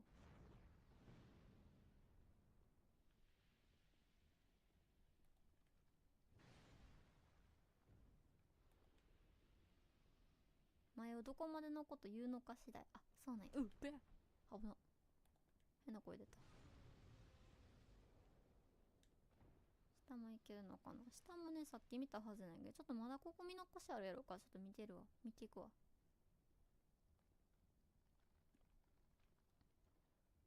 大きくなると〇〇が育てたって言うけど、このチャンネルは逆に育てられたん言ってないそう。僕が常に怒るからな。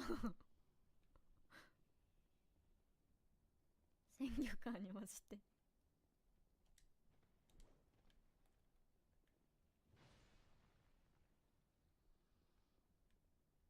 ゆっくり見てみるね。結構されました。これ上こうせんのかな。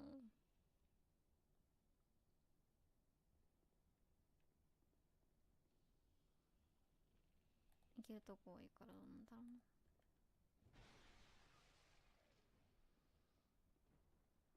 気になるわね。そうね、上は見た気がするからな。クロスボウで撃ってみる？これ撃ってみようか一回。気になるわ。気になんねんな。ムチでもいいけどね別に。ムチは微妙か。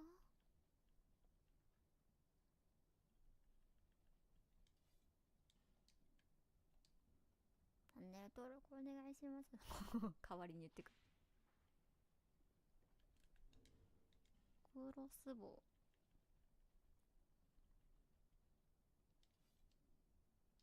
ありがたいわね。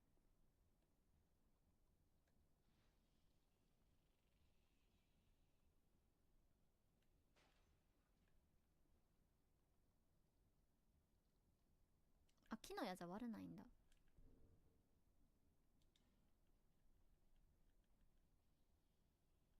無知への信頼かキプレイユーザーか AJ なの？いや全然じゃん。なんかさっき当たった時にそうした方がいいって言うから。魔法ダメージを与える。これ言ってみるかじゃあ。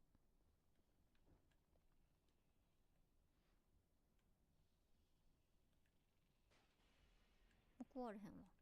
硬い。違うかもじゃ。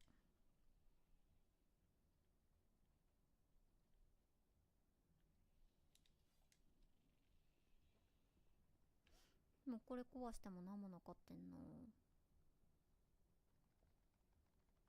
お、春桜さんいらっしゃい。あ、春桜さんは僕がダクソ2ダクソ2してんの見んの初めてか。ダクソ2に手を出しましたか？いや、これマジで神ゲーです。めっちゃおもろい。マジでおもろい。いや、ガチでね、神ゲーですね。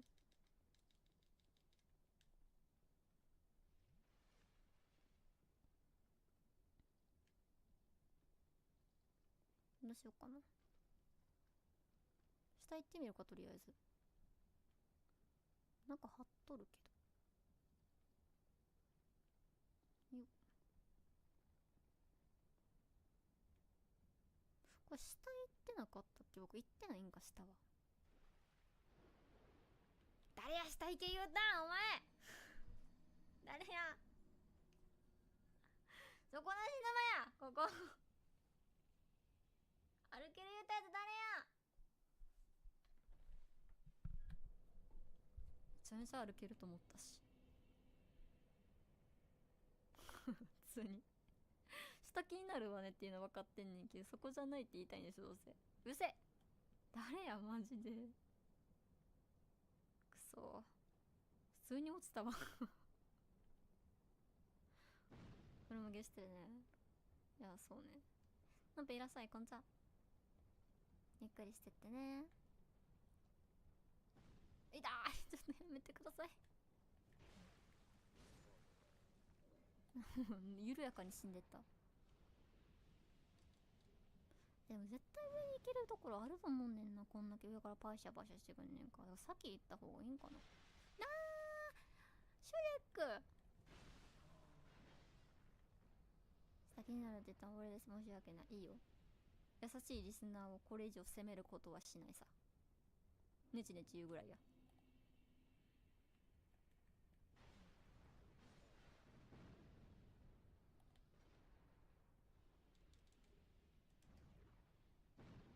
今ならいそうな気がする。これでもいけるとこあると思うんだけどな。どうなるの？ちょっと待って。ネチネチするよ全然。うわーも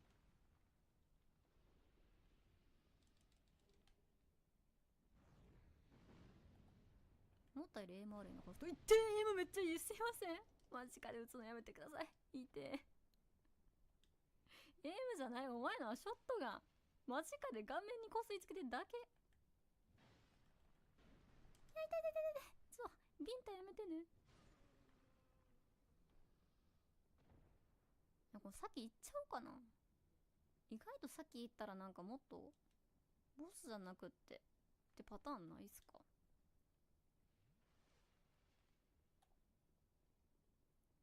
いやーでも気になんなこっち。あそこでも行ったと思うんだけどね。ここの横は行ってて、もう一回行ってみる。行ってると思うんだけどね。うわほ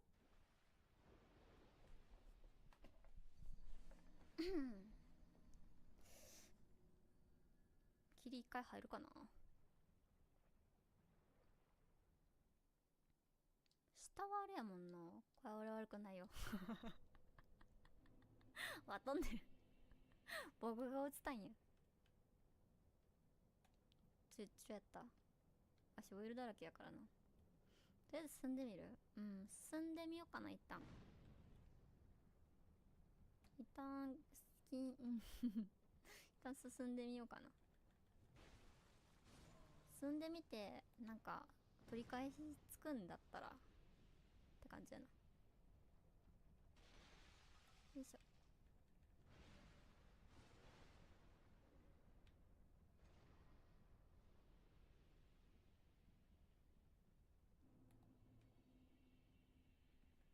かわいいボスとやろう拝もうじゃないのね。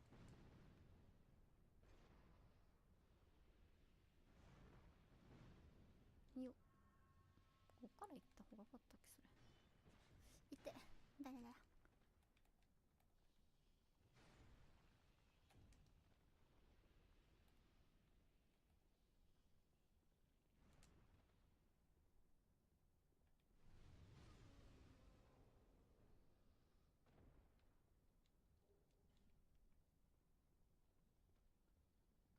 明らかに汚水に落ちてるから確かにね、結構な汚水に落ちてはいるか。よっ、ドキドキして目が離せないよ。はい、レッツゴー。ボスだと思うんだけどな。へえかわいい。確かに。いた。ほういで。弱点はどこでも可愛らしいな、なんか弱い弱い弱い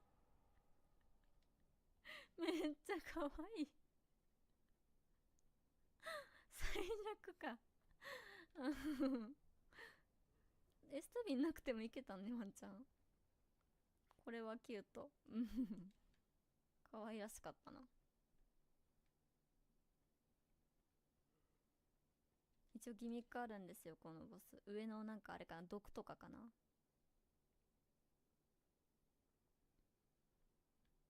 この毒とかの話かな多分。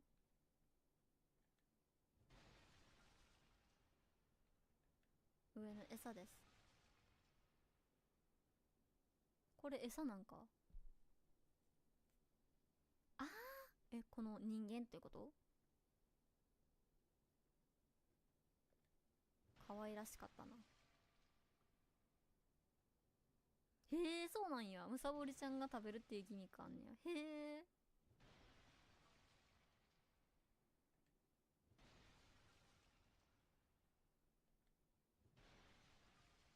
そうなんや。見たかったな、ちょっとだけ。食べてる姿。もごもご。ね、もごもなんか、知る前にやっちゃった。つまり動物園。一応負けた人はおるのねあれじゃない、なんか毒状態とか裸でやってたとこかな。あとゴロンゴロンさせたかった。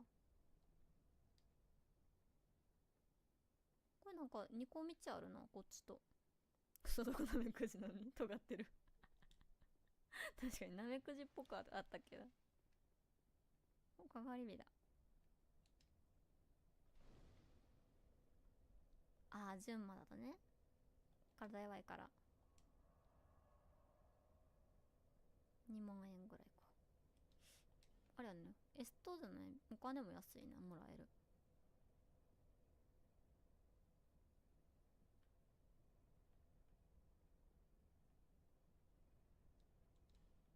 アイテム万歳。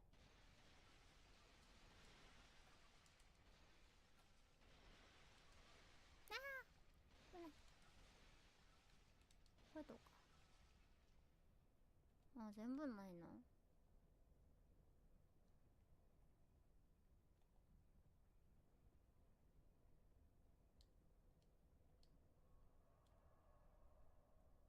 無駄万歳。無駄じゃないもん、別に。意味あるもん。何もないが分かったし。なんかあったんかなあそこって思いながらいかんで済んだし。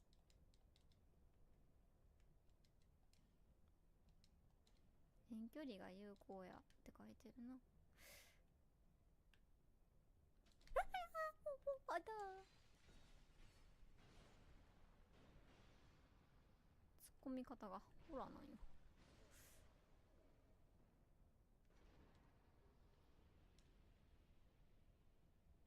お、レバーだ。なんかおる。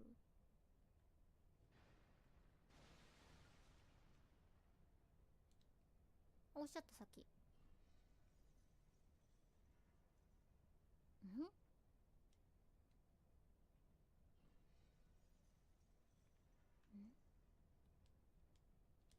男。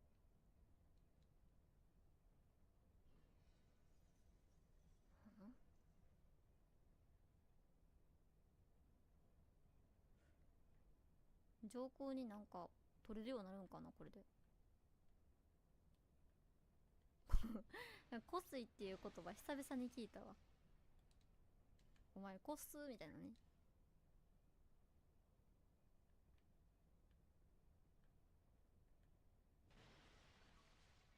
あほんま。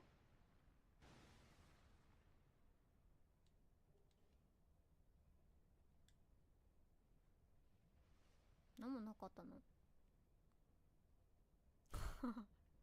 なるほどね。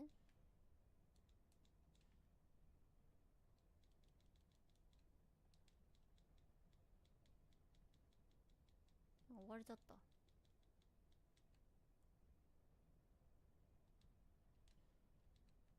れなんかなんとなく西側のイメージ。あ、そうなんかな。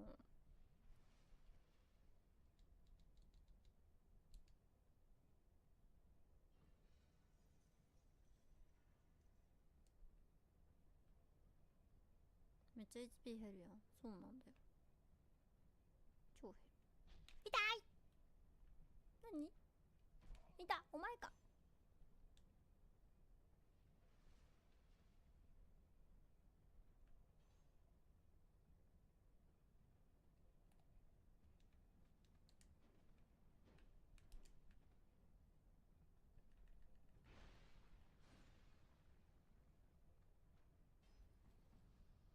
横に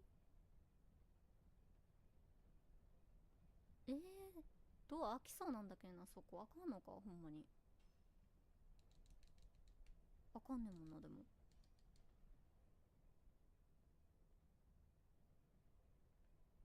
ややこしそうね。殴っとく。殴る。このゲームタッチでいいって聞いたのにダメだわ。見て。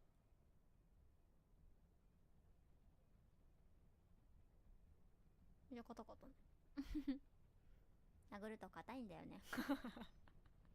見たまんま。カブトムシさんいらっしゃい、こんにちは。うわ、なんか来た。え、ほい。大道芸、大道芸。この辺も毒があるだけなんかな。アイテムないんかな。中だけ覗いとこ、ちゃんと。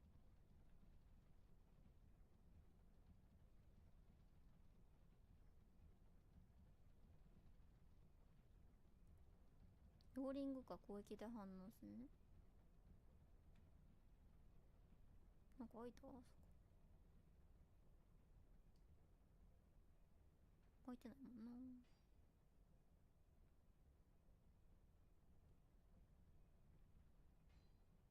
プラからいけるくないってか、あれ。こっちから。そもそも。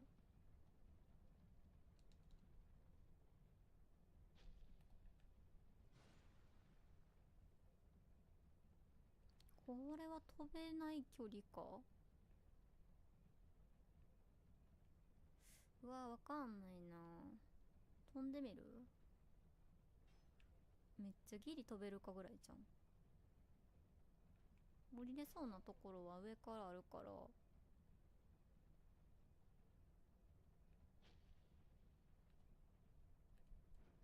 うん、無理かな。もうちょっと上から行った方が良さそう。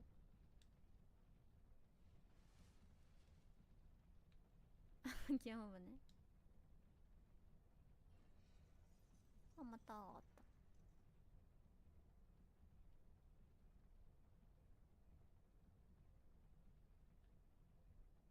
た。あ、こだわりなんか上がった。お、やたらいらっしゃい。来てくれてありがとう。おめでとう。いいじゃん。何使ってんの結局。ドラゴン？フェイスドラゴン？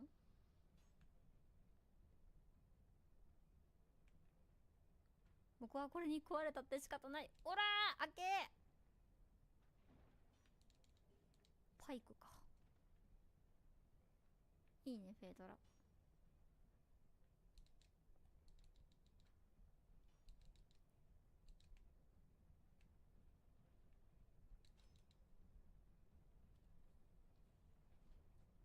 今多分めちゃめちゃいろんなやつおるから、いっぱいやり放題。やから、いっぱいやろうぜ。決めて開けといた、そう。そうだ、騙されるってるんじゃなくて、騙されに行った、今のはもう。言ってもしない。言っても仕方ない。ミミックの存在知ってんのか、一回ハマった。今回は、今作はミミックおらんかなと思ったけど、普通におってもなんか死んだ。ちゃんと死にました。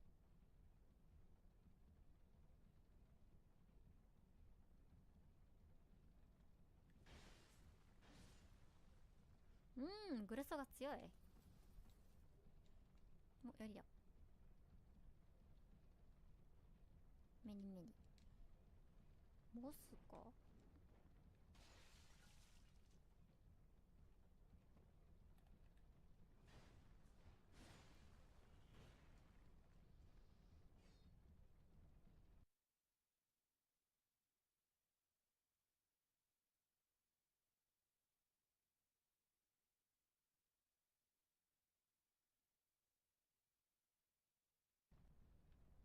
もうボス？あ、意外とじゃあ違うのかな。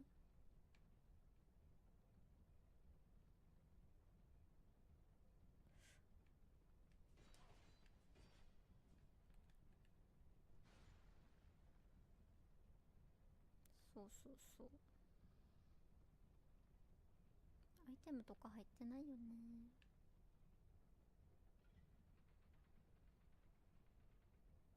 何の音や。かがり火や。丸見えやん。セキュリティのガバさ。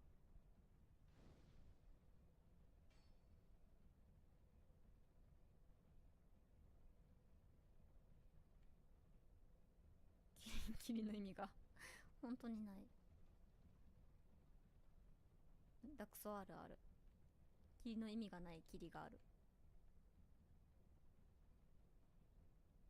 そうかも。これなんか吹き矢のなの。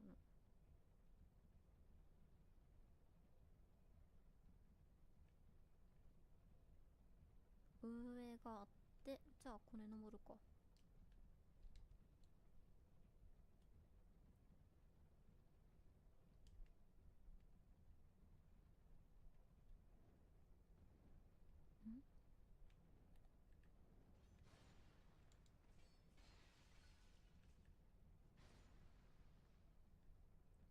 新入夜箱根やったな、懐かしい。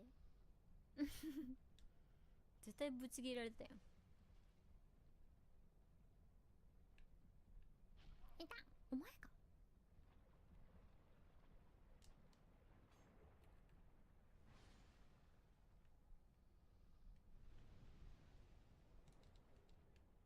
で、なんて。ああ、女か。オッケーオッケー。で、ジャンプが有効だ。一個だけでかい柱があるから、あるか？ないか？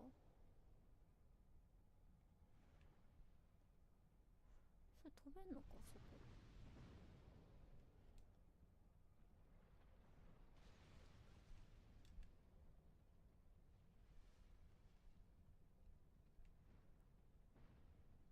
反対行って、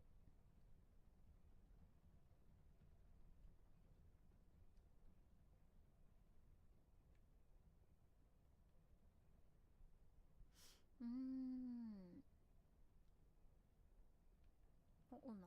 いって。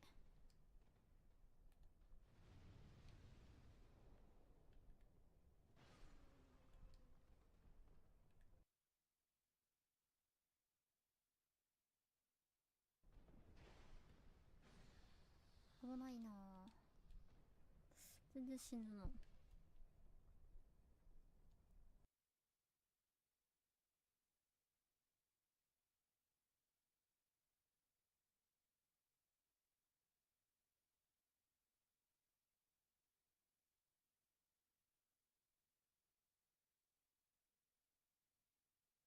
よいしょ。怪物宝箱、竜のあれと帯びた何々。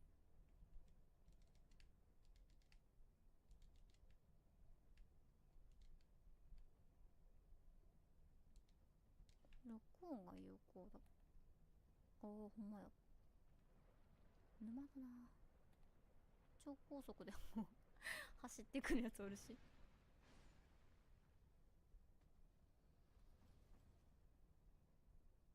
それ何？あ、そんなとこにおった。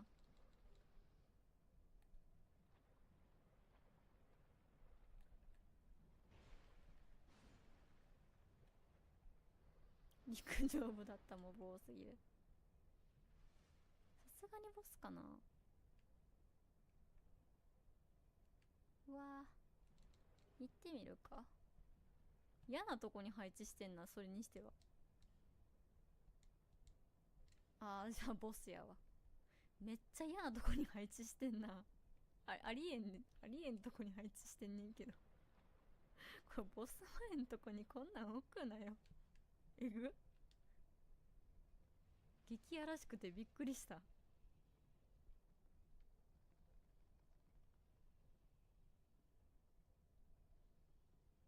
うん、ちゃんと悪意。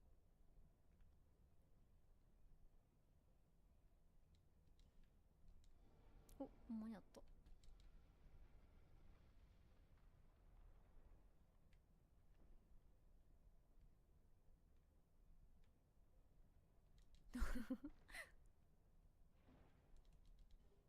何かの化石。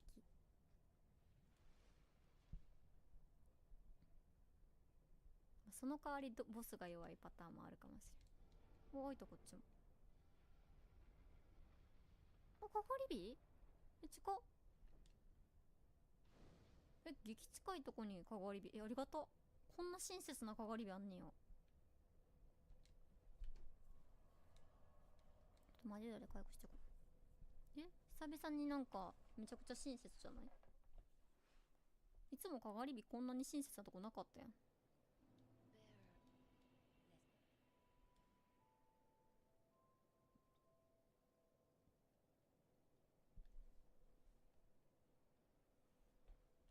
なるほどね。体力。さすがねっちょり探索。そうよ。言って書いてるからな、さっきのとか。もうわかるやろ、誰でもって感じだったけど。土の塔。了解。まあ、切り前は確かに。あー、何度も挑戦が必要なくらいの、あ、可能性あるな。そう、不意に優しさ見せてきた。前触れかも。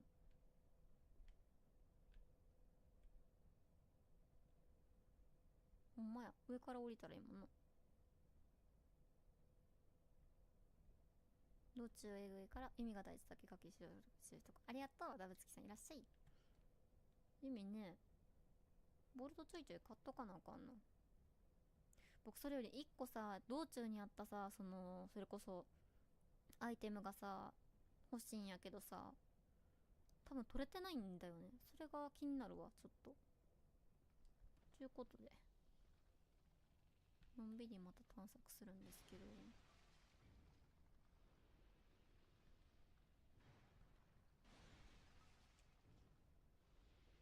そうそう、ちょっとこの辺は、あ、どこかこいつ。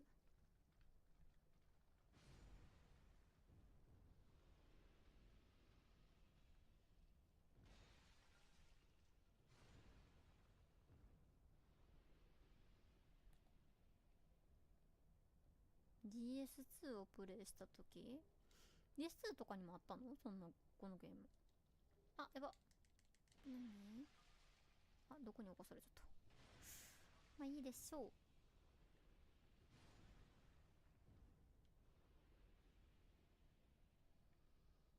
あ、ダクソ2か。あ、ファロスやん。ファロス、ファロス。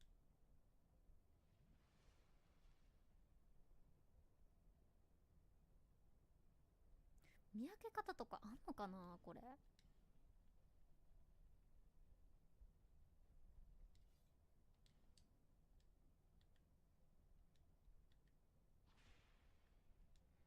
やっぱそうやん。いや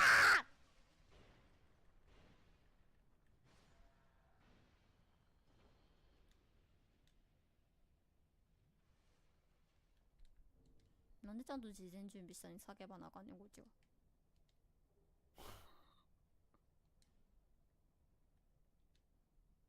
いや、分かっててんけど。ちゃんと分かっててんけど、さ、飛んでくると思うから。こんなに飛びついてくると思うからさ、僕も。びっくりして。これ使わん方がいいんかな、ファロス。ミミックも驚くわ。ミミックもびっくりやね、確かに。ダイナモさんいらっしゃい。にっこりしとる。上粒が。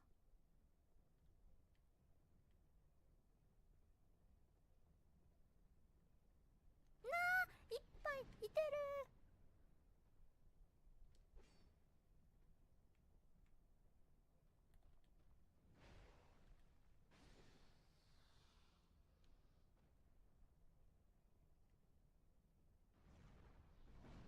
で、ファロス無駄になりそうやんな、ここ多分。繋がってそうじゃない？宝箱万歳。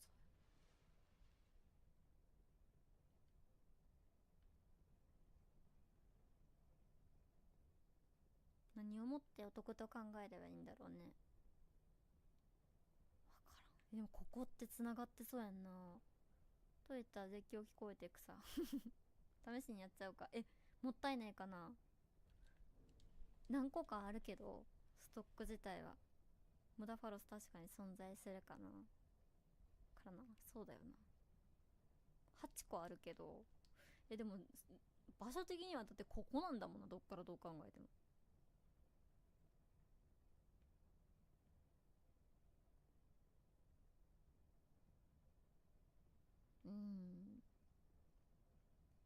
そう、8ファロス。8ファロスだったら別にミスってもいいと思う。1回。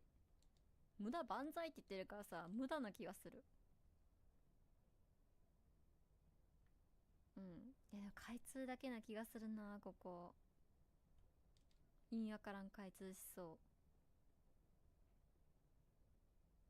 う。悪そうな顔してんもんな。もう8ファルスあるし、やってみるか一回。そうやってみるわ。なんか出てきた。ちょっと待って、泣いてんねんけど。何それ。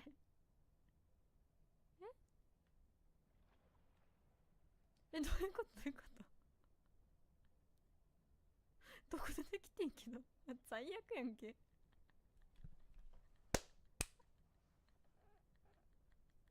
バカにされてるこれ。僕のファルスの鍵使って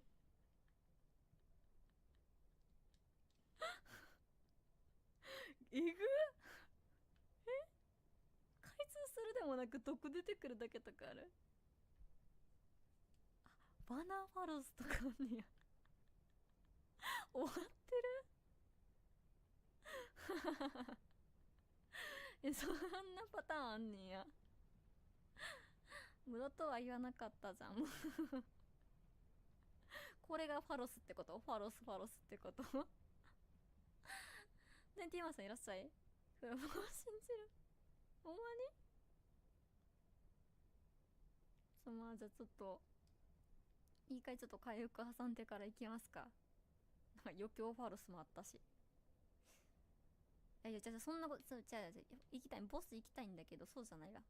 行きたいとこもう一個あってんや。相当な毒好きだわ、確かに。ゴミではあったけど。待って。奥に階段があって、ここにあれがあって、ソファロスでは確かに。よっ。ちょっとね。下にもなんかいろいろあって、ボス行った後に見た方が分かりやすいんかな。ボスっぽいよな、とりあえずここは。いや、行ってみるか。さっきボス行った後にゆっくり探索だっていい、別に。困りはしんから。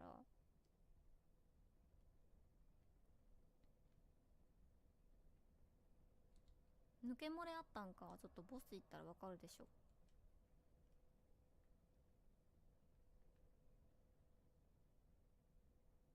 よっ、あいた。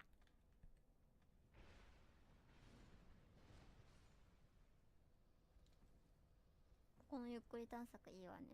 えぐいけどね。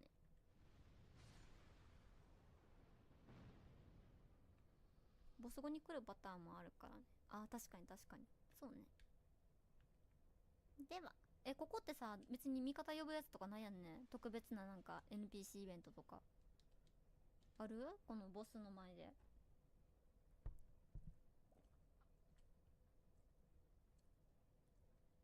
ロックランでよかった。なかったと思うけど。じゃあいいか。あ、オッケーオッケー。じゃあいいや。いたー！すごい顔が。やばい、待って。どこかこれ。そういえば。いれ。死んだわ。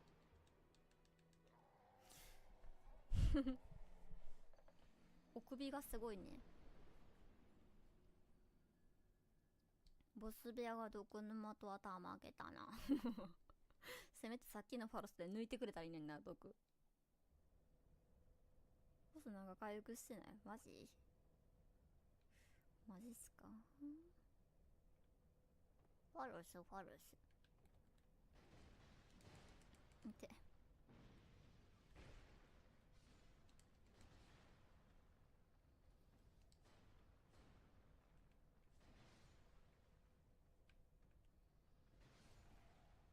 やべえ。モサザキンゴさん、いらっしゃい。いらっしゃい。ハロ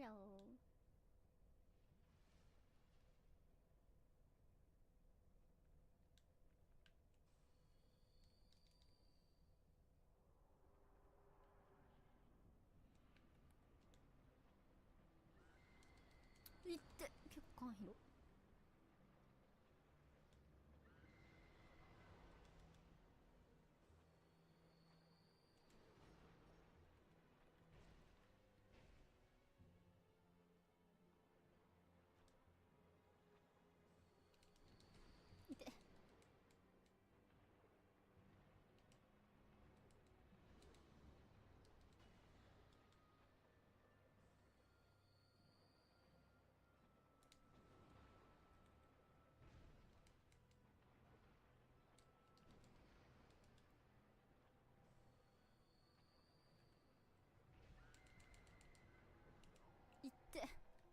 なるほどな。さすがにエストな気がするわね。雫石のもう一個バージョンやったらありやと思うんだよな、やるとしたら。回収はしたから別に2万はなくならんねんけど、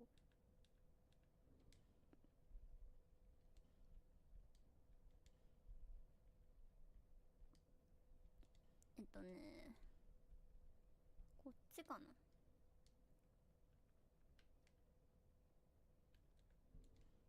で、うん、近いからめっちゃ楽でいい。そうなんだよね。ほい。うん。なので、そうか。ね。やば。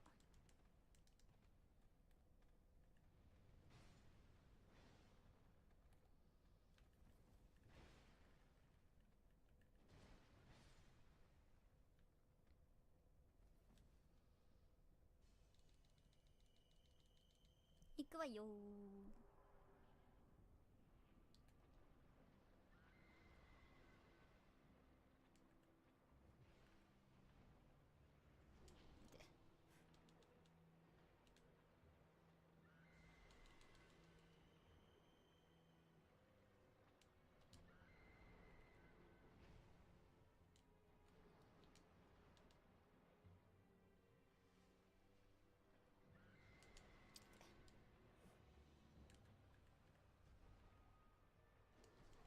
待って、火力は高くない。どこは言っても、てか、当たってない。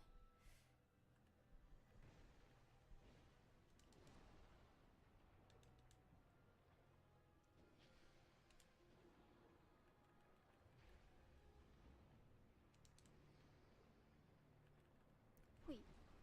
危ない。何？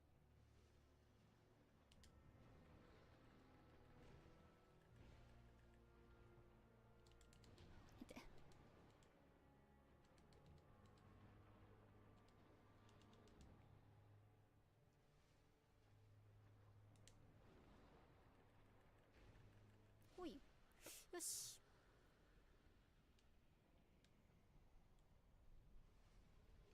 まあ、緑だよ。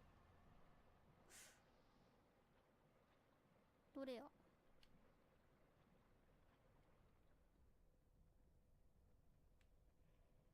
ご利用しが正義や。ジジ。ナイスセンキュー。力こそパワー。そう。なんとかなったね。よいしょ。あ、ギミックとかあんねや。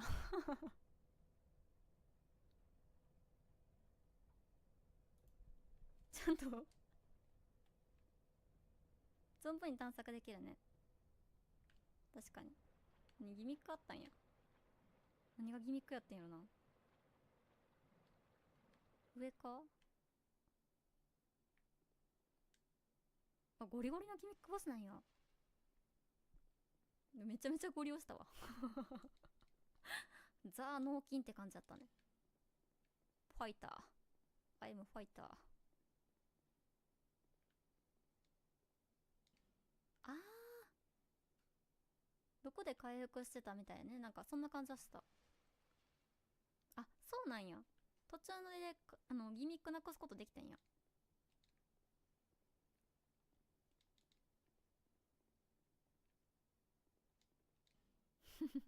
なんかあれみたいな、なんかあれみたい。マリフィセントちゃう。名前出てこんわ。マリケス。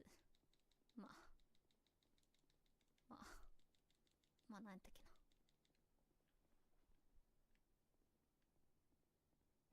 これ上に上がるもんな。誰よその女。めっちゃよかった。これ上に上がっていいんか。いいか。マリッカーじゃない。違うん。あれ。ラダゴンじゃない。もう一個の方。い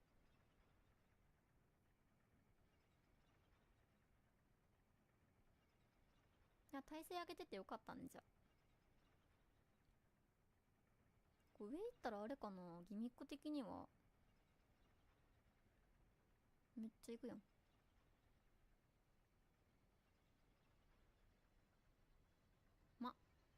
何にラダニアみたいな。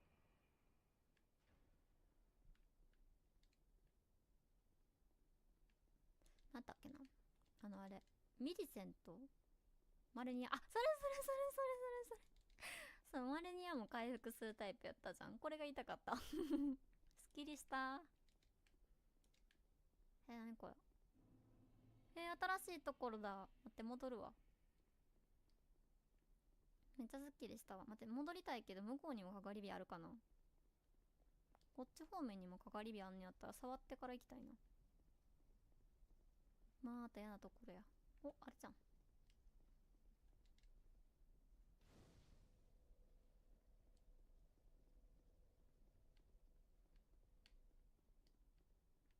あったね。マグマだらけである。Welcome to hell ここヘルなんや。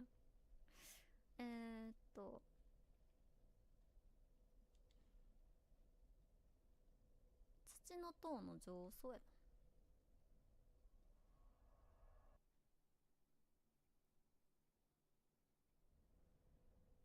何やね、ずっとヘルだぜ。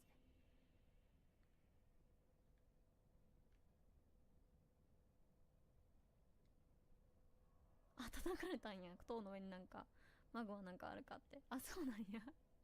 あんまそんな細かいところ気にせんからあれやけど、気にする人はやっぱ気になるもんな。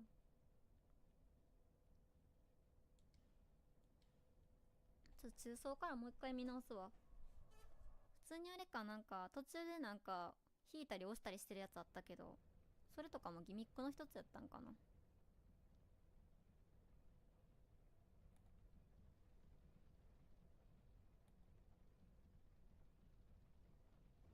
しごおじさん、ちょっと待ってね。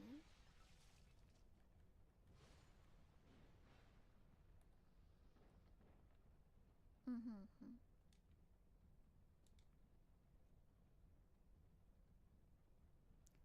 これさすがに無理やもんな。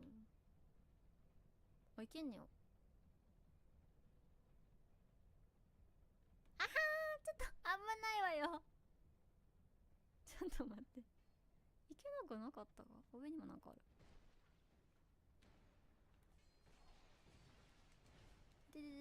でボロボロボロボロ。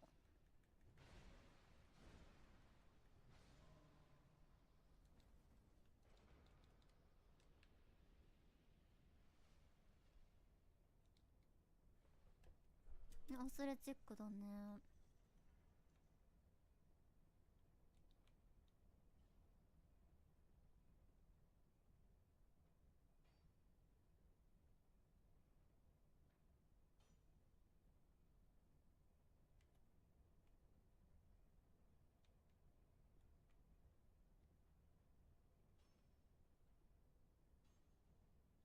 松明、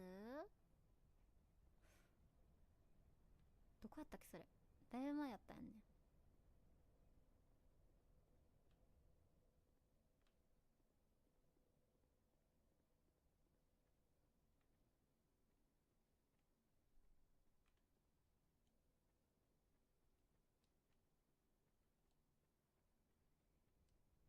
バスターソード、これはグレートソードだぜ。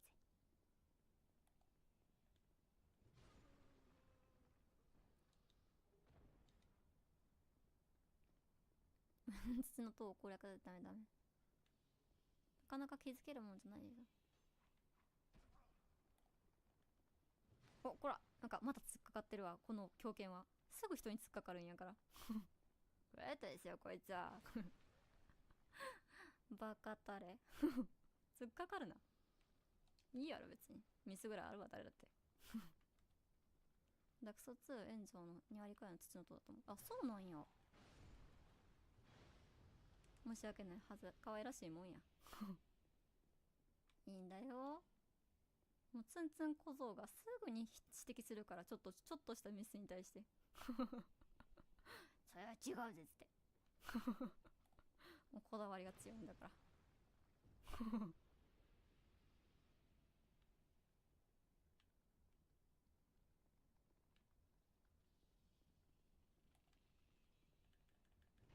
これあれな、爆ス体系だか。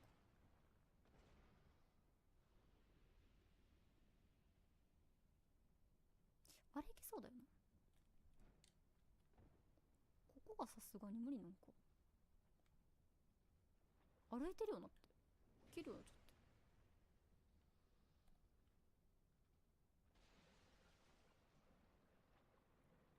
右にあるのと、修理の5分で。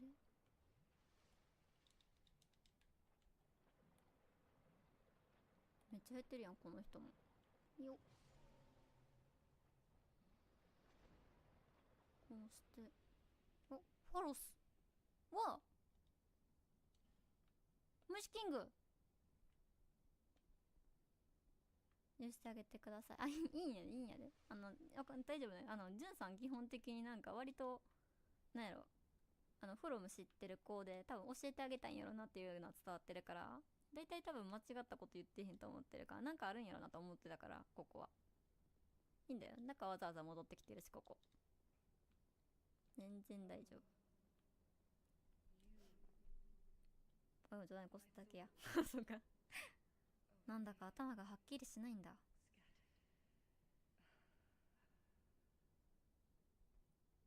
なんかもう錯乱してるやん。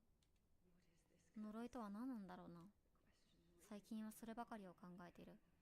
もっともすぐに忘れてしまうのだがな。私は失うことを恐れている。記憶を、私自身を。もしお前を殺せばこの呪いが解けると言われたら、私はためらうことなく剣を抜くのだろう。私は生き続けたい。私であり続けたいんだ。あ、そのためなら何を犠牲にしても。なんと醜く浅ましいことか。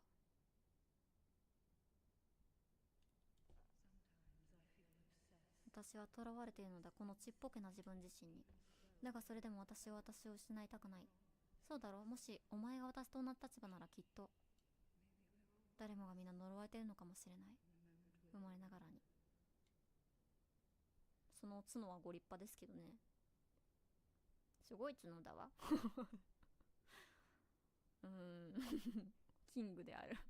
虫キングである。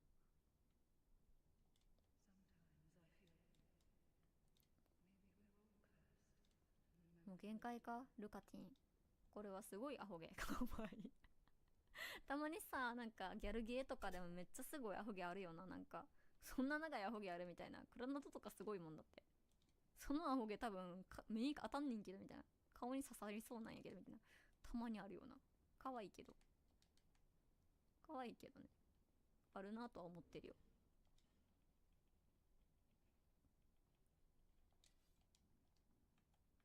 時代だからさ。確かに。しかも午後からな。そうね。そうなんやね。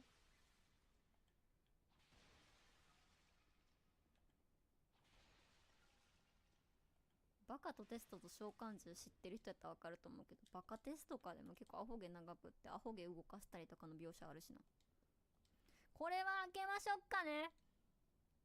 なんでも開けちゃう。さっきバカにされたからもう開けちゃうんだから。宝箱はなんか青く開くだけやん。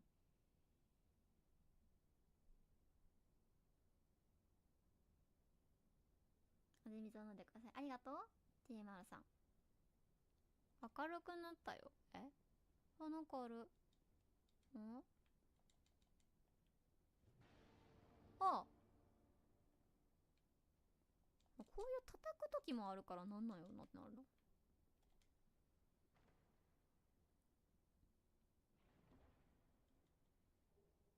毒髪の指輪。これさ、指輪つけていけってことやったんちゃう？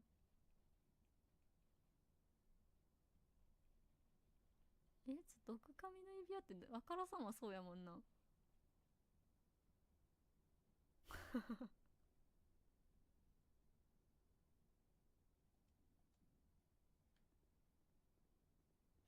いらんなぁ。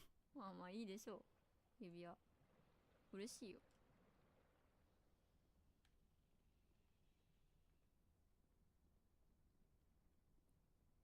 今更感がものすごい。パルスパルス。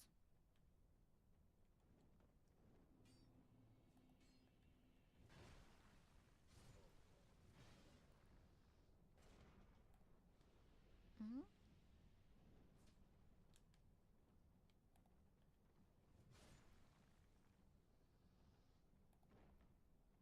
プロモらしい上の着方、確かに。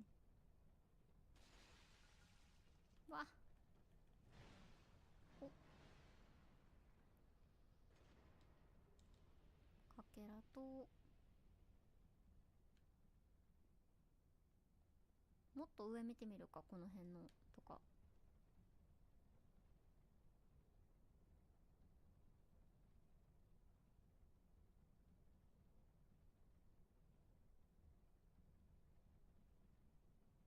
あの奥は行ったもんな。中層エリアが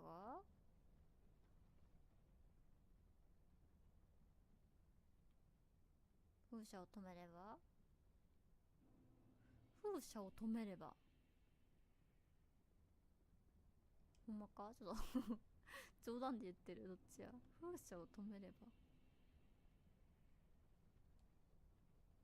これ中層じゃないもんな。中層最初の方か。さっきのが中層か。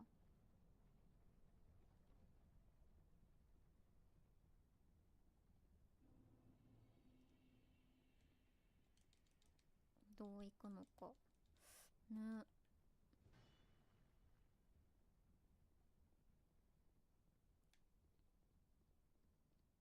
こっち下行ったもんな、さっき。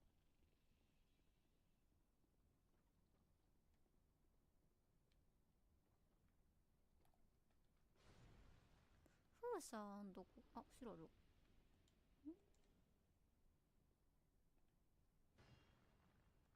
わー、見つかってよかった。これ真後ろ待ってんよ。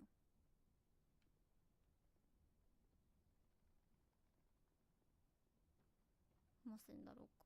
いや、わかんないな。ちょっとゆっくり見てみるわ、とりあえず。風車やったらもうちょっと戻った方がいいんかな。出しまーすわ。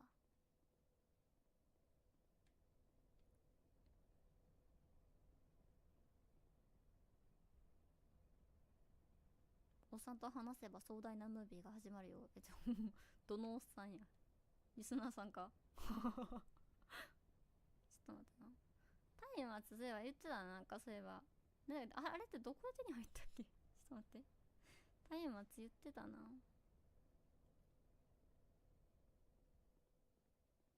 おさんならいくらでもいるぞ。あ、元気いいおっさん来た。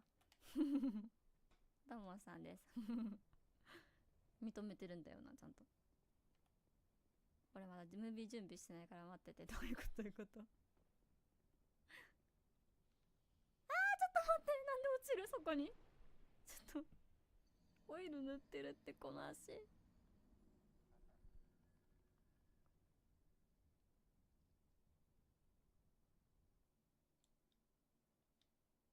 いや、じゃあ僕の足にオイル塗ってるから仕方ない。これもちょっと仕方ないんだ。そういうものだから。てかこれあれやん、ここにも風車、こっからでも風車いけるやん。ちょっと待って。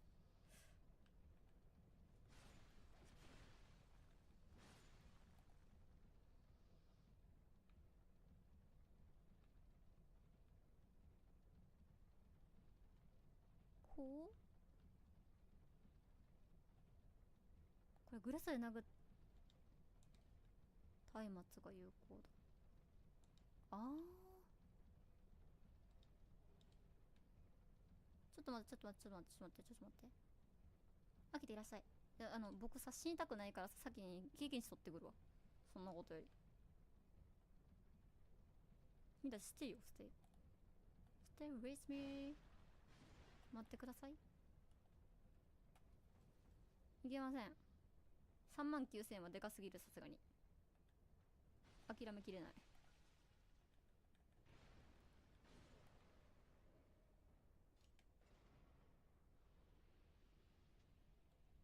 どこや落としたん？こっちか。チームまた投げるの。ちょっと待って。どこや、さっきのとこか。ほら。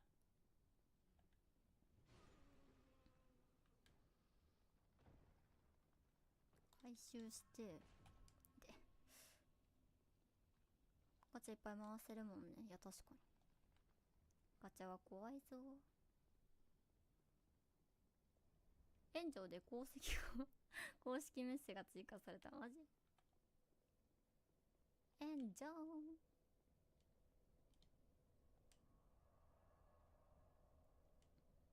確かに分かりづらいっていうか難しいギミックだったのね。じゃあ Stay with me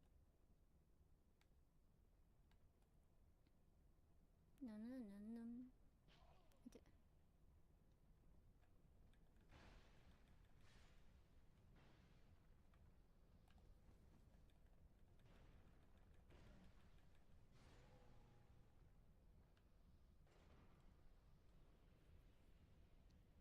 普通に1週間ぐらい気づかなかったわ。へえ。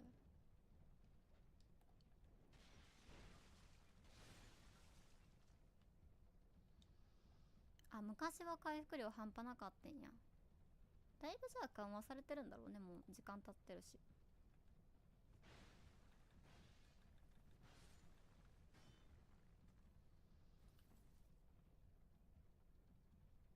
お前火をつけるってある。へえ。いて。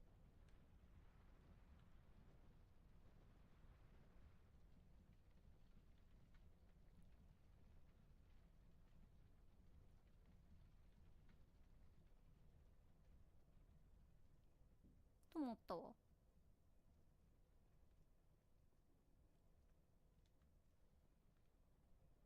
ほう。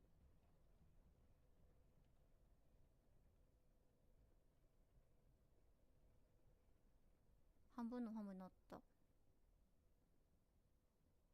少はね。うんうん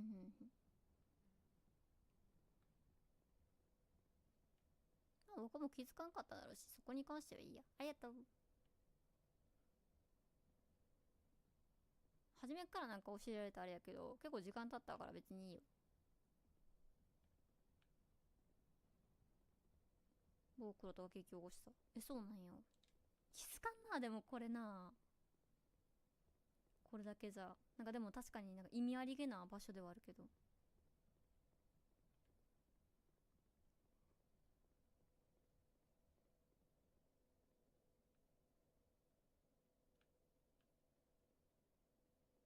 タイマスとは思わんな。確かにね。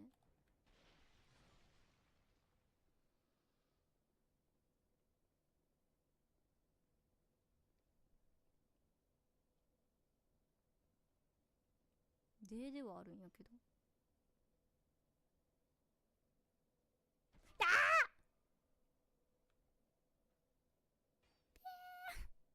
ごはんごはん助けて。どっちに転べばまだいけんのこれ。これ意味わからん。意味わからんとこ死んだ。そうやね、骨で一旦変えるかな。うん、なんか着地する場所エグかったらちょっとこんなとこにやられたらもう登れへん。奇跡。ワンダフォー。風村が回ったら死んでた。いや、そうね。ニコの値引き見たらっていう。ああね。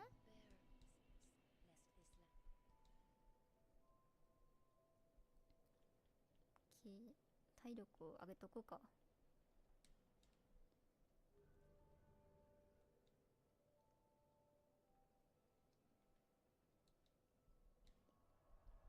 Stay with me.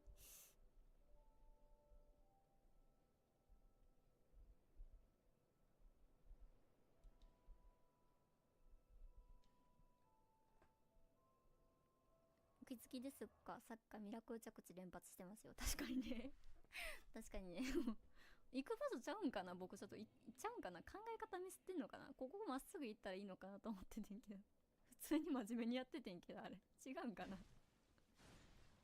あそこまっすぐ行ったらいけんのかなみたいな。ワンチャンそっから飛んだらええか思っててんけど。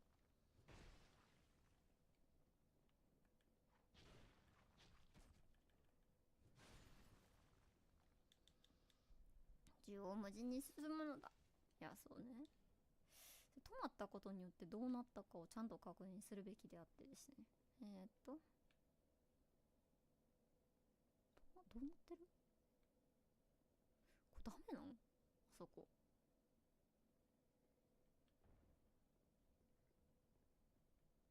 とりあえず下行ってみるか。なんか風車いっぱいあった下の方。中層じゃなくて最初の方とかもあったしな。なんか意味ありげな。あれは関係ないか。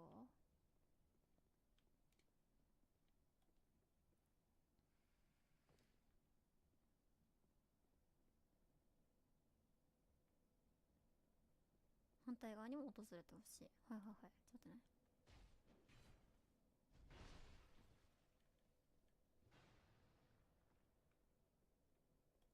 じゃあ一個ずつするわ。真上から行くか。うん。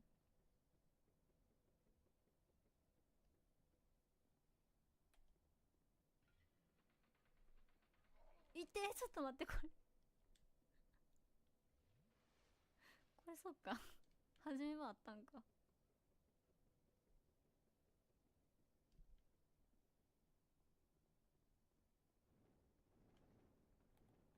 さっきのファロスもちょっと見に行く？毒ファロスを。いやらし毒ファロスを見に行きますか。じゃあまだ涙を流しているのか。いて。てかこの女の人のとこ行けてないか。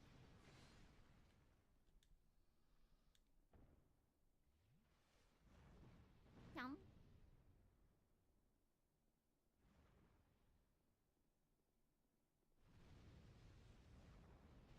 てかここ行ってないもんな、そういえば。ちょっと待って、ちょっと待って。激しいです。激しいです。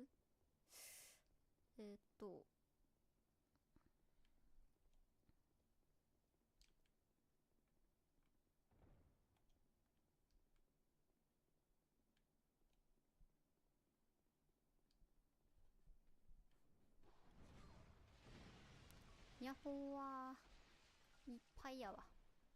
忙しい。死ぬ。ほ。女。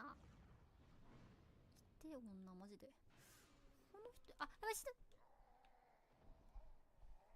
くわー。上から行くか。じゃあ上から行って降りてくる感じで行こう。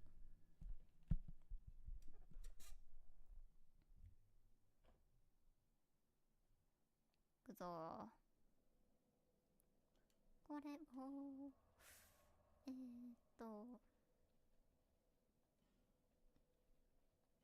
上層から行くか。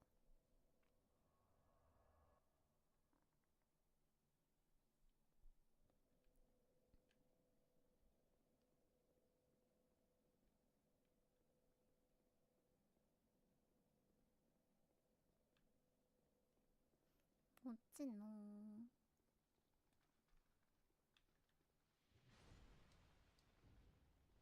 洞窟がすんごい。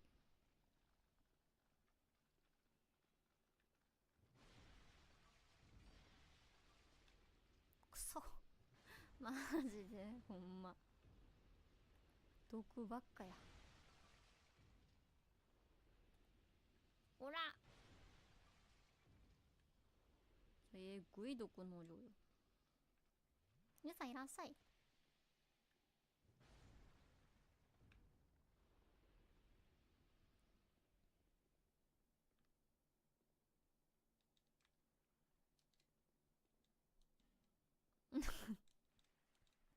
水やんけ、ただのただの水やんけ。綺麗な水なってるだけやんけ。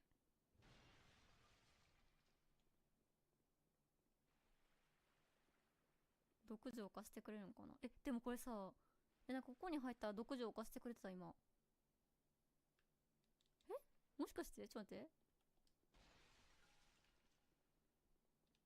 すごっ。毒浄化してくれる水や。こんなところにわざわざ来れん。こんなとこわざわざ来ん。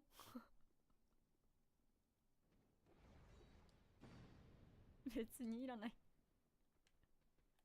感動したわ、ちゃんと。体力も回復してくれてんの？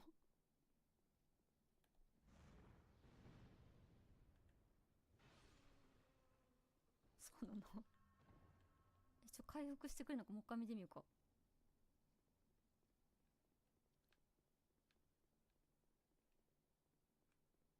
ほんまや。かがり火ある。でもなんか敵が復活しないから、そういう意味ではいいのか。いいのかな。ちょっと価値がよくわかんないっすけど。お前水だらけのとこじゃなくなってる。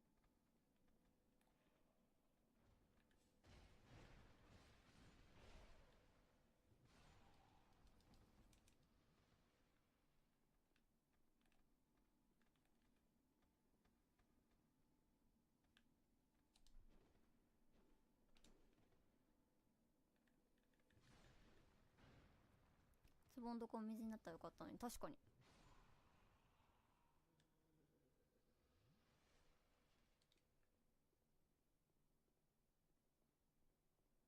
よいしょ。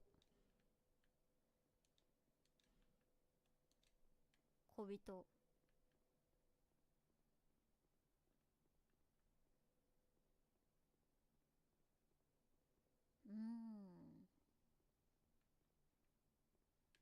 そうね。新しいのは知れたけど、秘密があるぞ。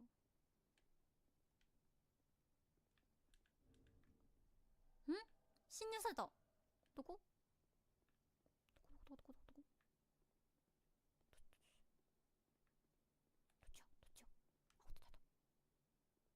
喪失者来ちゃう。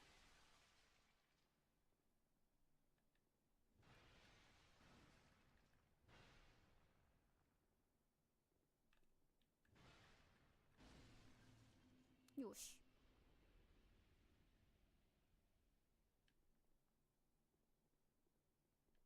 でも押せないよな。人の像。ナイス。エージ。ヘミさんいらっしゃい。ハロー。お、開いた。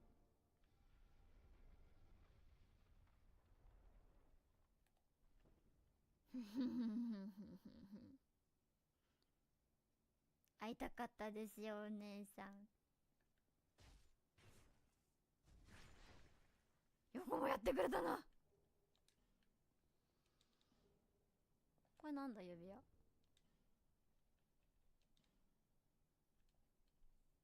上からチクチクしやがって。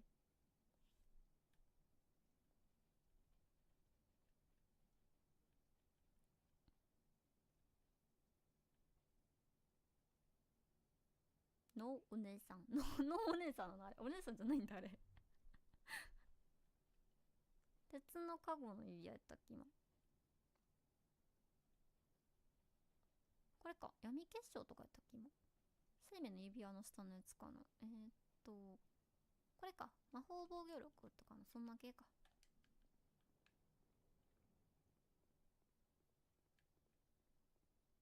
ここと、この辺はどうやって行っていくんやろな。ちょっと待ってね。あそこの裏が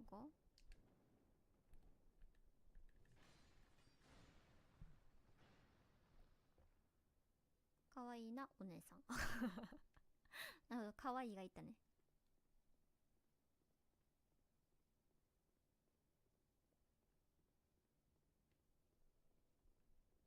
壁登りてナイトレインはな登り放題やからな。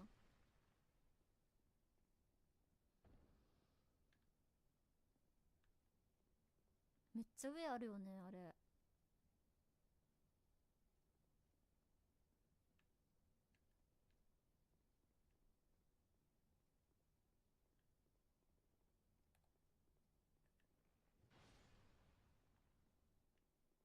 とりあえずこっち行ってみるか。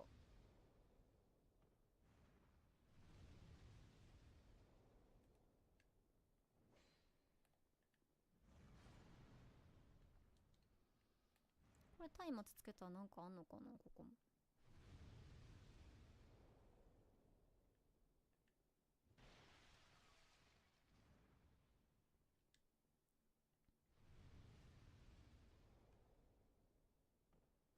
うん。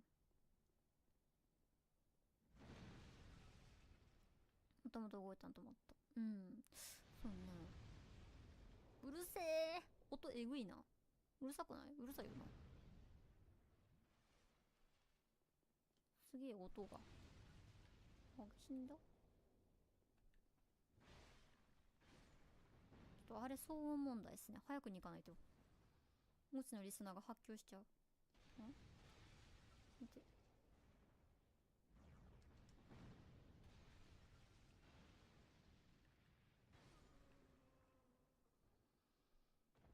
あ、そうなの？うるさくないの？意外と。僕はめっちゃうるさいと思ってんで、ちなみに。尋常じゃないくらいちょっとなんか、プチプチきてたもん、なんか。血管が。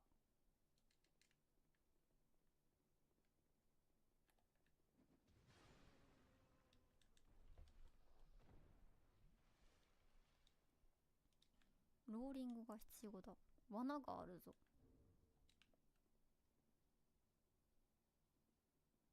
これ見分け方とかあんのかな？ご飯できたん？いいやん。自生ら。いらっしゃい、ラクタさん。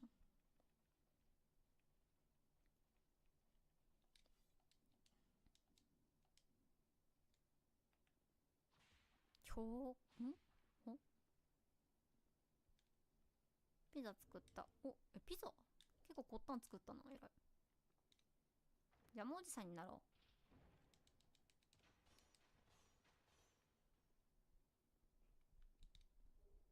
ファロスやったー。消費したファロス帰ってきた。ファロス。ハッピー。なくなったファロス帰ってきた。これ追加の温泉いらんかも。ちょっといらんかも。謎の感動あったけど。ハッピー。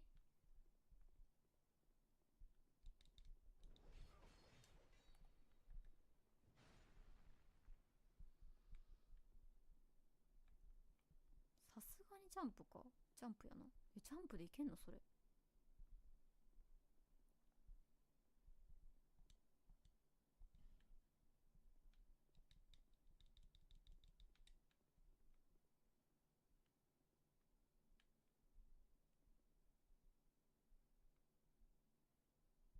ほんまか？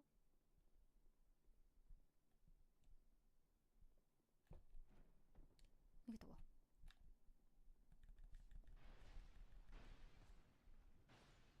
宝箱壊れるでしょうが。危ねえ。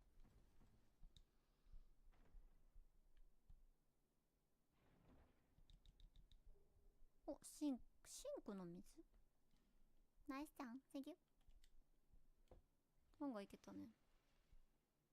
鉄の宝箱って壊れたっけ？鉄は壊れへんのかな？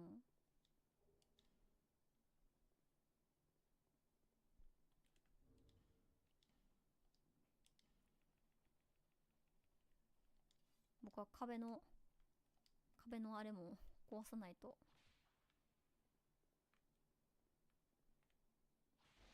落ち着かない人なんで。よっ。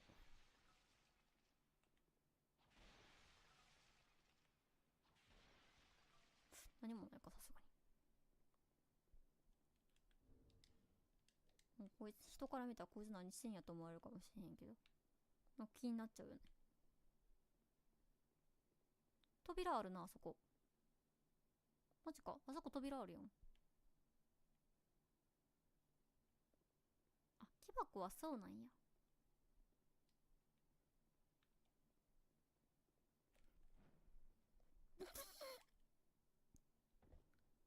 きはよいよい。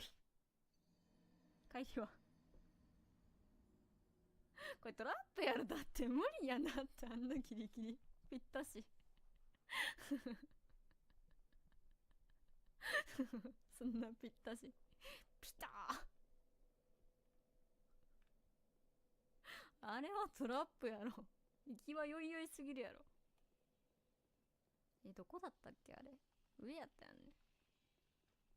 いやつがちょっと長いんだよな、通路。なんかどっちかやったと思っててんけどな。どこやあれ。ここ降りるか。いでで。ね、かかれへんだしね。うん。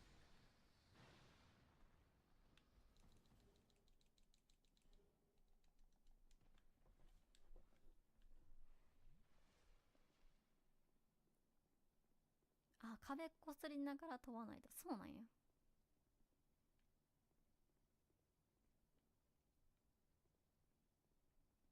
こいつ先やっとくか。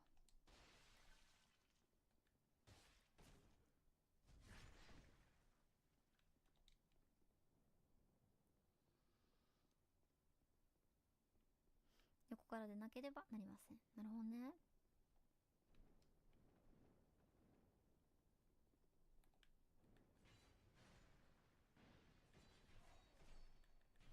いて、また出血してる。最悪。間に合い間に合い間に合い。ギリー。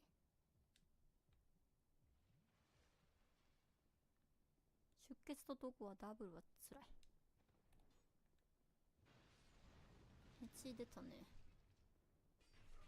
いた。あ、いって、お前おったんかい。見えんかった。状態以上ダブルはえぐい。こっちのやつ奥は、あそこの奥か。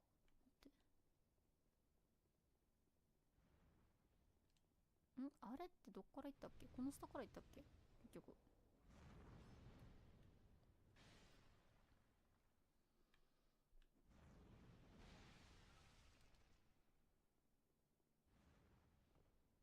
ここの下も気になるしな、結局。この下。こ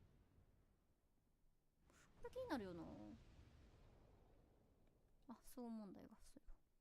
そうそうそ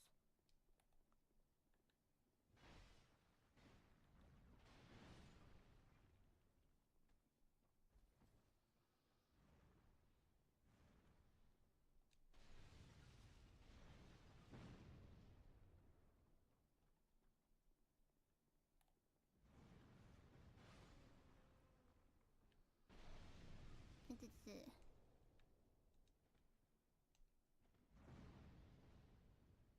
はいはいはい。いてー。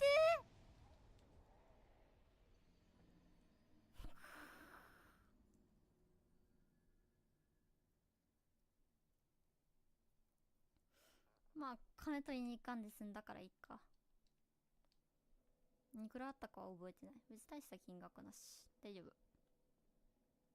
来たね、花火だ。いや、エクエ火力やったな。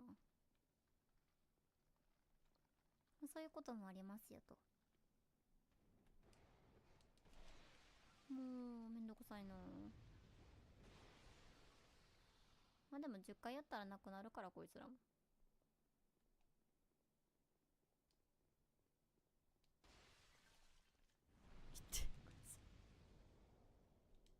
こいつマジでやってるよね。いったーこの女。この女やってんな。めっちゃめんどくさいな。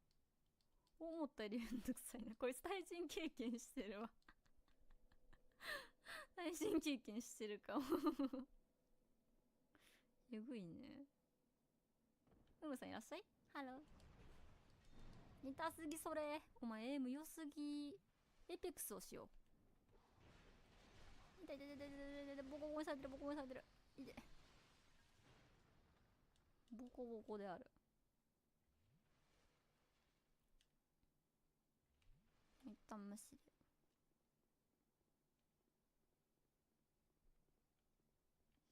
あれも無視でいいか別に。こっち行きたいな。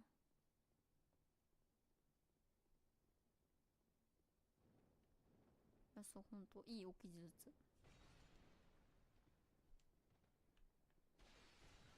最悪、待って、あ、死んだ。待って、死にすぎやな、ちょっと待って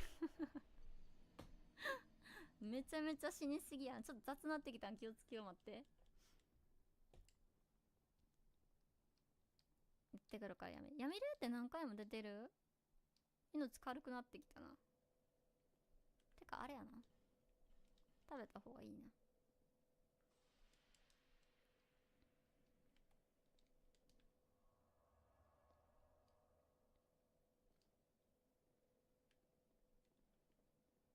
純粋に体力も落ちてるから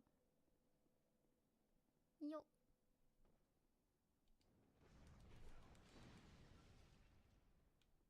まあ死ぬのはもうフロム転倒なんでね、どこでやろうがそういうもの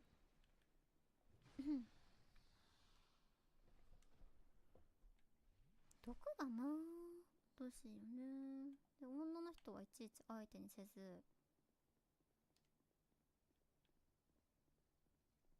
ちょっと雑誌でもしてさ美容院かここは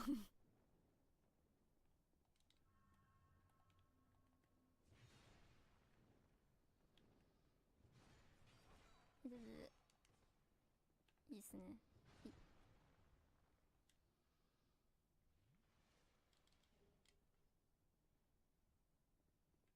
いや、どっちや、上やんね。上行こうと思ったら、今月のエッグ読んだギャルそれはギャルへ。再度どんな感じしますやだな、ちょっとなんか美容師免許持ってる人がいいな、せめて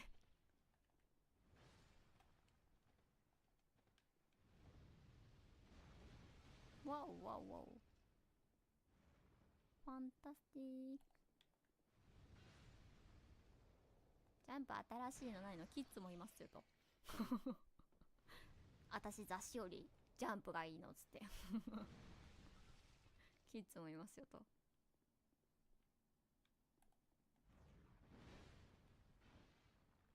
お団子の中につぶあんは単純に臭い。ちょっとこの夏場にはきついかも。ちょっとお互いちょっとよくわからんとこ殴ってんのやめて。にゃん、置き攻め女。待って、置き攻め女のところが関係なくってこの先があれやって、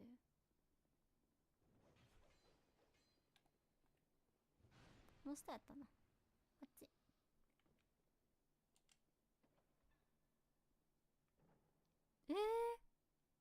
なんか男おった。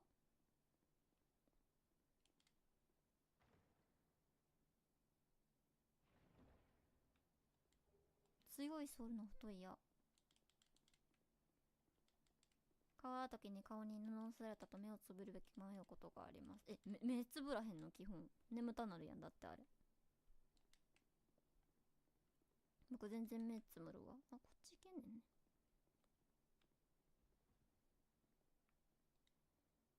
卑怯者に、ああこいつあれじゃん。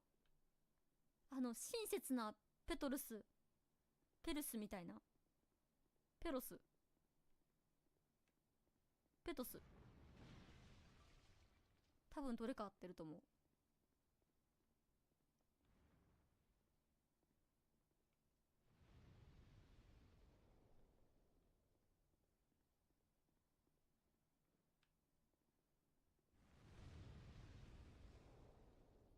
上うるさいなやっぱり。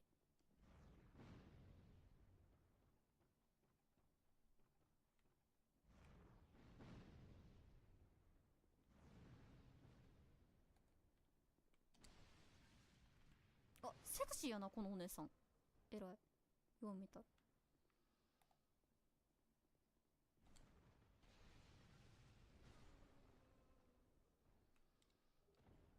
指輪くれた。しかも指輪くれてんけどこの人。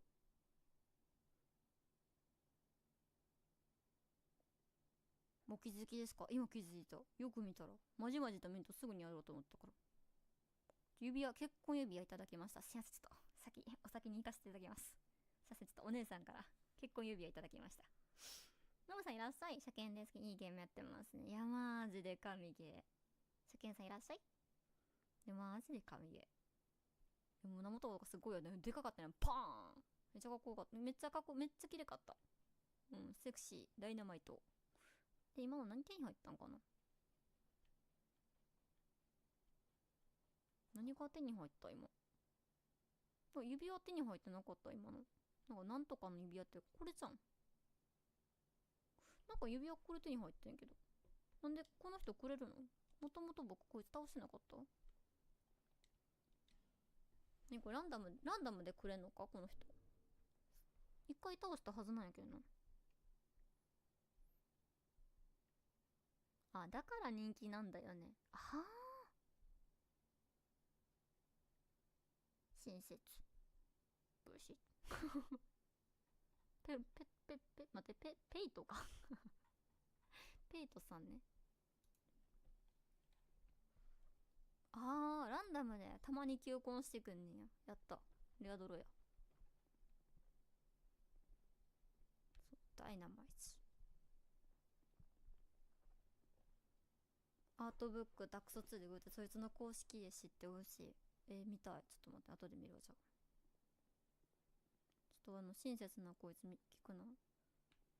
やらしい、マジで。やらしい顔してるわ、ほんと。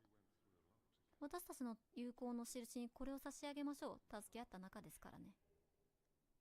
なんかめっちゃくれるやん、自分のすべてを。求婚か？ちょっと間に合ってるけど、さっきお姉さんから指輪もらったやんばっかやのに。そいつはそれ以上に指輪に自分の体のすべてをくれてんけど。自分の、ジェイアントさんいらっしゃい。起きたばっかり？遠慮ありません。これも何かのご縁でしょうから。起きたばっかり？ちょっと待ってね。一瞬待ってね。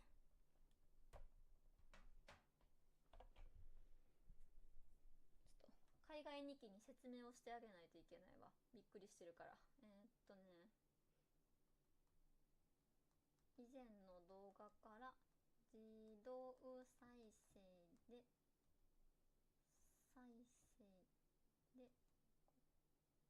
ここに来てしまっただけですよ。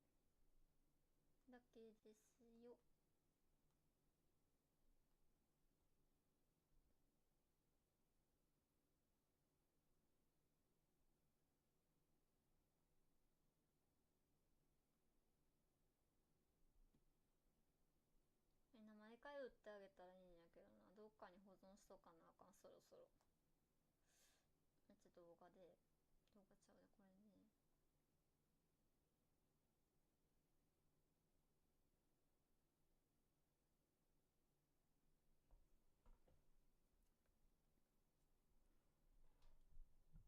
モンハンっぽいな。あ、確かに。なんか僕の声がするんちょっ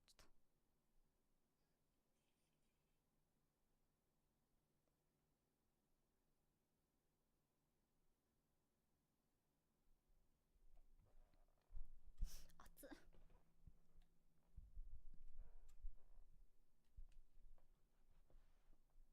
とりあえず喋ってみるか。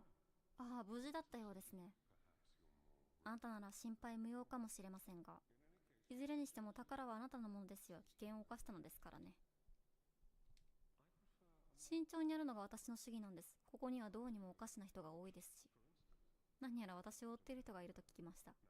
何か誤解があるんだと思うのですが。どうしてそんなことになったのやら。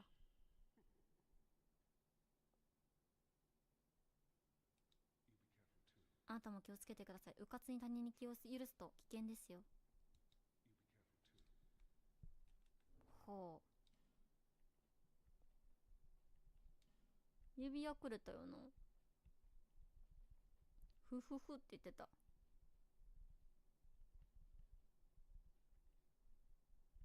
敵の声で聞こえるかな。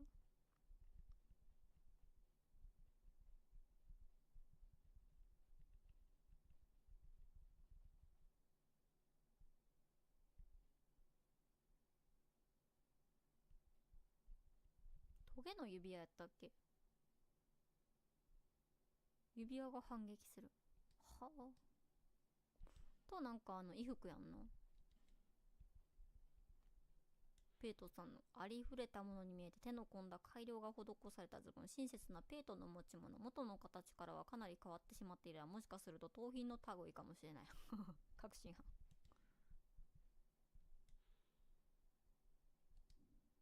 脱ぎたてか。服着て美味しいな。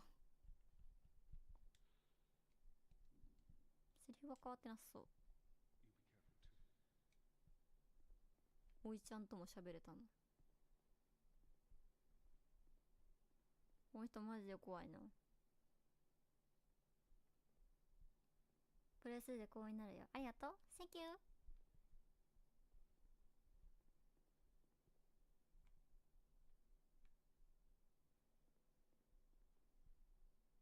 ゼルドラの鍵覚えてる？待って。ちょっと待ってな。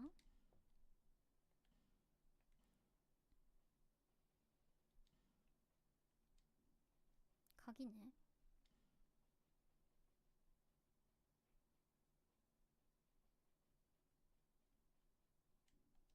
ゼルドラの鍵。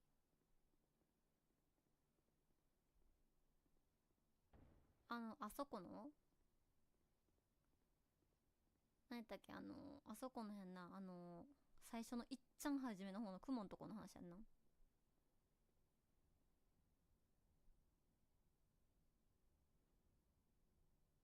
うんうんうん。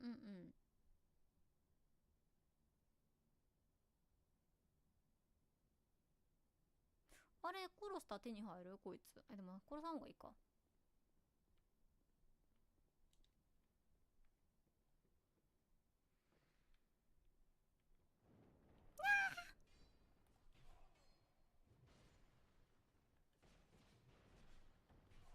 痛い。オッケーオッケー。後でゼルトラ散歩ね。了解。じゃ汚い。どこにおったんや？上におったんか。あ、スピアとか盾もくれてたな、そういえば。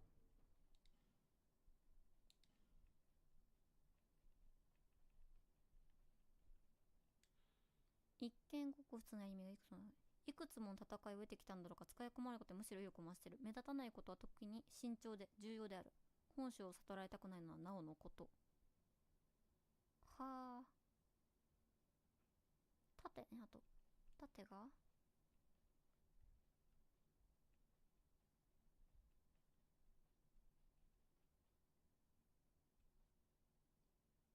一見地味な薄い鉄板を複数枚重ねることで重量の割に高い防御力を備えてる。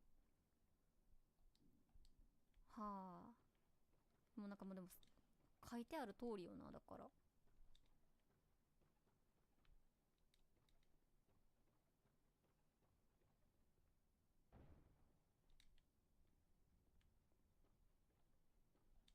あんまりにも不穏すぎる。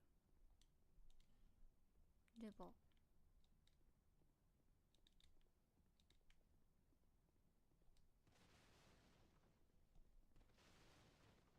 もう首がない。これ最初からなかったっけ？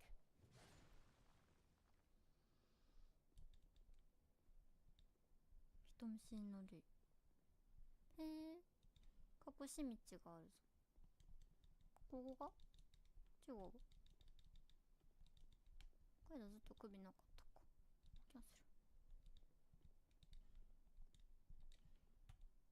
どこや。あ、渡れんのね。わかりやすい。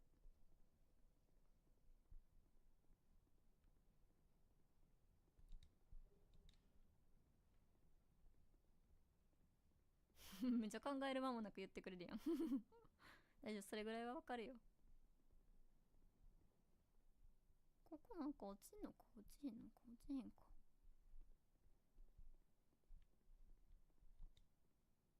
録音が有効だ。そしてやっぱこれ落とすんか。ちょっと待って。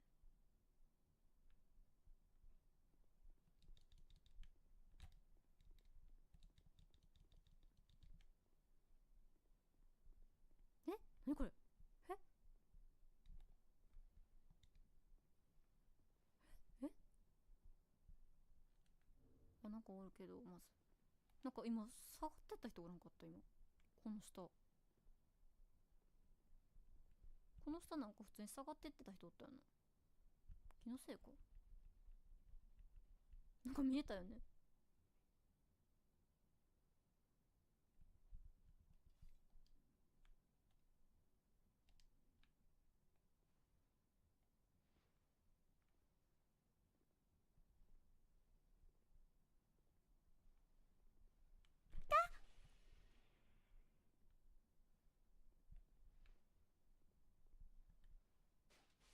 よし、落ちると思ったわ。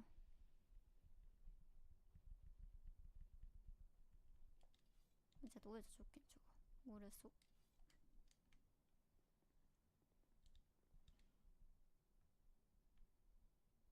あれって落ちへんのかな、関係ないんか。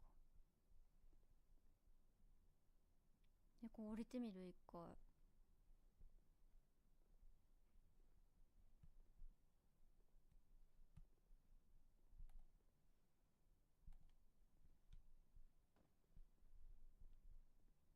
意外といけた。おお、ファロスやった。ファロスファロスいけるよん、いけますよん。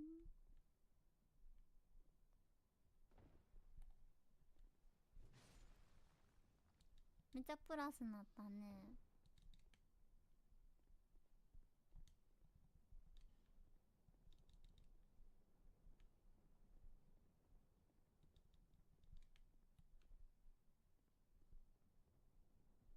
ここなんだ、上か。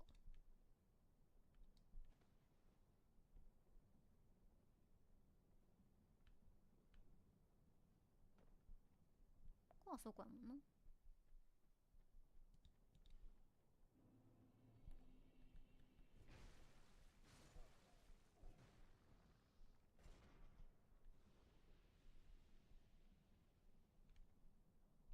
他どこが影響あんねや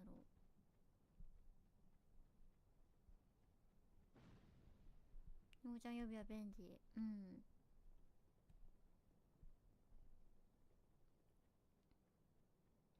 とても便利だわ。ここら辺置いてんもんな。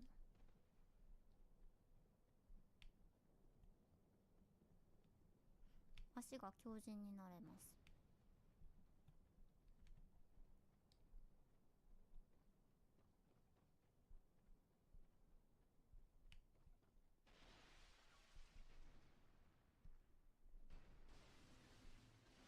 2340か。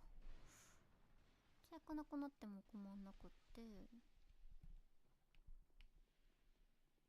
ダッシュでよくってある程度。ほい、どこなくなってるかな、ボス部屋も。あ、もともとでもなくなるべきとこやったんか、じゃあ。そういえばあそこってそうか、風車を止めさえすればなくなってたんか。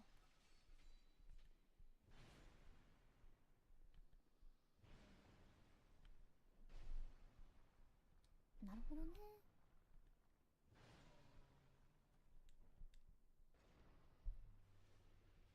気づいた人すごいな。あれ公式が答え出したなくて気づいたんよな、多分。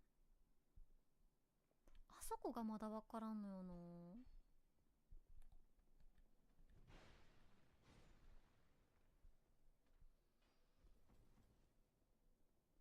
なんか爆発させるとこかな。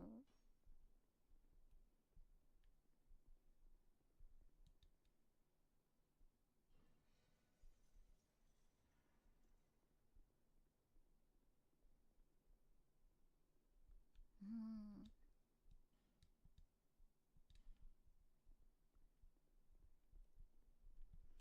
壺投げてみる。あ、そうそうそう、火炎壺。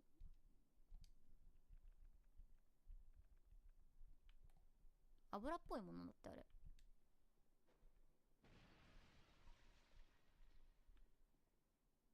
上にしてからの方が良かったか。あんま関係ないか。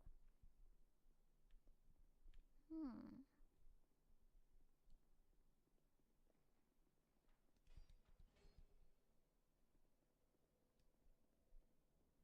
あ、そうなんや。どうか、これこれ。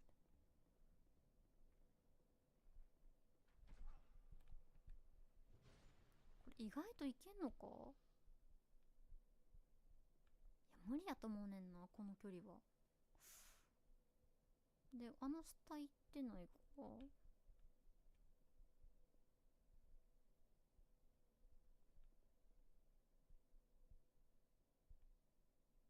もっと上から降りる感じかな。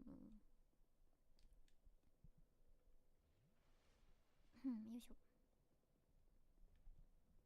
まあ失うもんないし、やってみる？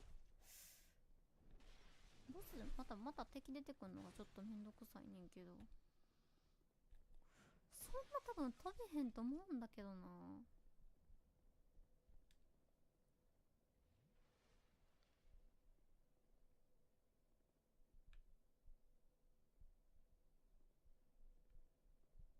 通勤に飛んでごらん。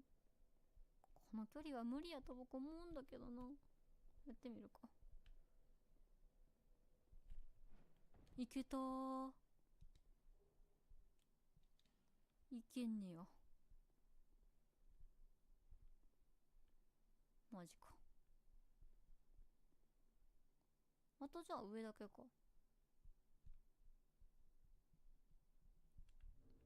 そう、勢いより帰りは怖いやから。いけんだってなった今。意外といけんだな。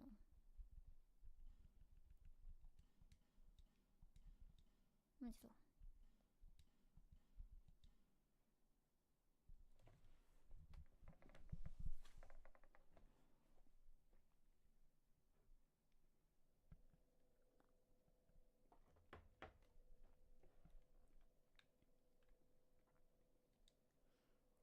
よいしょ。いっちゃん上のとこがここか。で、まだ行けてないところはもうほとんど行けてんのか僕。ちょっと待って、下見よう。これ。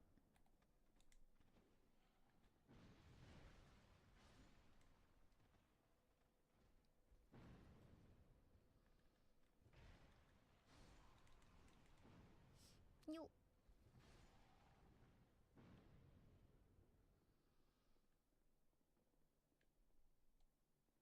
ちなみにここどこなくなったらどうなってる？あ、こんな感じなんや。めちゃ楽やん。でもおもろいよな、風車をあんな形で止めんのは。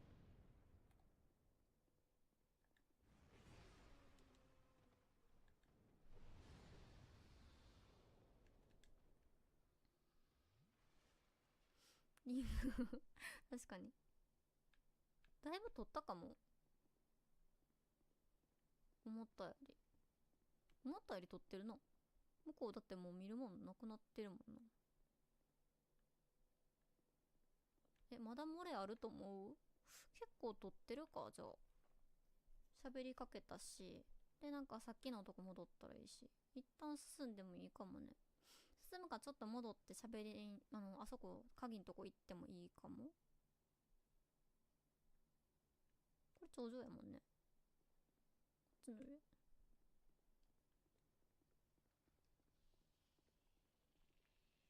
まだ漏れあるかな。もう思いつく限りは行った気がするな。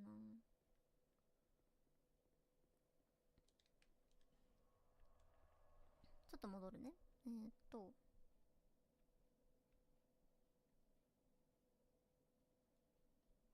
索してそうだけど、いやーなんか、こう探索したいろなって思っても結構振り返ったらやってなかったっていうパターンあったから、むずいよな。なんともやば。ファロスの通路の影の森。これが次のマップで、聖人墓所たまりの谷はさっきのところか。ダイソーってこのエリアで拾った気がするけど、持ってるっけ？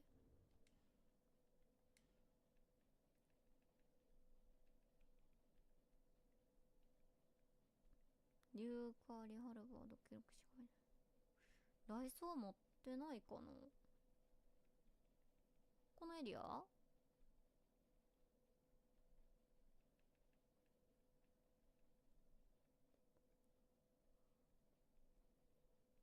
ハイデのフランス。あ、奇跡？奇跡は、違う。スピエルは、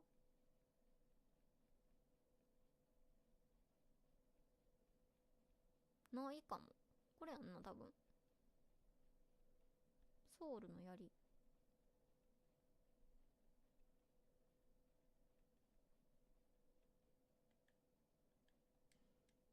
ここのマップ？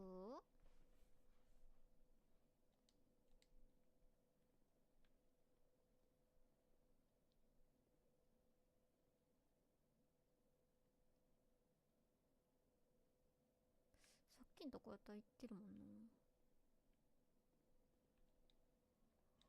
一旦お茶濁しに戻ろう。私は覚えてないわ。そうね。ちょっと待って、筒の塔。筒の塔。あれなんだっけ？テストウィン、ああ、あの下にあれ撮ってなかったっけ僕。そこ。見てみるか。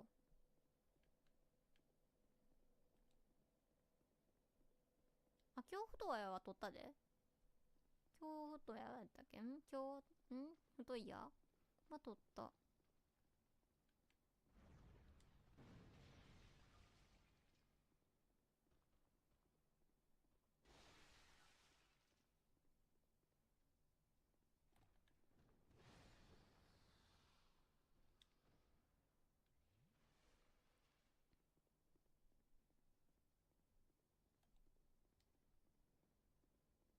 もう一回じゃあ行きますか。下か。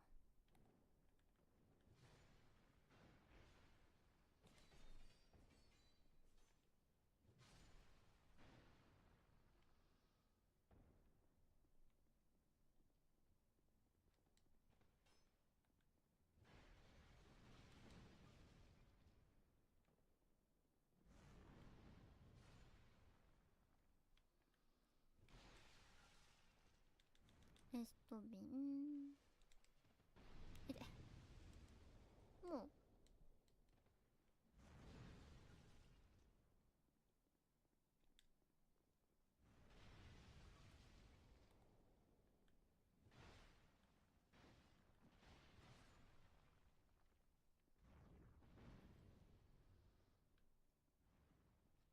ここの下って言ってたの？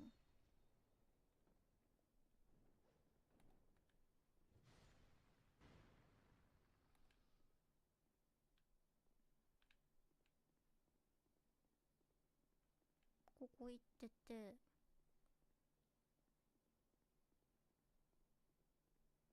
これの真下取ってなかったっけ？あ、ほらゴータン、オッケー。ここのこれか。あ、ありがとう。センキュー。おお、ほんまや。ここ見落としてたんか。気づかんかった。普通にこのまま降りちゃったもんな。うわ、気づかんかった。ありがとう。センキュー、センキュー。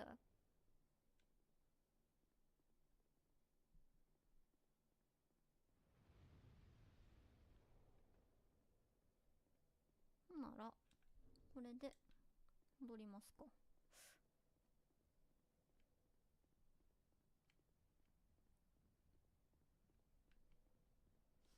我が家に一旦帰るわよ。こんにちは。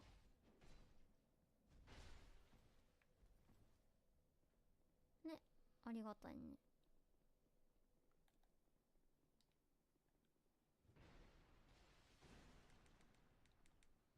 あとこ早く出るのよ。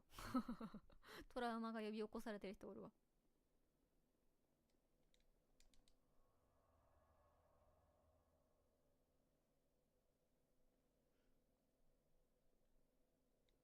探索は本当に楽しいからね。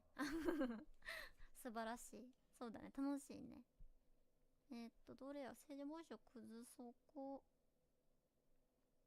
ファロス、等、忘却のロー。あそこ名前何やったっけ？待ってな、渓谷じゃなくって、ジェルドラやったっけ？ジェルドラじゃないな。あ、ジェルドラやったっけ？ 123 の礼拝堂前、鉱石以外やから、そうか、ジェルドラか。ゲートで右の側へ。ドメンションさんいらっしゃい。ハロー。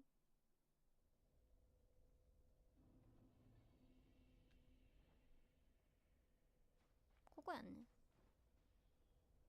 ここやから、ここの、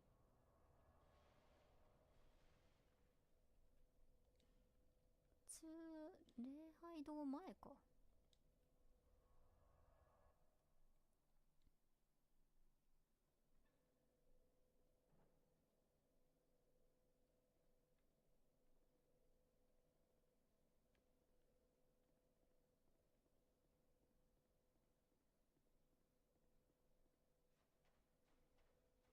ここがおらんくなってて、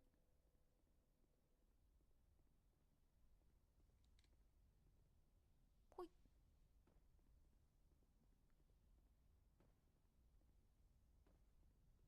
あ、違うか、いや、合ってるな。こうで、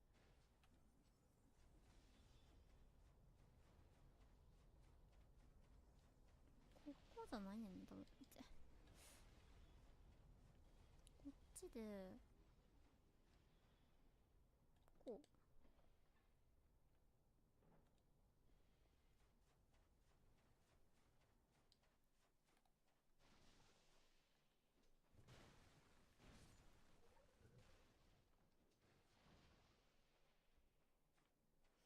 ペア、ウィンだ。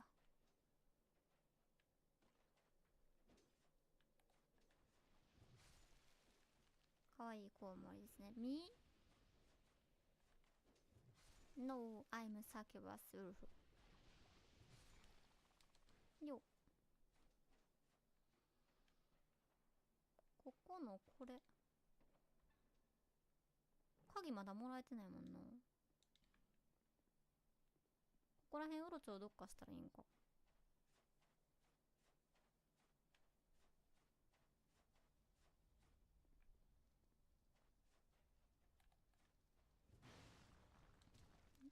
そうそうそう。センキュー。鍵探すな、上にお戻り。あ、上にお戻り。アギー。コップン使いすぎなんやな。ちょっとな。節約しんないと。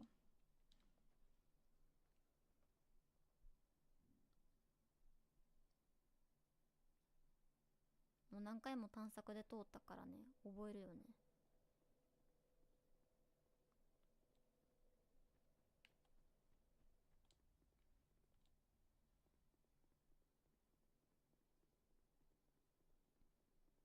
なんかいろいろ言ってたら出てくるかな。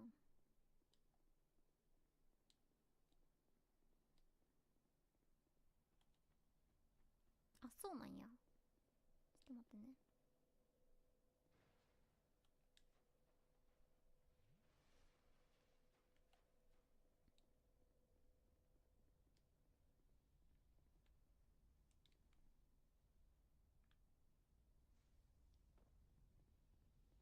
めっちゃか。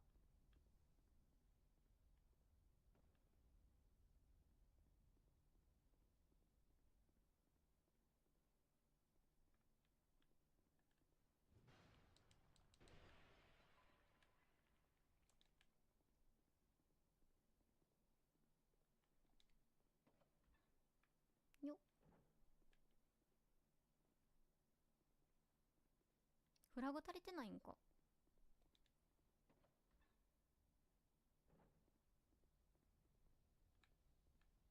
何が足りてなかったんかな。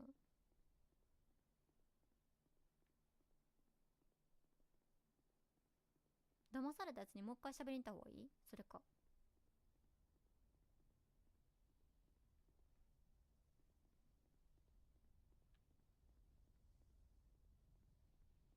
あ、そうなんや。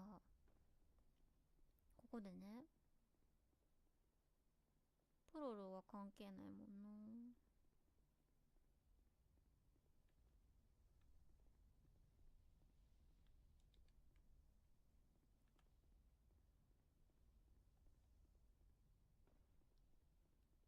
ちょっとコッペンを無駄遣いしたくないから、サソリの板森かな。あー、そっち行った方がいいってこと？オッケー、ちょっと待って。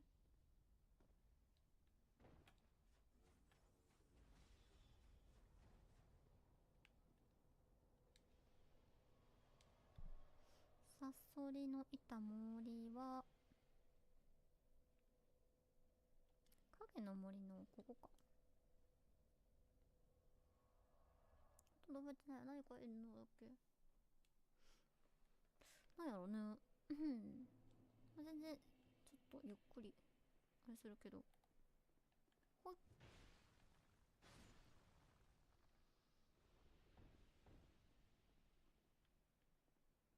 おるんかな、どっかに。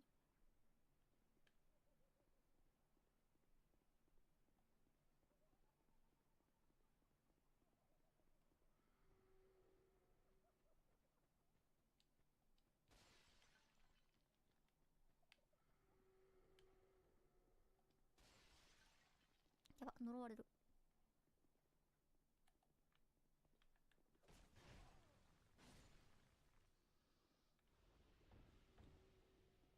ああ、呪われちゃった。みょう。すぐ呪ってくるじゃん。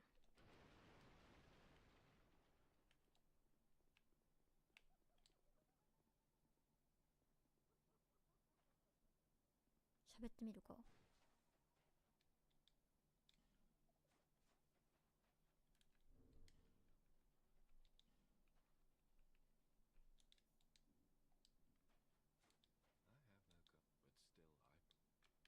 変わってない。ボスの前とか行ってみるか。ち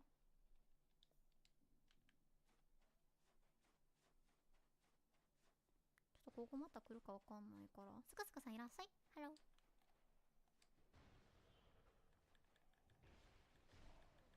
倒しちゃうとか。この人をさすがに倒したらダメなんじゃない？誰がなんとの言おうと2大好きです。いいよね。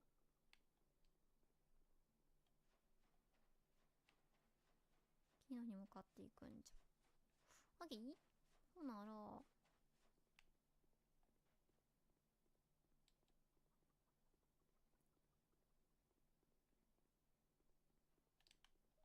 2周目まで気づけなかった？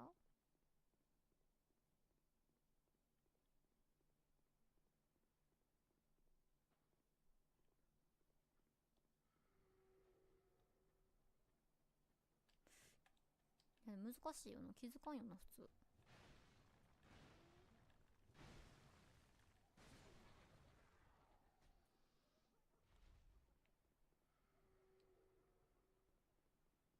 霧の方って言ってたの。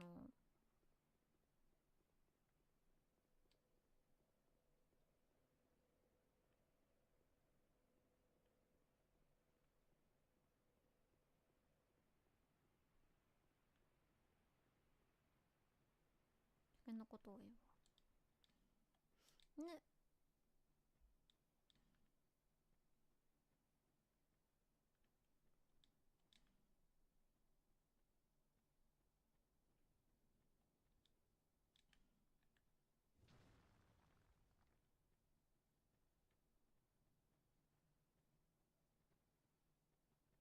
裏切りイベントかな。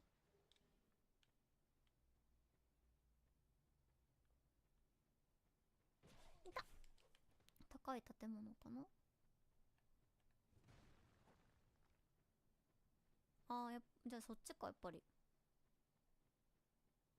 ちょっと待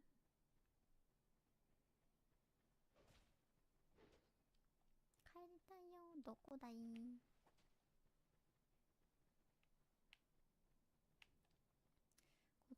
このあるルートじゃなかったっけ。ちょっと橋沿いに、あ、来た来た来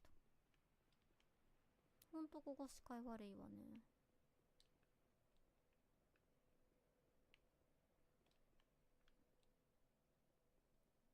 よいよいよー。サソリボスまでの道だとこっちか。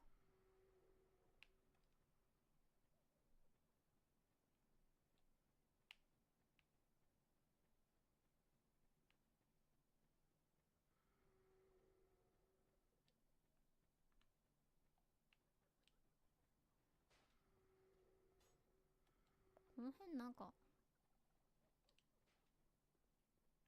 この上登ったらなんかあるんやっけ。確かなんか言ってなかったっけこれ。おった。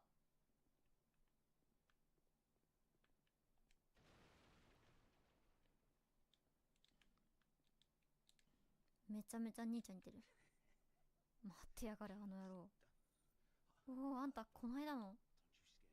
脅かすなよ、あいつが来たのかと思ったぜ。この先の鉱石街ってとこに例の指輪野郎がいるらしい。俺は蹴りをつけに行く。恥をかかされて黙っていられるか。世のため人のため、そして俺の名誉のため、あのクソ野郎には死んでもらう。うわー、めちゃくちゃフラグ建築士かなんかか。すげえフラグなんだけど。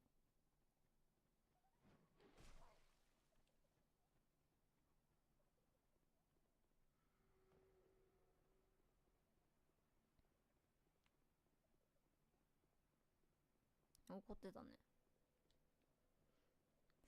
ほなら、うん、これで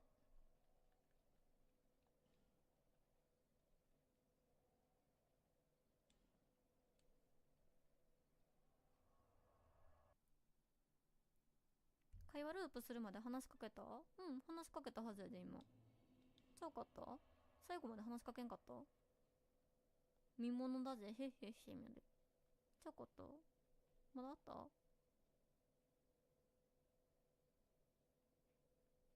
知りましたね。知らんかったね。ちょっとね、何回か喋りかけたけど、もう一回行った方がいいかな。3回ぐらいは多分2、3回ぐらい喋ってなかった。今3回ぐらいは多分押したけど、同じこと呼ぶして大丈夫。あ、オッケー。よし、じゃあ行きます。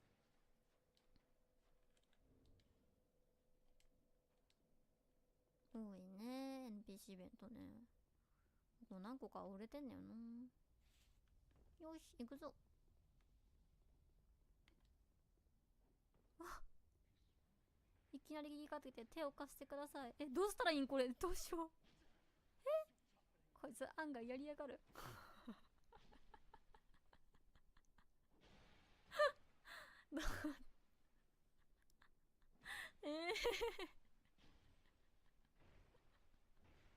喧嘩両方やりたいんだけどな。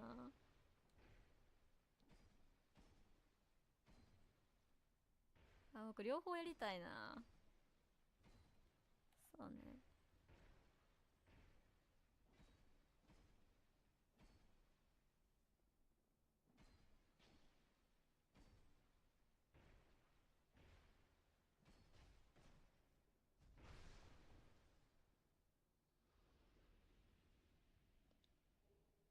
なるほどね。ペイトのスピア、トゲの指輪。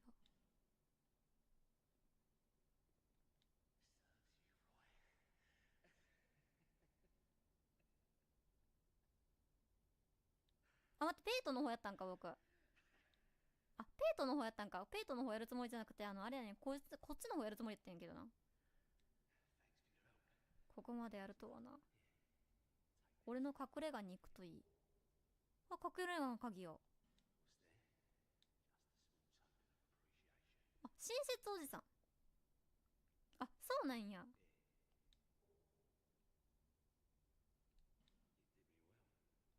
よかった。じゃあめっちゃ親切な方じゃなくてこっちの方やるつもりだったからよかった。僕の目が狂っててよかった。世話になったのよかったね。また脱ぎたての服をもらったわ。これ殺してもいいんか。この後あるかまだこいつ。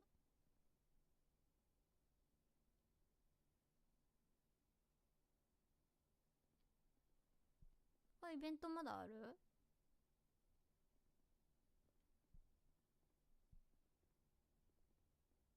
じゃあ一応置いとくか。クエストはもっとあります。あ、ほんと。じゃあいいや、置いとくわ。私はいつも2人とも殺してしまいますあるんだったらちょっと見たいからいいかな。なかったらちょっとあれやったけど、セリフが聞きたいしね。これ脱ぎたてをよこす分か。そしてやるとするのです。セリフが聞きたい。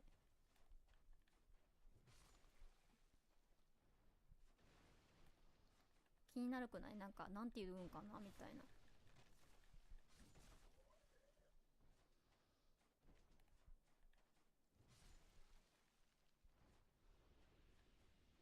そう実際気になるでしょ。そう1周目はやっぱりね。この人の場所やってんやここ。早く言わないとテロさんは殺しちゃうから可能性はある。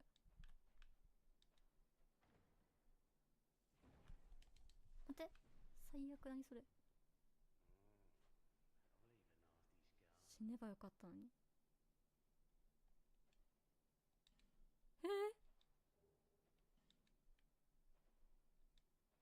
怖っ。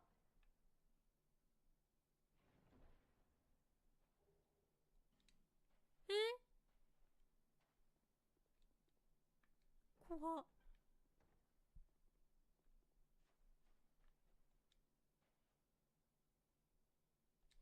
怖いんやけど普通に。めちゃめちゃホラーなんやけど。何手に入った。閉じまっちゃった。まだおる。上まだおるかな。上もうでも行けへんよなこっから。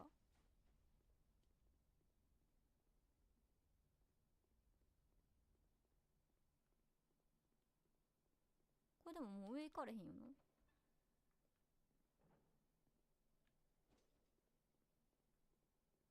コッペンで戻るしかないよな。さすがにおらんか。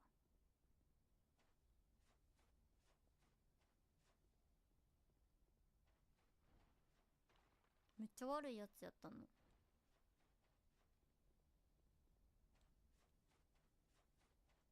まだおるあそこ。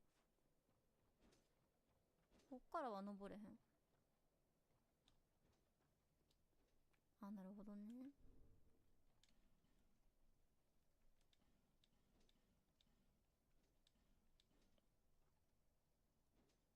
壊れちゃったのかな。一応見に行くか。僕はね、受けた恩は絶対に返さないといけないもんだと思っているから。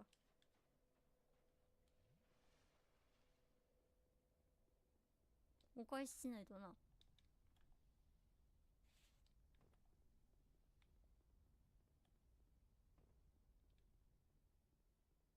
いないんややっぱり。くそー、いないんだ。下にもおらんのかな。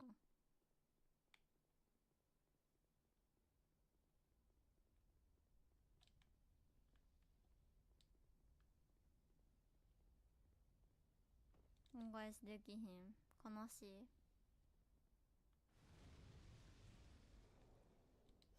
しょぼに。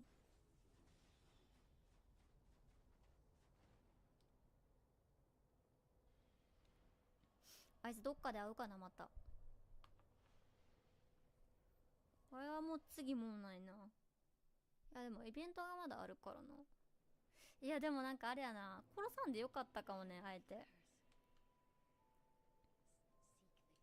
うん、よかったかも。あ、なんかゾワってしたけど、その話が聞けるのは生きてたからできた話でしょ、多分あれ。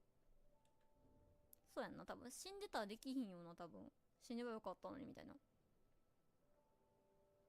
もう結構って考えたらそれはそれでありやったのか。あ、次見た時やな。続きがめっちゃ気になったけど録音した音声の可能性がまだある。ああ、そうなの。死人に口なしだもんって思うんだけどな。ゾワってしたな。ホラーかと思ったし。真夏のホラーでしか聞かん。そう。ブランドさん、ハロー。そう。でももう今日はちょっと終わり。ワンボックスの時間もあるし。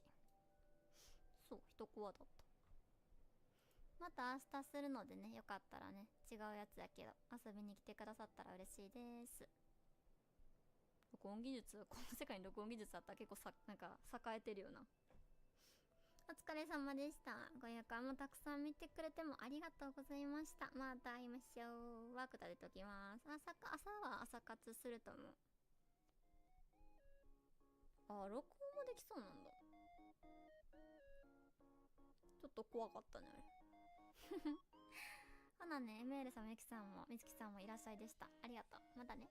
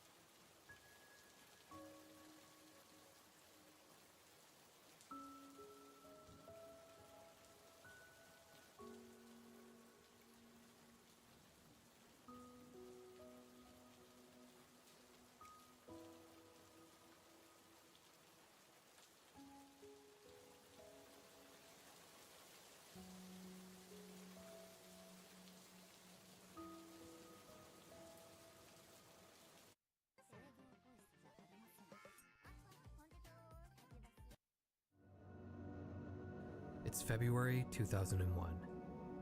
George Bush has just been inaugurated, the dot-com bubble has popped, causing a major stock market crash, and Japanese film director Kiyoshi Kurosawa. Spiritualism. A system of belief or religious practices based on supposed communication with the spirits of the dead.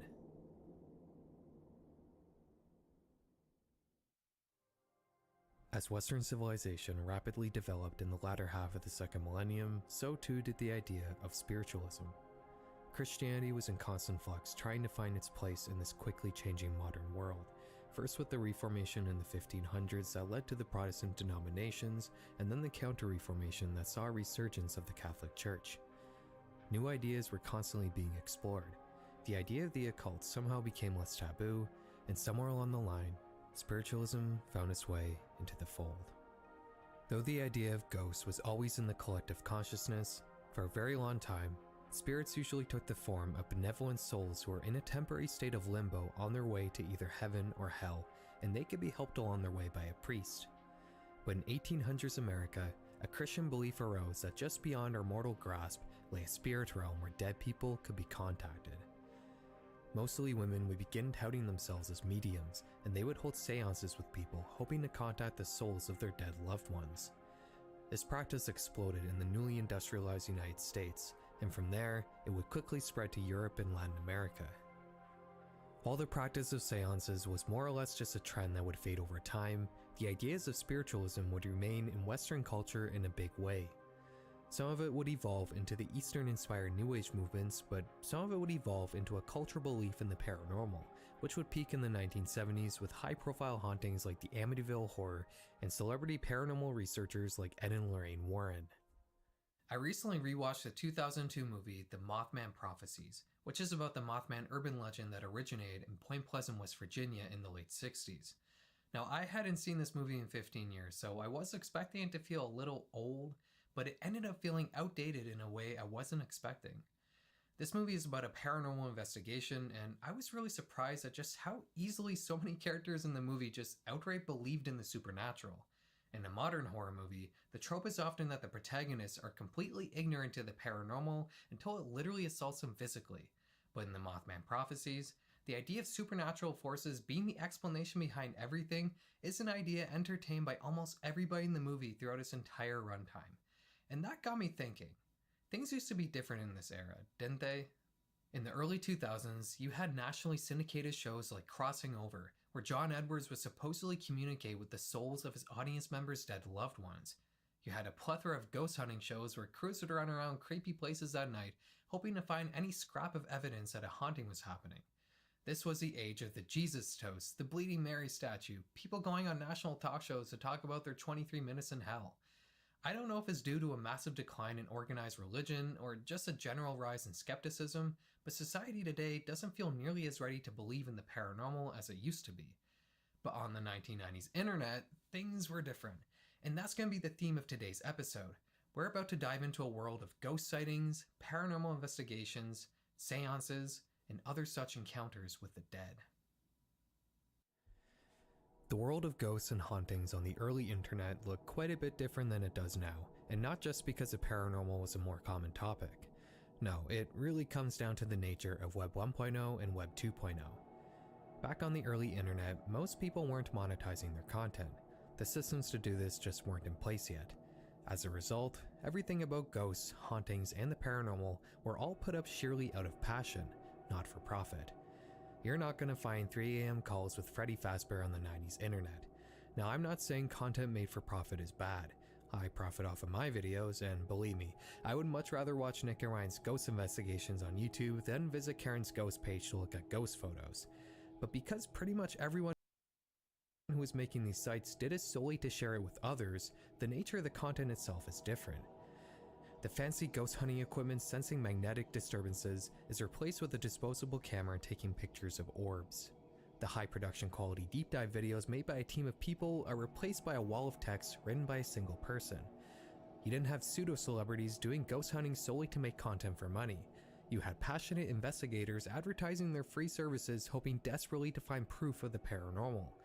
There were no demonetizations, copyright strikes, algorithms, or sponsorships to worry about.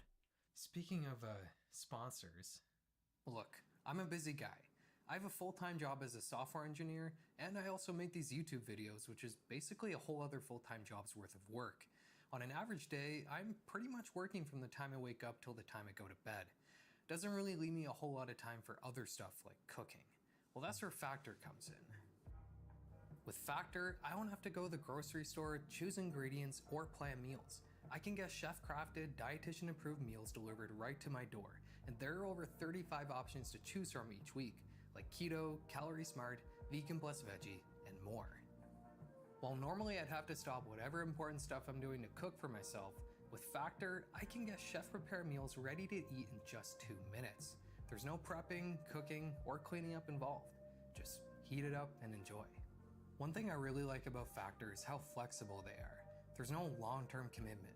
You can choose what you want on a weekly basis, adjust your order size, or you can even skip a week if you want. It's that easy. So, what are you waiting for? Head to Factor75.com or click the link below and use code FERAL50 to get 50% off your first Factor box and 20% off your next month of orders. That's code FERAL50 at Factor75.com to get 50% off your first box plus 20% off your next month of orders. Okay, I always make these intros way too long. Let's just get into it. The incident is a site that was first archived in January 1999. The homepage greets us with a blurb of text written by the site's creator, a Danish man named Baldur Ulrich. He explains that we're about to see a series of pictures that came from a book found in a secondhand bookstore in Germany a couple years prior. This book apparently had Baldur's last name on the cover, which was what had caught his eye. He asked the store's manager about it, who told him that it came from the estate of a deceased American GI. Baldur then purchases the volume and brings it back to his hotel, where he finds that the outer sleeve doesn't match the book itself. The hardcover has the title, The Incident. Not only does this book read right to left like a manga, it also contains many disturbing pictures. The first image shows us an unexplainable scene. We can see 4 people sitting around a table in a state of panic. A 5th person is being hoisted into the air by what appears to be tentacles of light emanating from a hole in the ceiling that has metallic spikes sticking out of it. The picture is accompanied by the following caption. At the Third Belgrade Tribunal, Mr. Klein was doubting the powers of the New World Order, and look how he was taught a lesson. The young man fainting in the middle of the picture is an American student of whom the great leader has said, Mr. Oswald will fire the first shot of a new era for us. Just in case you don't know, Mr. Oswald here is likely referring to Lee Harvey Oswald, the man who shot and killed JFK in Texas in 1963. And considering these pictures were found in Germany, the great leader in the caption probably refers to Hitler, meaning these pictures were most likely taken sometime in the early 1940s. The Nazis were known to have taken an interest in the occult. Maybe they had gone further along with it than we thought. Let's keep reading. The next photo is taken from the same angle in the same room, but with a different group of people. It's similar to the last one, except this time, instead of the tentacles, we have a limp woman seemingly hanging out of some sort of portal in the middle of the air. The caption reads, Samper's girlfriend, Miss Ardens, was a very popular media. This particular evening, 4 demons were fighting over her delicate body. After the incident, she went to live in America, assuming a new identity. I can't actually show you the next one on YouTube because it would break guidelines. I'll just read you the caption. This lady from Warsaw was trying to cheat her way into the group and ended up doing a very convincing levitation. The napkin that was supposed to look like teleplasma is still hanging out her nose. The next image is the most chaotic yet, with a bunch of chairs flying around the room. The caption reads, Dr. Mesmer's experiments with alien technologies were notorious. Please notice the slices of roswellium mounted on the legs of the chairs.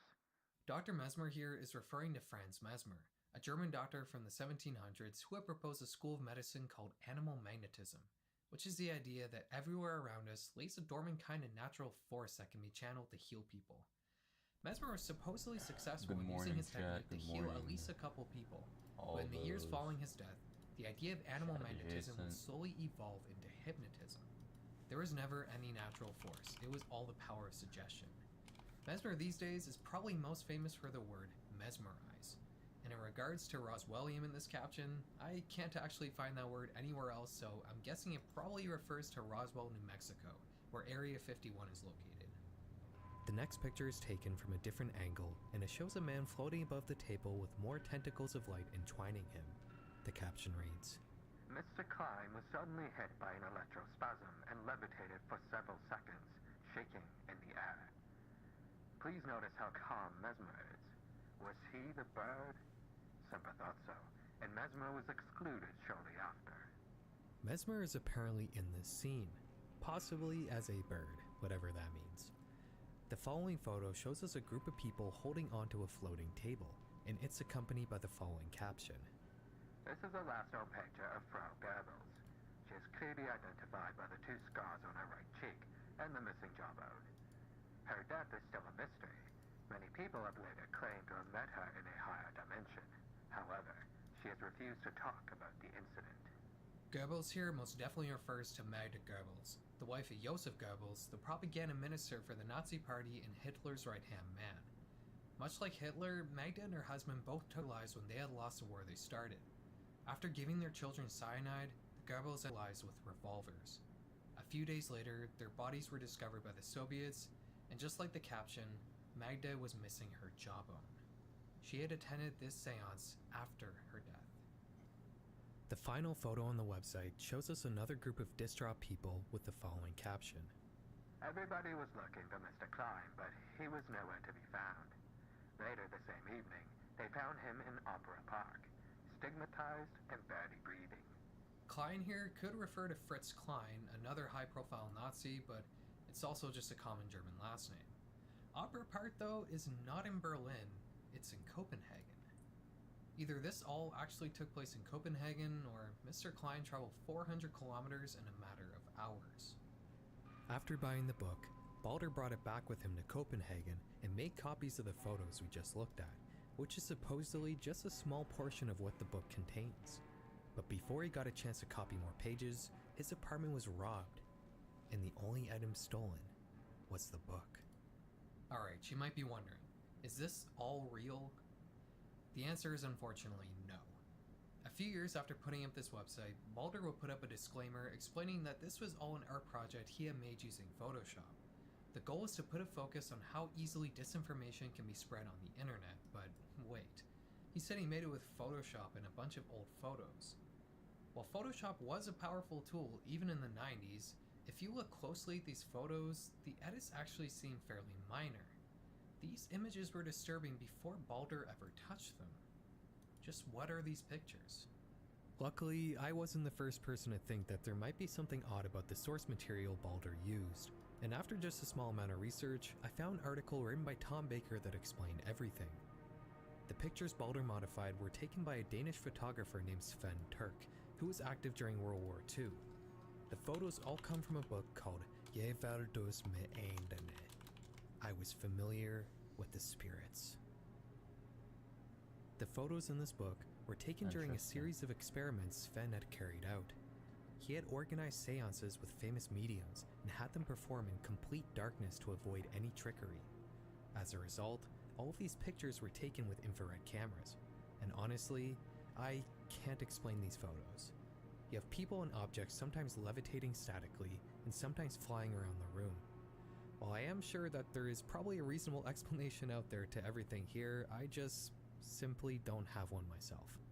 Let me know if you do though. As a horror project, the incident is both really cool and also pretty unusual for its time. Most internet horror projects from the 90s, even ARGs, mostly had disclaimers to let the audience know everything was a work of fiction, but the incident was completely earnestly presented, at least for a few years. As a result, most people thought it was real. Balder actually included a comment section on his site that contained all the emails he got from fans, which were filled with all sorts of wild theories.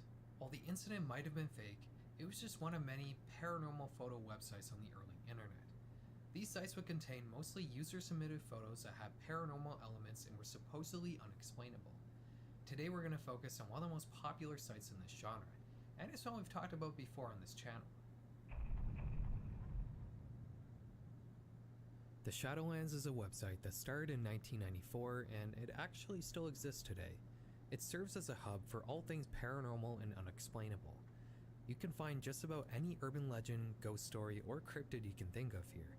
But today, we're going to focus on a particular section of this website, ghosts and apparitions. This page contains photos supposedly depicting real-life ghosts. Let's investigate some of these. This photo is called The Burning Girl. In 1995, in Shropshire, England, the Wem Town Hall would catch on fire and ultimately burn. Alright, that's enough of that. Let's do a little bit of this.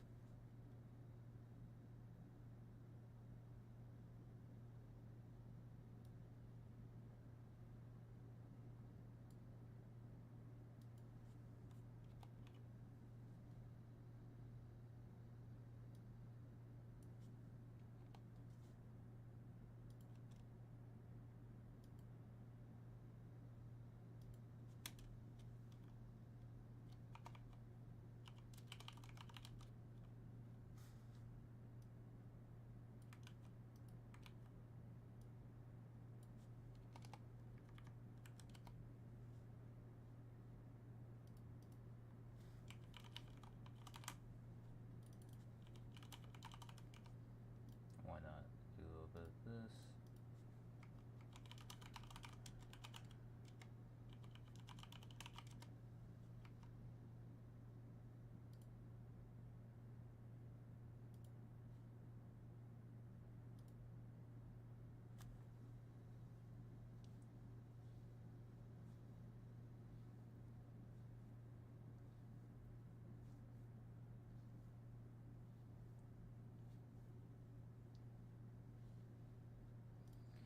A little bit of this. Oh.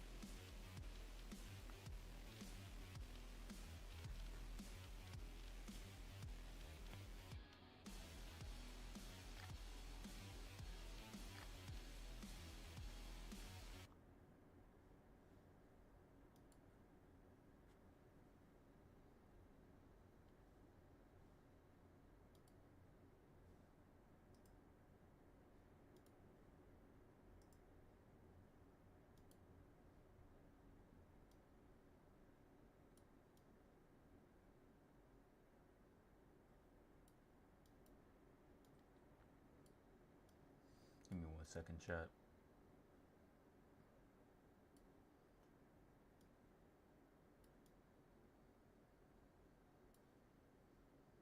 Okay.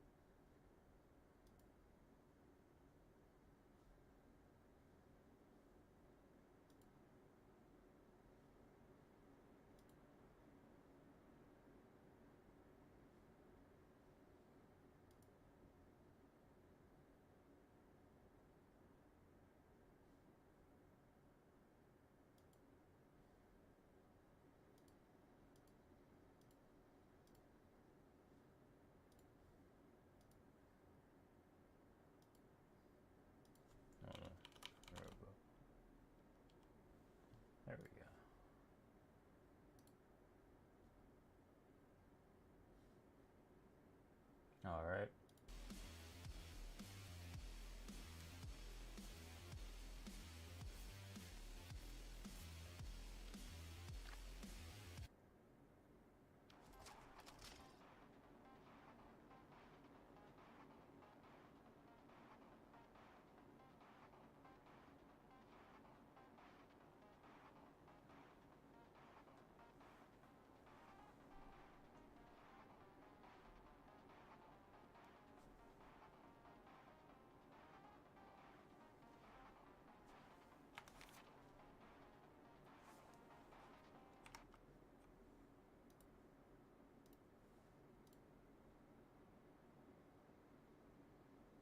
There we go.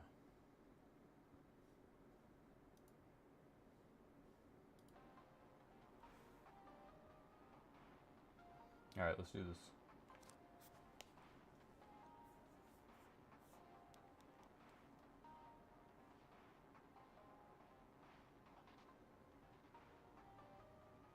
Testing, testing, testing.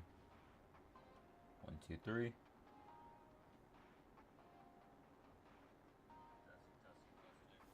cool.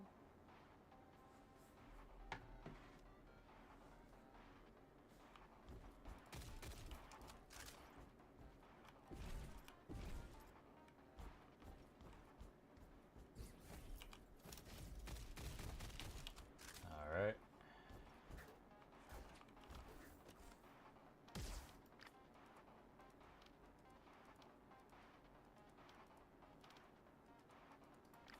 Yeah, we're running this one.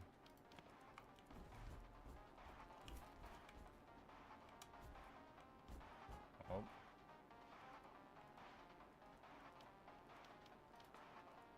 Stay standard.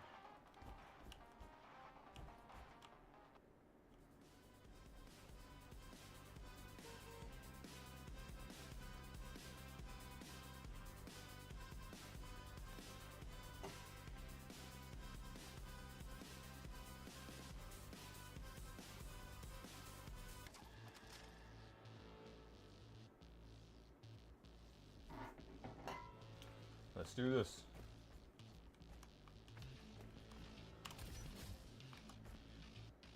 No rifle.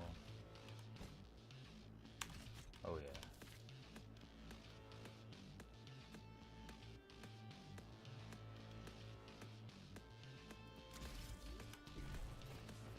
All right.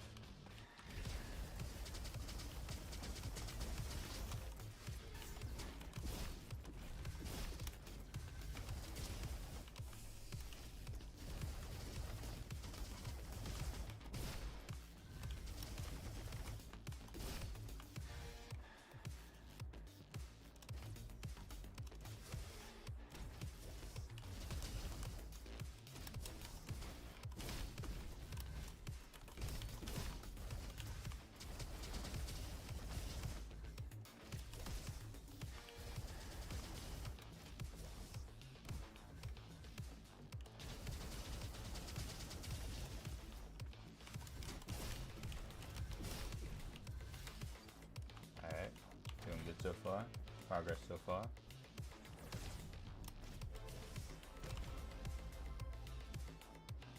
And we shall take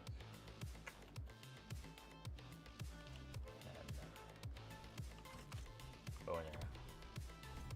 Alright. Also, Heather, Mason Sagona, into the chat, yeah.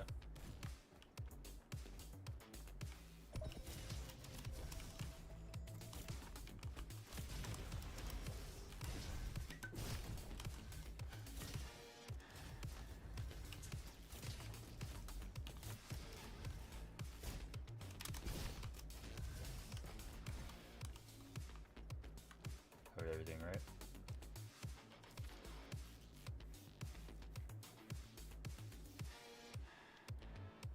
Critical damage, ricochet enemy within 9 meters.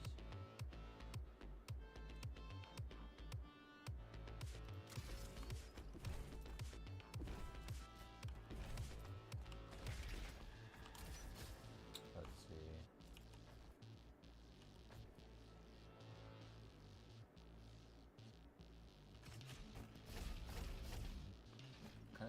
this.